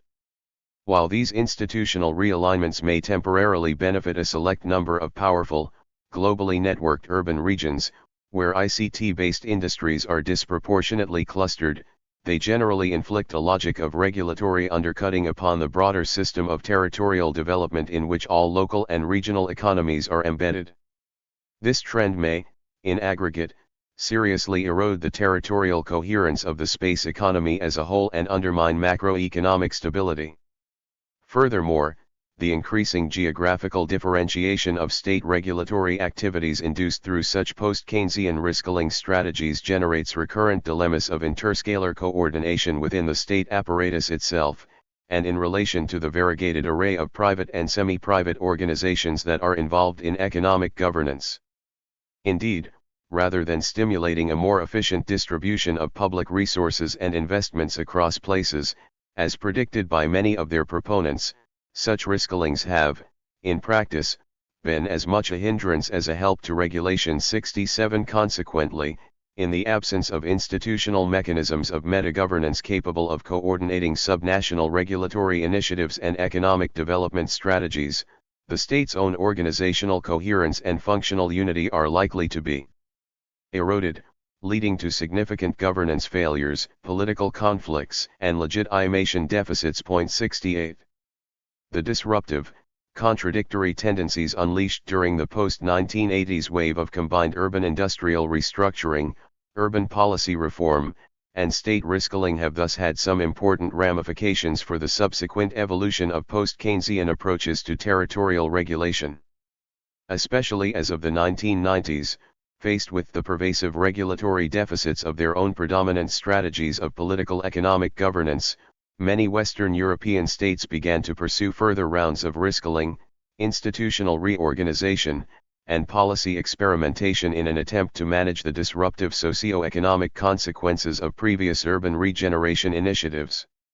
Whereas the reskilling of political economic governance in the 1970s and 1980s had consisted primarily in strategies to manage the immediate crisis of Fordism, to rejuvenate urban industrial growth, and to promote and canalize ICT-led forms of urban redevelopment, the risk-killing projects of the post-1990s period have also been powerfully animated by the problem of managing the pervasive governance failures engendered through these earlier rounds of regulatory restructuring. As of this period, the politics of risk-killing began increasingly to encompass not only new approaches to stimulating and territorializing urban economic development, but a variety of political institutional responses to what Clausewitz famously termed the crisis of crisis management. 69 The goal of such risk-killing initiatives has been to establish new local and supralocal flanking mechanisms and supporting measures that would more effectively manage the wide-ranging tensions, conflicts, and contradictions generated across the urban landscape during earlier rounds of socio-spatial and institutional restructuring. 70. It is in this context that the widespread proliferation of regionally focused regulatory projects since the 1990s must be understood. As indicated, the first wave of post-Keynesian risk-killing strategies focused predominantly upon the downscaling of formerly nationalized administrative capacities and regulatory arrangements toward local tiers of state power. It was under these conditions that many of the metropolitan institutional forms inherited from the Fordist Keynesian period were abolished or downgraded. Since the 1990s, however, the metropolitan and regional scales have become strategically important sites for a new round of institutional realignments. From experiments in metropolitan institutional reform and decentralized regional industrial policy in Germany, Italy, France, and the Netherlands to the Blairite project of establishing a patchwork of regional development agencies in the United Kingdom, these developments led many commentators to predict that a new regionalism was superseding the rapidly eroding geographies of spatial Keynesianism and the more recently consolidated approaches to local economic development that had been pursued during the 1970s and 1980s. 71. Against such arguments, however, this analysis points toward a crisis-theoretical interpretation of the so-called new regionalism as an important evolutionary modification of earlier risk-killing strategies in response to governance failures, dislocations, and crisis tendencies that were largely of their own making. Although the politico-institutional content of contemporary metropolitanization and regionalization strategies continues to mutate, not least through ongoing politico-ideological contestation, such strategies have generally combined two intertwined regulatory projects. Metropolitan entrepreneurialism. This entails transposing ICT-based strategies of local economic development upward onto a metropolitan or regional scale, leading to a further intensification of uneven spatial development throughout each national territory. The contradictions of ICT-led growth are thus to be resolved through an upscaling of local economies into larger, regionally configured territorial units, which are in turn to be promoted as integrated, competitive locations for globally competitive ICT investment. The scalar configuration of territorial regulation is modified to emphasize regions rather than localities, yet the basic politics of ICT promotion, spatial reconcentration, interspatial competition, and intensified uneven development is maintained. Metropolitan equalization. This entails countervailing the destructive effects of unfettered interlocality competition by promoting selected forms of social redistribution, territorial cohesion, and spatial equalization within delineated metropolitan or regional spaces. Although such initiatives generally do not significantly undermine uneven spatial development between regions, they have attempted to modify some of the most disruptive intraregional impacts of earlier, ICT-based risk-killing strategies, with particular reference to intensifying city-suburban conflicts, zero-sum interspatial competition for capital investment, and regulatory fragmentation. The goal here is to introduce a downscaled form of spatial Keynesianism as a kind of subnational foreign territory within a broadly post-Keynesian configuration of national state power. The aggressively competitive logic of post-Keynesian territorial regulation is not interrupted, but its territorial and scalar contours are now recast to establish partially insulated enclaves of enhanced regulatory coordination and spatial redistribution within strictly delimited subnational zones. In this latest round of risk-killing, then, the priorities of ICT-based, post-Fordist industrial growth, territorial competitiveness, crisis management, and socio-spatial cohesion are intermeshed uneasily within an increasingly fragmented institutional matrix for urban and regional governance. At present, however, there is little evidence to suggest that such metropolitanized or regionalized risk-killing strategies will prove more effective in managing the splintered, scale-relativized, polarized, volatile, and crisis-riven landscapes of post-Keynesian urbanization than the localized strategies of economic development upon which they have been superimposed. On the contrary, this latest round of risk-killing appears most likely to further intensify the uneven development of capital, the relativization of scales, the polarization of socio-spatial relations, and the geographical differentiation of state power, leading in turn to further cycles of macroeconomic instability, crisis formation, and ad hoc regulatory experimentation within the lean and mean geographies of archipelago Europe. New economy, new landscapes of regulation. This chapter has explored the links between emergent political strategies to promote ICT-based, post-Fordist economic development in European metropolitan regions and the broader risk-killing of national state spaces that has been unfolding following the dismantling of spatial Keynesianism in the late 1970s. I have argued that the development of ICT-based, high-technology industries in major metropolitan regions cannot be understood adequately without an examination of the risk-scaled matrices of national, regional, and local state power within which they are situated and the concerted political strategies through which they have been fostered. Within this risk-scaled, post-Keynesian configuration of state power, national governments have not simply transferred power downward, but have attempted to institutionalize competitive relations between major subnational administrative units as a means to position major local and regional economies strategically within European and global circuits of capital. In this sense, even as traditional, nationally focused regulatory arrangements have been disintegrated under conditions of deepening scale relativization, national states have attempted to retain control over strategic urban and regional spaces by integrating them within operationally risk-scaled, but still nationally coordinated, approaches to territorial development. Especially since the 1990s, new economy discourse has played a key role in the construction of both new state spaces and new urban spaces, for it has served, simultaneously, to naturalize the purported constraints of contemporary globalization, to legitimate the retrenchment of inherited, Fordist Keynesian state institutions and redistributive regional policy relays, to promote the channeling of significant public resources into particular sectors and places instead of others, to further intensify, deepen, and accelerate the ongoing relativization of scales, and to represent the resultant forms of territorial inequality and socio-spatial exclusion as the necessary byproducts of globalized, knowledge-driven, informational capitalism. In this sense, the notion of the new economy must be construed as a fundamentally political concept. It is best understood less as a self-evident description of an unproblematic empirical reality than as an ideologically refracted product of contentious political strategies oriented toward a specific vision of urban space and how it should be organized. Like other critical geographers, I have argued that the proliferation of new economy strategies has not entailed the death of distance, the end of geography, or the homogenization of industrial landscapes. Instead, I have interpreted new economy accumulation strategies as important catalysts in generating the unevenly risk-scaled mosaics of urbanization that have been crystallizing during the last 4 decades. We have seen, however, that ICT-led strategies of accumulation and urbanization are chronically unstable, for they have perpetuated macroeconomic instability, unfettered uneven spatial development, and wide-ranging crisis tendencies across places, territories, and scales.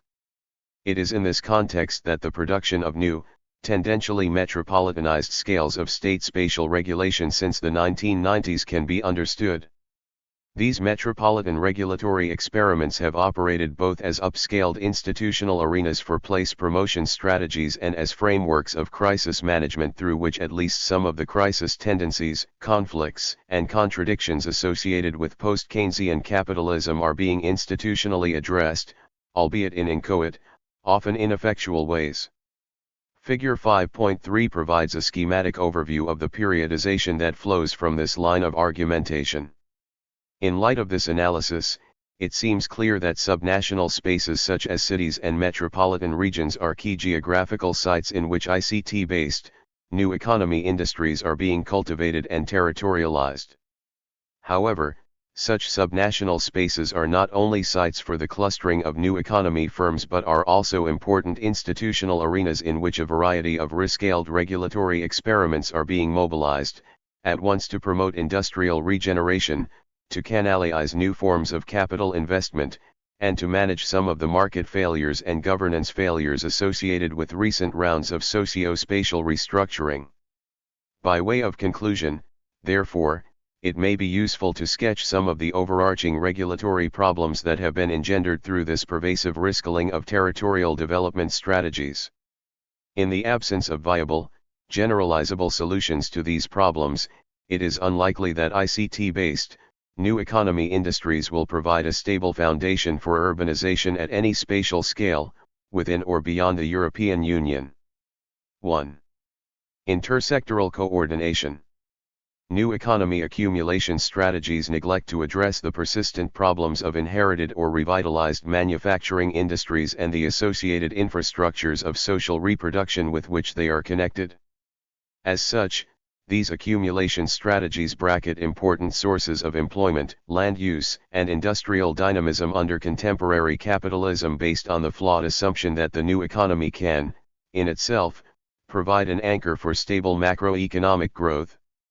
However, in the absence of policy mechanisms designed to facilitate reinvestment and upgrading within inherited manufacturing industries and associated social spaces while articulating them to the growth potentials associated with ICTs, it is unlikely that new economy sectors could provide a basis for long-term economic regeneration.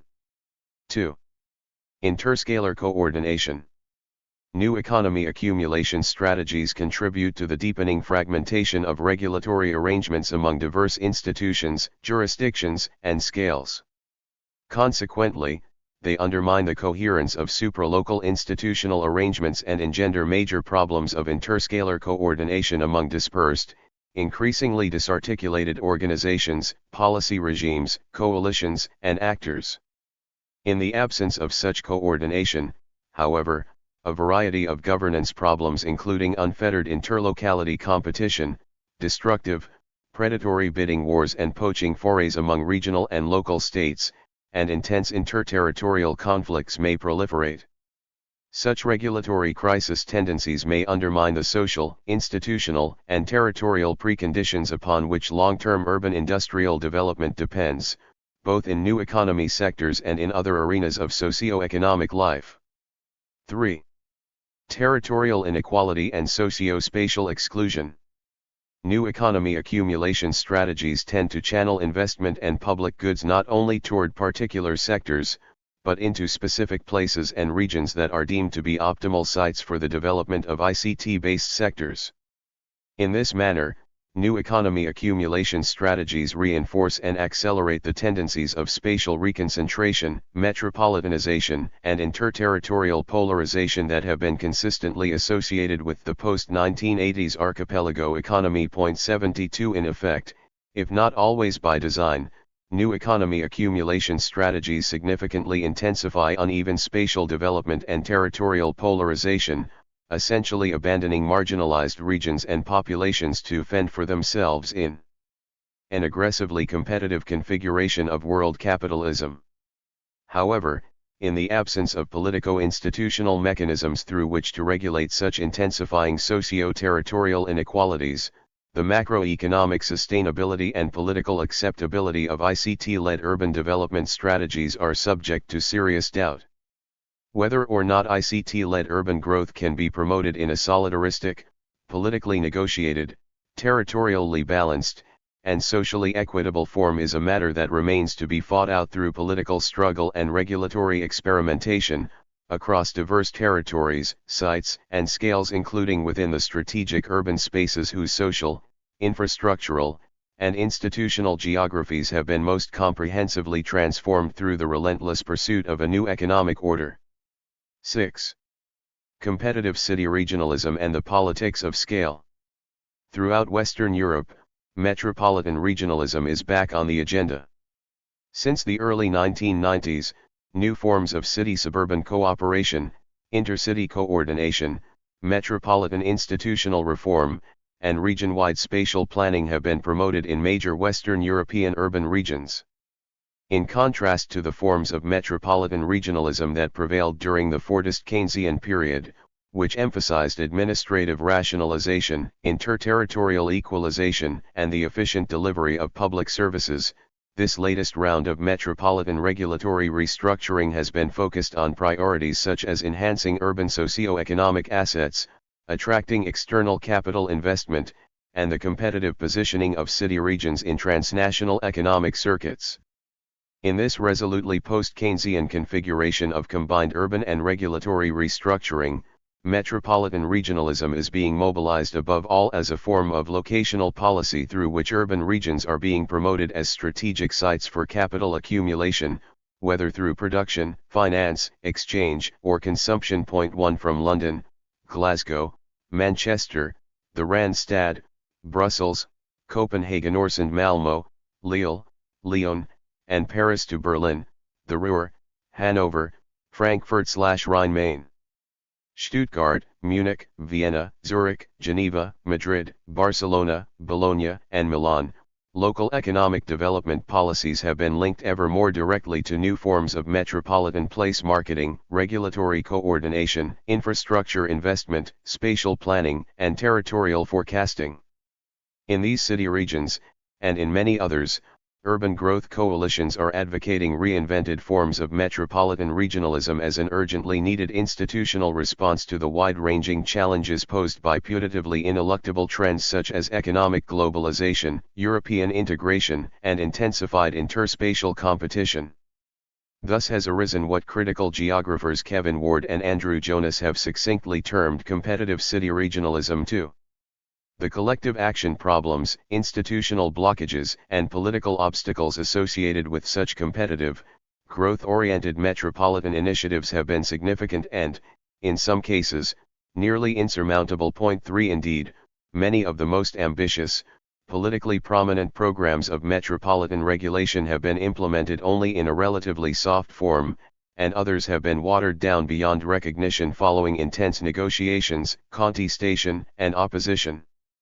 Nonetheless, since the 1990s, the proliferation of new metropolitan regionalist strategies has qualitatively transformed inherited scalar frameworks of territorial regulation throughout the Western European urban system. Even in cases of apparent failure, such strategies have played a major role in redefining the political ideological frame in which questions of urban governance are narrated, negotiated, and fought out, giving unprecedented prominence to the priority of promoting metropolitan-scale economic development. In many instances, the defeat of more comprehensive metropolitan reform initiatives has actually generated renewed momentum for alternative risk-killing strategies that address problems of metropolitan economic development via informal partnerships, inter-organizational coordination, multilateral networking, and public-private cooperation. In the face of these realignments, diverse political coalitions, policymakers, corporate elites, planners, and scholars have come to embrace the basic assumption that metropolitan regions, rather than localities or the national economy, represent the natural spatial units in which economic growth may be most effectively stimulated, canalized, coordinated, and sustained.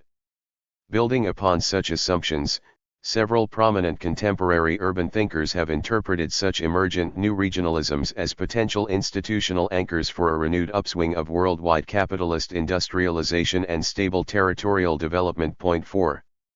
Against the background of such metropolitan institutional realignments, regulatory experiments, political struggles, and associated scholarly debates, this chapter confronts two specific tasks, with particular reference to emergent patterns and pathways of competitive city regionalism in post-Keynesian Europe. First, I situate the new competitive city regionalism in historical geographical context by underscoring its qualitative differences from earlier rounds of metropolitan institutional reform. Second, I interpret contemporary metropolitan reform initiatives as expressions of a new politics of scale in which diverse state institutions, territorial alliances, and political coalitions are struggling to reconfigure the scalar organization of urban space and regulatory space under conditions of accelerating geo-economic integration, crisis-induced urban industrial restructuring, and deepening scale relativization. However, rather than analytically subsuming contemporary metropolitan riskalings under the singular rubric of the new regionalism, this chapter argues that they have resulted from a variegated, relatively uncoordinated ensemble of political strategies intended to manage some of the major socio-spatial dislocations, governance failures, and regulatory crisis tendencies that have crystallized across the urban landscape during the post-Keynesian period. In contrast to the confident forecasts that are often ventured in new regionalist scholarship, this chapter advances a more circumspect interpretation of the apparently enhanced strategic importance of city regions within the uneven, splintered, scale relativized, and endemically volatile political economic geographies of contemporary capitalism. Metropolitan regionalism and the historical geographies of capitalism. For my purposes here, metropolitan regionalism refers to all strategies to establish regulations, policies, institutions, or modes of coordination at a geographical scale approximating that of the main socio-economic interdependencies within an urban territory. Thus defined, metropolitan regionalism encompasses a multiplicity of regulatory agendas, governance recalibrations, and institutional reconfigurations including, for instance, attempts to modify jurisdictional boundaries, proposals to establish supra- or intermunicipal agencies, administrative districts, or planning bodies, legal measures imposed by higher levels of government to regulate urban expansion, and a variety of intergovernmental mechanisms intended to enhance inter-organizational and public-private coordination. As such, the political geographies of metropolitan regionalism are likely to vary considerably across contexts and to evolve historically in relation to shifting formations of state institutional organization, modes of territorial regulation, the maneuvers of political coalitions, and the struggles of social movements. The problem of administrative and jurisdictional fragmentation within large-scale urban regions has long been a topic of intense debate among urbanists.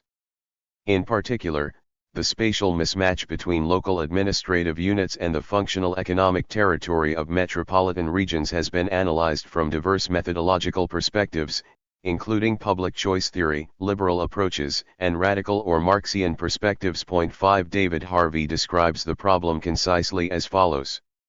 Boundaries do not necessarily coincide with the fluid zones of urban labor and commodity markets or infrastructural formation, and their adjustment through annexation, local government reorganization, and metropolitan-wide cooperation is cumbersome, though often of great long-term significance.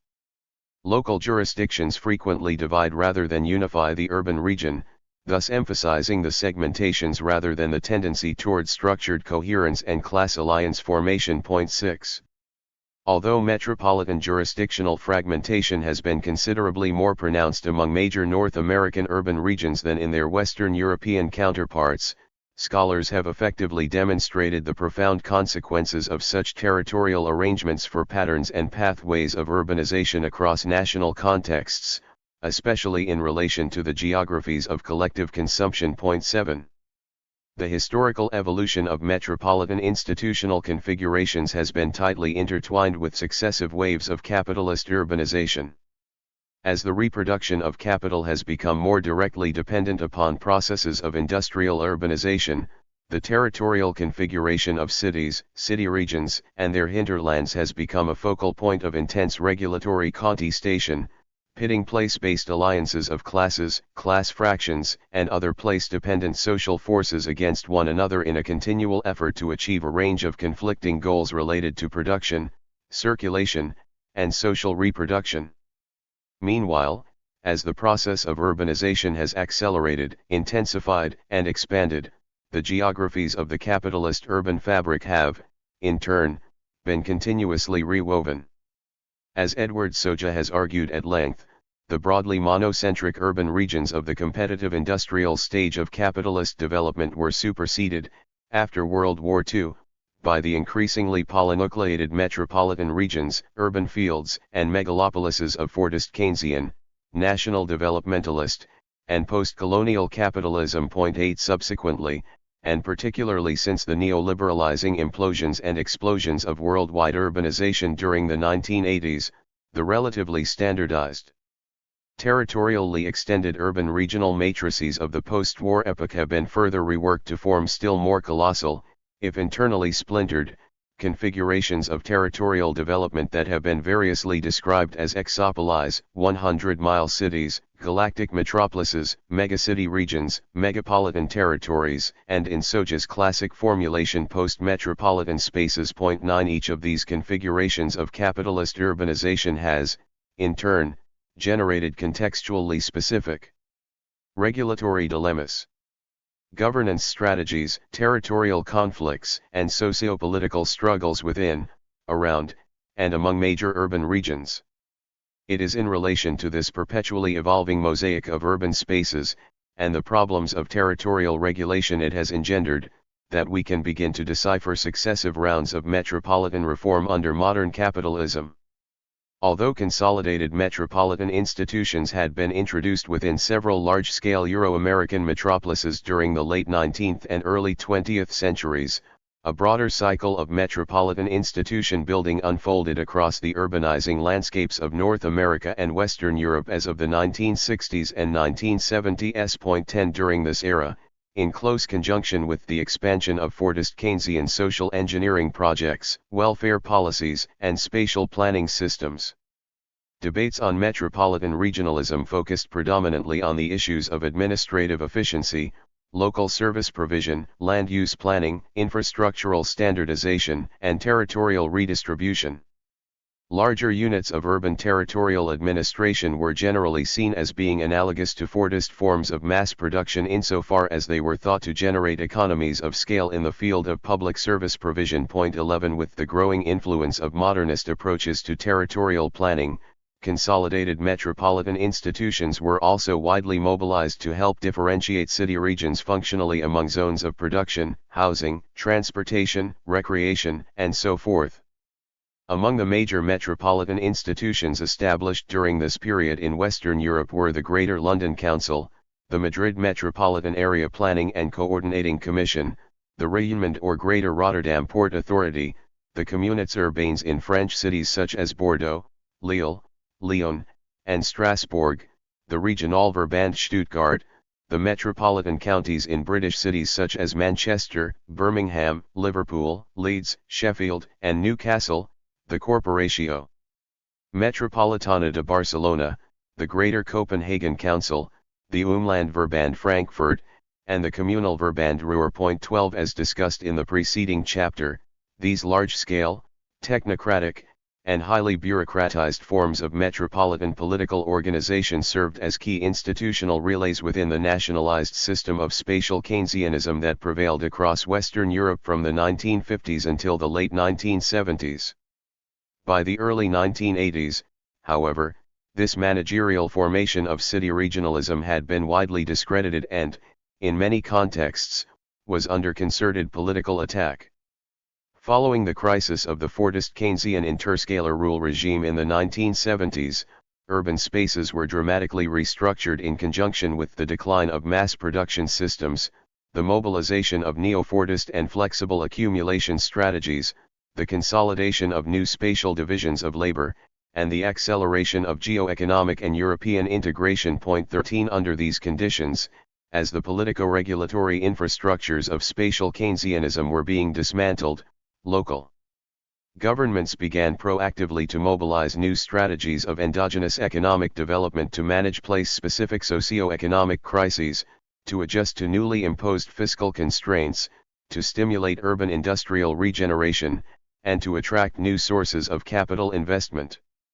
In this context of national fiscal retrenchment, proliferating urban entrepreneurialism, aggressive place promotion, and deepening scale relativization, consolidated metropolitan institutions were increasingly viewed as outdated, excessively bureaucratic, and cumbersome vestiges of big government. 14 Consequently, as Michael Keating explains, large-scale local government, like other large-scale organizations, came to be blamed for all manner of problems, and political and intellectual fashion. Moved back to the small is beautiful philosophy. 15. Inherited metropolitan institutions such as the Greater London Council, the English Metropolitan Counties, the Madrid Metropolitan Area Planning and Coordinating Commission, the Barcelona Metropolitan Corporation, the Greater Copenhagen Council, and the Rijnmond in Rotterdam were thus summarily abolished. In other major European city regions, the inherited institutional apparatuses of metropolitan regionalism were maintained but significantly downgraded in operational terms. As of the late 1980s, many scholars of public administration had concluded that inherited managerial models of city regionalism were in the midst of a terminal ideological crisis. 16. This low tide of metropolitan governance in the 1980s resulted not only from the external shocks associated with crisis-induced geo-economic restructuring and national state retrenchment, but from some of the internal political contradictions of post-war urban territorial administration. Most of the metropolitan authorities created during this era had remained relatively weak. Their planning agendas could be readily undermined or blocked by municipalities in an urban region or by regional or central state institutions. Meanwhile, because these managerial city regionalisms had typically been imposed from above and were usually organized according to purely functional criteria such as administrative efficiency, they tended to lack popular legitimacy. Consequently, such metropolitan institutions provided a rather conspicuous governmental target for the expression of simmering territorial conflicts, for instance, between central city cores and wealthy suburban peripheries, and between major urban regions and superordinate levels of the state. 17. For this reason, the managerial city regionalisms of the post-war era were acutely vulnerable to the dangers of politicization, whereby they could be transformed from putatively neutral governmental service agencies into arenas of direct politico-ideological antagonism between countervailing socio-political forces, within and beyond an urban region. As the 1986 abolition of the Labour-dominated Greater London Council by Thatcher's central government paradigmatically demonstrated, the pivotal role of metropolitan institutions in mediating such struggles could expose them not only to intense public criticism, but to the prospect of complete destruction by their opponents. Toward competitive city regionalism.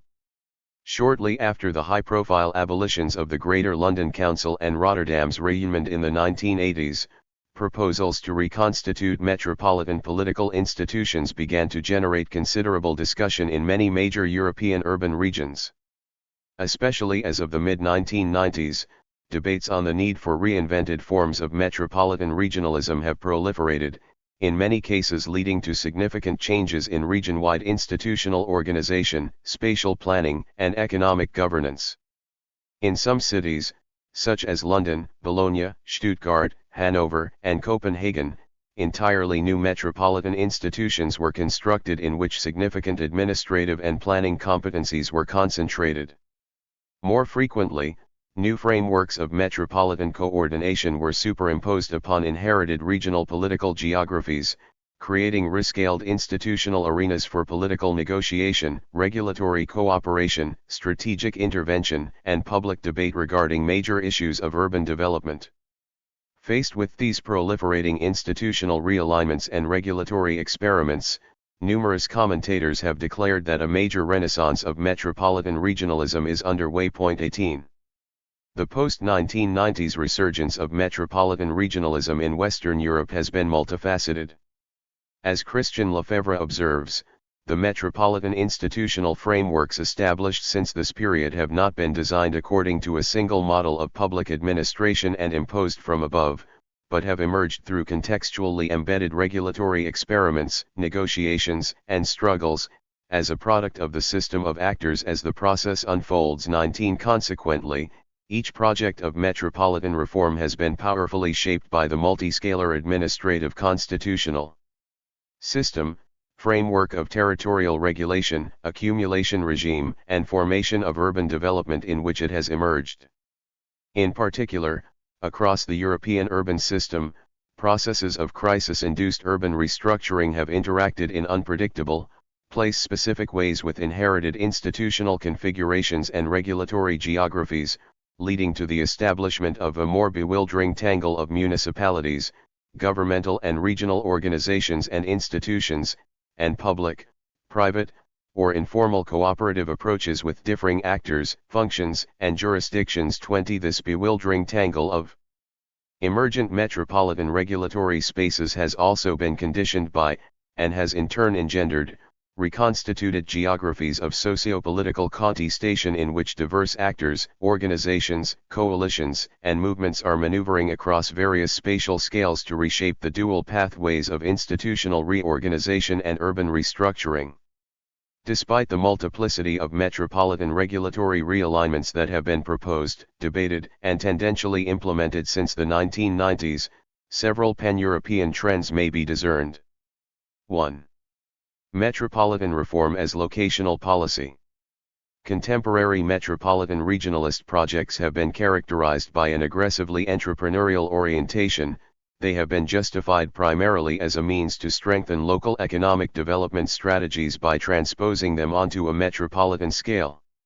In stark contrast to the Fordist Keynesian configuration of urbanization, in which debates on metropolitan regulation focused primarily on the problems of administrative efficiency, local service provision, and interterritorial equalization within a relatively coherent national political economic territory, the metropolitan regulatory reforms of the post-1990s period have been oriented toward the overarching goal of promoting city-regional economic growth in a context of intensifying urban industrial restructuring, European interspatial competition, and geo-economic integration.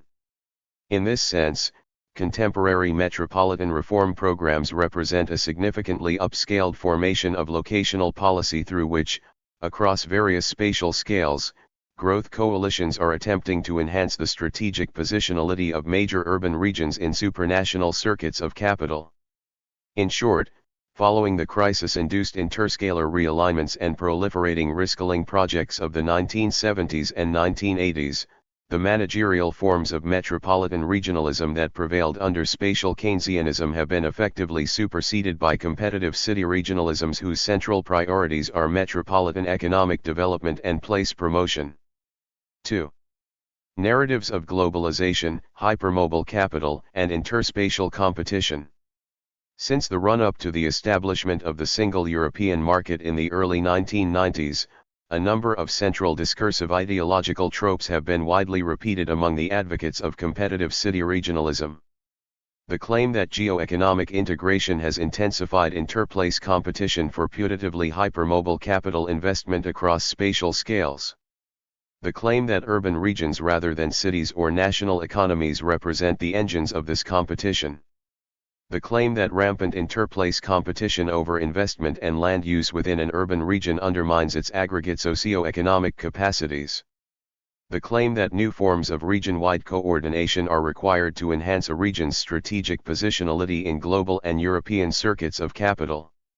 The claim that effective metropolitan economic governance requires the incorporation of important economic stakeholders including business associations, chambers of commerce, airport development agencies, transportation authorities, and other local boosterist organizations into newly established institutional platforms for planning, guiding, and coordinating urban spatial development. The claim that inherited administrative structures, jurisdictional boundaries, and modes of spatial planning dissipate a city region's institutional capacities for promoting economic development, and thus undermine metropolitan territorial competitiveness. The claim that rescaled spaces of metropolitan regulation would help enhance region-wide socio-economic assets, bundle regional productive capacities, strengthen regional competitive advantages, and stimulate region-wide increasing returns effects. Across the European urban system, as well as in other major global regions, such claims have crystallized in diverse political inflections, including neoliberal, centrist, social democratic, and eco-modernist. Taken together, however, they appear to represent a shared, largely taken for granted ideological dispositif on which basis the new spatial politics of competitive city regionalism is currently being articulated and fought out. 21. 3 New regulatory geographies. In contrast to the hierarchical bureaucratic frameworks of metropolitan service delivery that prevailed in the 1960s and 1970s, the competitive city regionalisms of the 1990s have generally been grounded upon a new model of economic governance that highlights values of negotiation, partnership, voluntary participation, and flexibility in the constitution of new structures. 22 Rather strikingly, across Western Europe, this emphasis on lean and mean forms of public administration, which is in turn derived from neoliberal discourses on the new public management and public choice theory, has replaced the inherited Fordist Keynesian assumption that large-scale bureaucratic hierarchies would deliver the most efficient allocation of public services. Consequently, whereas the question of regional government was once addressed mainly in the context of an administrative hierarchy, with an emphasis on vertical relationships, the situation today is one in which the horizontal relations among regions are equally important, as also is a vertical relationship that goes beyond the state. 23 In this manner, metropolitan regulation is being redefined from a vertical, redistributive, and territorially enclosed relationship within a national administrative hierarchy into a horizontal, entrepreneurial, and networked relationship among subnational economic directorates pitted against one another to attract flows of investment within a supranational landscape of capital. Just as importantly, in contrast to the local economic initiatives of the 1980s, which promoted a beggar-thy-neighbor politics of zero-sum competition across the European urban system, the competitive city regionalisms of the post-1990s period have embraced selective modes of intrametropolitan coordination, cooperation, and networking as an institutional basis for even more aggressive, regionally upscaled strategies of place promotion. 24. 4. A rescaled politics of urban growth. Across Europe, recent metropolitan reform initiatives have been mobilized by newly rescaled growth coalitions and territorial alliances whose most active participants generally include modernizing national governments, growth-oriented political elites, including mayors and city council members, within fiscally distressed and/or entrepreneurially oriented central cities, local and regional business representatives, property developers, industrialists, and other place entrepreneurs, and political representatives of small and medium-sized municipalities within a region, often located in close proximity to the city core or to major regional infrastructures such as airports, industrial clusters, office parks, or shopping malls. The most vocal adversaries of competitive city regionalist projects have generally included representatives of middle-tier or provincial governmental levels that perceive more powerful metropolitan institutions as a threat to their political or administrative authority, residents within large cities that fear a loss of democratic accountability and local political control, and political representatives of wealthier suburban or peri-urban towns that oppose central city dominance, seek to minimize putatively external claims on the local tax base, reject regional influence on local land use decisions, and/or embrace exclusionary localist, xenophobic spatial ideologies. 25 Since the 1990s, the confrontation between these opposed political economic alliances has significantly reshaped the spatial politics of urban growth and, by consequence, the dynamics of metropolitan governance reform within most major Western European city regions. In sum, while there has been a marked discrepancy between demands for comprehensive institutional reforms in many contemporary city regions and the more modest types of regulatory coordination that have actually been implemented, this general overview suggests that, across diverse politico-institutional contexts, significant rescalings of metropolitan regulatory space have been underway during the last 2 decades. 26. The limits of new regionalist interpretations. In recent years, the concept of the new regionalism has been widely used as a shorthand reference to 2 major strands of analysis within contemporary geopolitical economy. 27 First, it is often used to refer to studies of the resurgence of regional economies and new industrial districts under conditions of globalized, post-Fordist capitalism. 28 From this perspective, the new regionalism refers to the strategic role of metropolitan agglomeration economies and their extended regional networks of interfirm relations, innovative milieu, associational linkages, high-technology infrastructural matrices, untreated interdependencies, and forms of institutional thickness as the engines of economic development under globalizing capitalism. This strand of the new regionalist discussion has focused, in particular, upon certain purportedly paradigmatic industrial districts such as Emilia-Romagna, Baden-Württemberg, Boston's Route 128, Silicon Valley, and Los Angeles/Orange County, where such networks are thought to have engendered distinctive institutional conditions for post-Fordist forms of industrialization. However, the arguments of this strand of the new regionalism have also been embraced more broadly among national, regional, and local policymakers concerned to find appropriate strategies for promoting industrial regeneration across diverse territorial sites and spatial scales. Point 29. Second, the notion of the new regionalism has also been used to describe the new subnational political economic landscapes in Udo Buhlmann's phrase, the politics of the third level that have emerged within a rapidly integrating European Union. Point 30. From this perspective, the new regionalism refers to the construction of a Europe of the regions through the simultaneous upward and downward rescaling of inherited, nationalized formations of political economic space. While the notion of a Europe of the regions was originally articulated as a political counterpoint to the orthodox liberal notion of a Europe of the corporations, it has more recently come to signify the consolidation of a European framework of multilevel governance in which national governments are but one among many politico-institutional layers involved in the development and implementation of collectively binding policies and the geopolitical strategies of subnational economic spaces to promote endogenous regional development under conditions of intensified geo-economic and European integration. 31. Accordingly, in this second strand of new regionalist discussion, scholars are concerned to explore the apparent hollowing out national political space within the multi-scalar administrative hierarchies of the European Union, as well as the increasingly assertive roles of subnational institutions, including regional and local governments, in establishing regulatory infrastructures for economic governance and place promotion within the single European market. As Michael Keating explains, the spatial politics of the new regionalism pits regions against each other in a competitive mode, rather than providing complementary roles for them in a national division of labor. 32. Taken together, then, the main lines of new regionalist analysis suggest that the institutional architectures of subnational political economic space are being systematically reworked in the current period, with significant consequences for patterns and pathways of urban development.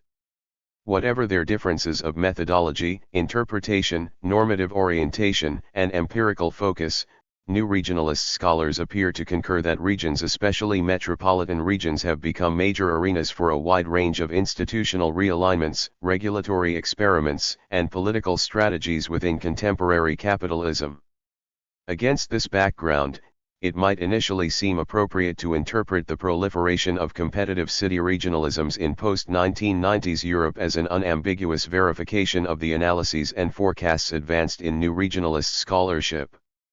As we have discussed, recent metropolitan reform initiatives have been justified in significant measure as a means to promote regional economic regeneration in a volatile, crisis-riven, and intensely competitive geo-economic context. Additionally, such initiatives are often framed with reference to the purported inability of national governments to provide the customized, place-specific regulatory infrastructures that are considered to be most suitable for igniting, guiding, and sustaining regional industrial growth under these conditions.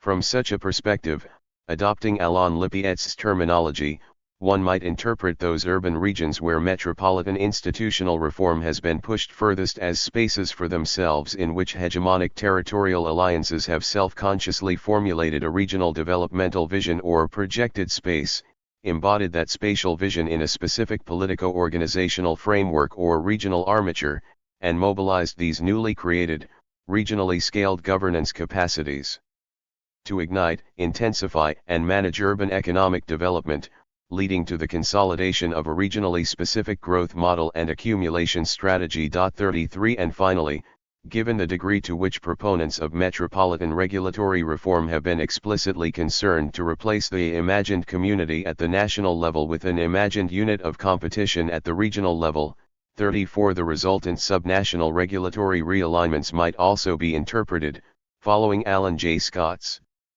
proposal, as the institutional bedrock for a post-Westphalian formation of political space in which city-states, regional directorates, and supranational trade confederations would tendentially supersede territorially sovereign national states as the hegemonic basis for collective political, economic, and social order. 35.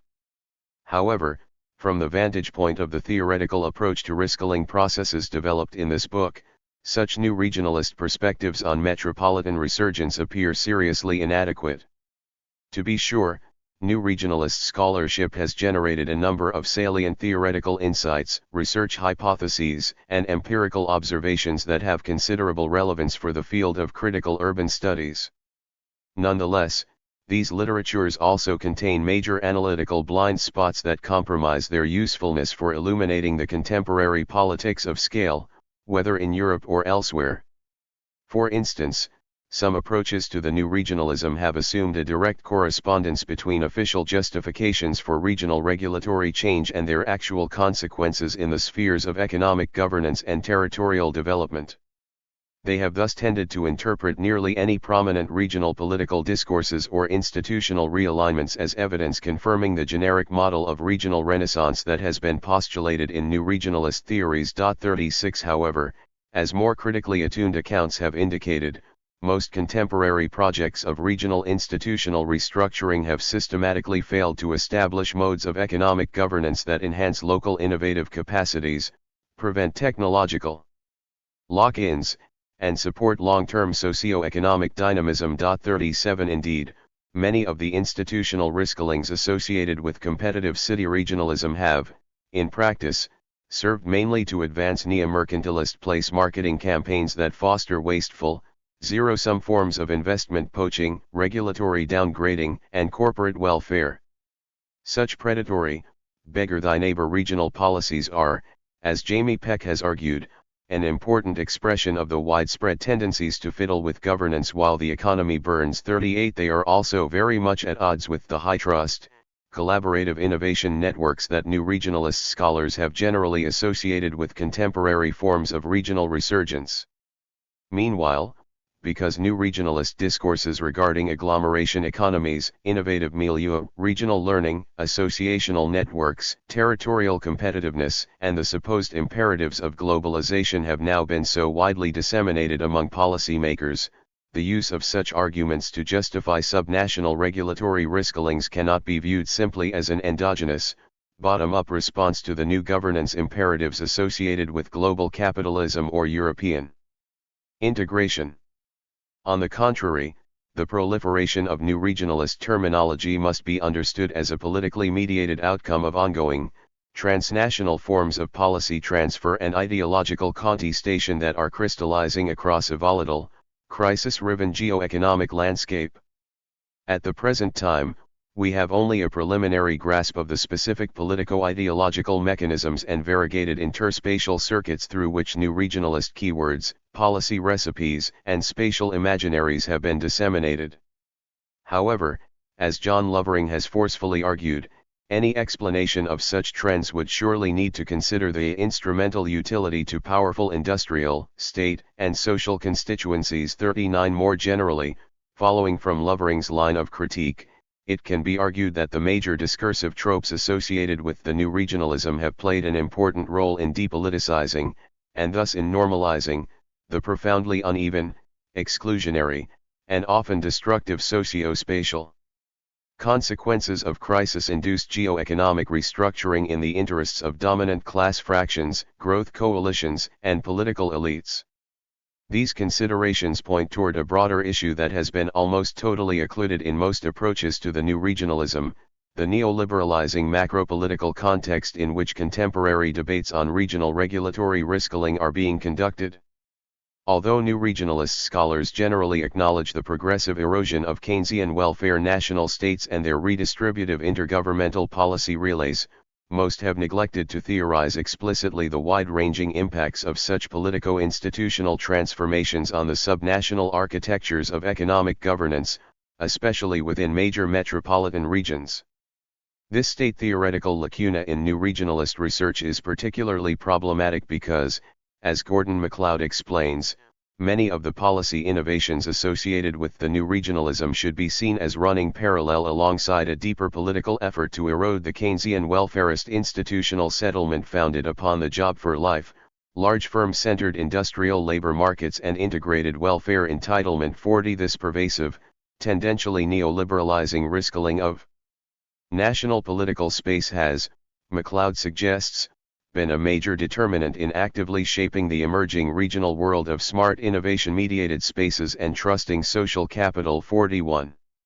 Clearly, it would be a mistake to subsume all aspects of regional economic governance under the rubric of state spatial strategies, whether or not they are oriented toward neoliberalizing agendas. 42 But it would be equally problematic to bracket the massive role of risk-scaled post-Keynesian national states in shaping major aspects of urbanization under contemporary conditions, including by facilitating the construction of new, regionally scaled regulatory architectures for stimulating, managing, and canalizing the process of urban development. 43 It is, in short, through the dismantling of inherited approaches to spatial Keynesianism and the concomitant risking of regulatory space that the denationalized vision of regional motors of the global economy could displace earlier compensatory, redistributive, and equalizing approaches to territorial development. 44 The consolidation of competitive city regionalisms in Europe since the 1990s must be understood in direct relation to these wide-ranging riskings of state space and the intensely contested politics of scale that have at once animated and resulted from them.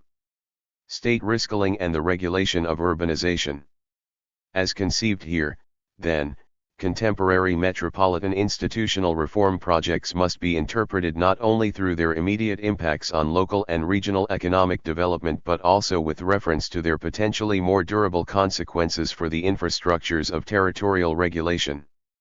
From this point of view, the rise of competitive city regionalisms may be viewed as an expression of path-shaping political strategies through which diverse socio-political actors, organizations, and coalitions are attempting to redesign the board on which they are moving and reformulate the rules of the game that govern the urbanization process. 45 Such strategies are, however, directed less at the urbanization process as such than at the interscalar rule regimes and institutional configurations through which it is politically shaped. It is thus the geography of regulation, especially that of state regulation, that forms not only the medium, but the site and the target, of contemporary metropolitan risking projects. Once they are operationally mature, these risk-scaled regulatory spaces are expected to yield significant new politico-institutional capacities through which to stimulate, regulate, and canalize the production of new urban spaces. 46.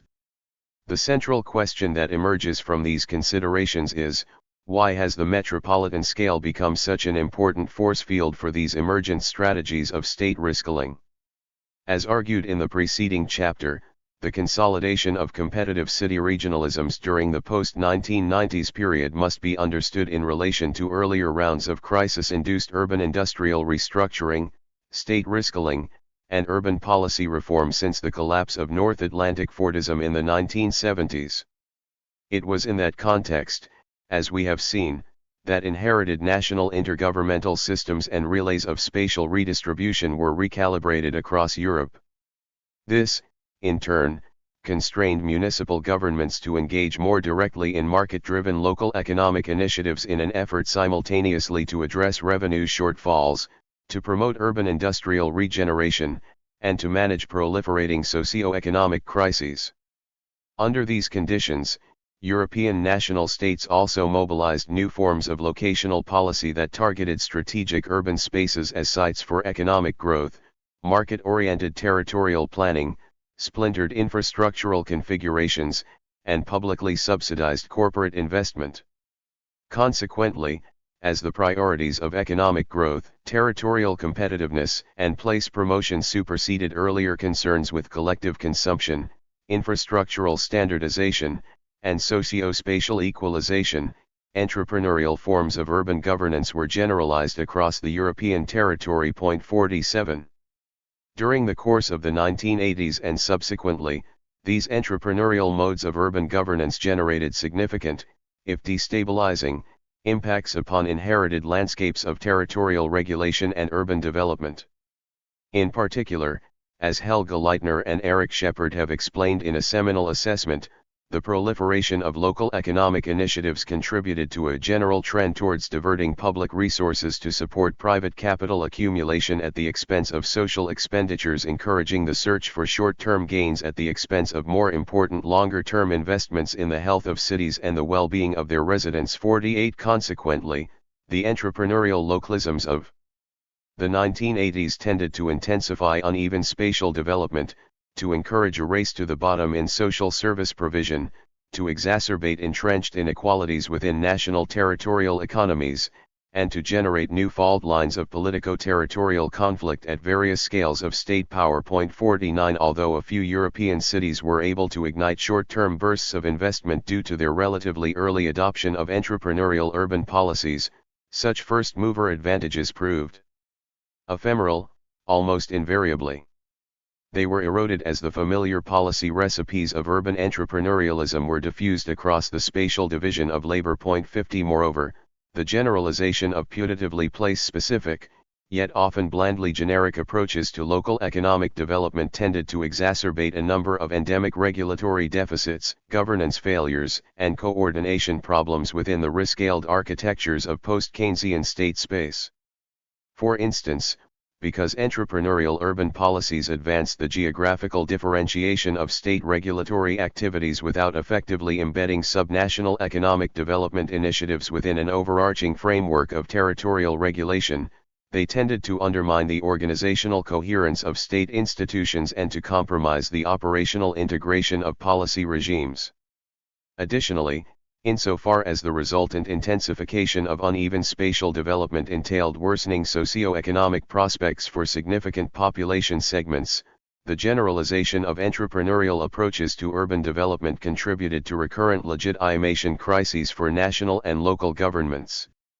It is in relation to these wide-ranging institutional rescalings, regulatory realignments, and attendant crisis tendencies that the post-1990s consolidation of competitive city regionalisms may be deciphered.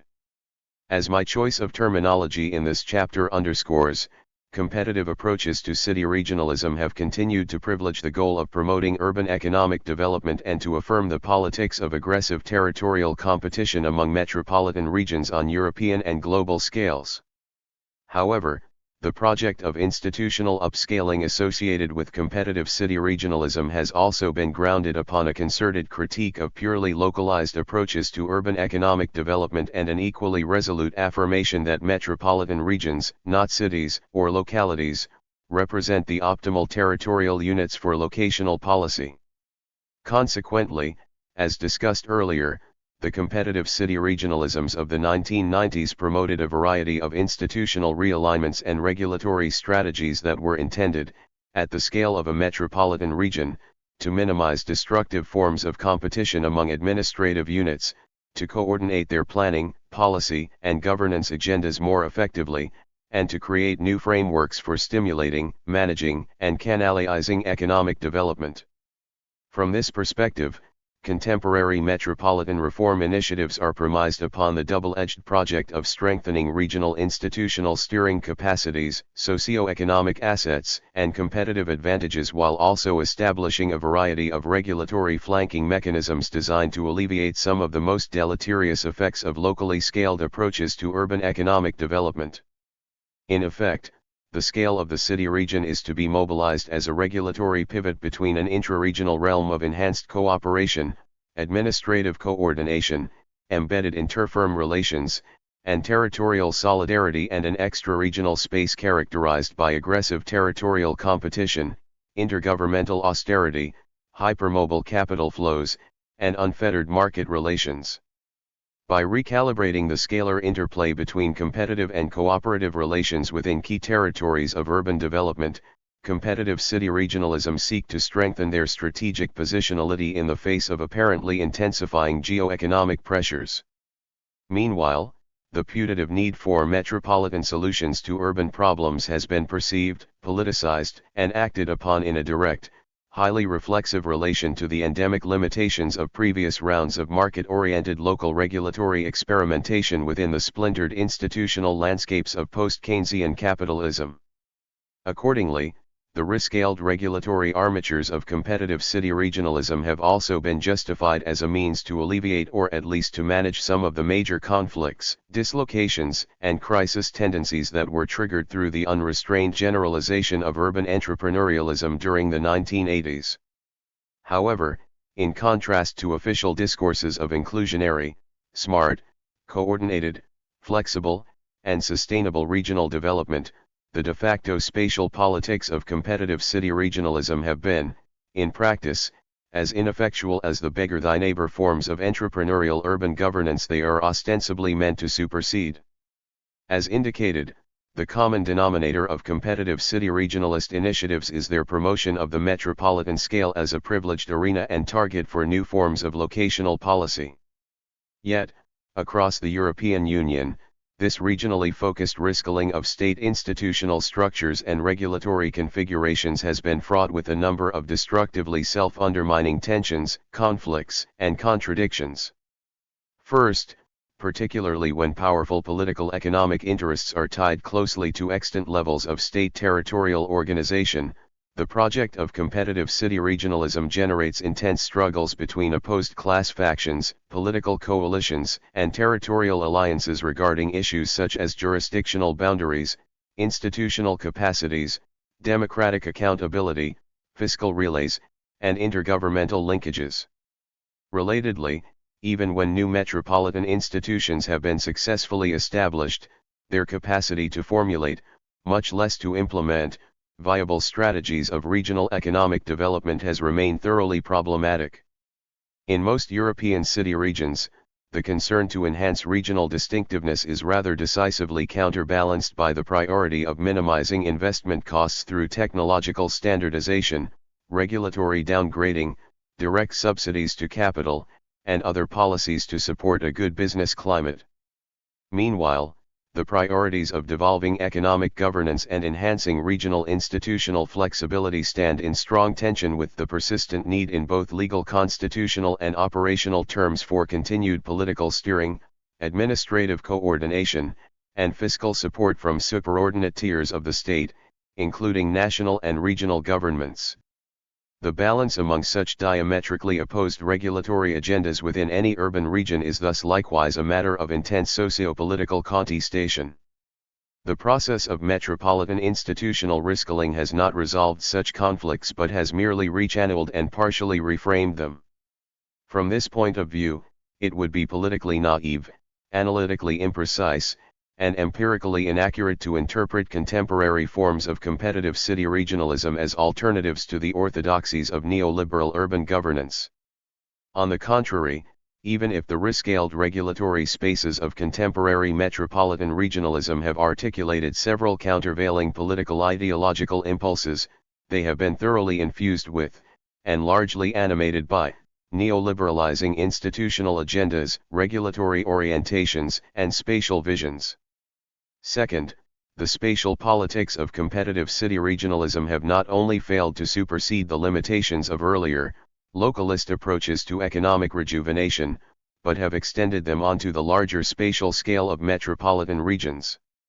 This is because, in their current, tendentially neoliberalized forms, metropolitan approaches to locational policy likewise tend to intensify uneven spatial development, zero-sum forms of interspatial competition, and the splintering of territorial regulation, both within and beyond the city region in which they are mobilized.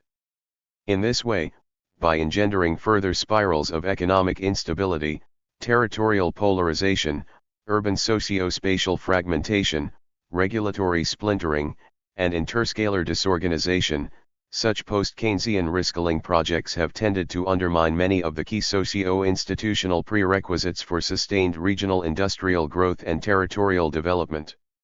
Consequently, despite their frequent embrace of solidaristic rhetoric, their modernizing institutional vision, and their explicit attention to problems of interscalar coordination, competitive city regionalisms appear to have deepened and intensified rather than alleviated the regulatory deficits associated with earlier rounds of post-Keynesian urban restructuring and state risk-killing. Metropolitan regulatory space and the politics of scale.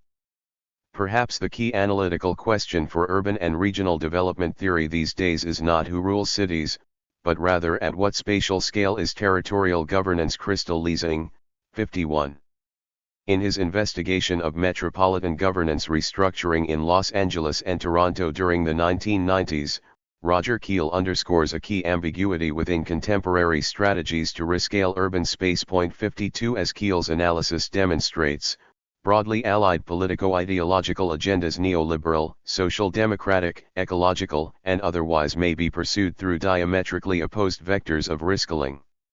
Keel provocatively illustrates this apparent paradox by demonstrating how, during the course of the 1990s, neoconservative political coalitions in Los Angeles and Toronto pursued closely analogous projects of neoliberalization via divergent approaches to the risk-killing of urban space. In Los Angeles, conservative secessionist movements pursued a strategy of territorial fragmentation that would have split off the San Fernando Valley, as well as several other nearby areas, from the city core. By contrast, in Toronto, a neoliberal provincial government pursued a consolidationist approach that sought to amalgamate 6 municipal governments into a single regional megacity. On this basis, Keel suggests that the real political cleavage in cities is not fundamentally between separationists and consolidationists, but remains one between those who favor democratization, social justice, and ecological integrity and those who hope instead to protect the market economy from what they regard as inappropriate efforts to impose social controls. 53. In the context of our explorations of emergent metropolitan political strategies in this chapter, Keel's analysis provides a salient cautionary reminder against the reification of particular scales in any terrain of urban research. No scale of territorial regulation can be permanently defined with reference to a singular political project or ideological vision. Conversely, there is nothing intrinsically progressive or, for that matter, inherently reactionary lodged within the metropolitan or regional scale of governance. Indeed, until they are vested with substantive regulatory capacity through intergovernmental relays and activated with political content through regionally specific mobilizations, the institutions of metropolitan governance represent no more than empty organizational shells. Meanwhile, as Keel further explains, both consolidation and fragmentation can lead to either more closed or more open political processes, to more or less equity and redistributive justice, and to better or worse urban social and natural environments. 54 In this sense, such metropolitan risk-killing initiatives must be understood as broadly compatible strategic options in an attempt to create regional governance at a variety of scales. 55 Strategies of metropolitan risk-killing may be pursued by diverse socio-political coalitions oriented toward only partially compatible or even directly antagonistic visions of urban space. In turn, the risk-killing of metropolitan governance represents only one politico-institutional pathway through which the geographies of capitalist urbanization may be shaped and reshaped. The preceding discussion of post-Keynesian metropolitan political reform in contemporary Europe offers a further illustration of Keel's insights. As we have seen, the new scalar politics of competitive city regionalism must be conceptualized not as the embodiment of a singular, internally coherent politico-ideological project, but as the outgrowth of ongoing struggles among diverse socio-political forces to manage the regulatory dislocations, conflicts, failures, and crises that have crystallized across the urban landscape since the dissolution of North Atlantic Fordism.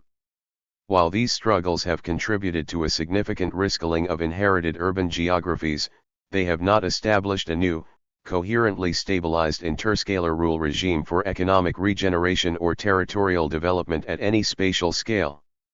Indeed, most of the metropolitan reform initiatives that have crystallized in the post-Keynesian era of deepening scale relativization have offered no more than partial and temporary responses to the problems they pretend to address. 56 Contemporary patterns and pathways of competitive city regionalism may therefore be most plausibly interpreted as expressions of the continued, crisis-induced search for a new institutional fix via a series of intense yet ad hoc experiments with the scalar configuration of urbanization. Point 57. Under these conditions, metropolitan regulatory space must be analyzed as a dynamically evolving, spatially polymorphic political force field permeated by recurrent negotiations, maneuvers, conflicts, crises, and struggles. However, despite the politico-institutional fluidity associated with contemporary metropolitan rescaling projects, it would be short-sighted to dismiss contemporary struggles over the scalar organization of urban space as merely derivative expressions of conflicts over purportedly more essential issues such as economic development, collective consumption, territorial redistribution, democracy, social justice, or ecology. As Eric Swingete has suggested, the continuous reshuffling and reorganization of spatial scales is an integral part of social strategies and struggles for control and empowerment. 58. As I have argued in previous chapters, this proposition may be fruitfully applied to illuminate a multiplicity of political, institutional, and regulatory rescalings that have powerfully contributed to the production of new urban spaces under post-Keynesian, globalizing capitalism. And, as this chapter has demonstrated, Swingete's concept of the politics of scale has equally salient methodological ramifications for the investigation of emergent forms of competitive city regionalism. Clearly, the creation of rescaled approaches to metropolitan regionalism has provided neoliberal political alliances with new institutional capacities through which to roll out upscaled forms of locational policy, to impose market disciplinary forms of urbanization, to insulate the urbanization process from democratic control, and to normalize the intensified patterns of uneven spatial development, territorial enclosure, and geo-economic volatility that have been unleashed during the post-Keynesian era.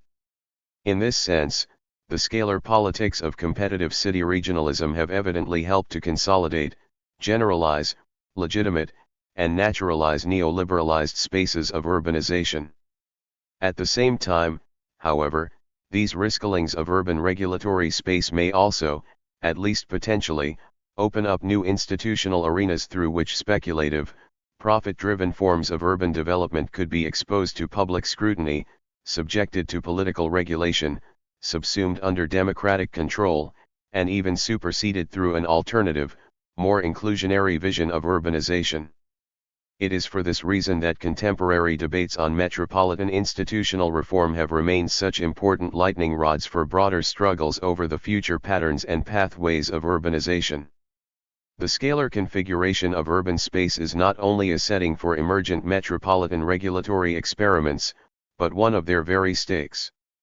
Under these conditions, even as processes of geo-economic restructuring, interscalar regulatory contestation, and scale relativization continue to lurch ahead, an urgent task for progressive socio-political forces is to explore new ways of harnessing metropolitan institutions to stimulate open public debate on emergent urban transformations, to enhance democratic accountability and community participation, to rein in short-termist, predatory approaches to urban investment, to protect the urban commons against privatization and enclosure, to foster territorially balanced, ecologically sane forms of urban development, and to promote a more egalitarian, socially just distribution of public goods at all spatial scales. Doing so may, in turn, contribute to the imagination and, ultimately, the production of alternative new urban spaces that would supersede those forged, in recent years, through competitive city regionalism and a neoliberalizing politics of scale. 7. Urban growth machines, but at what scale? Like all commodities under capitalism, cities are often naturalized, both in scholarly analysis and in everyday life. The social processes required to produce them are forgotten or hidden. The built environment thus acquires the aura of a preggiven materiality, mysteriously devoid of the social relations that engendered it. Point 1. In studies of urban governance, this fetish of the city has frequently assumed the form of methodological localism, the tendency of scholars to focus on local political processes without investigating the supralocal state spaces, regulatory frameworks, industrial landscapes, spatial divisions of labor, and socio-economic flows in which such processes are embedded. To some extent, These localist methodological tendencies stem from the understandable concern of many urban social scientists to legitimate their subfield within disciplinary environments that have long been dominated by methodological nationalism, an equally problematic tendency to naturalize the national scale of political life. Point 2. Yet, even when this localist orientation stems from a well-justified concern to circumvent the blind spots of methodological nationalism, it contains serious methodological limitations. Insofar as scholars of urban politics focus predominantly or exclusively on local governance institutions, political coalitions, or regulatory processes, their work is in danger of being ensnared within the formally analogous methodological trap of localism. Within such an epistemological framework, the local or urban scales are taken for granted as pregaiven, relatively discrete containers, their supralocal conditions of possibility, contexts of development, and consequences are bracketed. However, to the degree that urban politics are impacted by, and in turn impact, supralocal political economic conditions, dynamics, and developments, the notion of a discrete urban scale of political action is a mystification. It represents various processes that originate outside of cities, and that effectively ricochet through them, as being internally generated or enclosed within their jurisdictional boundaries.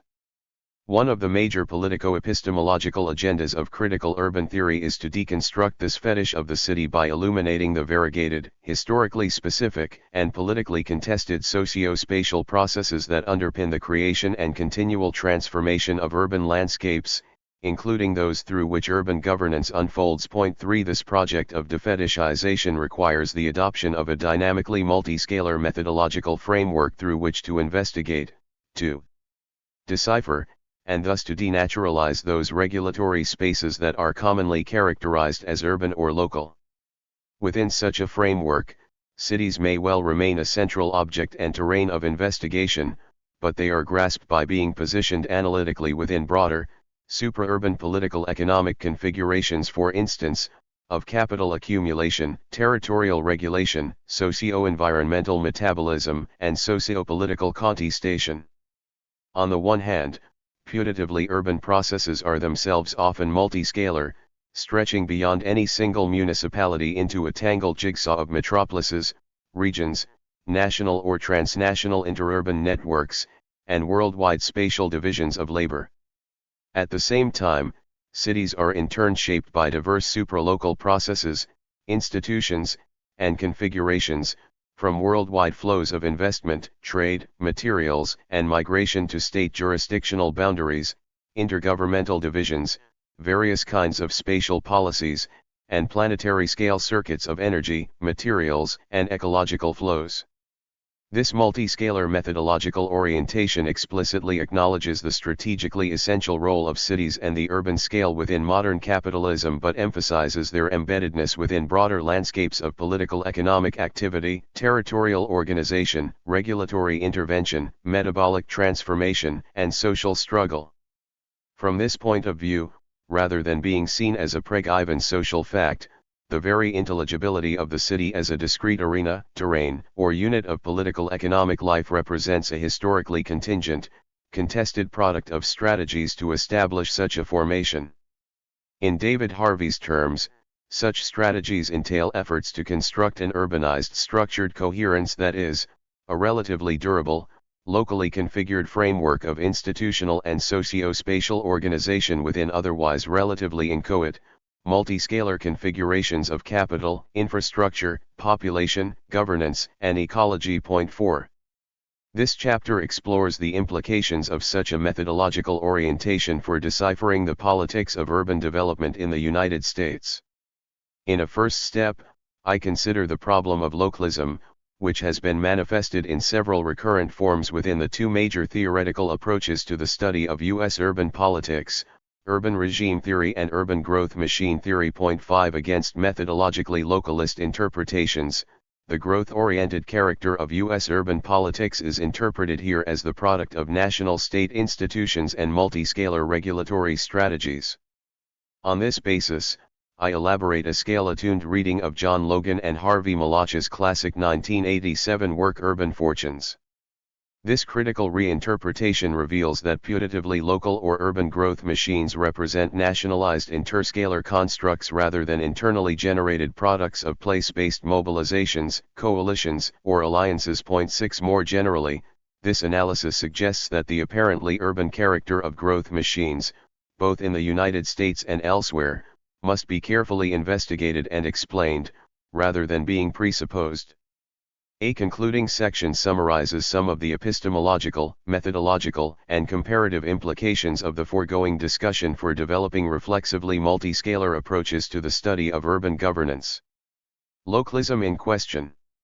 Urban regime theory and growth machine theory are the most influential analytical frameworks through which urban development has been explored within U.S. political science and political sociology, and they have exercised a considerable impact on the fields of urban geography and urban planning as well. 7 Developed as critiques of traditional ecological and structuralist Marxist approaches to urban studies in the 1980s, both theories isolate certain actors, coalitions, and organizations at the urban scale and examine their diverse posterist activities to promote economic growth.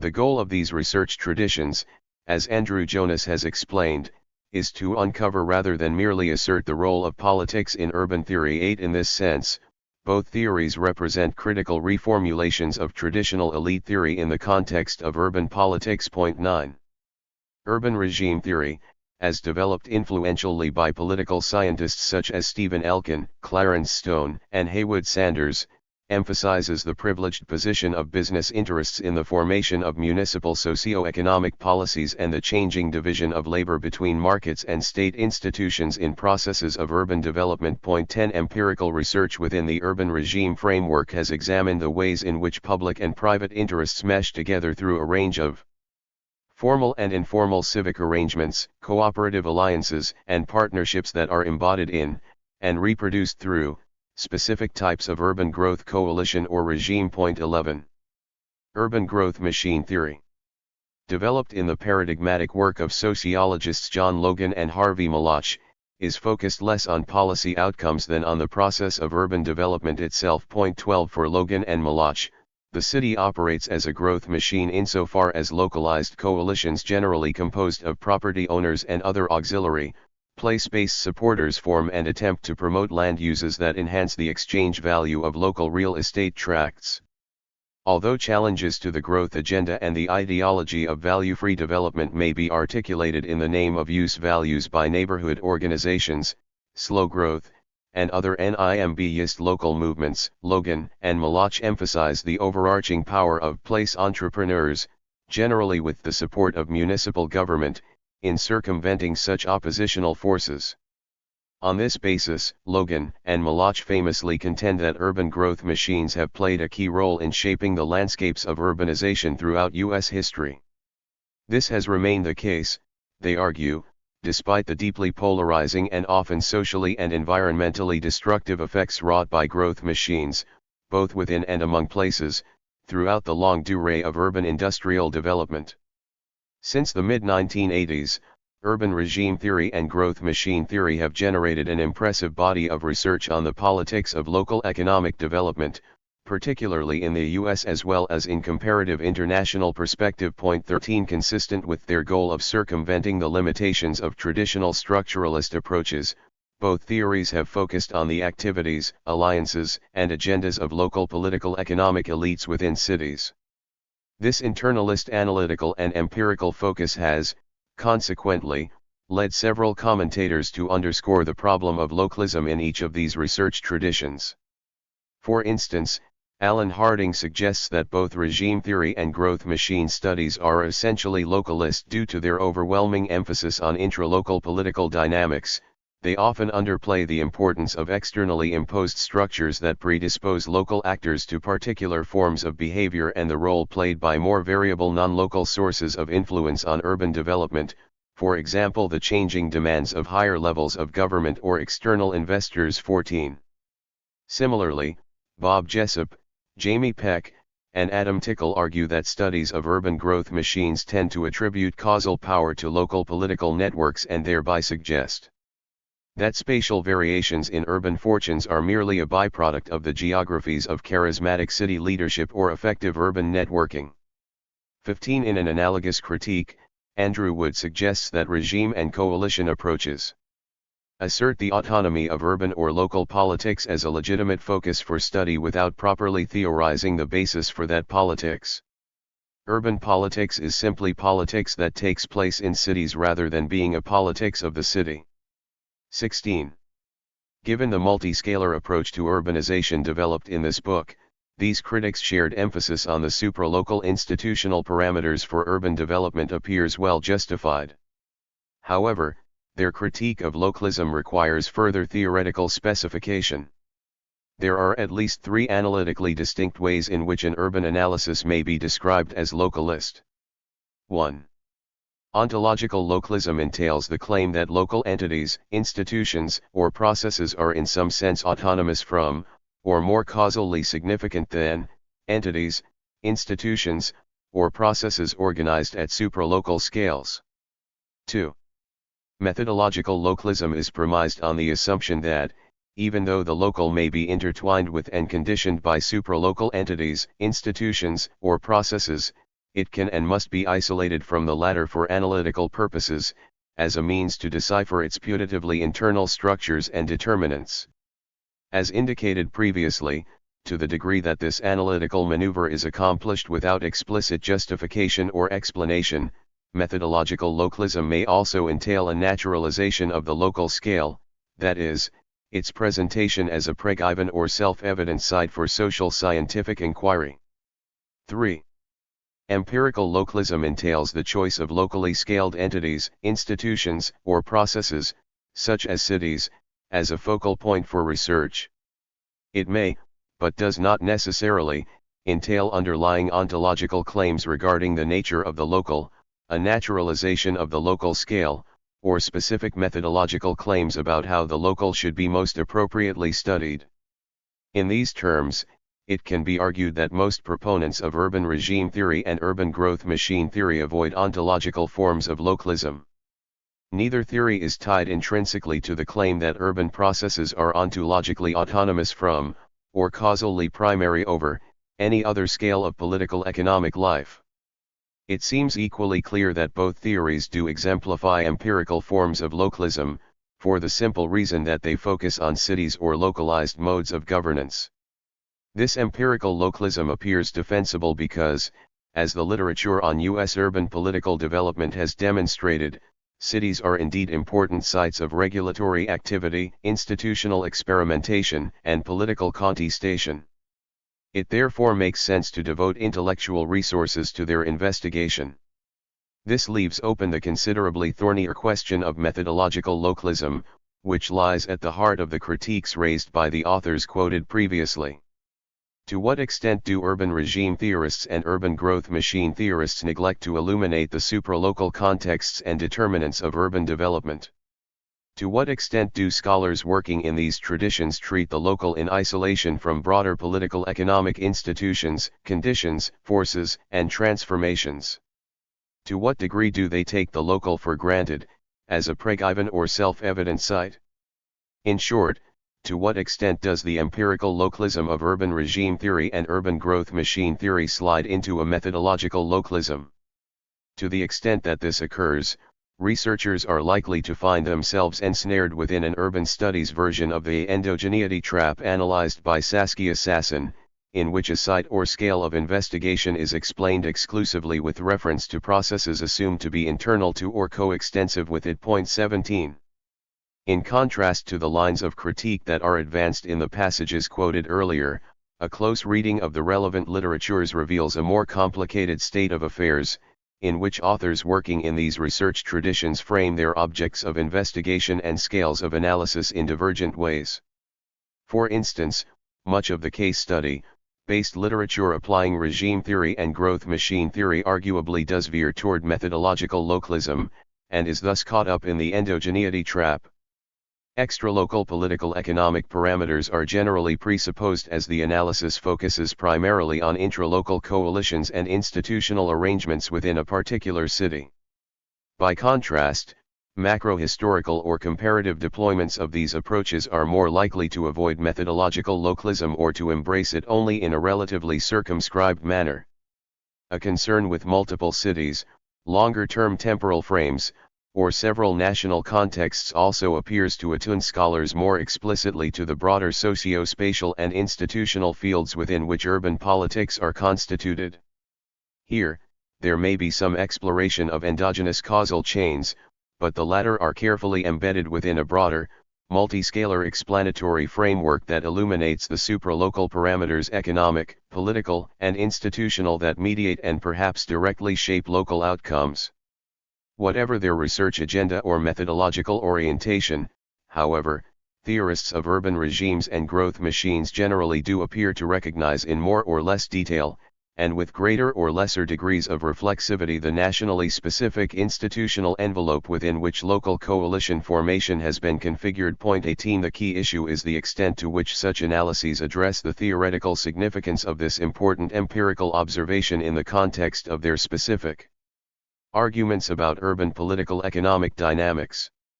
The charge of methodological localism is justified only in cases in which the local is unreflexively presupposed and in which, consequently, national institutional configurations and interscalar relays are relegated to an external background structure.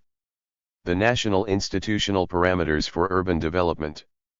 The concern to avoid methodological localism and the endogeneity trap in urban studies stems from a relatively straightforward proposition: the localness of growth politics in U.S. cities, as elsewhere, is not a preggiven or endogenous empirical attribute of the coalitions in question but is a mediated result of national institutional structures, regulatory rule regimes, and political geographies that, quite literally, create a space in which urban growth machines may be established. Indeed, it can be argued that urban growth machines are constructions of the state insofar as national political institutional frameworks play a major role in delineating the spatial units within which growth coalitions are formed and establish a system of land use regulations and restrictions that decisively condition local actors' degree of commitment to, and dependence upon, a growth agenda. It is essential, therefore, to situate urban growth coalitions not only within the changing worldwide spatial divisions of labor associated with capitalist systems of production and circulation but also in relation to the evolving spatial divisions of regulation associated with national state institutions, intergovernmental systems, and policy regimes. Point 19. These claims can be illustrated with reference to the long-term role of the U.S. national state in mediating the politics of urban development. For present purposes, this discussion brackets the consequences of U.S. cities' evolving positions in geo-economic divisions of labor and infrastructural supply chains for urban growth machine dynamics. Point 20. The core concern here is to explore the nationally specific institutional arrangements that have most directly facilitated the proliferation and entrenchment of urban growth machines across the U.S. territory since the 19th century. The institutionalized power of private capital. In the U.S. regulatory system, private property developers are given an inordinate authority to make decisions involving land uses, capital investment, and job locations. This tradition of urban privatism reflects an institutionally entrenched belief that the private sector is best equipped to assess investment opportunities and locations, to organize the technical expertise and management skills required for economic development, and to maximize the efficiency of economic operations. This situation is embodied in, and further exacerbated by, the lack of a major non-business political party in the United States resembling the social democratic, trade union-based parties that have played such an important role in European municipal politics. Point 21. For these reasons, in the U.S. context, governmental policies have long been mobilized to create new avenues for privately organized capital investment in cities, whether through urban renewal schemes, housing programs, urban development action grants, or other federal, state, and local incentives. Such policies have directly subsidized capital investment by minimizing private risk and covering key overhead costs, often without subjecting firms to extensive regulatory constraints. Additionally, urban regeneration programs in the United States have prioritized capital-led initiatives to promote investment over labor-oriented policies, generally through the establishment of partnerships and other cooperative arrangements between public agencies and business organizations. Point 22. This institutionalized prioritization of market-led forms of economic governance at each tier of the U.S. state has been an essential precondition for the formation and generalization of urban growth machines. The latter are considerably less likely to crystallize in national states that impose tighter regulatory constraints upon local land markets and local investment decisions. The institutional structure of U.S. federalism. The federal structure of the U.S. state dictates that political power and responsibilities are shared among multiple administrative levels. Accordingly, subnational political units such as the states and municipalities are allotted important regulatory powers in policy areas such as public health, welfare, education, and economic development, which enable them to influence the locational patterns of industries, infrastructure investment, and population. Although federal urban policies have existed since the New Deal, their implementation is left largely to the states and municipalities. Point 23. In contrast to most Western European states, there is no nationwide spatial planning system in the United States, and there are few federal equalization programs that promote the relocation of capital into declining or disadvantaged areas. Point 24. Within this decentralized political system, the public agencies that are most immediately equipped to influence intranational locational patterns are the states and the municipalities. Point 25. Economic development initiatives by these subnational tiers of state power intensified considerably after World War II in conjunction with a wave of intranational industrial relocations driven by capital's drive to lower production costs and to seek out non-unionized segments of the workforce. Subsequently, the global economic recession and the acceleration of deindustrialization of the 1970s created a new urgency for external capital investment, particularly within crisis-stricken regions and cities. State-level and local economic development initiatives were markedly intensified during this era and have subsequently become standard policy tools for subnational governments. Point 26. The federal territorial structure of the U.S. national state must therefore be viewed as a key institutional parameter within which urban growth machines have been recurrently stimulated. Urban growth machines are less likely to form in national states in which municipalities lack such extensive, autonomous powers to influence capital investment and to promote economic development. Decentralized municipal finance. Municipalities in the United States are heavily dependent upon locally collected taxes, property taxes, in particular to finance local public goods. Point 27. Although the structural dependence of the state upon capital for tax revenues is a universal feature of capitalist social formations. 28. This dependency is articulated in a profoundly localized spatial form within the U.S. intergovernmental system due to the decentralized character of local government finance. Because real estate investment provides a crucial source of local property tax revenues, U.S. municipalities are structurally pre-programmed to support property developing growth machine strategies.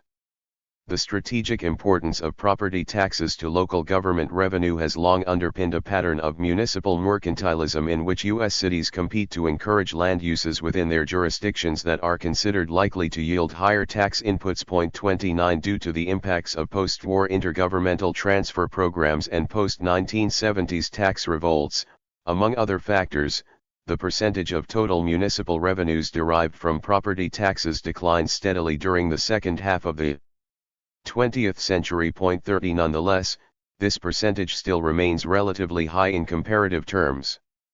Urban growth machines are less likely to form in national states in which municipal revenues are not directly contingent upon local property values and local economic growth. Bond markets and municipal credit ratings.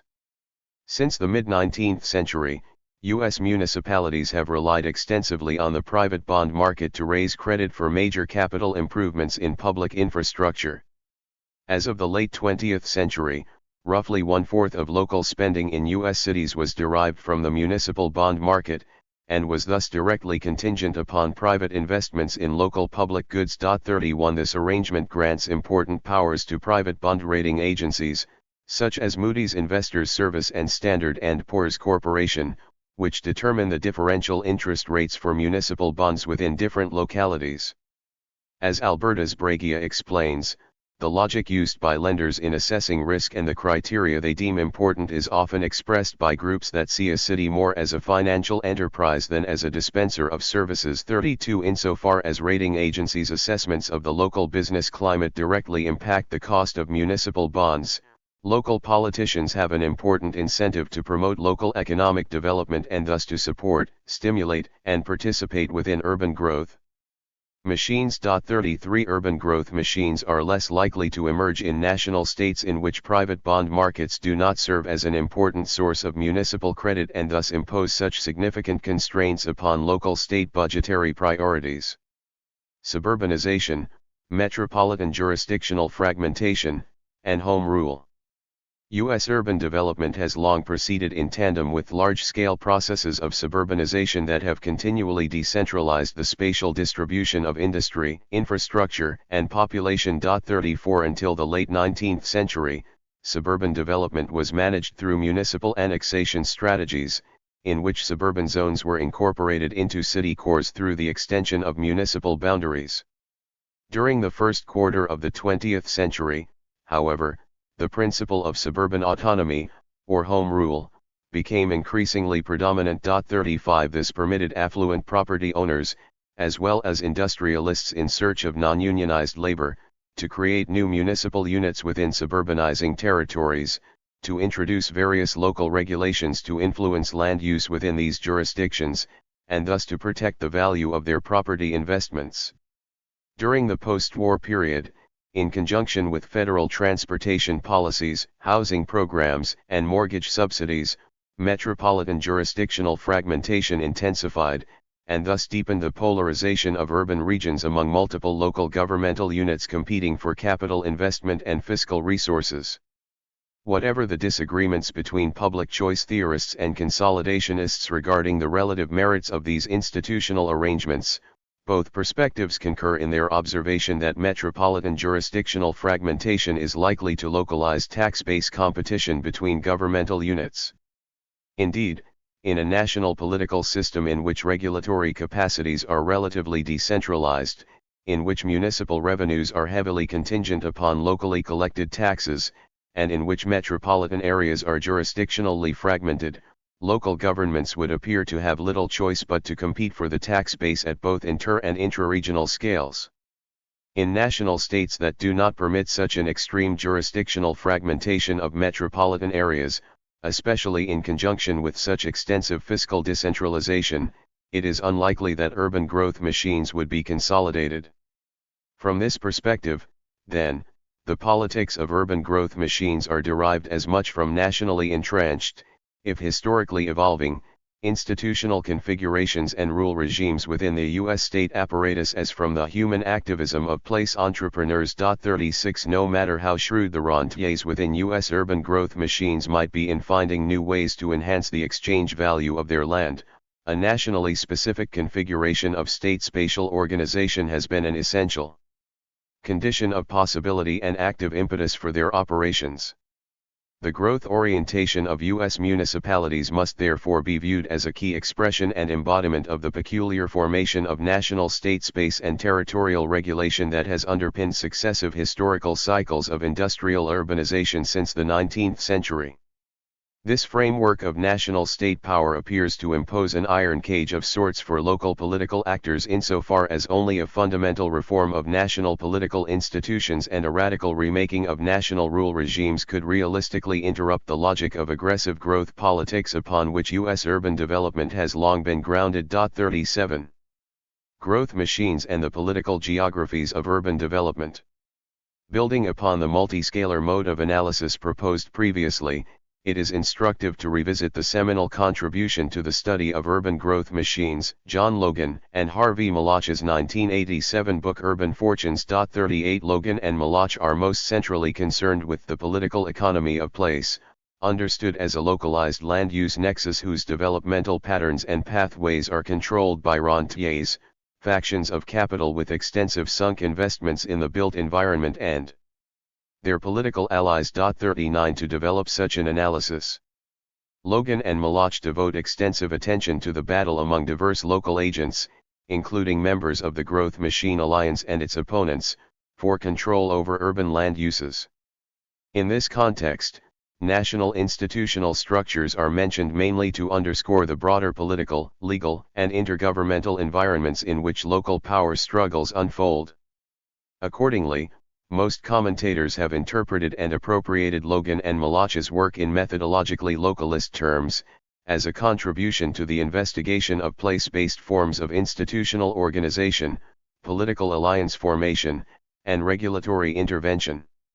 Upon closer examination, however, it becomes evident that Logan and Malach's analysis avoids the endogeneity trap.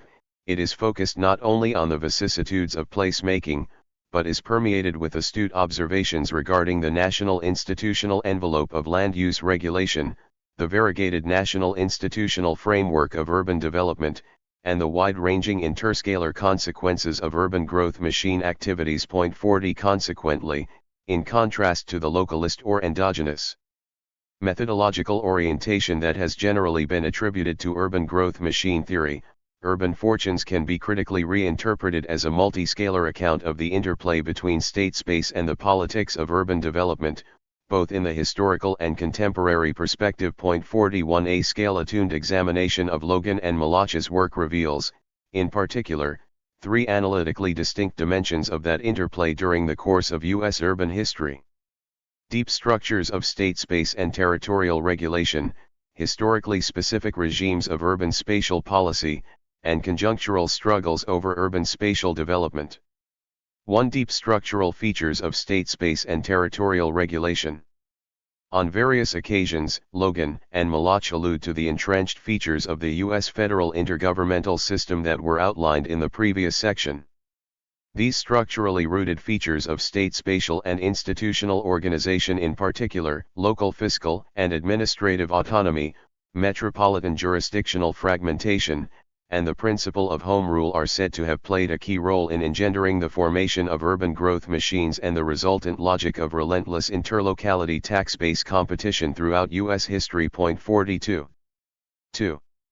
Historically specific regimes of urban spatial policy. Logan and Malach also explore various ways in which, since the maturation of the 19th century industrial city, federal and local state policies have impacted the geographies of urban development. 43 The resultant regimes of state spatial regulation have decisively molded the political geographies of urban growth machine activities by channeling certain types of development into specific locations, both within and among metropolitan areas. Although Logan and Malach do not deploy the conceptual vocabulary of regimes, their account implicitly traces three broad historical formations of regularized federal and local land use policy since the 19th century. 19th century industrial urbanization. During the early industrial era, urban growth machines jockeyed to attract key federal infrastructural investments and thus to enhance their strategic economic importance within the national economy. 44. 20th century urban expansion and metropolitan fragmentation. A new formation of urban spatial policies emerged during the period of organized, Fordist Keynesian capitalism in conjunction with comprehensive planning reform movements, the extension of the urban fabric, the proliferation of suburbanized residential enclaves, and the increasing jurisdictional fragmentation of metropolitan areas. Here, Logan and Malach trace the role of restrictive local policies and federal incentives policies in influencing the geographies of land use and thus in creating a highly stratified urban and suburban hierarchy. 45 This regime of urban spatial policy, which was only fully consolidated during the post-war period, provided national and local politicians with a wide array of policy instruments through which to influence the distribution of local land uses within their jurisdictions and thus to serve the exchange interests of local elites. 46. The post-1980s period. More briefly, given the historical conjuncture in which their book was written, Logan and Malach allude to the emergent historical formation of urban spatial policy that was being established under Reagan's new federalism in the 1980s. Under the Reagan administration, the federal government introduced various new policy strategies that were intended to impel localities to promote local economic development projects. For instance, by diminishing federal urban subsidies and thus tightening local budgetary constraints, by lowering federal standards in welfare, occupational safety, and environmental protection, and through the establishment of deregulated enterprise zones within distressed inner cities. Logan and Maloch interpret these rescaled institutional arrangements as federal governmental strategies to circumvent the forms of anti-growth local resistance that had been consolidated during the preceding 2 decades. 47. Whereas each of the aforementioned federal and local regimes of urban land use policy facilitated and intensified the activities of urban growth machines, Logan and Maloch suggest that the second and third regimes also met with stiff resistance from an expanding array of anti-development forces. Hence, their account implies that national state institutions have long constituted a strategically central arena of political contestation in which the geographies of urban development are fought out. In the U.S. context, Logan and Maloch argue, it is above all through national state institutions and policy regimes that local configurations of land use regulation are established, enforced, and periodically modified. And it is only within the politico-institutional parameters thus established that urban growth coalitions may crystallize to shape the patterns and pathways of urban development. 3. Conjunctural struggles over urban spatial development. Lastly, Logan and Maloch emphasize the role of localized struggles over jurisdictional boundaries and land use regulations in the context of the more entrenched structures of national state space summarized previously. 48 Growth machines may attempt to rework the organization of state space and territorial regulation at national, metropolitan, and local scales to enhance the exchange values of strategic urban places.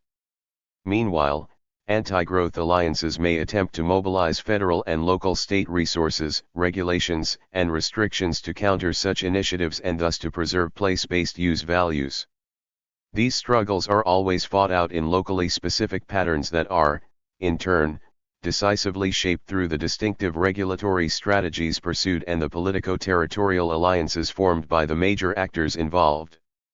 Issues such as the configuration of jurisdictional boundaries, the structure of zoning and growth control regulations, and the form and distribution of federal urban subsidies thus become central stakes in political struggles over the geographies of urbanization across diverse places and various spatial scales. In this sense, formations of state space and territorial regulation do not merely underpin and animate the activities of urban growth machines, but may themselves be reshaped through the struggles provoked by those activities. In sum, the configuration of state space has long figured centrally in producing the urban scale as a strategic institutional site for growth machine activities across the U.S. political economic landscape. Whereas Logan and Maloch's work is focused most directly on explaining how and why the city serves as a growth machine, this analysis reveals that, in so doing, they also provide an account of why it is that the city serves as a growth machine. The salient point here is thus not only that the state actively sustains the commodity status of land but that its spatial and institutional configuration also serves to distribute land uses across national, regional, and local scales and to impel the formation of profoundly localized, growth-oriented territorial alliances. 49 Maloch's subsequent comparative work powerfully reinforces these arguments by showing how nationally specific intergovernmental structures, fiscal arrangements, and land use regulations in the United States, the United Kingdom, France, Italy, and Japan have entailed significantly divergent rules for rentier participation in local development, leading to major cross-national differences in the geographies of urban development politics. 50 Such comparative investigations make even more explicit an analytical proposition that is subtly interwoven throughout the text of Urban Fortunes, the very existence of urban growth machines, and their specific politico-institutional form hinge upon nationalized rule regimes that impose specific regulatory parameters around processes of urban development. 51 This interpretation is not intended to diminish the importance of locally rooted political strategies and struggles, which obviously generate place-specific governance arrangements and developmental trajectories. Rather, this mode of analysis is presented as a basis for situating such strategies and struggles within the multiscalar institutional envelope that circumscribes their distinctive capacities for shaping urban space. The urban growth machine as a multiscalar political strategy. Insofar as urban regime theory and urban growth machine theory have helped illuminate some of the key local political dynamics associated with the production of urban space, they have contributed forcefully to the project of demystifying urban life under modern capitalism. However, due to the methodologically localist tendencies of at least some contributions to these research traditions, they have only partially succeeded in defetishizing the putatively urban dimensions of what is often generically labeled urban politics. As this discussion has revealed, the operations of urban growth machines cannot be adequately understood as locally generated or self-contained. They are also key moments within the multi-scalar processes of state spatial regulation through which the patterns and pathways of capitalist urbanization are forged. Therefore, the fetish character of the city can be fully demystified only through modes of analysis that reflexively illuminate its conditions of production at all spatial scales, from worldwide spatial divisions of labor, resource flows, and metabolic impacts to national institutional configurations and regimes of territorial regulation, subnational governance arrangements, and locally embedded political struggles. The task of superseding the fetish character of the city is hugely complex. It involves reflexive consideration of the diverse, multi-scalar political, economic, institutional, and socio-technological processes that have produced the uneven, variegated landscapes of urbanization. In this chapter, I have touched upon only one dimension of this wide-ranging research agenda: the need to investigate the role of national state spaces and multi-scalar regimes of territorial regulation in engendering a highly localized, city-centric form of growth politics during the course of U.S. territorial development. As I have argued, many students of urban growth machines have tended to fall into the endogeneity trap. They take the local scale for granted as the site and target of this growth politics. In contrast, through a critical reading of Logan and Malach's Urban Fortunes, this analysis has critically interrogated that naturalized assumption by demarcating some of the broader politico-institutional conditions of possibility for the formation of growth-oriented territorial alliances at the scale of the city.